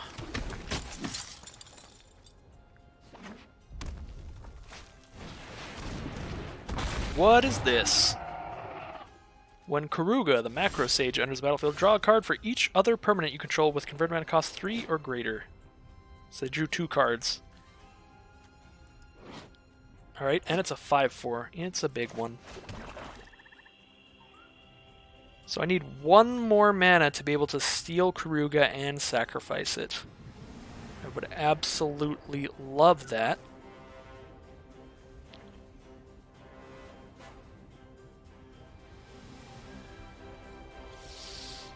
I guess we just drop a Weaponize and pass the turn.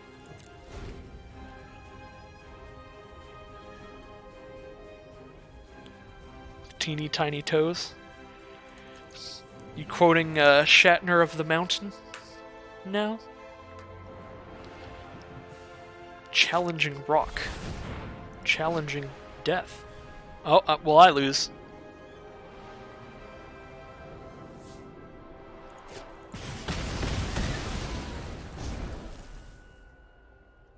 Oh, I should have weaponized for 2 damage to them or killed one of the Farfinders. I lost 1 weaponized value. Or not. Or I guess I'll weaponize that instead. Still lost 1 weaponized value because I could still use that later.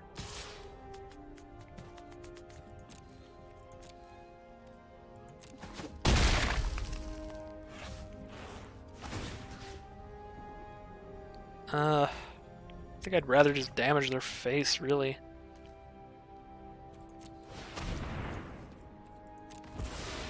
Than a 1/1. Alright, let's kill all of their creatures. In 1 fell swoop.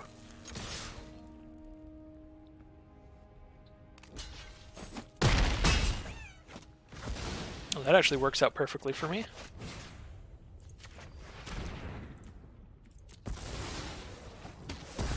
I'll get a little bit of damage in and get rid of all their creatures. They do have 6 cards in hand though, and I don't, so...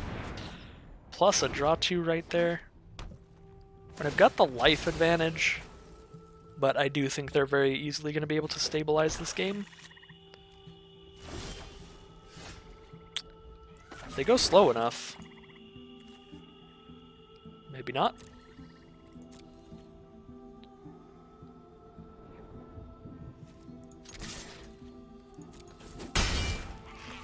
Believe that Unbreakable Bond on a 2/3 is going to be the fastest, most aggressive thing I can do.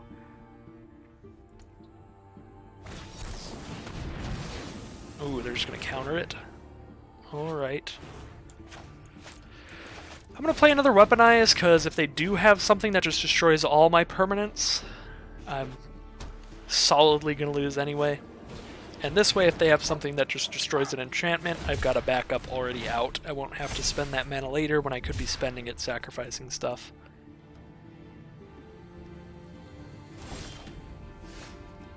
Ooh, that is a good draw. Good menace. Oh wait, no, it only gives menace to non-human creatures? Important to remember. Well, either way, they're down to 7 now. They're getting to within weaponized reach.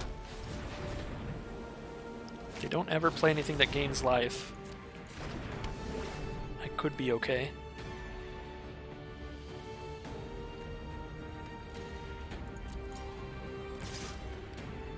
Send in for 2, sure.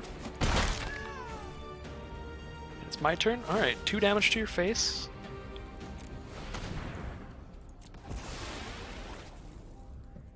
They go to 5, so, I mean, I can essentially put them to 1 here. Because I can attack for 2 and sack that for 2 more.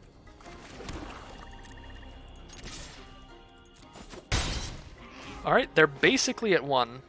I can return a Coil Bug to my hand and still have the mana to weaponize here. I'm going to save the weaponize so they don't do anything that is like crazy drastic to my thing. Okay, mutate the fox.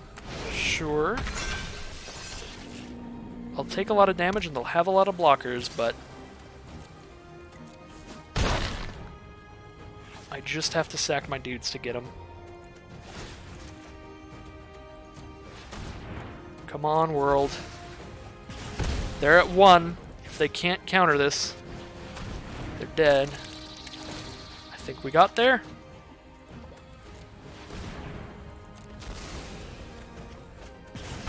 Yes. Weaponize the coil bugs. 4 wins and 2 losses. We're back in the game. We're winning games again.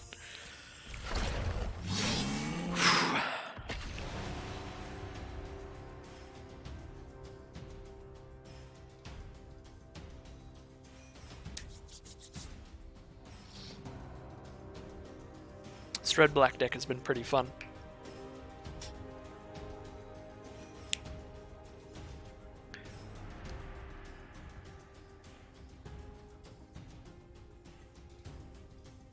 See if I can get an opponent soon. Again, in the video mode, I'll have all that dead time cut out. Alright, here we go. Game 7. 4 wins and 2 losses were the first 6. This is a keepable hand. We want to draw at least a 3rd land so we can cycle Sanctuary Smasher. But other than that, like, all this is castable.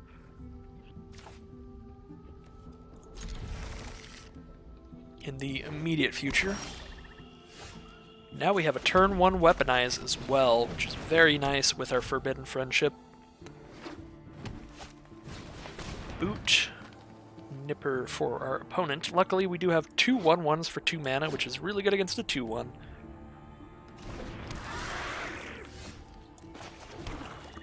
So I'm just going to start with that.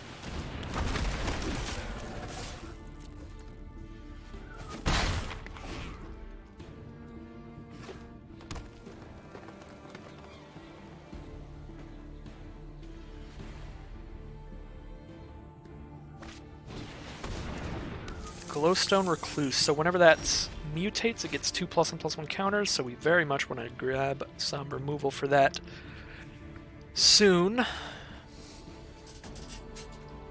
Don't have a 3rd land, so now I'm just playing one of my 2/2s or a Corpse Churn. Or just save the mana up for Weaponize. If I save the mana up, I can Weaponize or Corpse Churn at instant speed, so that might be best. I feel like this Recluse is about to get very large, but I do have several removal spells in my deck that are just destroy target creature, so hopefully we can get there. I think I want to just start with a Coil Bug here, actually. I'm not going to have anything that's interactive with what they play, really. Like, outside of just dealing 2 damage, which isn't enough to kill that spider anyway. So I don't really think we need to instant speed Corpse Churn or anything. Well, this is a little iffy, because that means if they have some kind of pump spell at instant speed, I could have interacted with it before, but since I dropped my Coil Bug, I can't. I guess we'll find out. Oh, no, it just dies. Very okay with that. Alright, probably should have double blocked the 2-3 though, but I was almost certain they had something. That is unfortunate, because now that is insanely massive.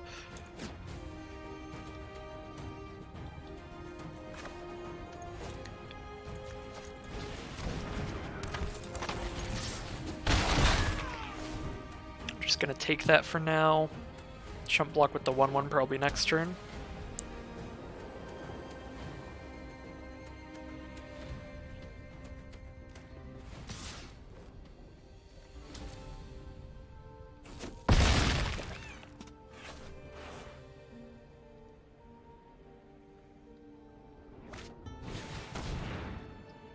The beast is back. This card would be really good if I had one more swamp, because it does have Death Touch, which is exactly what I need. Suppose we're just passing now. If I block with all of these, I'm doing 5 damage. God. So I could block with everything and then sack the 1-1 so it does 2 damage, and then that would be 6 damage to the 6-6. Again, if they have like one spell, I'm just doomed. But these creatures are already really inconsequential. And the worst case scenario here is if they do save it, I can just kill it with Death Touch if I draw a swamp instead. They're going to destroy that instead. Okay. So you destroy that, the other two are just going to die in combat. I will weaponize and kill the boot then. Fortunately, that also gives that menace, which makes the Death Touch not really an answer anymore. Unless I follow it up with another 1-1 to block alongside it.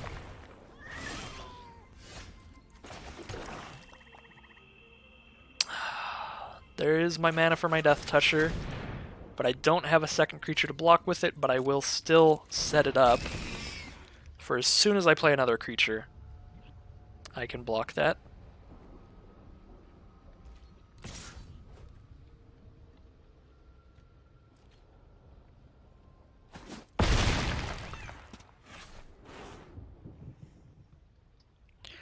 Opponent probably just has like one removal spell in their hand that they're just waiting to make sure they can get that through. So my literal only option is to play this out. So I have 2 creatures to be able to block with Menace. Oops. I guess the other option would be to just attack for 3 and then gain 3 and then go to 3. I do think it's better to try to block.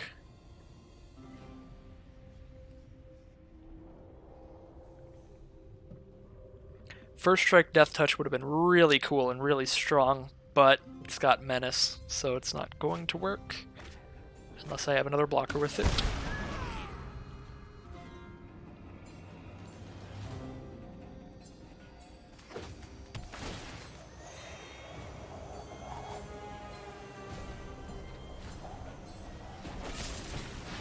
Okay, we're dead.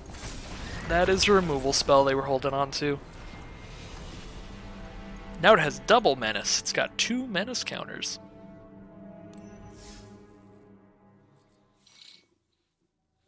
Alright, and it did turn out they had tons and tons of instant speed interactions, so I'm pretty sure that turn that I blocked the Boot Nipper, they had something to defend the 2-3 if I had blocked it. They just wanted to save it instead. So that was just brutal all around. Alright. So that's going to end that draft, but let's hop into another one, and this time we're going to do what Magic Man said. We're going to force is this loss? We're going to force as many colors as we can. Just take all the mana fixing. We've got Godzilla Doom Inevitable card style. Let's do an ultimatum deck. Alright, table ready, let's go.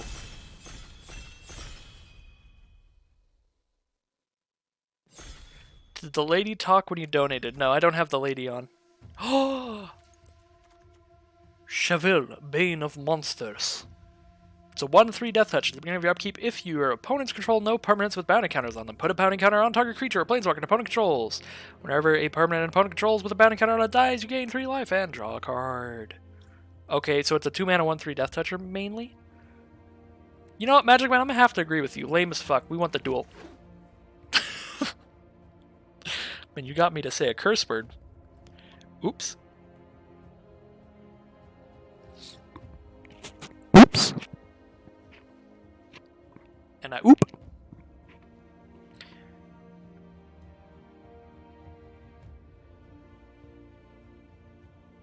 You were talking about no text to speech? I mean, it works for the Mythic, too. That was lame for a Mythic. Alright, cards that care about cycling. Here's a 3-color rock, I guess. And a dual land. Which is better, the crystal or the land? What do you think? Crystal, land, land, crystal? Prob land? Crystals might go around more often. I don't know. There's a crystal. No multicolored cards in this pack, and there's a crystal, so we're taking the crystal. I don't know what even the stipulation draft is. This is dumb. I'm telling you, we're gonna have a deck of just lands and crystals. We're not gonna see a single ultimatum.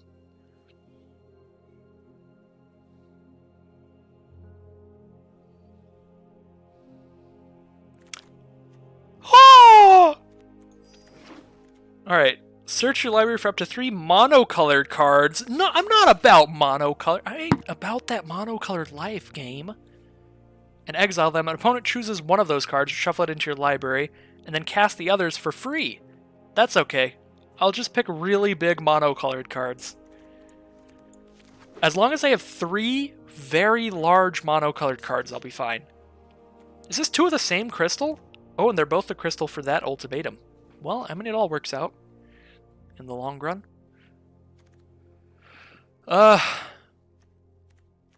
There's nothing I want here. Let's just take the largest monocolored card, which is a 3/6 dinosaur. Boy. That's the biggest one. That's the biggest we got. Alright. Being an idiot, like an absolute idiot in draft, is actually kind of fun. Maybe I'll just do this until I'm done with the stream now. And go back to the serious mode drafts tomorrow when the full set comes out. Tomorrow when I get off work. Oh, by the way, it's midnight. So happy birthday, Magic Man. Right? 16th? My boy? My baby boy? Is older now. Dude, just wait till I have the wrong day. And it's awkward as fuck.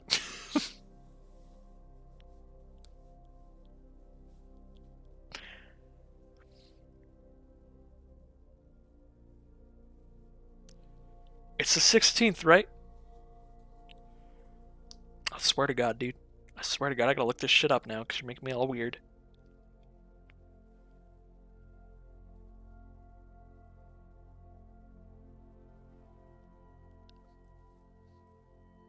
I'm going to Facebook.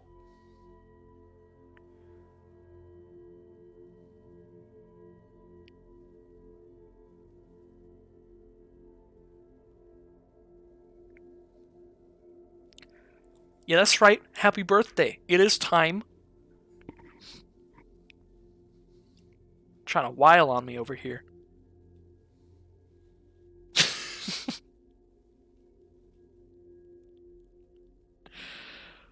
Man, we gotta wait because everybody else is like trying. Who are we drafting with? Is there anybody I know? Nope.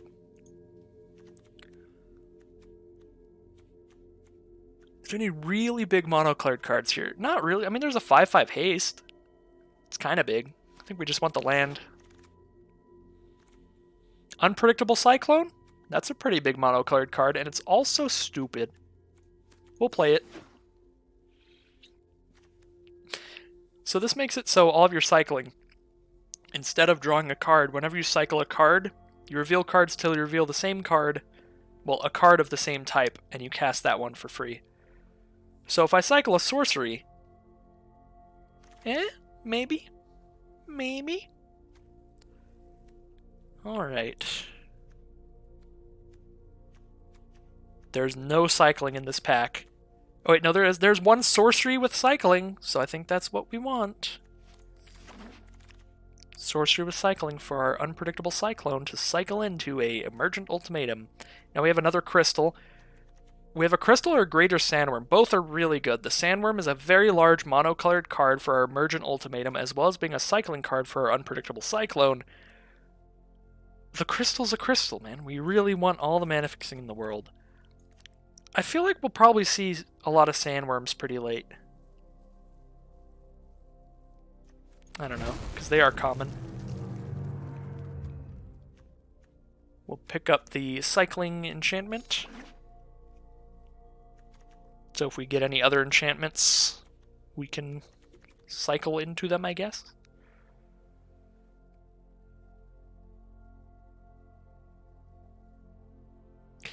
You want to know another stipulation I want to put on this so I don't melt my brain? Here's my stipulation. Not only are we drafting as many colors as possible, but we're letting Arena decide our mana base. I'm just not even going to think about it. I'm just going to let Arena choose whatever basics it thinks is fine. These are both bad. Just wait while we stipulate it also to have to play everything we drafted. It's like, uh-oh. Make a really bad pile. Yep, cat noises. It is a cat. It's a pretty adorable cat. If I'm being quite honest.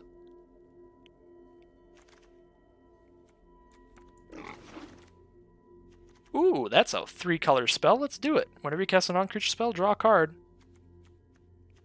We'll have a lot of those. We've got a lot of crystals.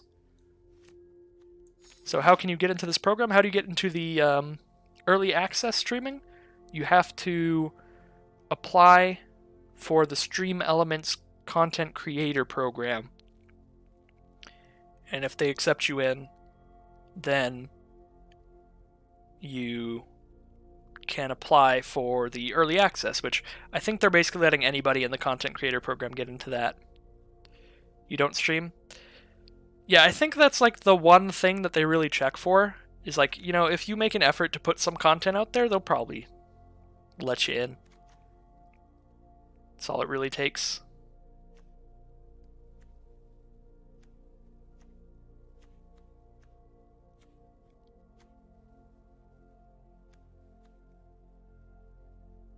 They have Godzilla Death Corona. They have the alternate name. They have the name that they gave it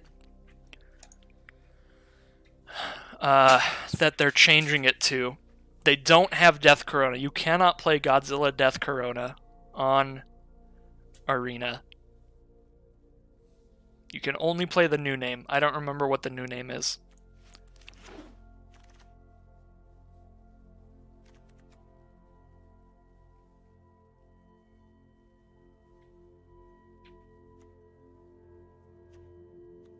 This deck is really starting to fall apart. We have one ultimatum.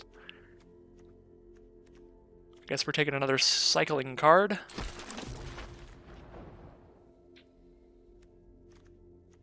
And another cycling card. We'd like a cycling card that's also really big for our emergent ultimatum. Now we want an artifact. Ooh, Farfinder. Farfinder will be really good in this deck as well. It grabs us a land. We need that. I think we'd prefer the crystal though, because it has cycling and adds mana of any color.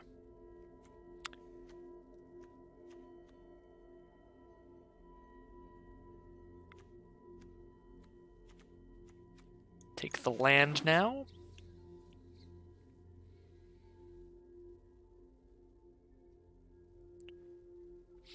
I'm pretty sure you can get in as well, even if you just make videos. You can get into the content creator program. You just have to be a content creator. So if you have a decent chunk of just like arena videos, you can get in.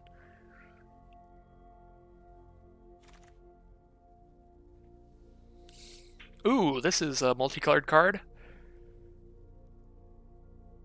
If blue-black was spent to cast a search your library for card put into your graveyard, then shuffle your library, and then you return 2 permanents from your grave to your hand. That's not actually that good, but there's nothing else really in here, and it's a card that cares about us playing a lot of colors, so we're gonna go for it. Dumb drafts away. Ooh, that's a bunch of colors. At the beginning of your upkeep, look at the top card of your library. You may put it into your graveyard, exile a card from your graveyard, add a colorless, spend this only to cast a colored spell without X in its mana cost. This card does basically nothing in this deck. It's perfect.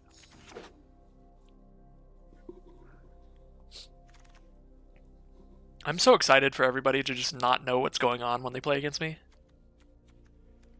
Well, actually, it'll be pretty obvious what's going on. They're going to play against me, they're going to be like, oh, somebody's just trying to do 5-color. 5-color nonsense. This Leech is like a really big mono-colored card, so that works off of the Emergent Ultimatum.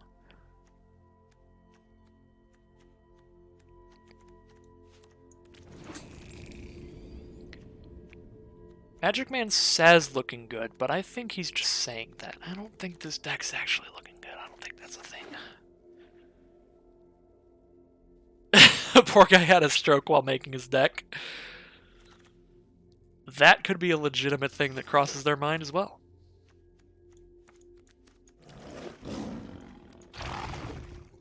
Ooh, look at this multicolored card. Song of Creation. Whenever you cast a spell, draw 2 cards. You can play an additional land on each turn. At the beginning of your end step, discard your hand. Our deck might just be trying to mill ourselves, so we just lose from drawing from an empty library. At this point, pass me your ultimatums, opponents. Do it. Oh, whatever this is, it's in. Not even gonna read it. Ooh, this is absolutely the pick. 2 basic land cards on the battlefield tapped.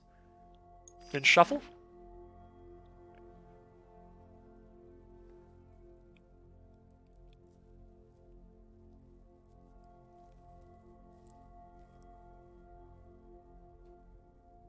The goal is to mill yourself before your opponent can kill you. Let's see what this actually does. Whenever it mutates, cast a non-creature card with convert mana cost 3 less from your graveyard without paying its mana cost. Oh, that's not actually...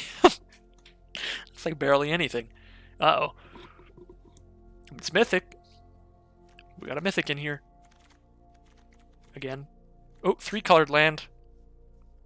Definitely going to put the 3-colored land in. Right? Boop.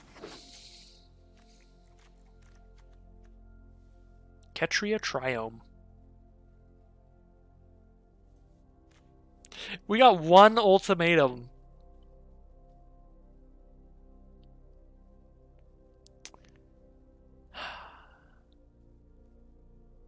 Remember last draft? We were drafting Sirius and we saw like 3 ultimatums. I'm sad now.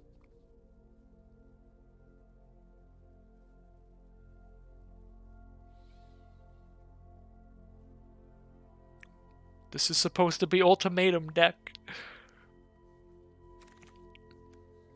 This is Arena giving me an ultimatum saying, quit your shenanigans, or we will hose you.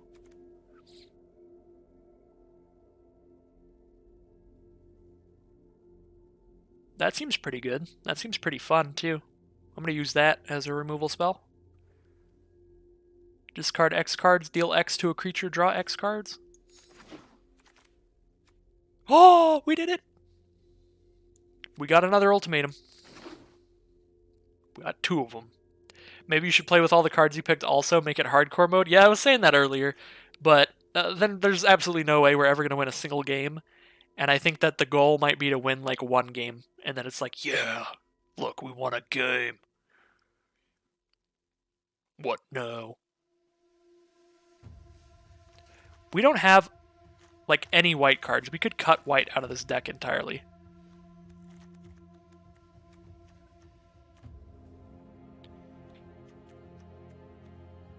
That might be a thing.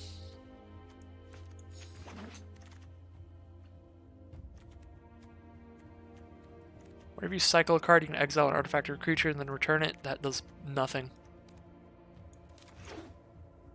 Be creamed 2 times and win once, and that's all you need. If hardcore mode means that I win, if I win 1 match, I might try it. Oh, these cards suck. We've already got more than 3 really big cards to try to grab with our Emergent Ultimatum.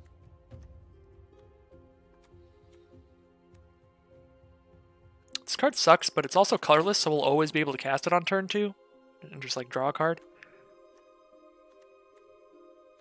And here's another cycler. We'll always be able to cycle.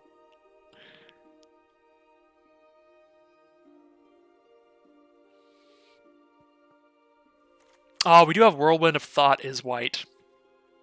So we do want white cards. Or at least just that one. Put another cycler in here. This card's poop. Here's another sorcery cycler. And this card's poop. Okay, we need to cut 15 cards. In order for Arena to automatically choose our mana base, we need to cut 15 cards. Or 5 cards. So I think I'm just going to cut 5 cards just for that.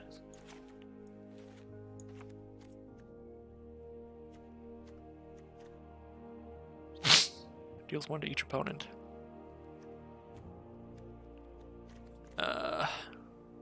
Everything that doesn't have cycling, I'm just going to start taking out. Wait, maybe it was 15 cards that I need to cut. Jesus. I guess it is. This deck is so bad.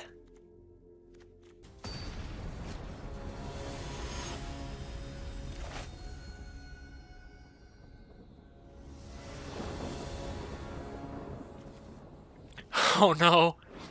Oh no. Double ultimatum. Okay. This is a keep. This is absolutely a keep.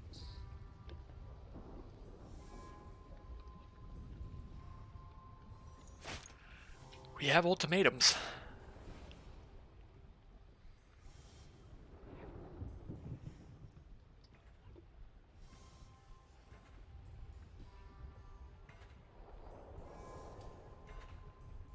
I didn't even put sleeves on this deck, but I think it's better that way.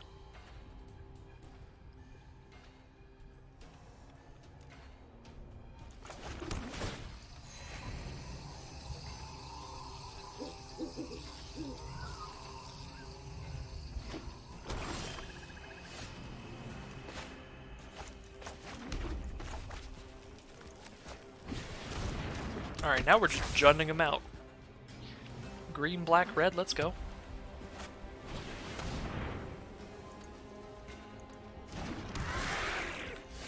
Well, I need to draw an island to really cast stuff. Actually, if I cast Song of Creation, I have to discard both my ultimatums, so never mind. That's not a thing I want to do.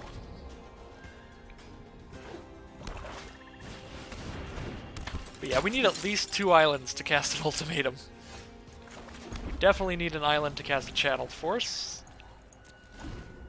I don't know if I'm going to cast any more spells all game at this rate. Alright, we'll cycle that. This is how our deck operates. We're just going to cycle until we draw blue mana. We'll cycle that.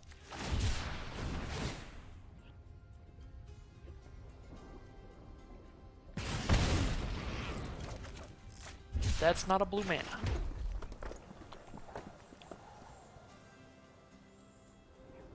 That, in fact, does not even help cast any of the ultimatums. Because I only need double red on one of them. So the third red just does nothing for casting ultimatums.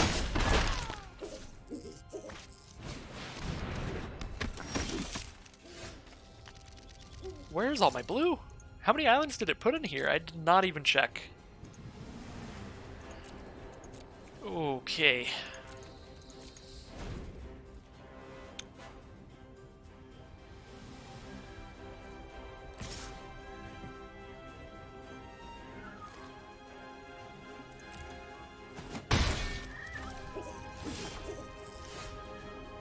god, how many mountains are in here? I'm starting to think it may have been a mistake allowing the auto lands for this challenge. I tell you what though, this hand looks beautiful. I don't care what anyone says, this is incredible. Every card in our hand is blue, except for the card that does nothing.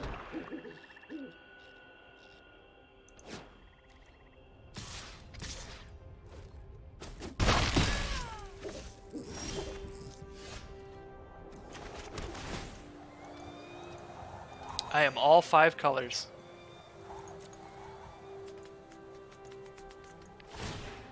We went for it.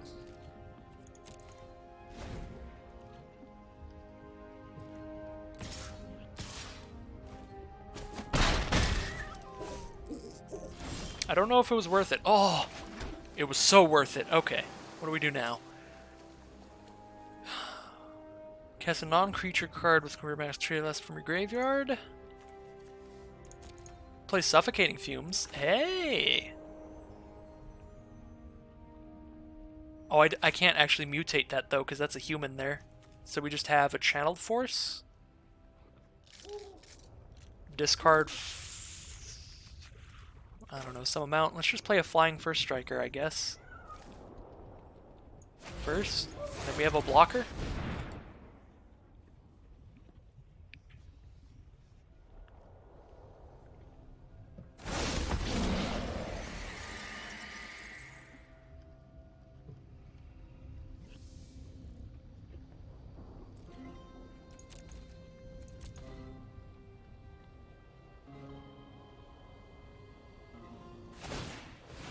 I am 1 blue mana away from Emergent Ultimatum, I think. Oh, actually, no, I need 1 more Swamp or Forest as well. But I'm pretty close to Emergent Ultimatum. Well, they did have removal for my thing.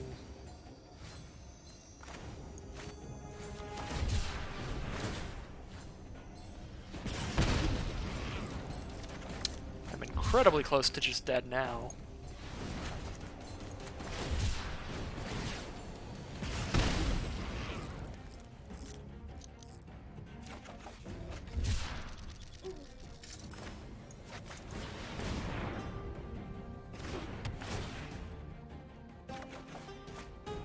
Okay, there's another mana. So now we keep that tapped.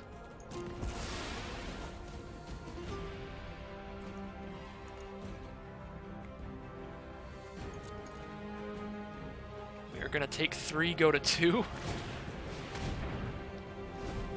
But then I might be able to ultimatum next turn. And ultimatum is such a big turn, if I can do it. No, don't pump spell me. Sadness. I was like 1 turn from an ultimatum. Thanks to that crystal. I almost cast one.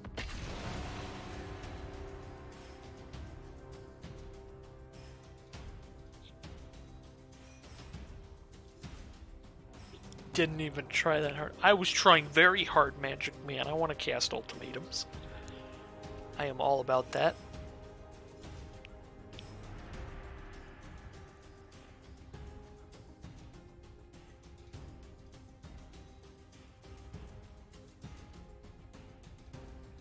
If they just didn't have the pump spell.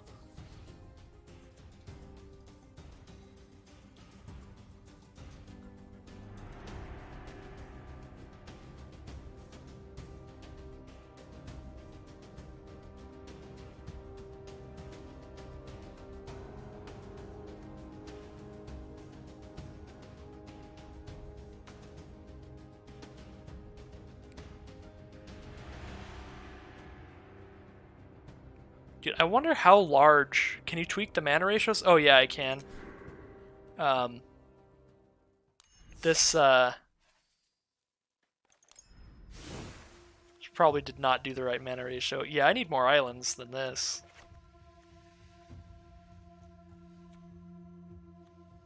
Shouldn't take out a mountain, put in an island, and that should be closer. At least.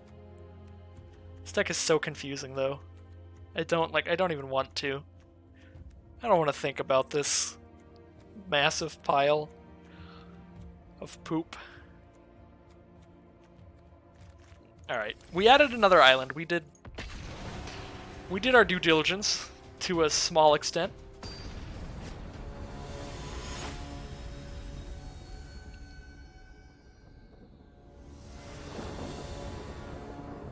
Ooh, yes. Oh my god, this mana base is legitimate.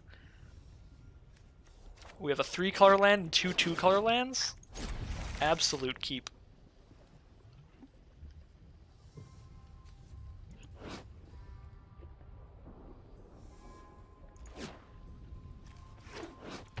I wish the triumphs looked better online. Like, that looks so bad.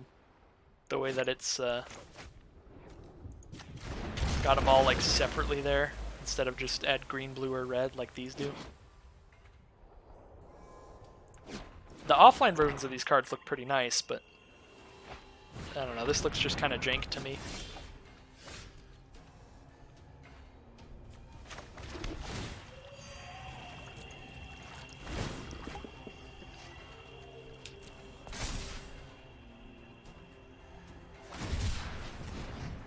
Cycle a memory leak. I am very happy about that.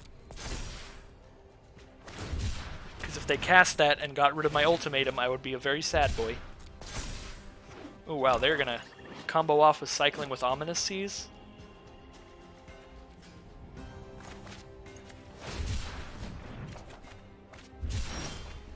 And I got my own memory leak.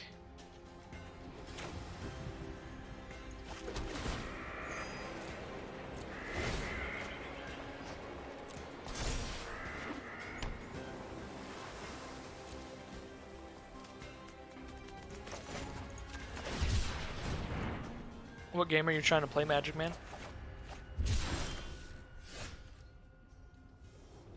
Oh, it's like not even translated? Jesus.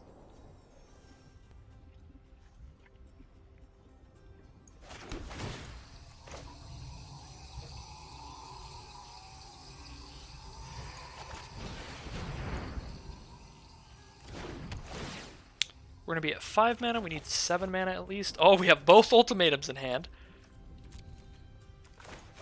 We're getting there.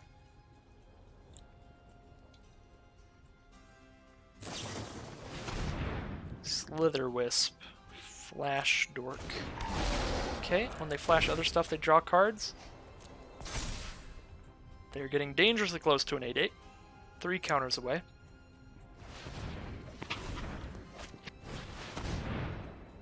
Oh my god, they're 1 counter away now.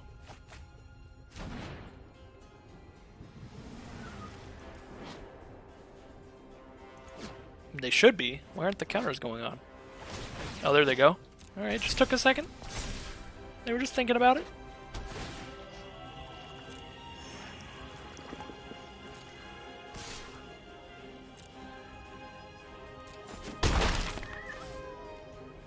Alright, cycle this. Ooh. Ooh. We only have 1 red mana. I really want a mountain now. Yes! Now we get to do things when we cycle stuff.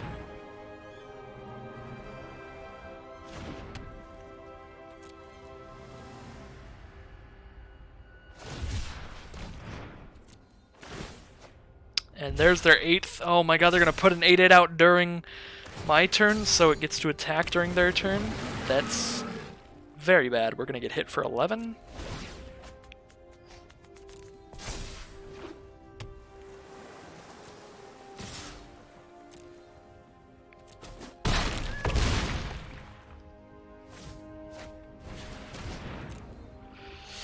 Oh lord.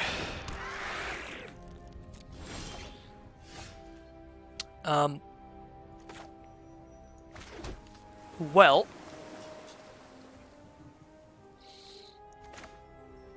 I guess I can play that as a blocker, keep the 8/8 tapped, grab something with Lava Serpent. Let's see what we get off our Cyclone. Come on. Come on. Give me a goodie. That's not bad. Spent 2 mana for a 3/6 Vigilance. I'll take it. Alright, leave the 8/8 tapped.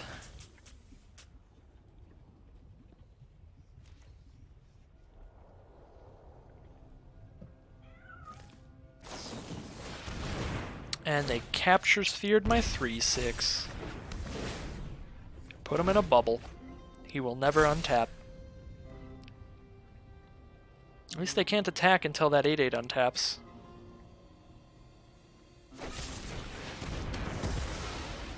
Never mind.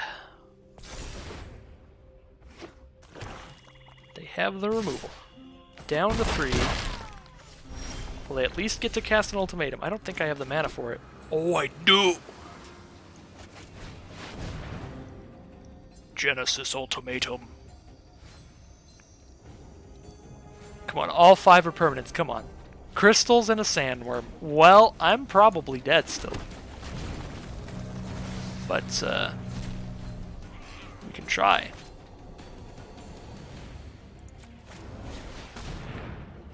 If they don't kill my sandworm, I have a chump blocker for their 8/8. I have to chump block their 8/8 with my 7/7. This is where we're at now. Oh no, they gave it flying. I really did things that game. I really did stuff and things. But they just undid them. Sad. Magic Man, I don't think it's gonna happen. I got 1 game. I got 1 more loss.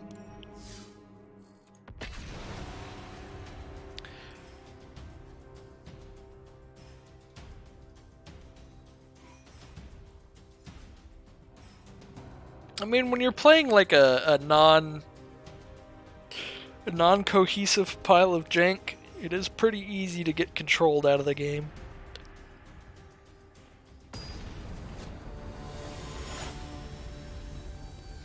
GG indeed. Alright, come on. 1 time. Let's cast an ultimatum and win.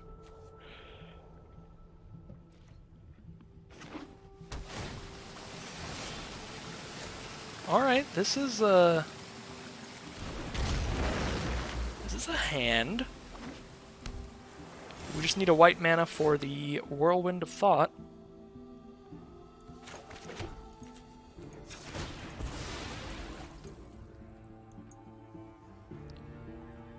I already have double blue. Probably want another red in case we draw our Typhoon. Our Vortex, whatever it is. Thieving Otter. Yep. I'm gonna cycle the instant first. There's the white mana, very nice. And there's the Cyclone too. We're setting up for potentially powerful plays. All of our sorceries are Memory Leaks or Genesis. Or, not Genesis, Ultimatums. So if I get the Cyclone out, when I cycle Memory Leak, I'm very likely to hit an Ultimatum for 1 mana. This could be incredible. Now we'll Whirlwind of Thought, so we draw a card whenever we cast a spell. We're just going to do all kinds of stuff this game if we don't get countered out of it, or controlled out of it. We might be getting controlled out. Nope, they're going to cycle that, try to draw a counter spell, I guess. They did not. Yeah, these full arts are really nice. These are the unsanctioned full arts. They're obviously available on Arena as well. Please don't counter this. At the very least, I draw a card. And then I'm closer to casting ultimatums. Ooh, they didn't counter it. Ooh, they just flashed in a crab. Alright. Alright.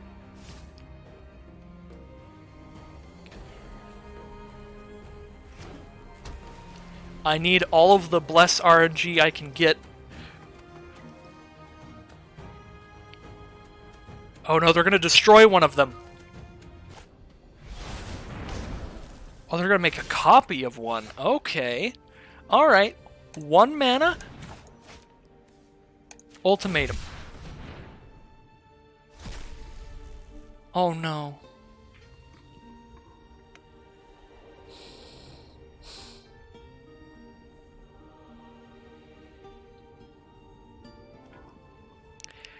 There was a 33% chance of hitting Memory Leak.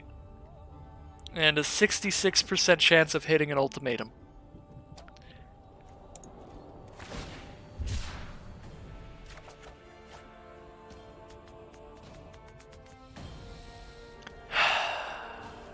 Well, I got to get rid of their Great Shark. Isn't that neat?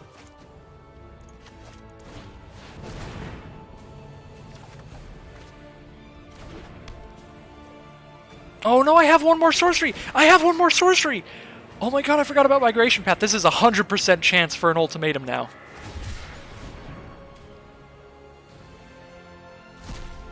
Yes! 2 mana ultimatum! Okay. We're fine. We did things and stuff. And we hit a bunch of lands and a crystal. Okay, and we drew the other ultimatum. Well... This is backfiring so hard right now.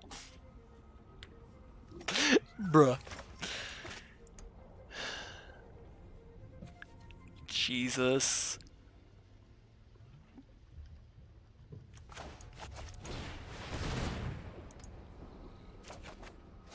If I just draw all of my creatures, I can't even Emergent Ultimatum for anything. This is the game. There's the Greater Sandworm. Oh no, I'm gonna cycle the little creature and maybe I'll hit a big creature. I did! Yay, okay, there's a mythic.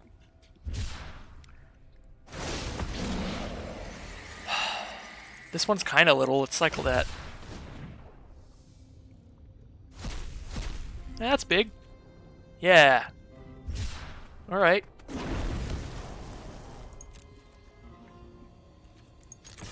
We're making plays.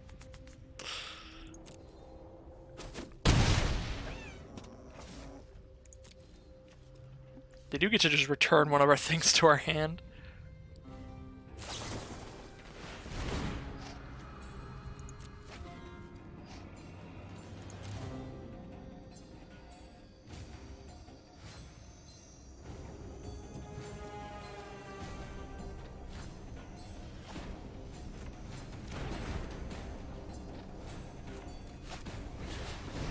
Sprite Dragon.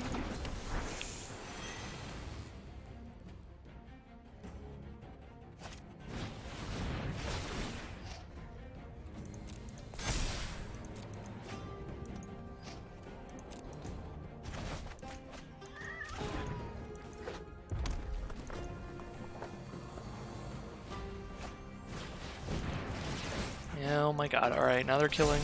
Okay. Did I combo off with my own cards against me? I see how it is. I have 10 cards left in my deck. I am gonna mill myself if I want to. And probably if I don't want to.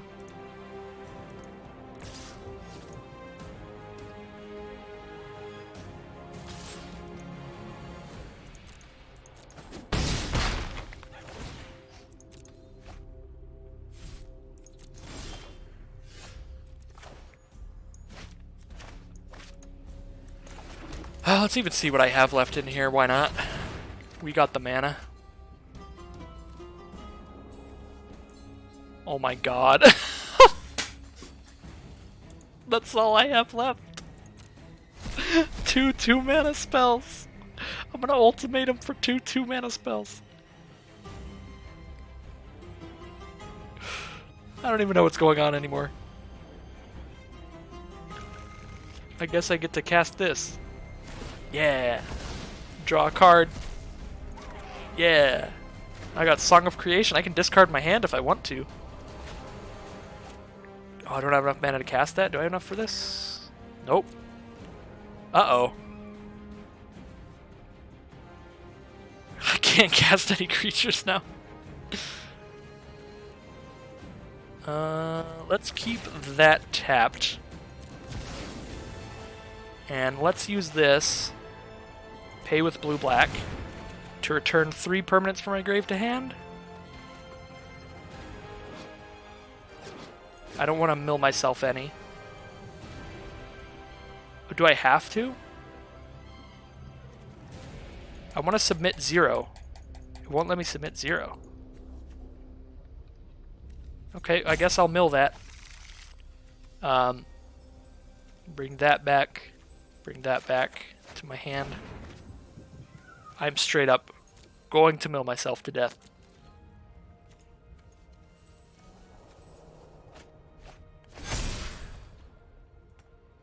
Mission accomplished. I don't know about that. It depends on the mission.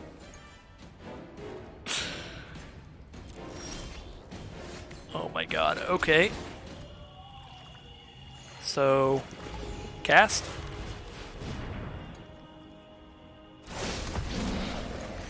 Cast.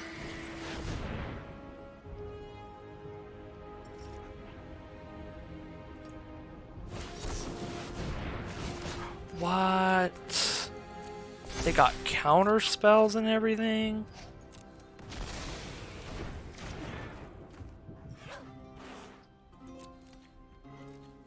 Pass turn.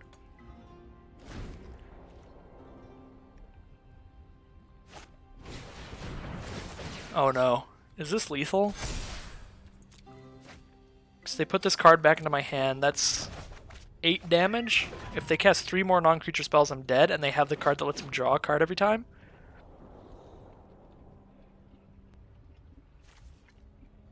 If they don't kill me this turn, I will mill myself to death. I have 3 cards left in my library. I might as well now. There's no way. They just keep bouncing my giant dorks. They won't stay.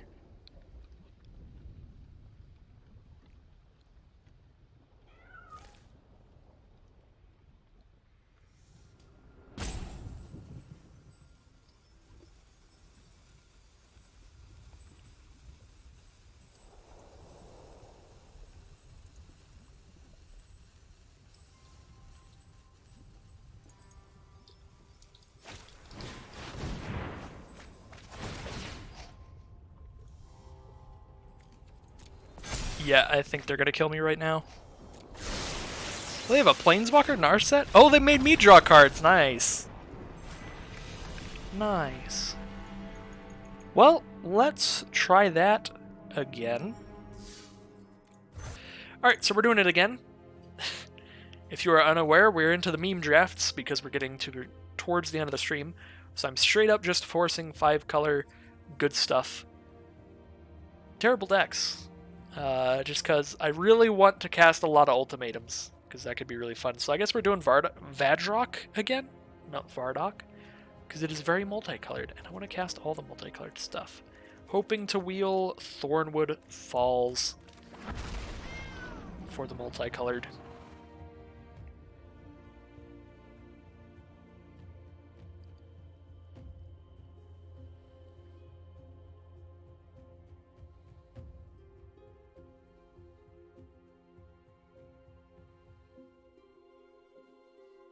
I do want to cast ultimatums.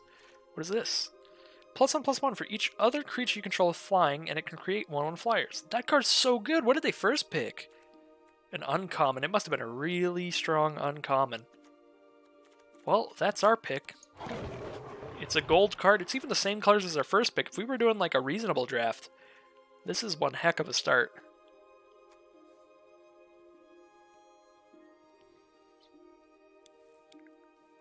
Well, yeah, the first time it was because I was like, all right, fine. But the second time, that's my choice. I did the one draft because you told me to. But the second one, like, this is for me. We're just going to take Evolving Wilds. We're going to need it for our mana base. We're going to need Tranquil Cove. Oh, but Pacifism, though? Nah. Gotta take the lands. Good thing we aren't reasonable.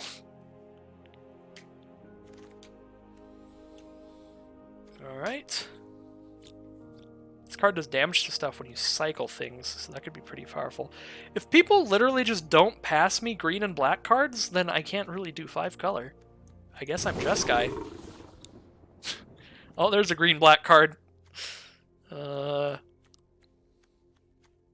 do think that Ominous Seas is going to be a lot better in this deck, though, because we're going to be cycling things all the time. As you saw last time, we just cycle stuff all the time. That's how we filled our deck out.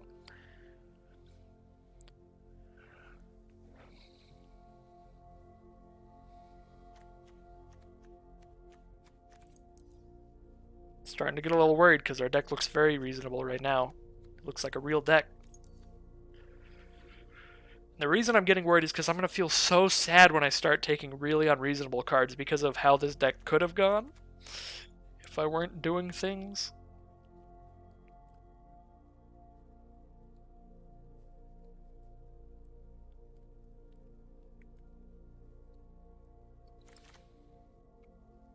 Alright, what now?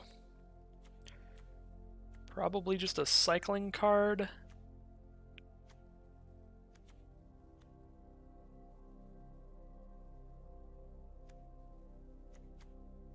Draneth Healer, then? Gain life when we cycle cards. Seems like what we want to do. Slow down our opponent that way.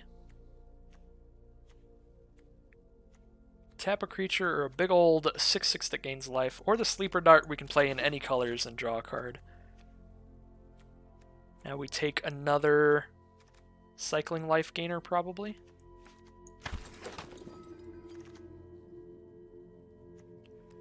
Look at how much white and red I'm getting past. Probably take the tapper now. Now we'll take the blue-red draw spell. Pacifism? Pacifism, pick 12. If this is not a signal that we should be... Oh my god, and Rumbling Rockslide, pick 13? We're getting removal in our colors this late. If this is not a sign that we should be drafting like real people, I don't know what is.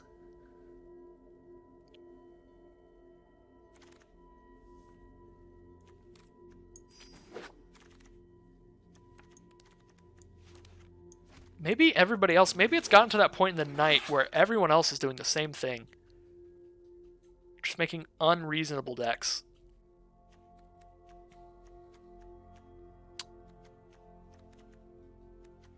So if we want to make a good deck, I mean, we take Fire Prophecy here. But there's a migration path which searches for 2 basic lands. So for 5-color, that is absolutely the pick.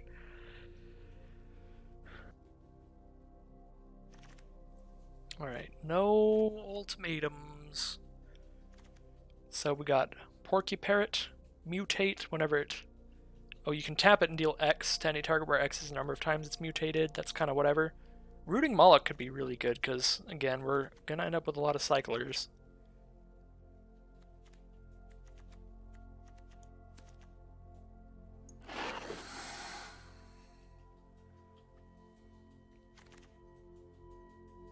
Ivy Elemental.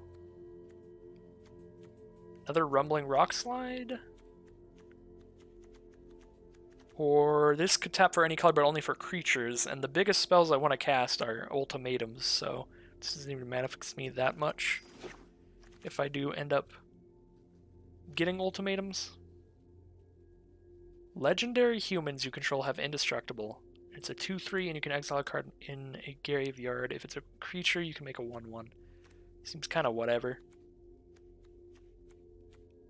Yeah, Magic Man, I regret to inform you,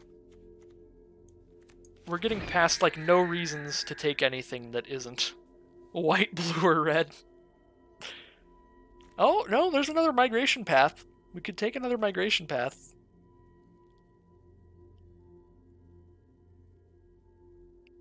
I don't even know what this... This is weird. I thought you weren't looking at spoilers, Magic Man. At Apex spoilers. I'm gonna just take that pacifism.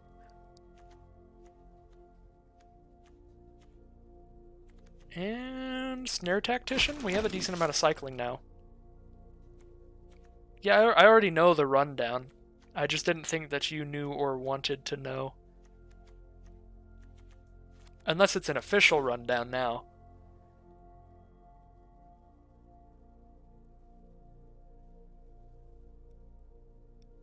This is a Rickroll.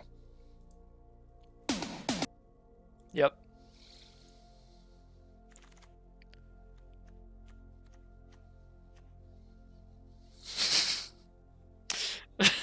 That 1 second of Rickroll.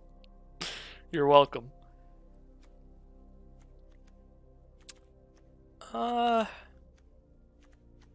Supposed to be fight as one. Card is very strong.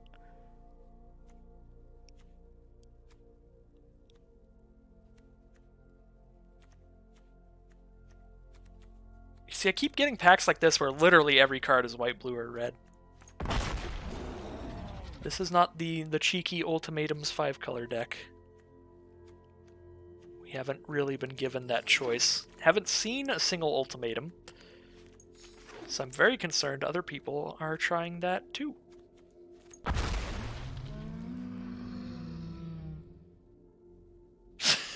Well, you're welcome, Magic Man.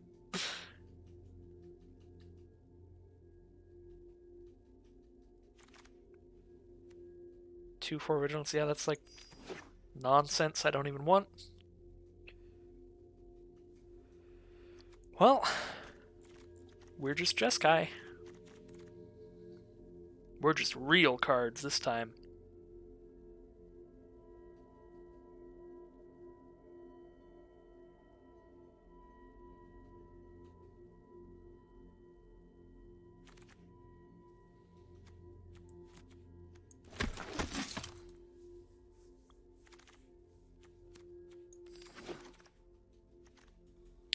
Everquill Phoenix. 4 mana 4/4, mutate for 4. Whenever it mutates, you get a feather that can bring it back from the grave. I think that is the pick.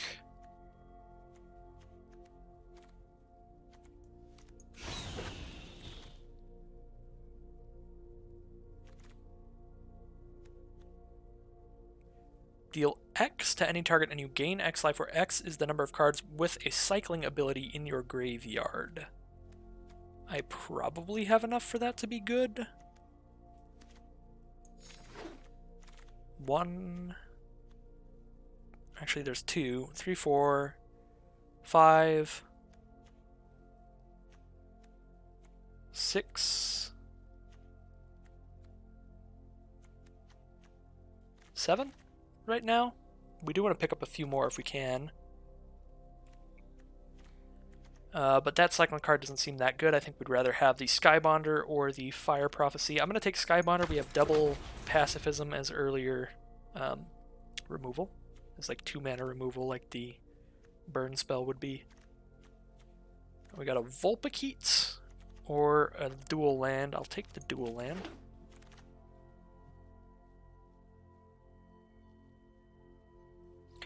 Now we can take another removal spell with a Capture Sphere, or we can take another Cycler, the Imposing Vantasaur. I think I'll take the removal.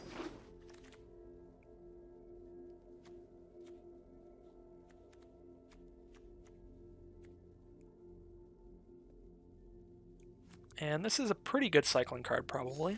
I'll try that out. Got a lot of stuff that wants to trigger off of cycling cards. Ooh, and we get to play Whirlwind of Thought again. You know, for being a 3-color deck, this is pretty multicolored. This is about as multicolored as your 3-color decks can get. We got a lot of gold cards in here, even if we're not 5-color.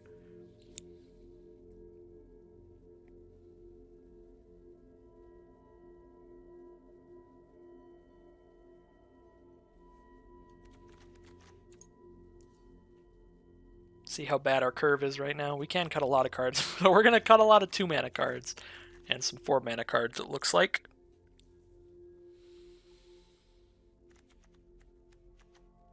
Probably don't want channeled force, actually, since we have a bunch of, like, cycling. I'd like another snare tactician, and that fills in the curve a lot better than another rumbling rock slide. We actually have a good chunk of removal now. Don't really want that vigilant thing. Don't know if we need anticipate with a bunch of cycling. We do need all the cycling, don't need sleeper dart.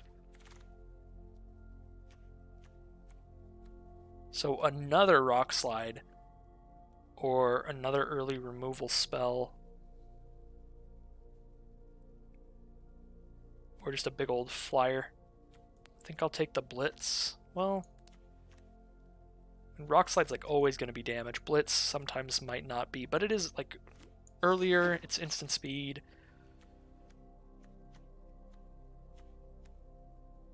Another removal spell. We can just be a pretty controlling deck here. Take another cycler that we're probably not playing that many cyclers. So we have 4 lands in here, so this is 27 cards, so we need to cut 4 more cards.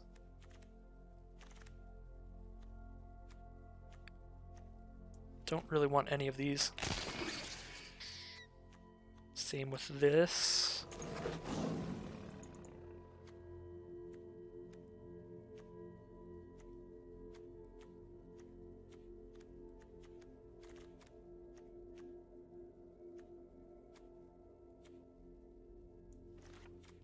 One, 2.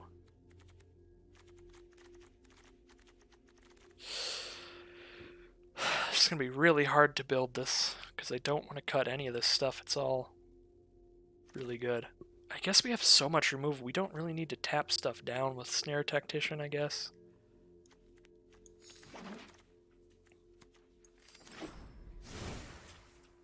So we could just straight up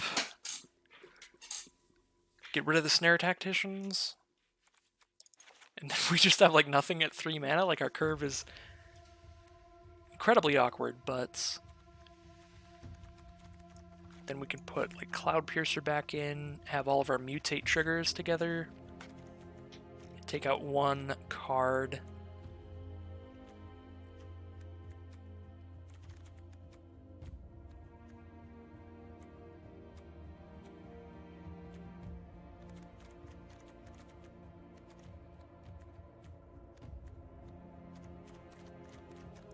Maybe even just the Fight is one. That's such a weird card to take out, though, because it's really good at the right time. We have 1, 2, 3, 4, 5, 6, 7 cycling cards now? Maybe we don't want Ominous Seas anymore, then. Just try to close out the game faster than pooping out an 8/8 late. Keep Fight as one in that way. I don't know, I have Whirlwind of Thought as well, though, for drawing cards to trigger the 8/8.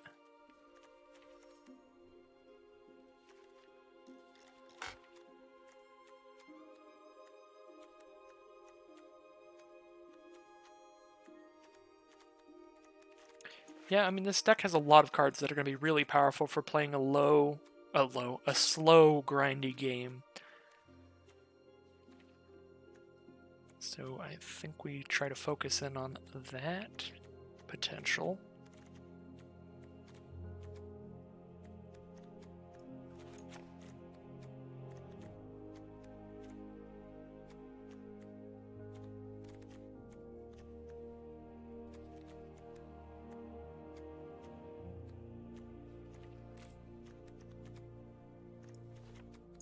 Put 1 Snare Tactician back in and run it like this, I think. We'll go ahead and change the sleeves this time.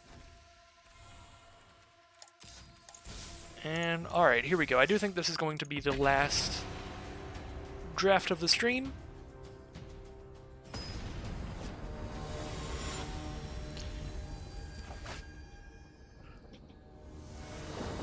We're at the 8-hour mark, so it's probably going to be about a 9-hour stream total. We need an island. I guess we don't need an island if we draw another creature to mutate this onto. We can mutate it with just white. A little risky, but I'm going to keep the 7. Actually quite risky, but gotta live some. It's the last draft of the night. We can just cycle that. I think we will. Just really try to hit our blue mana. Nope, we did draw a very good card though that we can cast, and it is a non-human creature, so it gives us something to put Vadrock onto. But we also did just draw the island, so here's Vadrock.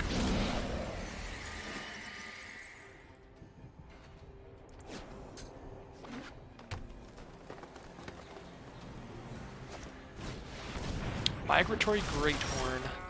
Whenever that mutates, they get a land into play tapped. So if they're playing more than 2 colors, that's going to help them a lot. Ooh. If a source you control with an odd converted mana cost would deal damage to a permanent or player, it deals double instead. So right now that doesn't really do anything. I guess it's a 6/5. Never mind. It doubles its own damage, so it's a 6/5. Which is pretty big. Everquill Phoenix is going to be really nice here. See, I have the mana also to cycle this and spend 2 to do 2 damage.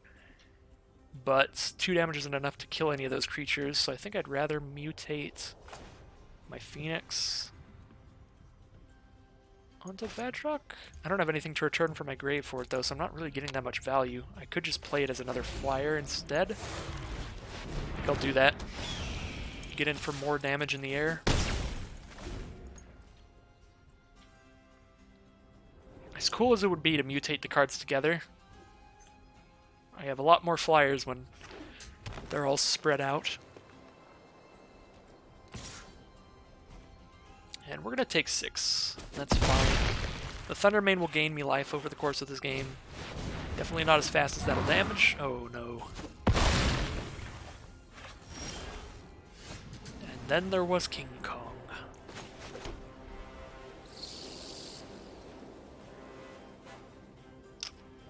Yeah, that's very bad. Guess we... Actually, we can just tap it down, because it doesn't destroy artifacts or enchantments unless it's attacking. So it won't be able to destroy this. They're definitely winning the race now, though, since they killed my Phoenix.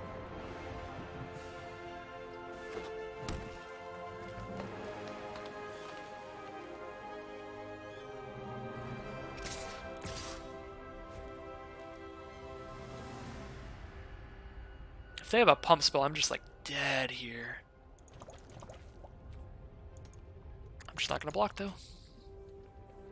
Show me the pump. Because if I block, I don't have anything on my board that gains life anymore. And then I'm just super dead either way, because then I have to chump block with Vadrock.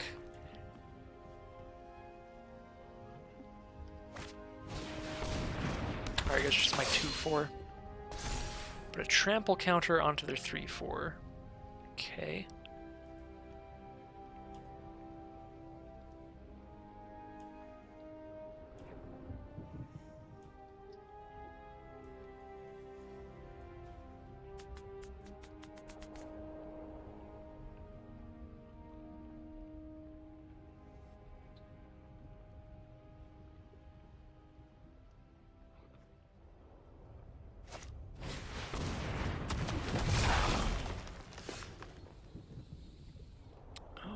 Okay, this is really, really bad. Still can't kill anything with the Thundermane. I just have to draw into, like, something incredible off of this cycling ability, which is not that likely. Not gonna pay for that, because, yeah, that won't save me. And that's 3 lands. Dang. Could have hit him for 6 in the sky. That would have put him down to 5 life. But that is as close as I got on that one.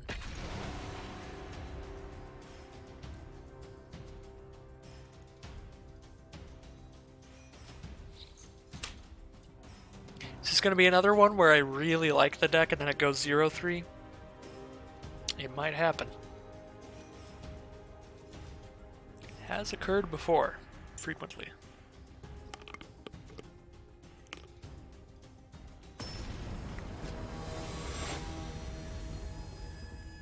Okay.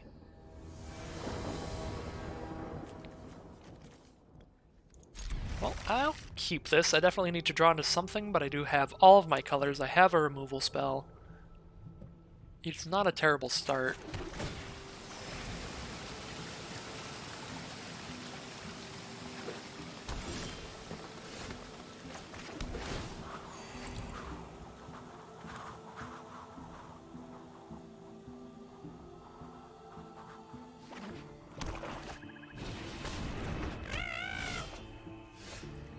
Ooh, now I have an Everquill Phoenix for turn 4.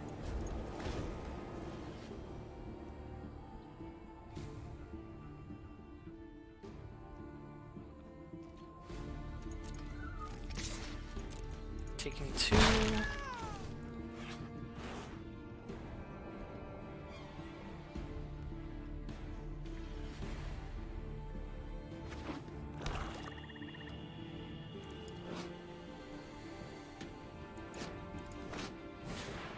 Durable Coilbug from our opponent, so they can return that from their graveyard to their hand for 5 mana.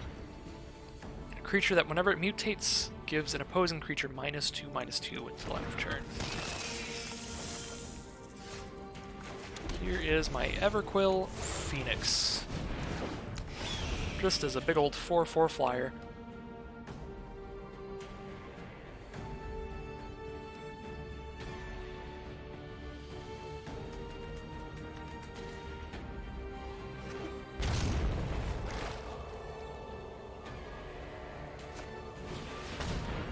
Grim Dancer, love that card. Guessing Death Touch Lifelink? Yep. So we got a Rock Slide at the ready. I think we might as well Rock Slide their 3/3.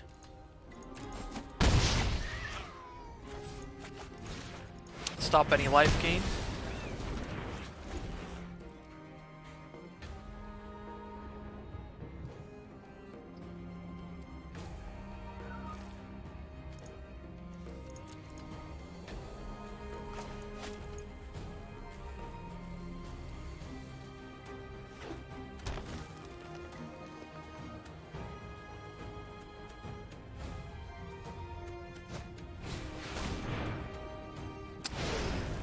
Mutate and make me discard a card, as well as give them -2/-2. Hopefully they can't mutate again for 1 mana.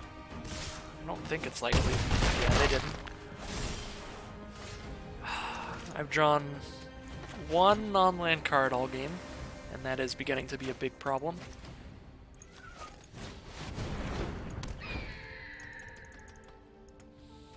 It's a 5/5 menace over there. I can at least stop the 2/2s from attacking, really, but I'm going to take 5 or have to block with both of these. Guess I'll pass the turn.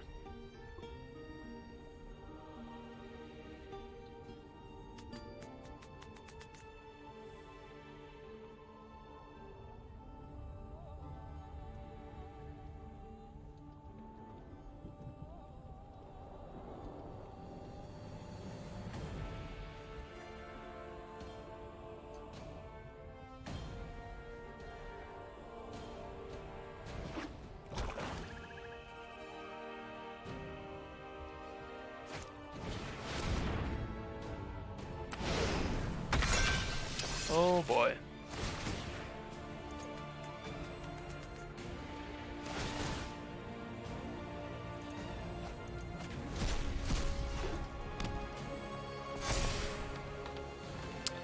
Yeah, that's an 8/8 now.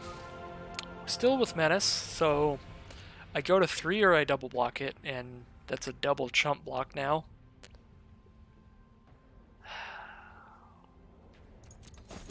I go to 3. If I double chump block it, I'm at I'm just facing a field of actual stuff with nothing. Oh, and I drew my Zenith Flare before any cyclers. Well, we're super dead. Oh, it's actually happening. I'm getting the O3 on one of my favorite decks I drafted, I think.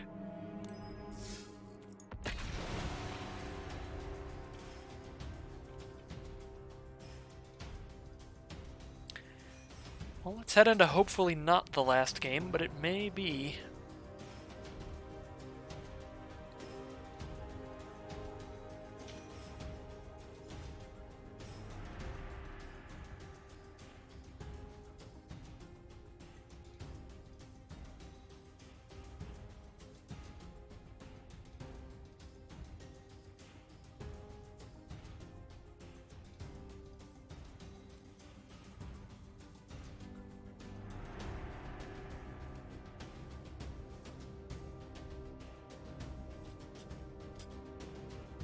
Just waiting for our possibly final opponent.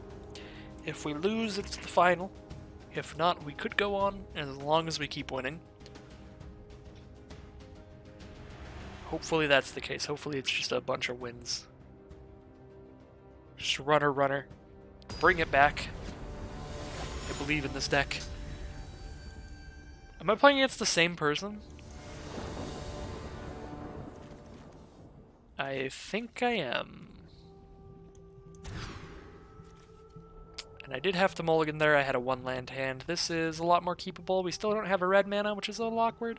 Probably going to get rid of Rooting Mullock, since it's a 5-mana card. It's our highest mana cost coming up.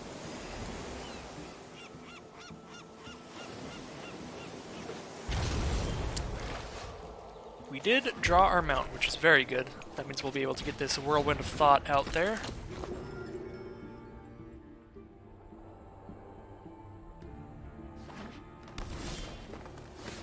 Ooh, yes. Okay, and a Thunder Mane. I like how things are lining up. If we just draw like anything that isn't lands, we've got a very good start here. That is not a land.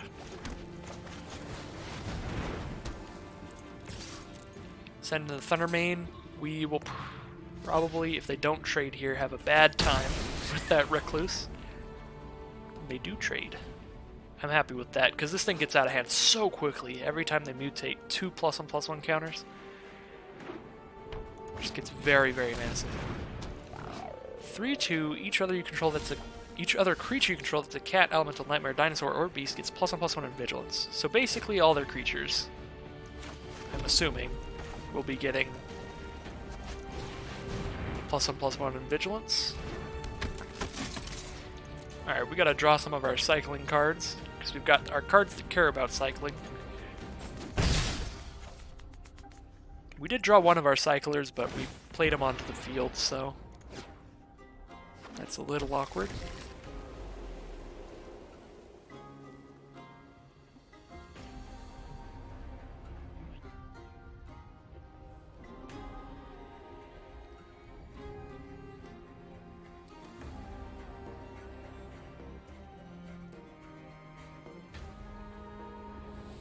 Opponent has 6 cards in hand, 4 mana up. It's green, black, white. It's green, black, blue, so they have 4 colors available. There's really not much telling what they're going to do here. Suppose we'll find out soon enough. They only have 1 hourglass.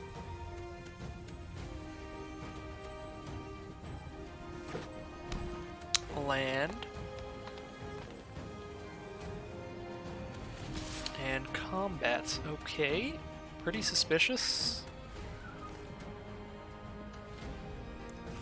I'm just gonna block. I'm gonna make him have it. Show me the pump. Oh, -1/-1. That certainly works. Durable Coilbug. 2/2. Alright, that's a good draw. We're gonna kill that. 3/2. And draw a card. Now we have a Capture Sphere ready, plus draw a card when we play that. I'm not going to trade with this Coil Bug because they have the mana to just bring it back later.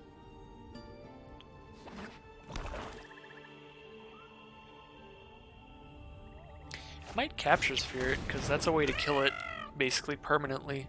Whereas if I just keep literally killing it, it's just going to keep coming back. Oh, now I'll definitely Capture Sphere it. They do get to return their Vigilant thing back, unfortunately. But that I can block with a 2-2. No blocks. Don't have the mana to Capture Sphere yet, but that's definitely the plan. We have a Blitz that only does 1 damage right now.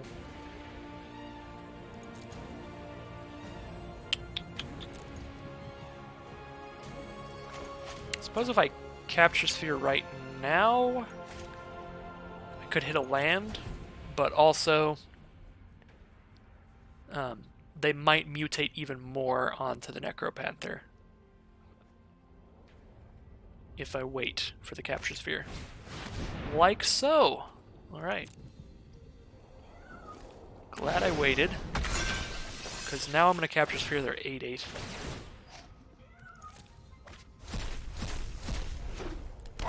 And this is, I believe, the same opponent I played last round.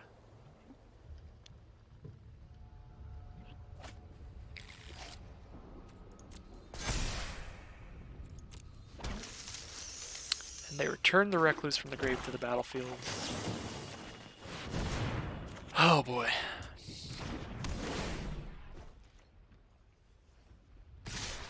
We did draw a tap land though, which we would absolutely want.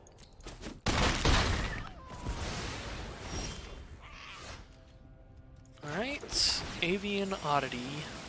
2/4 flyer, get out there. Nice blocker. If they kill it, it'll be a second cycling card for our Zenith Flare to do 2 damage now. They've got a lot of good mutate triggers, so we're certainly hoping they don't draw into any of that. We do have a Blitz of the Thunder Raptor we can do at instant speed to kill their 1/1 that has mutate triggers. Which is very good. Okay, Fertilid, sure.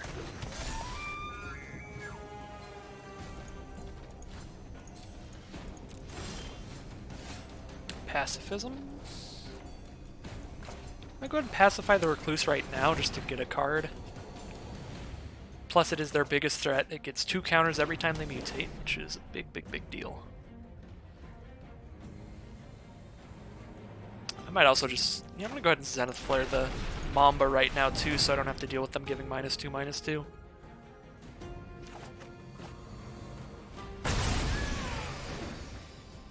Alright, we did get a land. And since the spider is pacified, we get to start getting in the air as well. Attack with the 2-2. Save the 2-4 because it's better at blocking.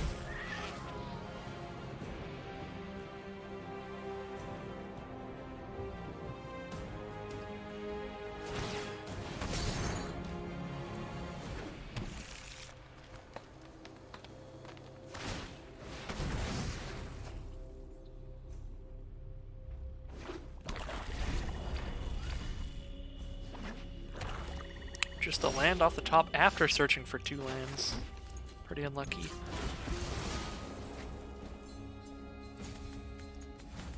Just grab whatever land at this point and mutate.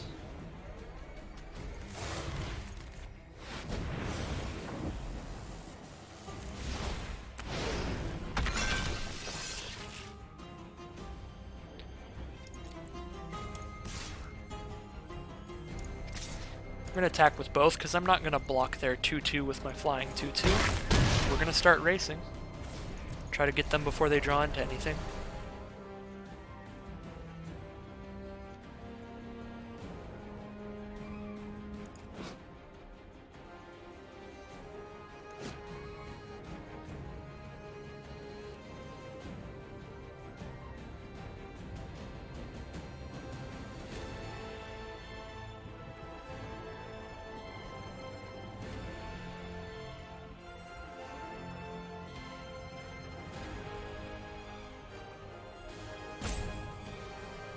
Do you have any idea how fast I am?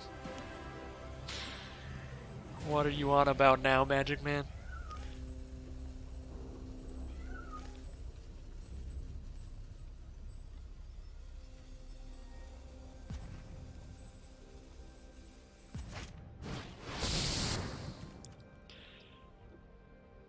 When this creature mutates, each opponent sacks a creature. I'm gonna see if I can have them not get the mutate trigger by killing that. I think I can. I think they just get the 4/6. Yeah, okay. Good. I need these flyers. So I can cast a cycling card for my grave now, which is pretty good. What do I have in my grave? Just this 2/2? That's fine, we will play it. And we've got some ground walkers. We have lethal in the skies next turn.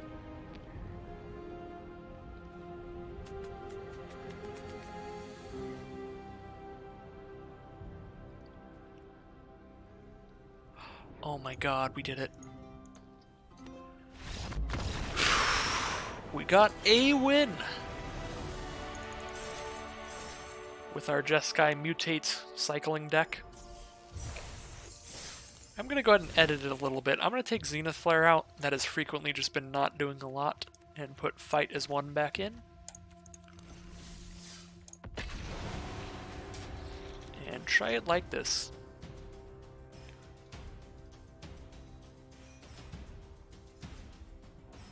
But part of that is we keep drawing the Zenith Flare in the early game when we really want it late game. But another part of it is we did end up cutting a decent amount of our cycling cards. So, like, even the max damage out of it isn't that high.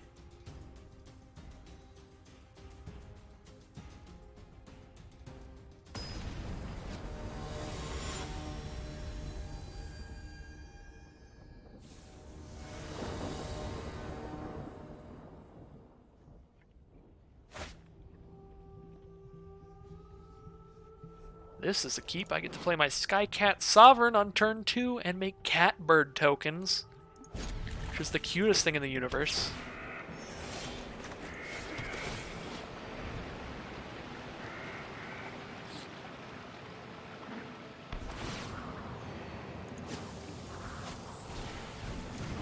Mothra's Great Cocoon. Oh, and they have Gigantha, so that means no card in their starting deck has more than one of the same mana symbol its mana cost. So they don't have any ultimatums, sad, but they are probably playing a very multicolored deck, because they got this as their companion. So that's pretty sick.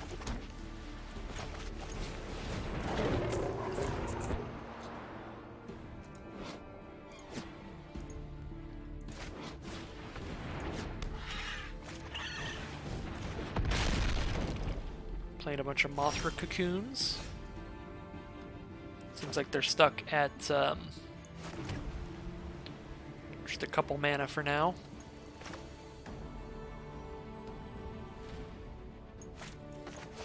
I'm gonna just cast this. So if we make it to the late game, I'll start making some 8/8s, I guess.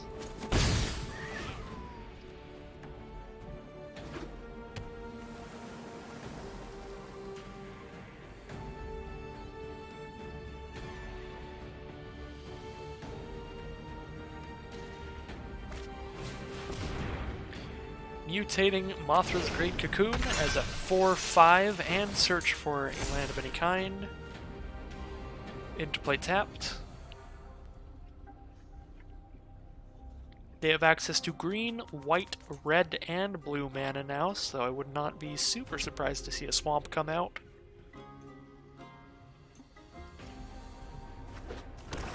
It is a swamp. They're doing the thing that I was doing, but better.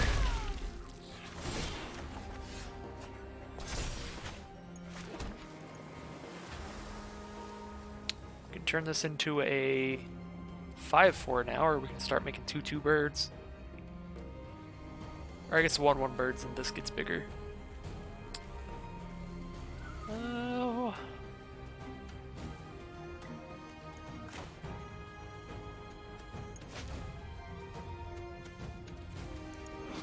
It's 2 +1/+1 counters, it'd be a 3/4 blocker. Don't know what I really want to do right now.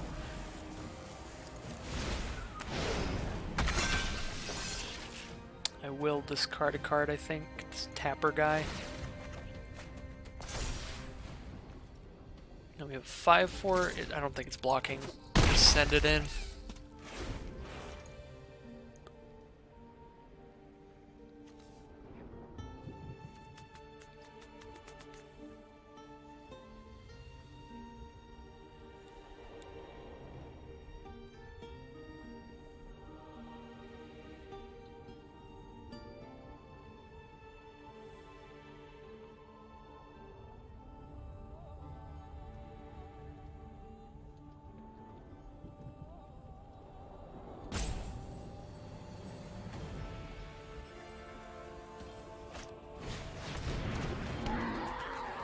Alright, whenever they mutate that, they get to return a permanent from their grave to their hand.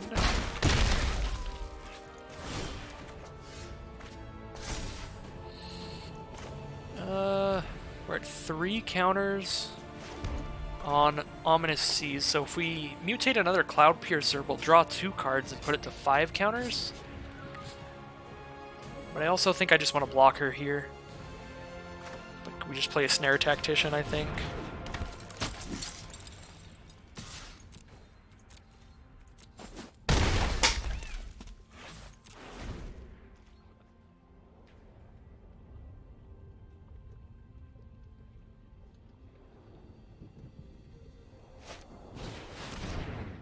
Whenever this mutates, each opponent discards a card. I don't like that at all. I like my hand. Well, I'm going to discard a Cloud Piercer, because if we block with Snare Tactician and it survives, we can swing back for lethal by giving it flying. So I think we might have just won. We take 9, and then we can crack back for... should be 11 flying, thanks to the +1/+1 counters. Yep, I think we did it. Oh no, it's a human. I can't mutate humans. Okay. Well, that was still the best play. If we survive this turn, we win now, but that thing has Menace. So I'm not sure if we can survive this turn now. Let's see.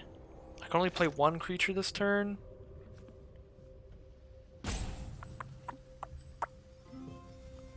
I don't think I can survive this turn.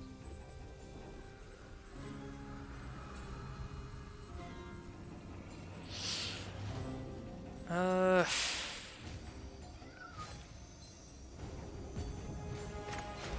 just draw 2, discard 2, and I guess see what we get.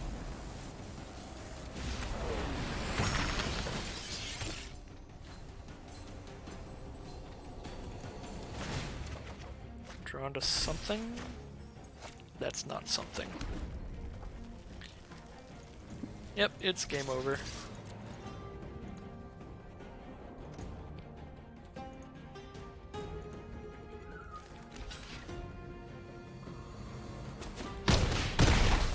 Well, 1 win. 3 losses for this deck. Sad day.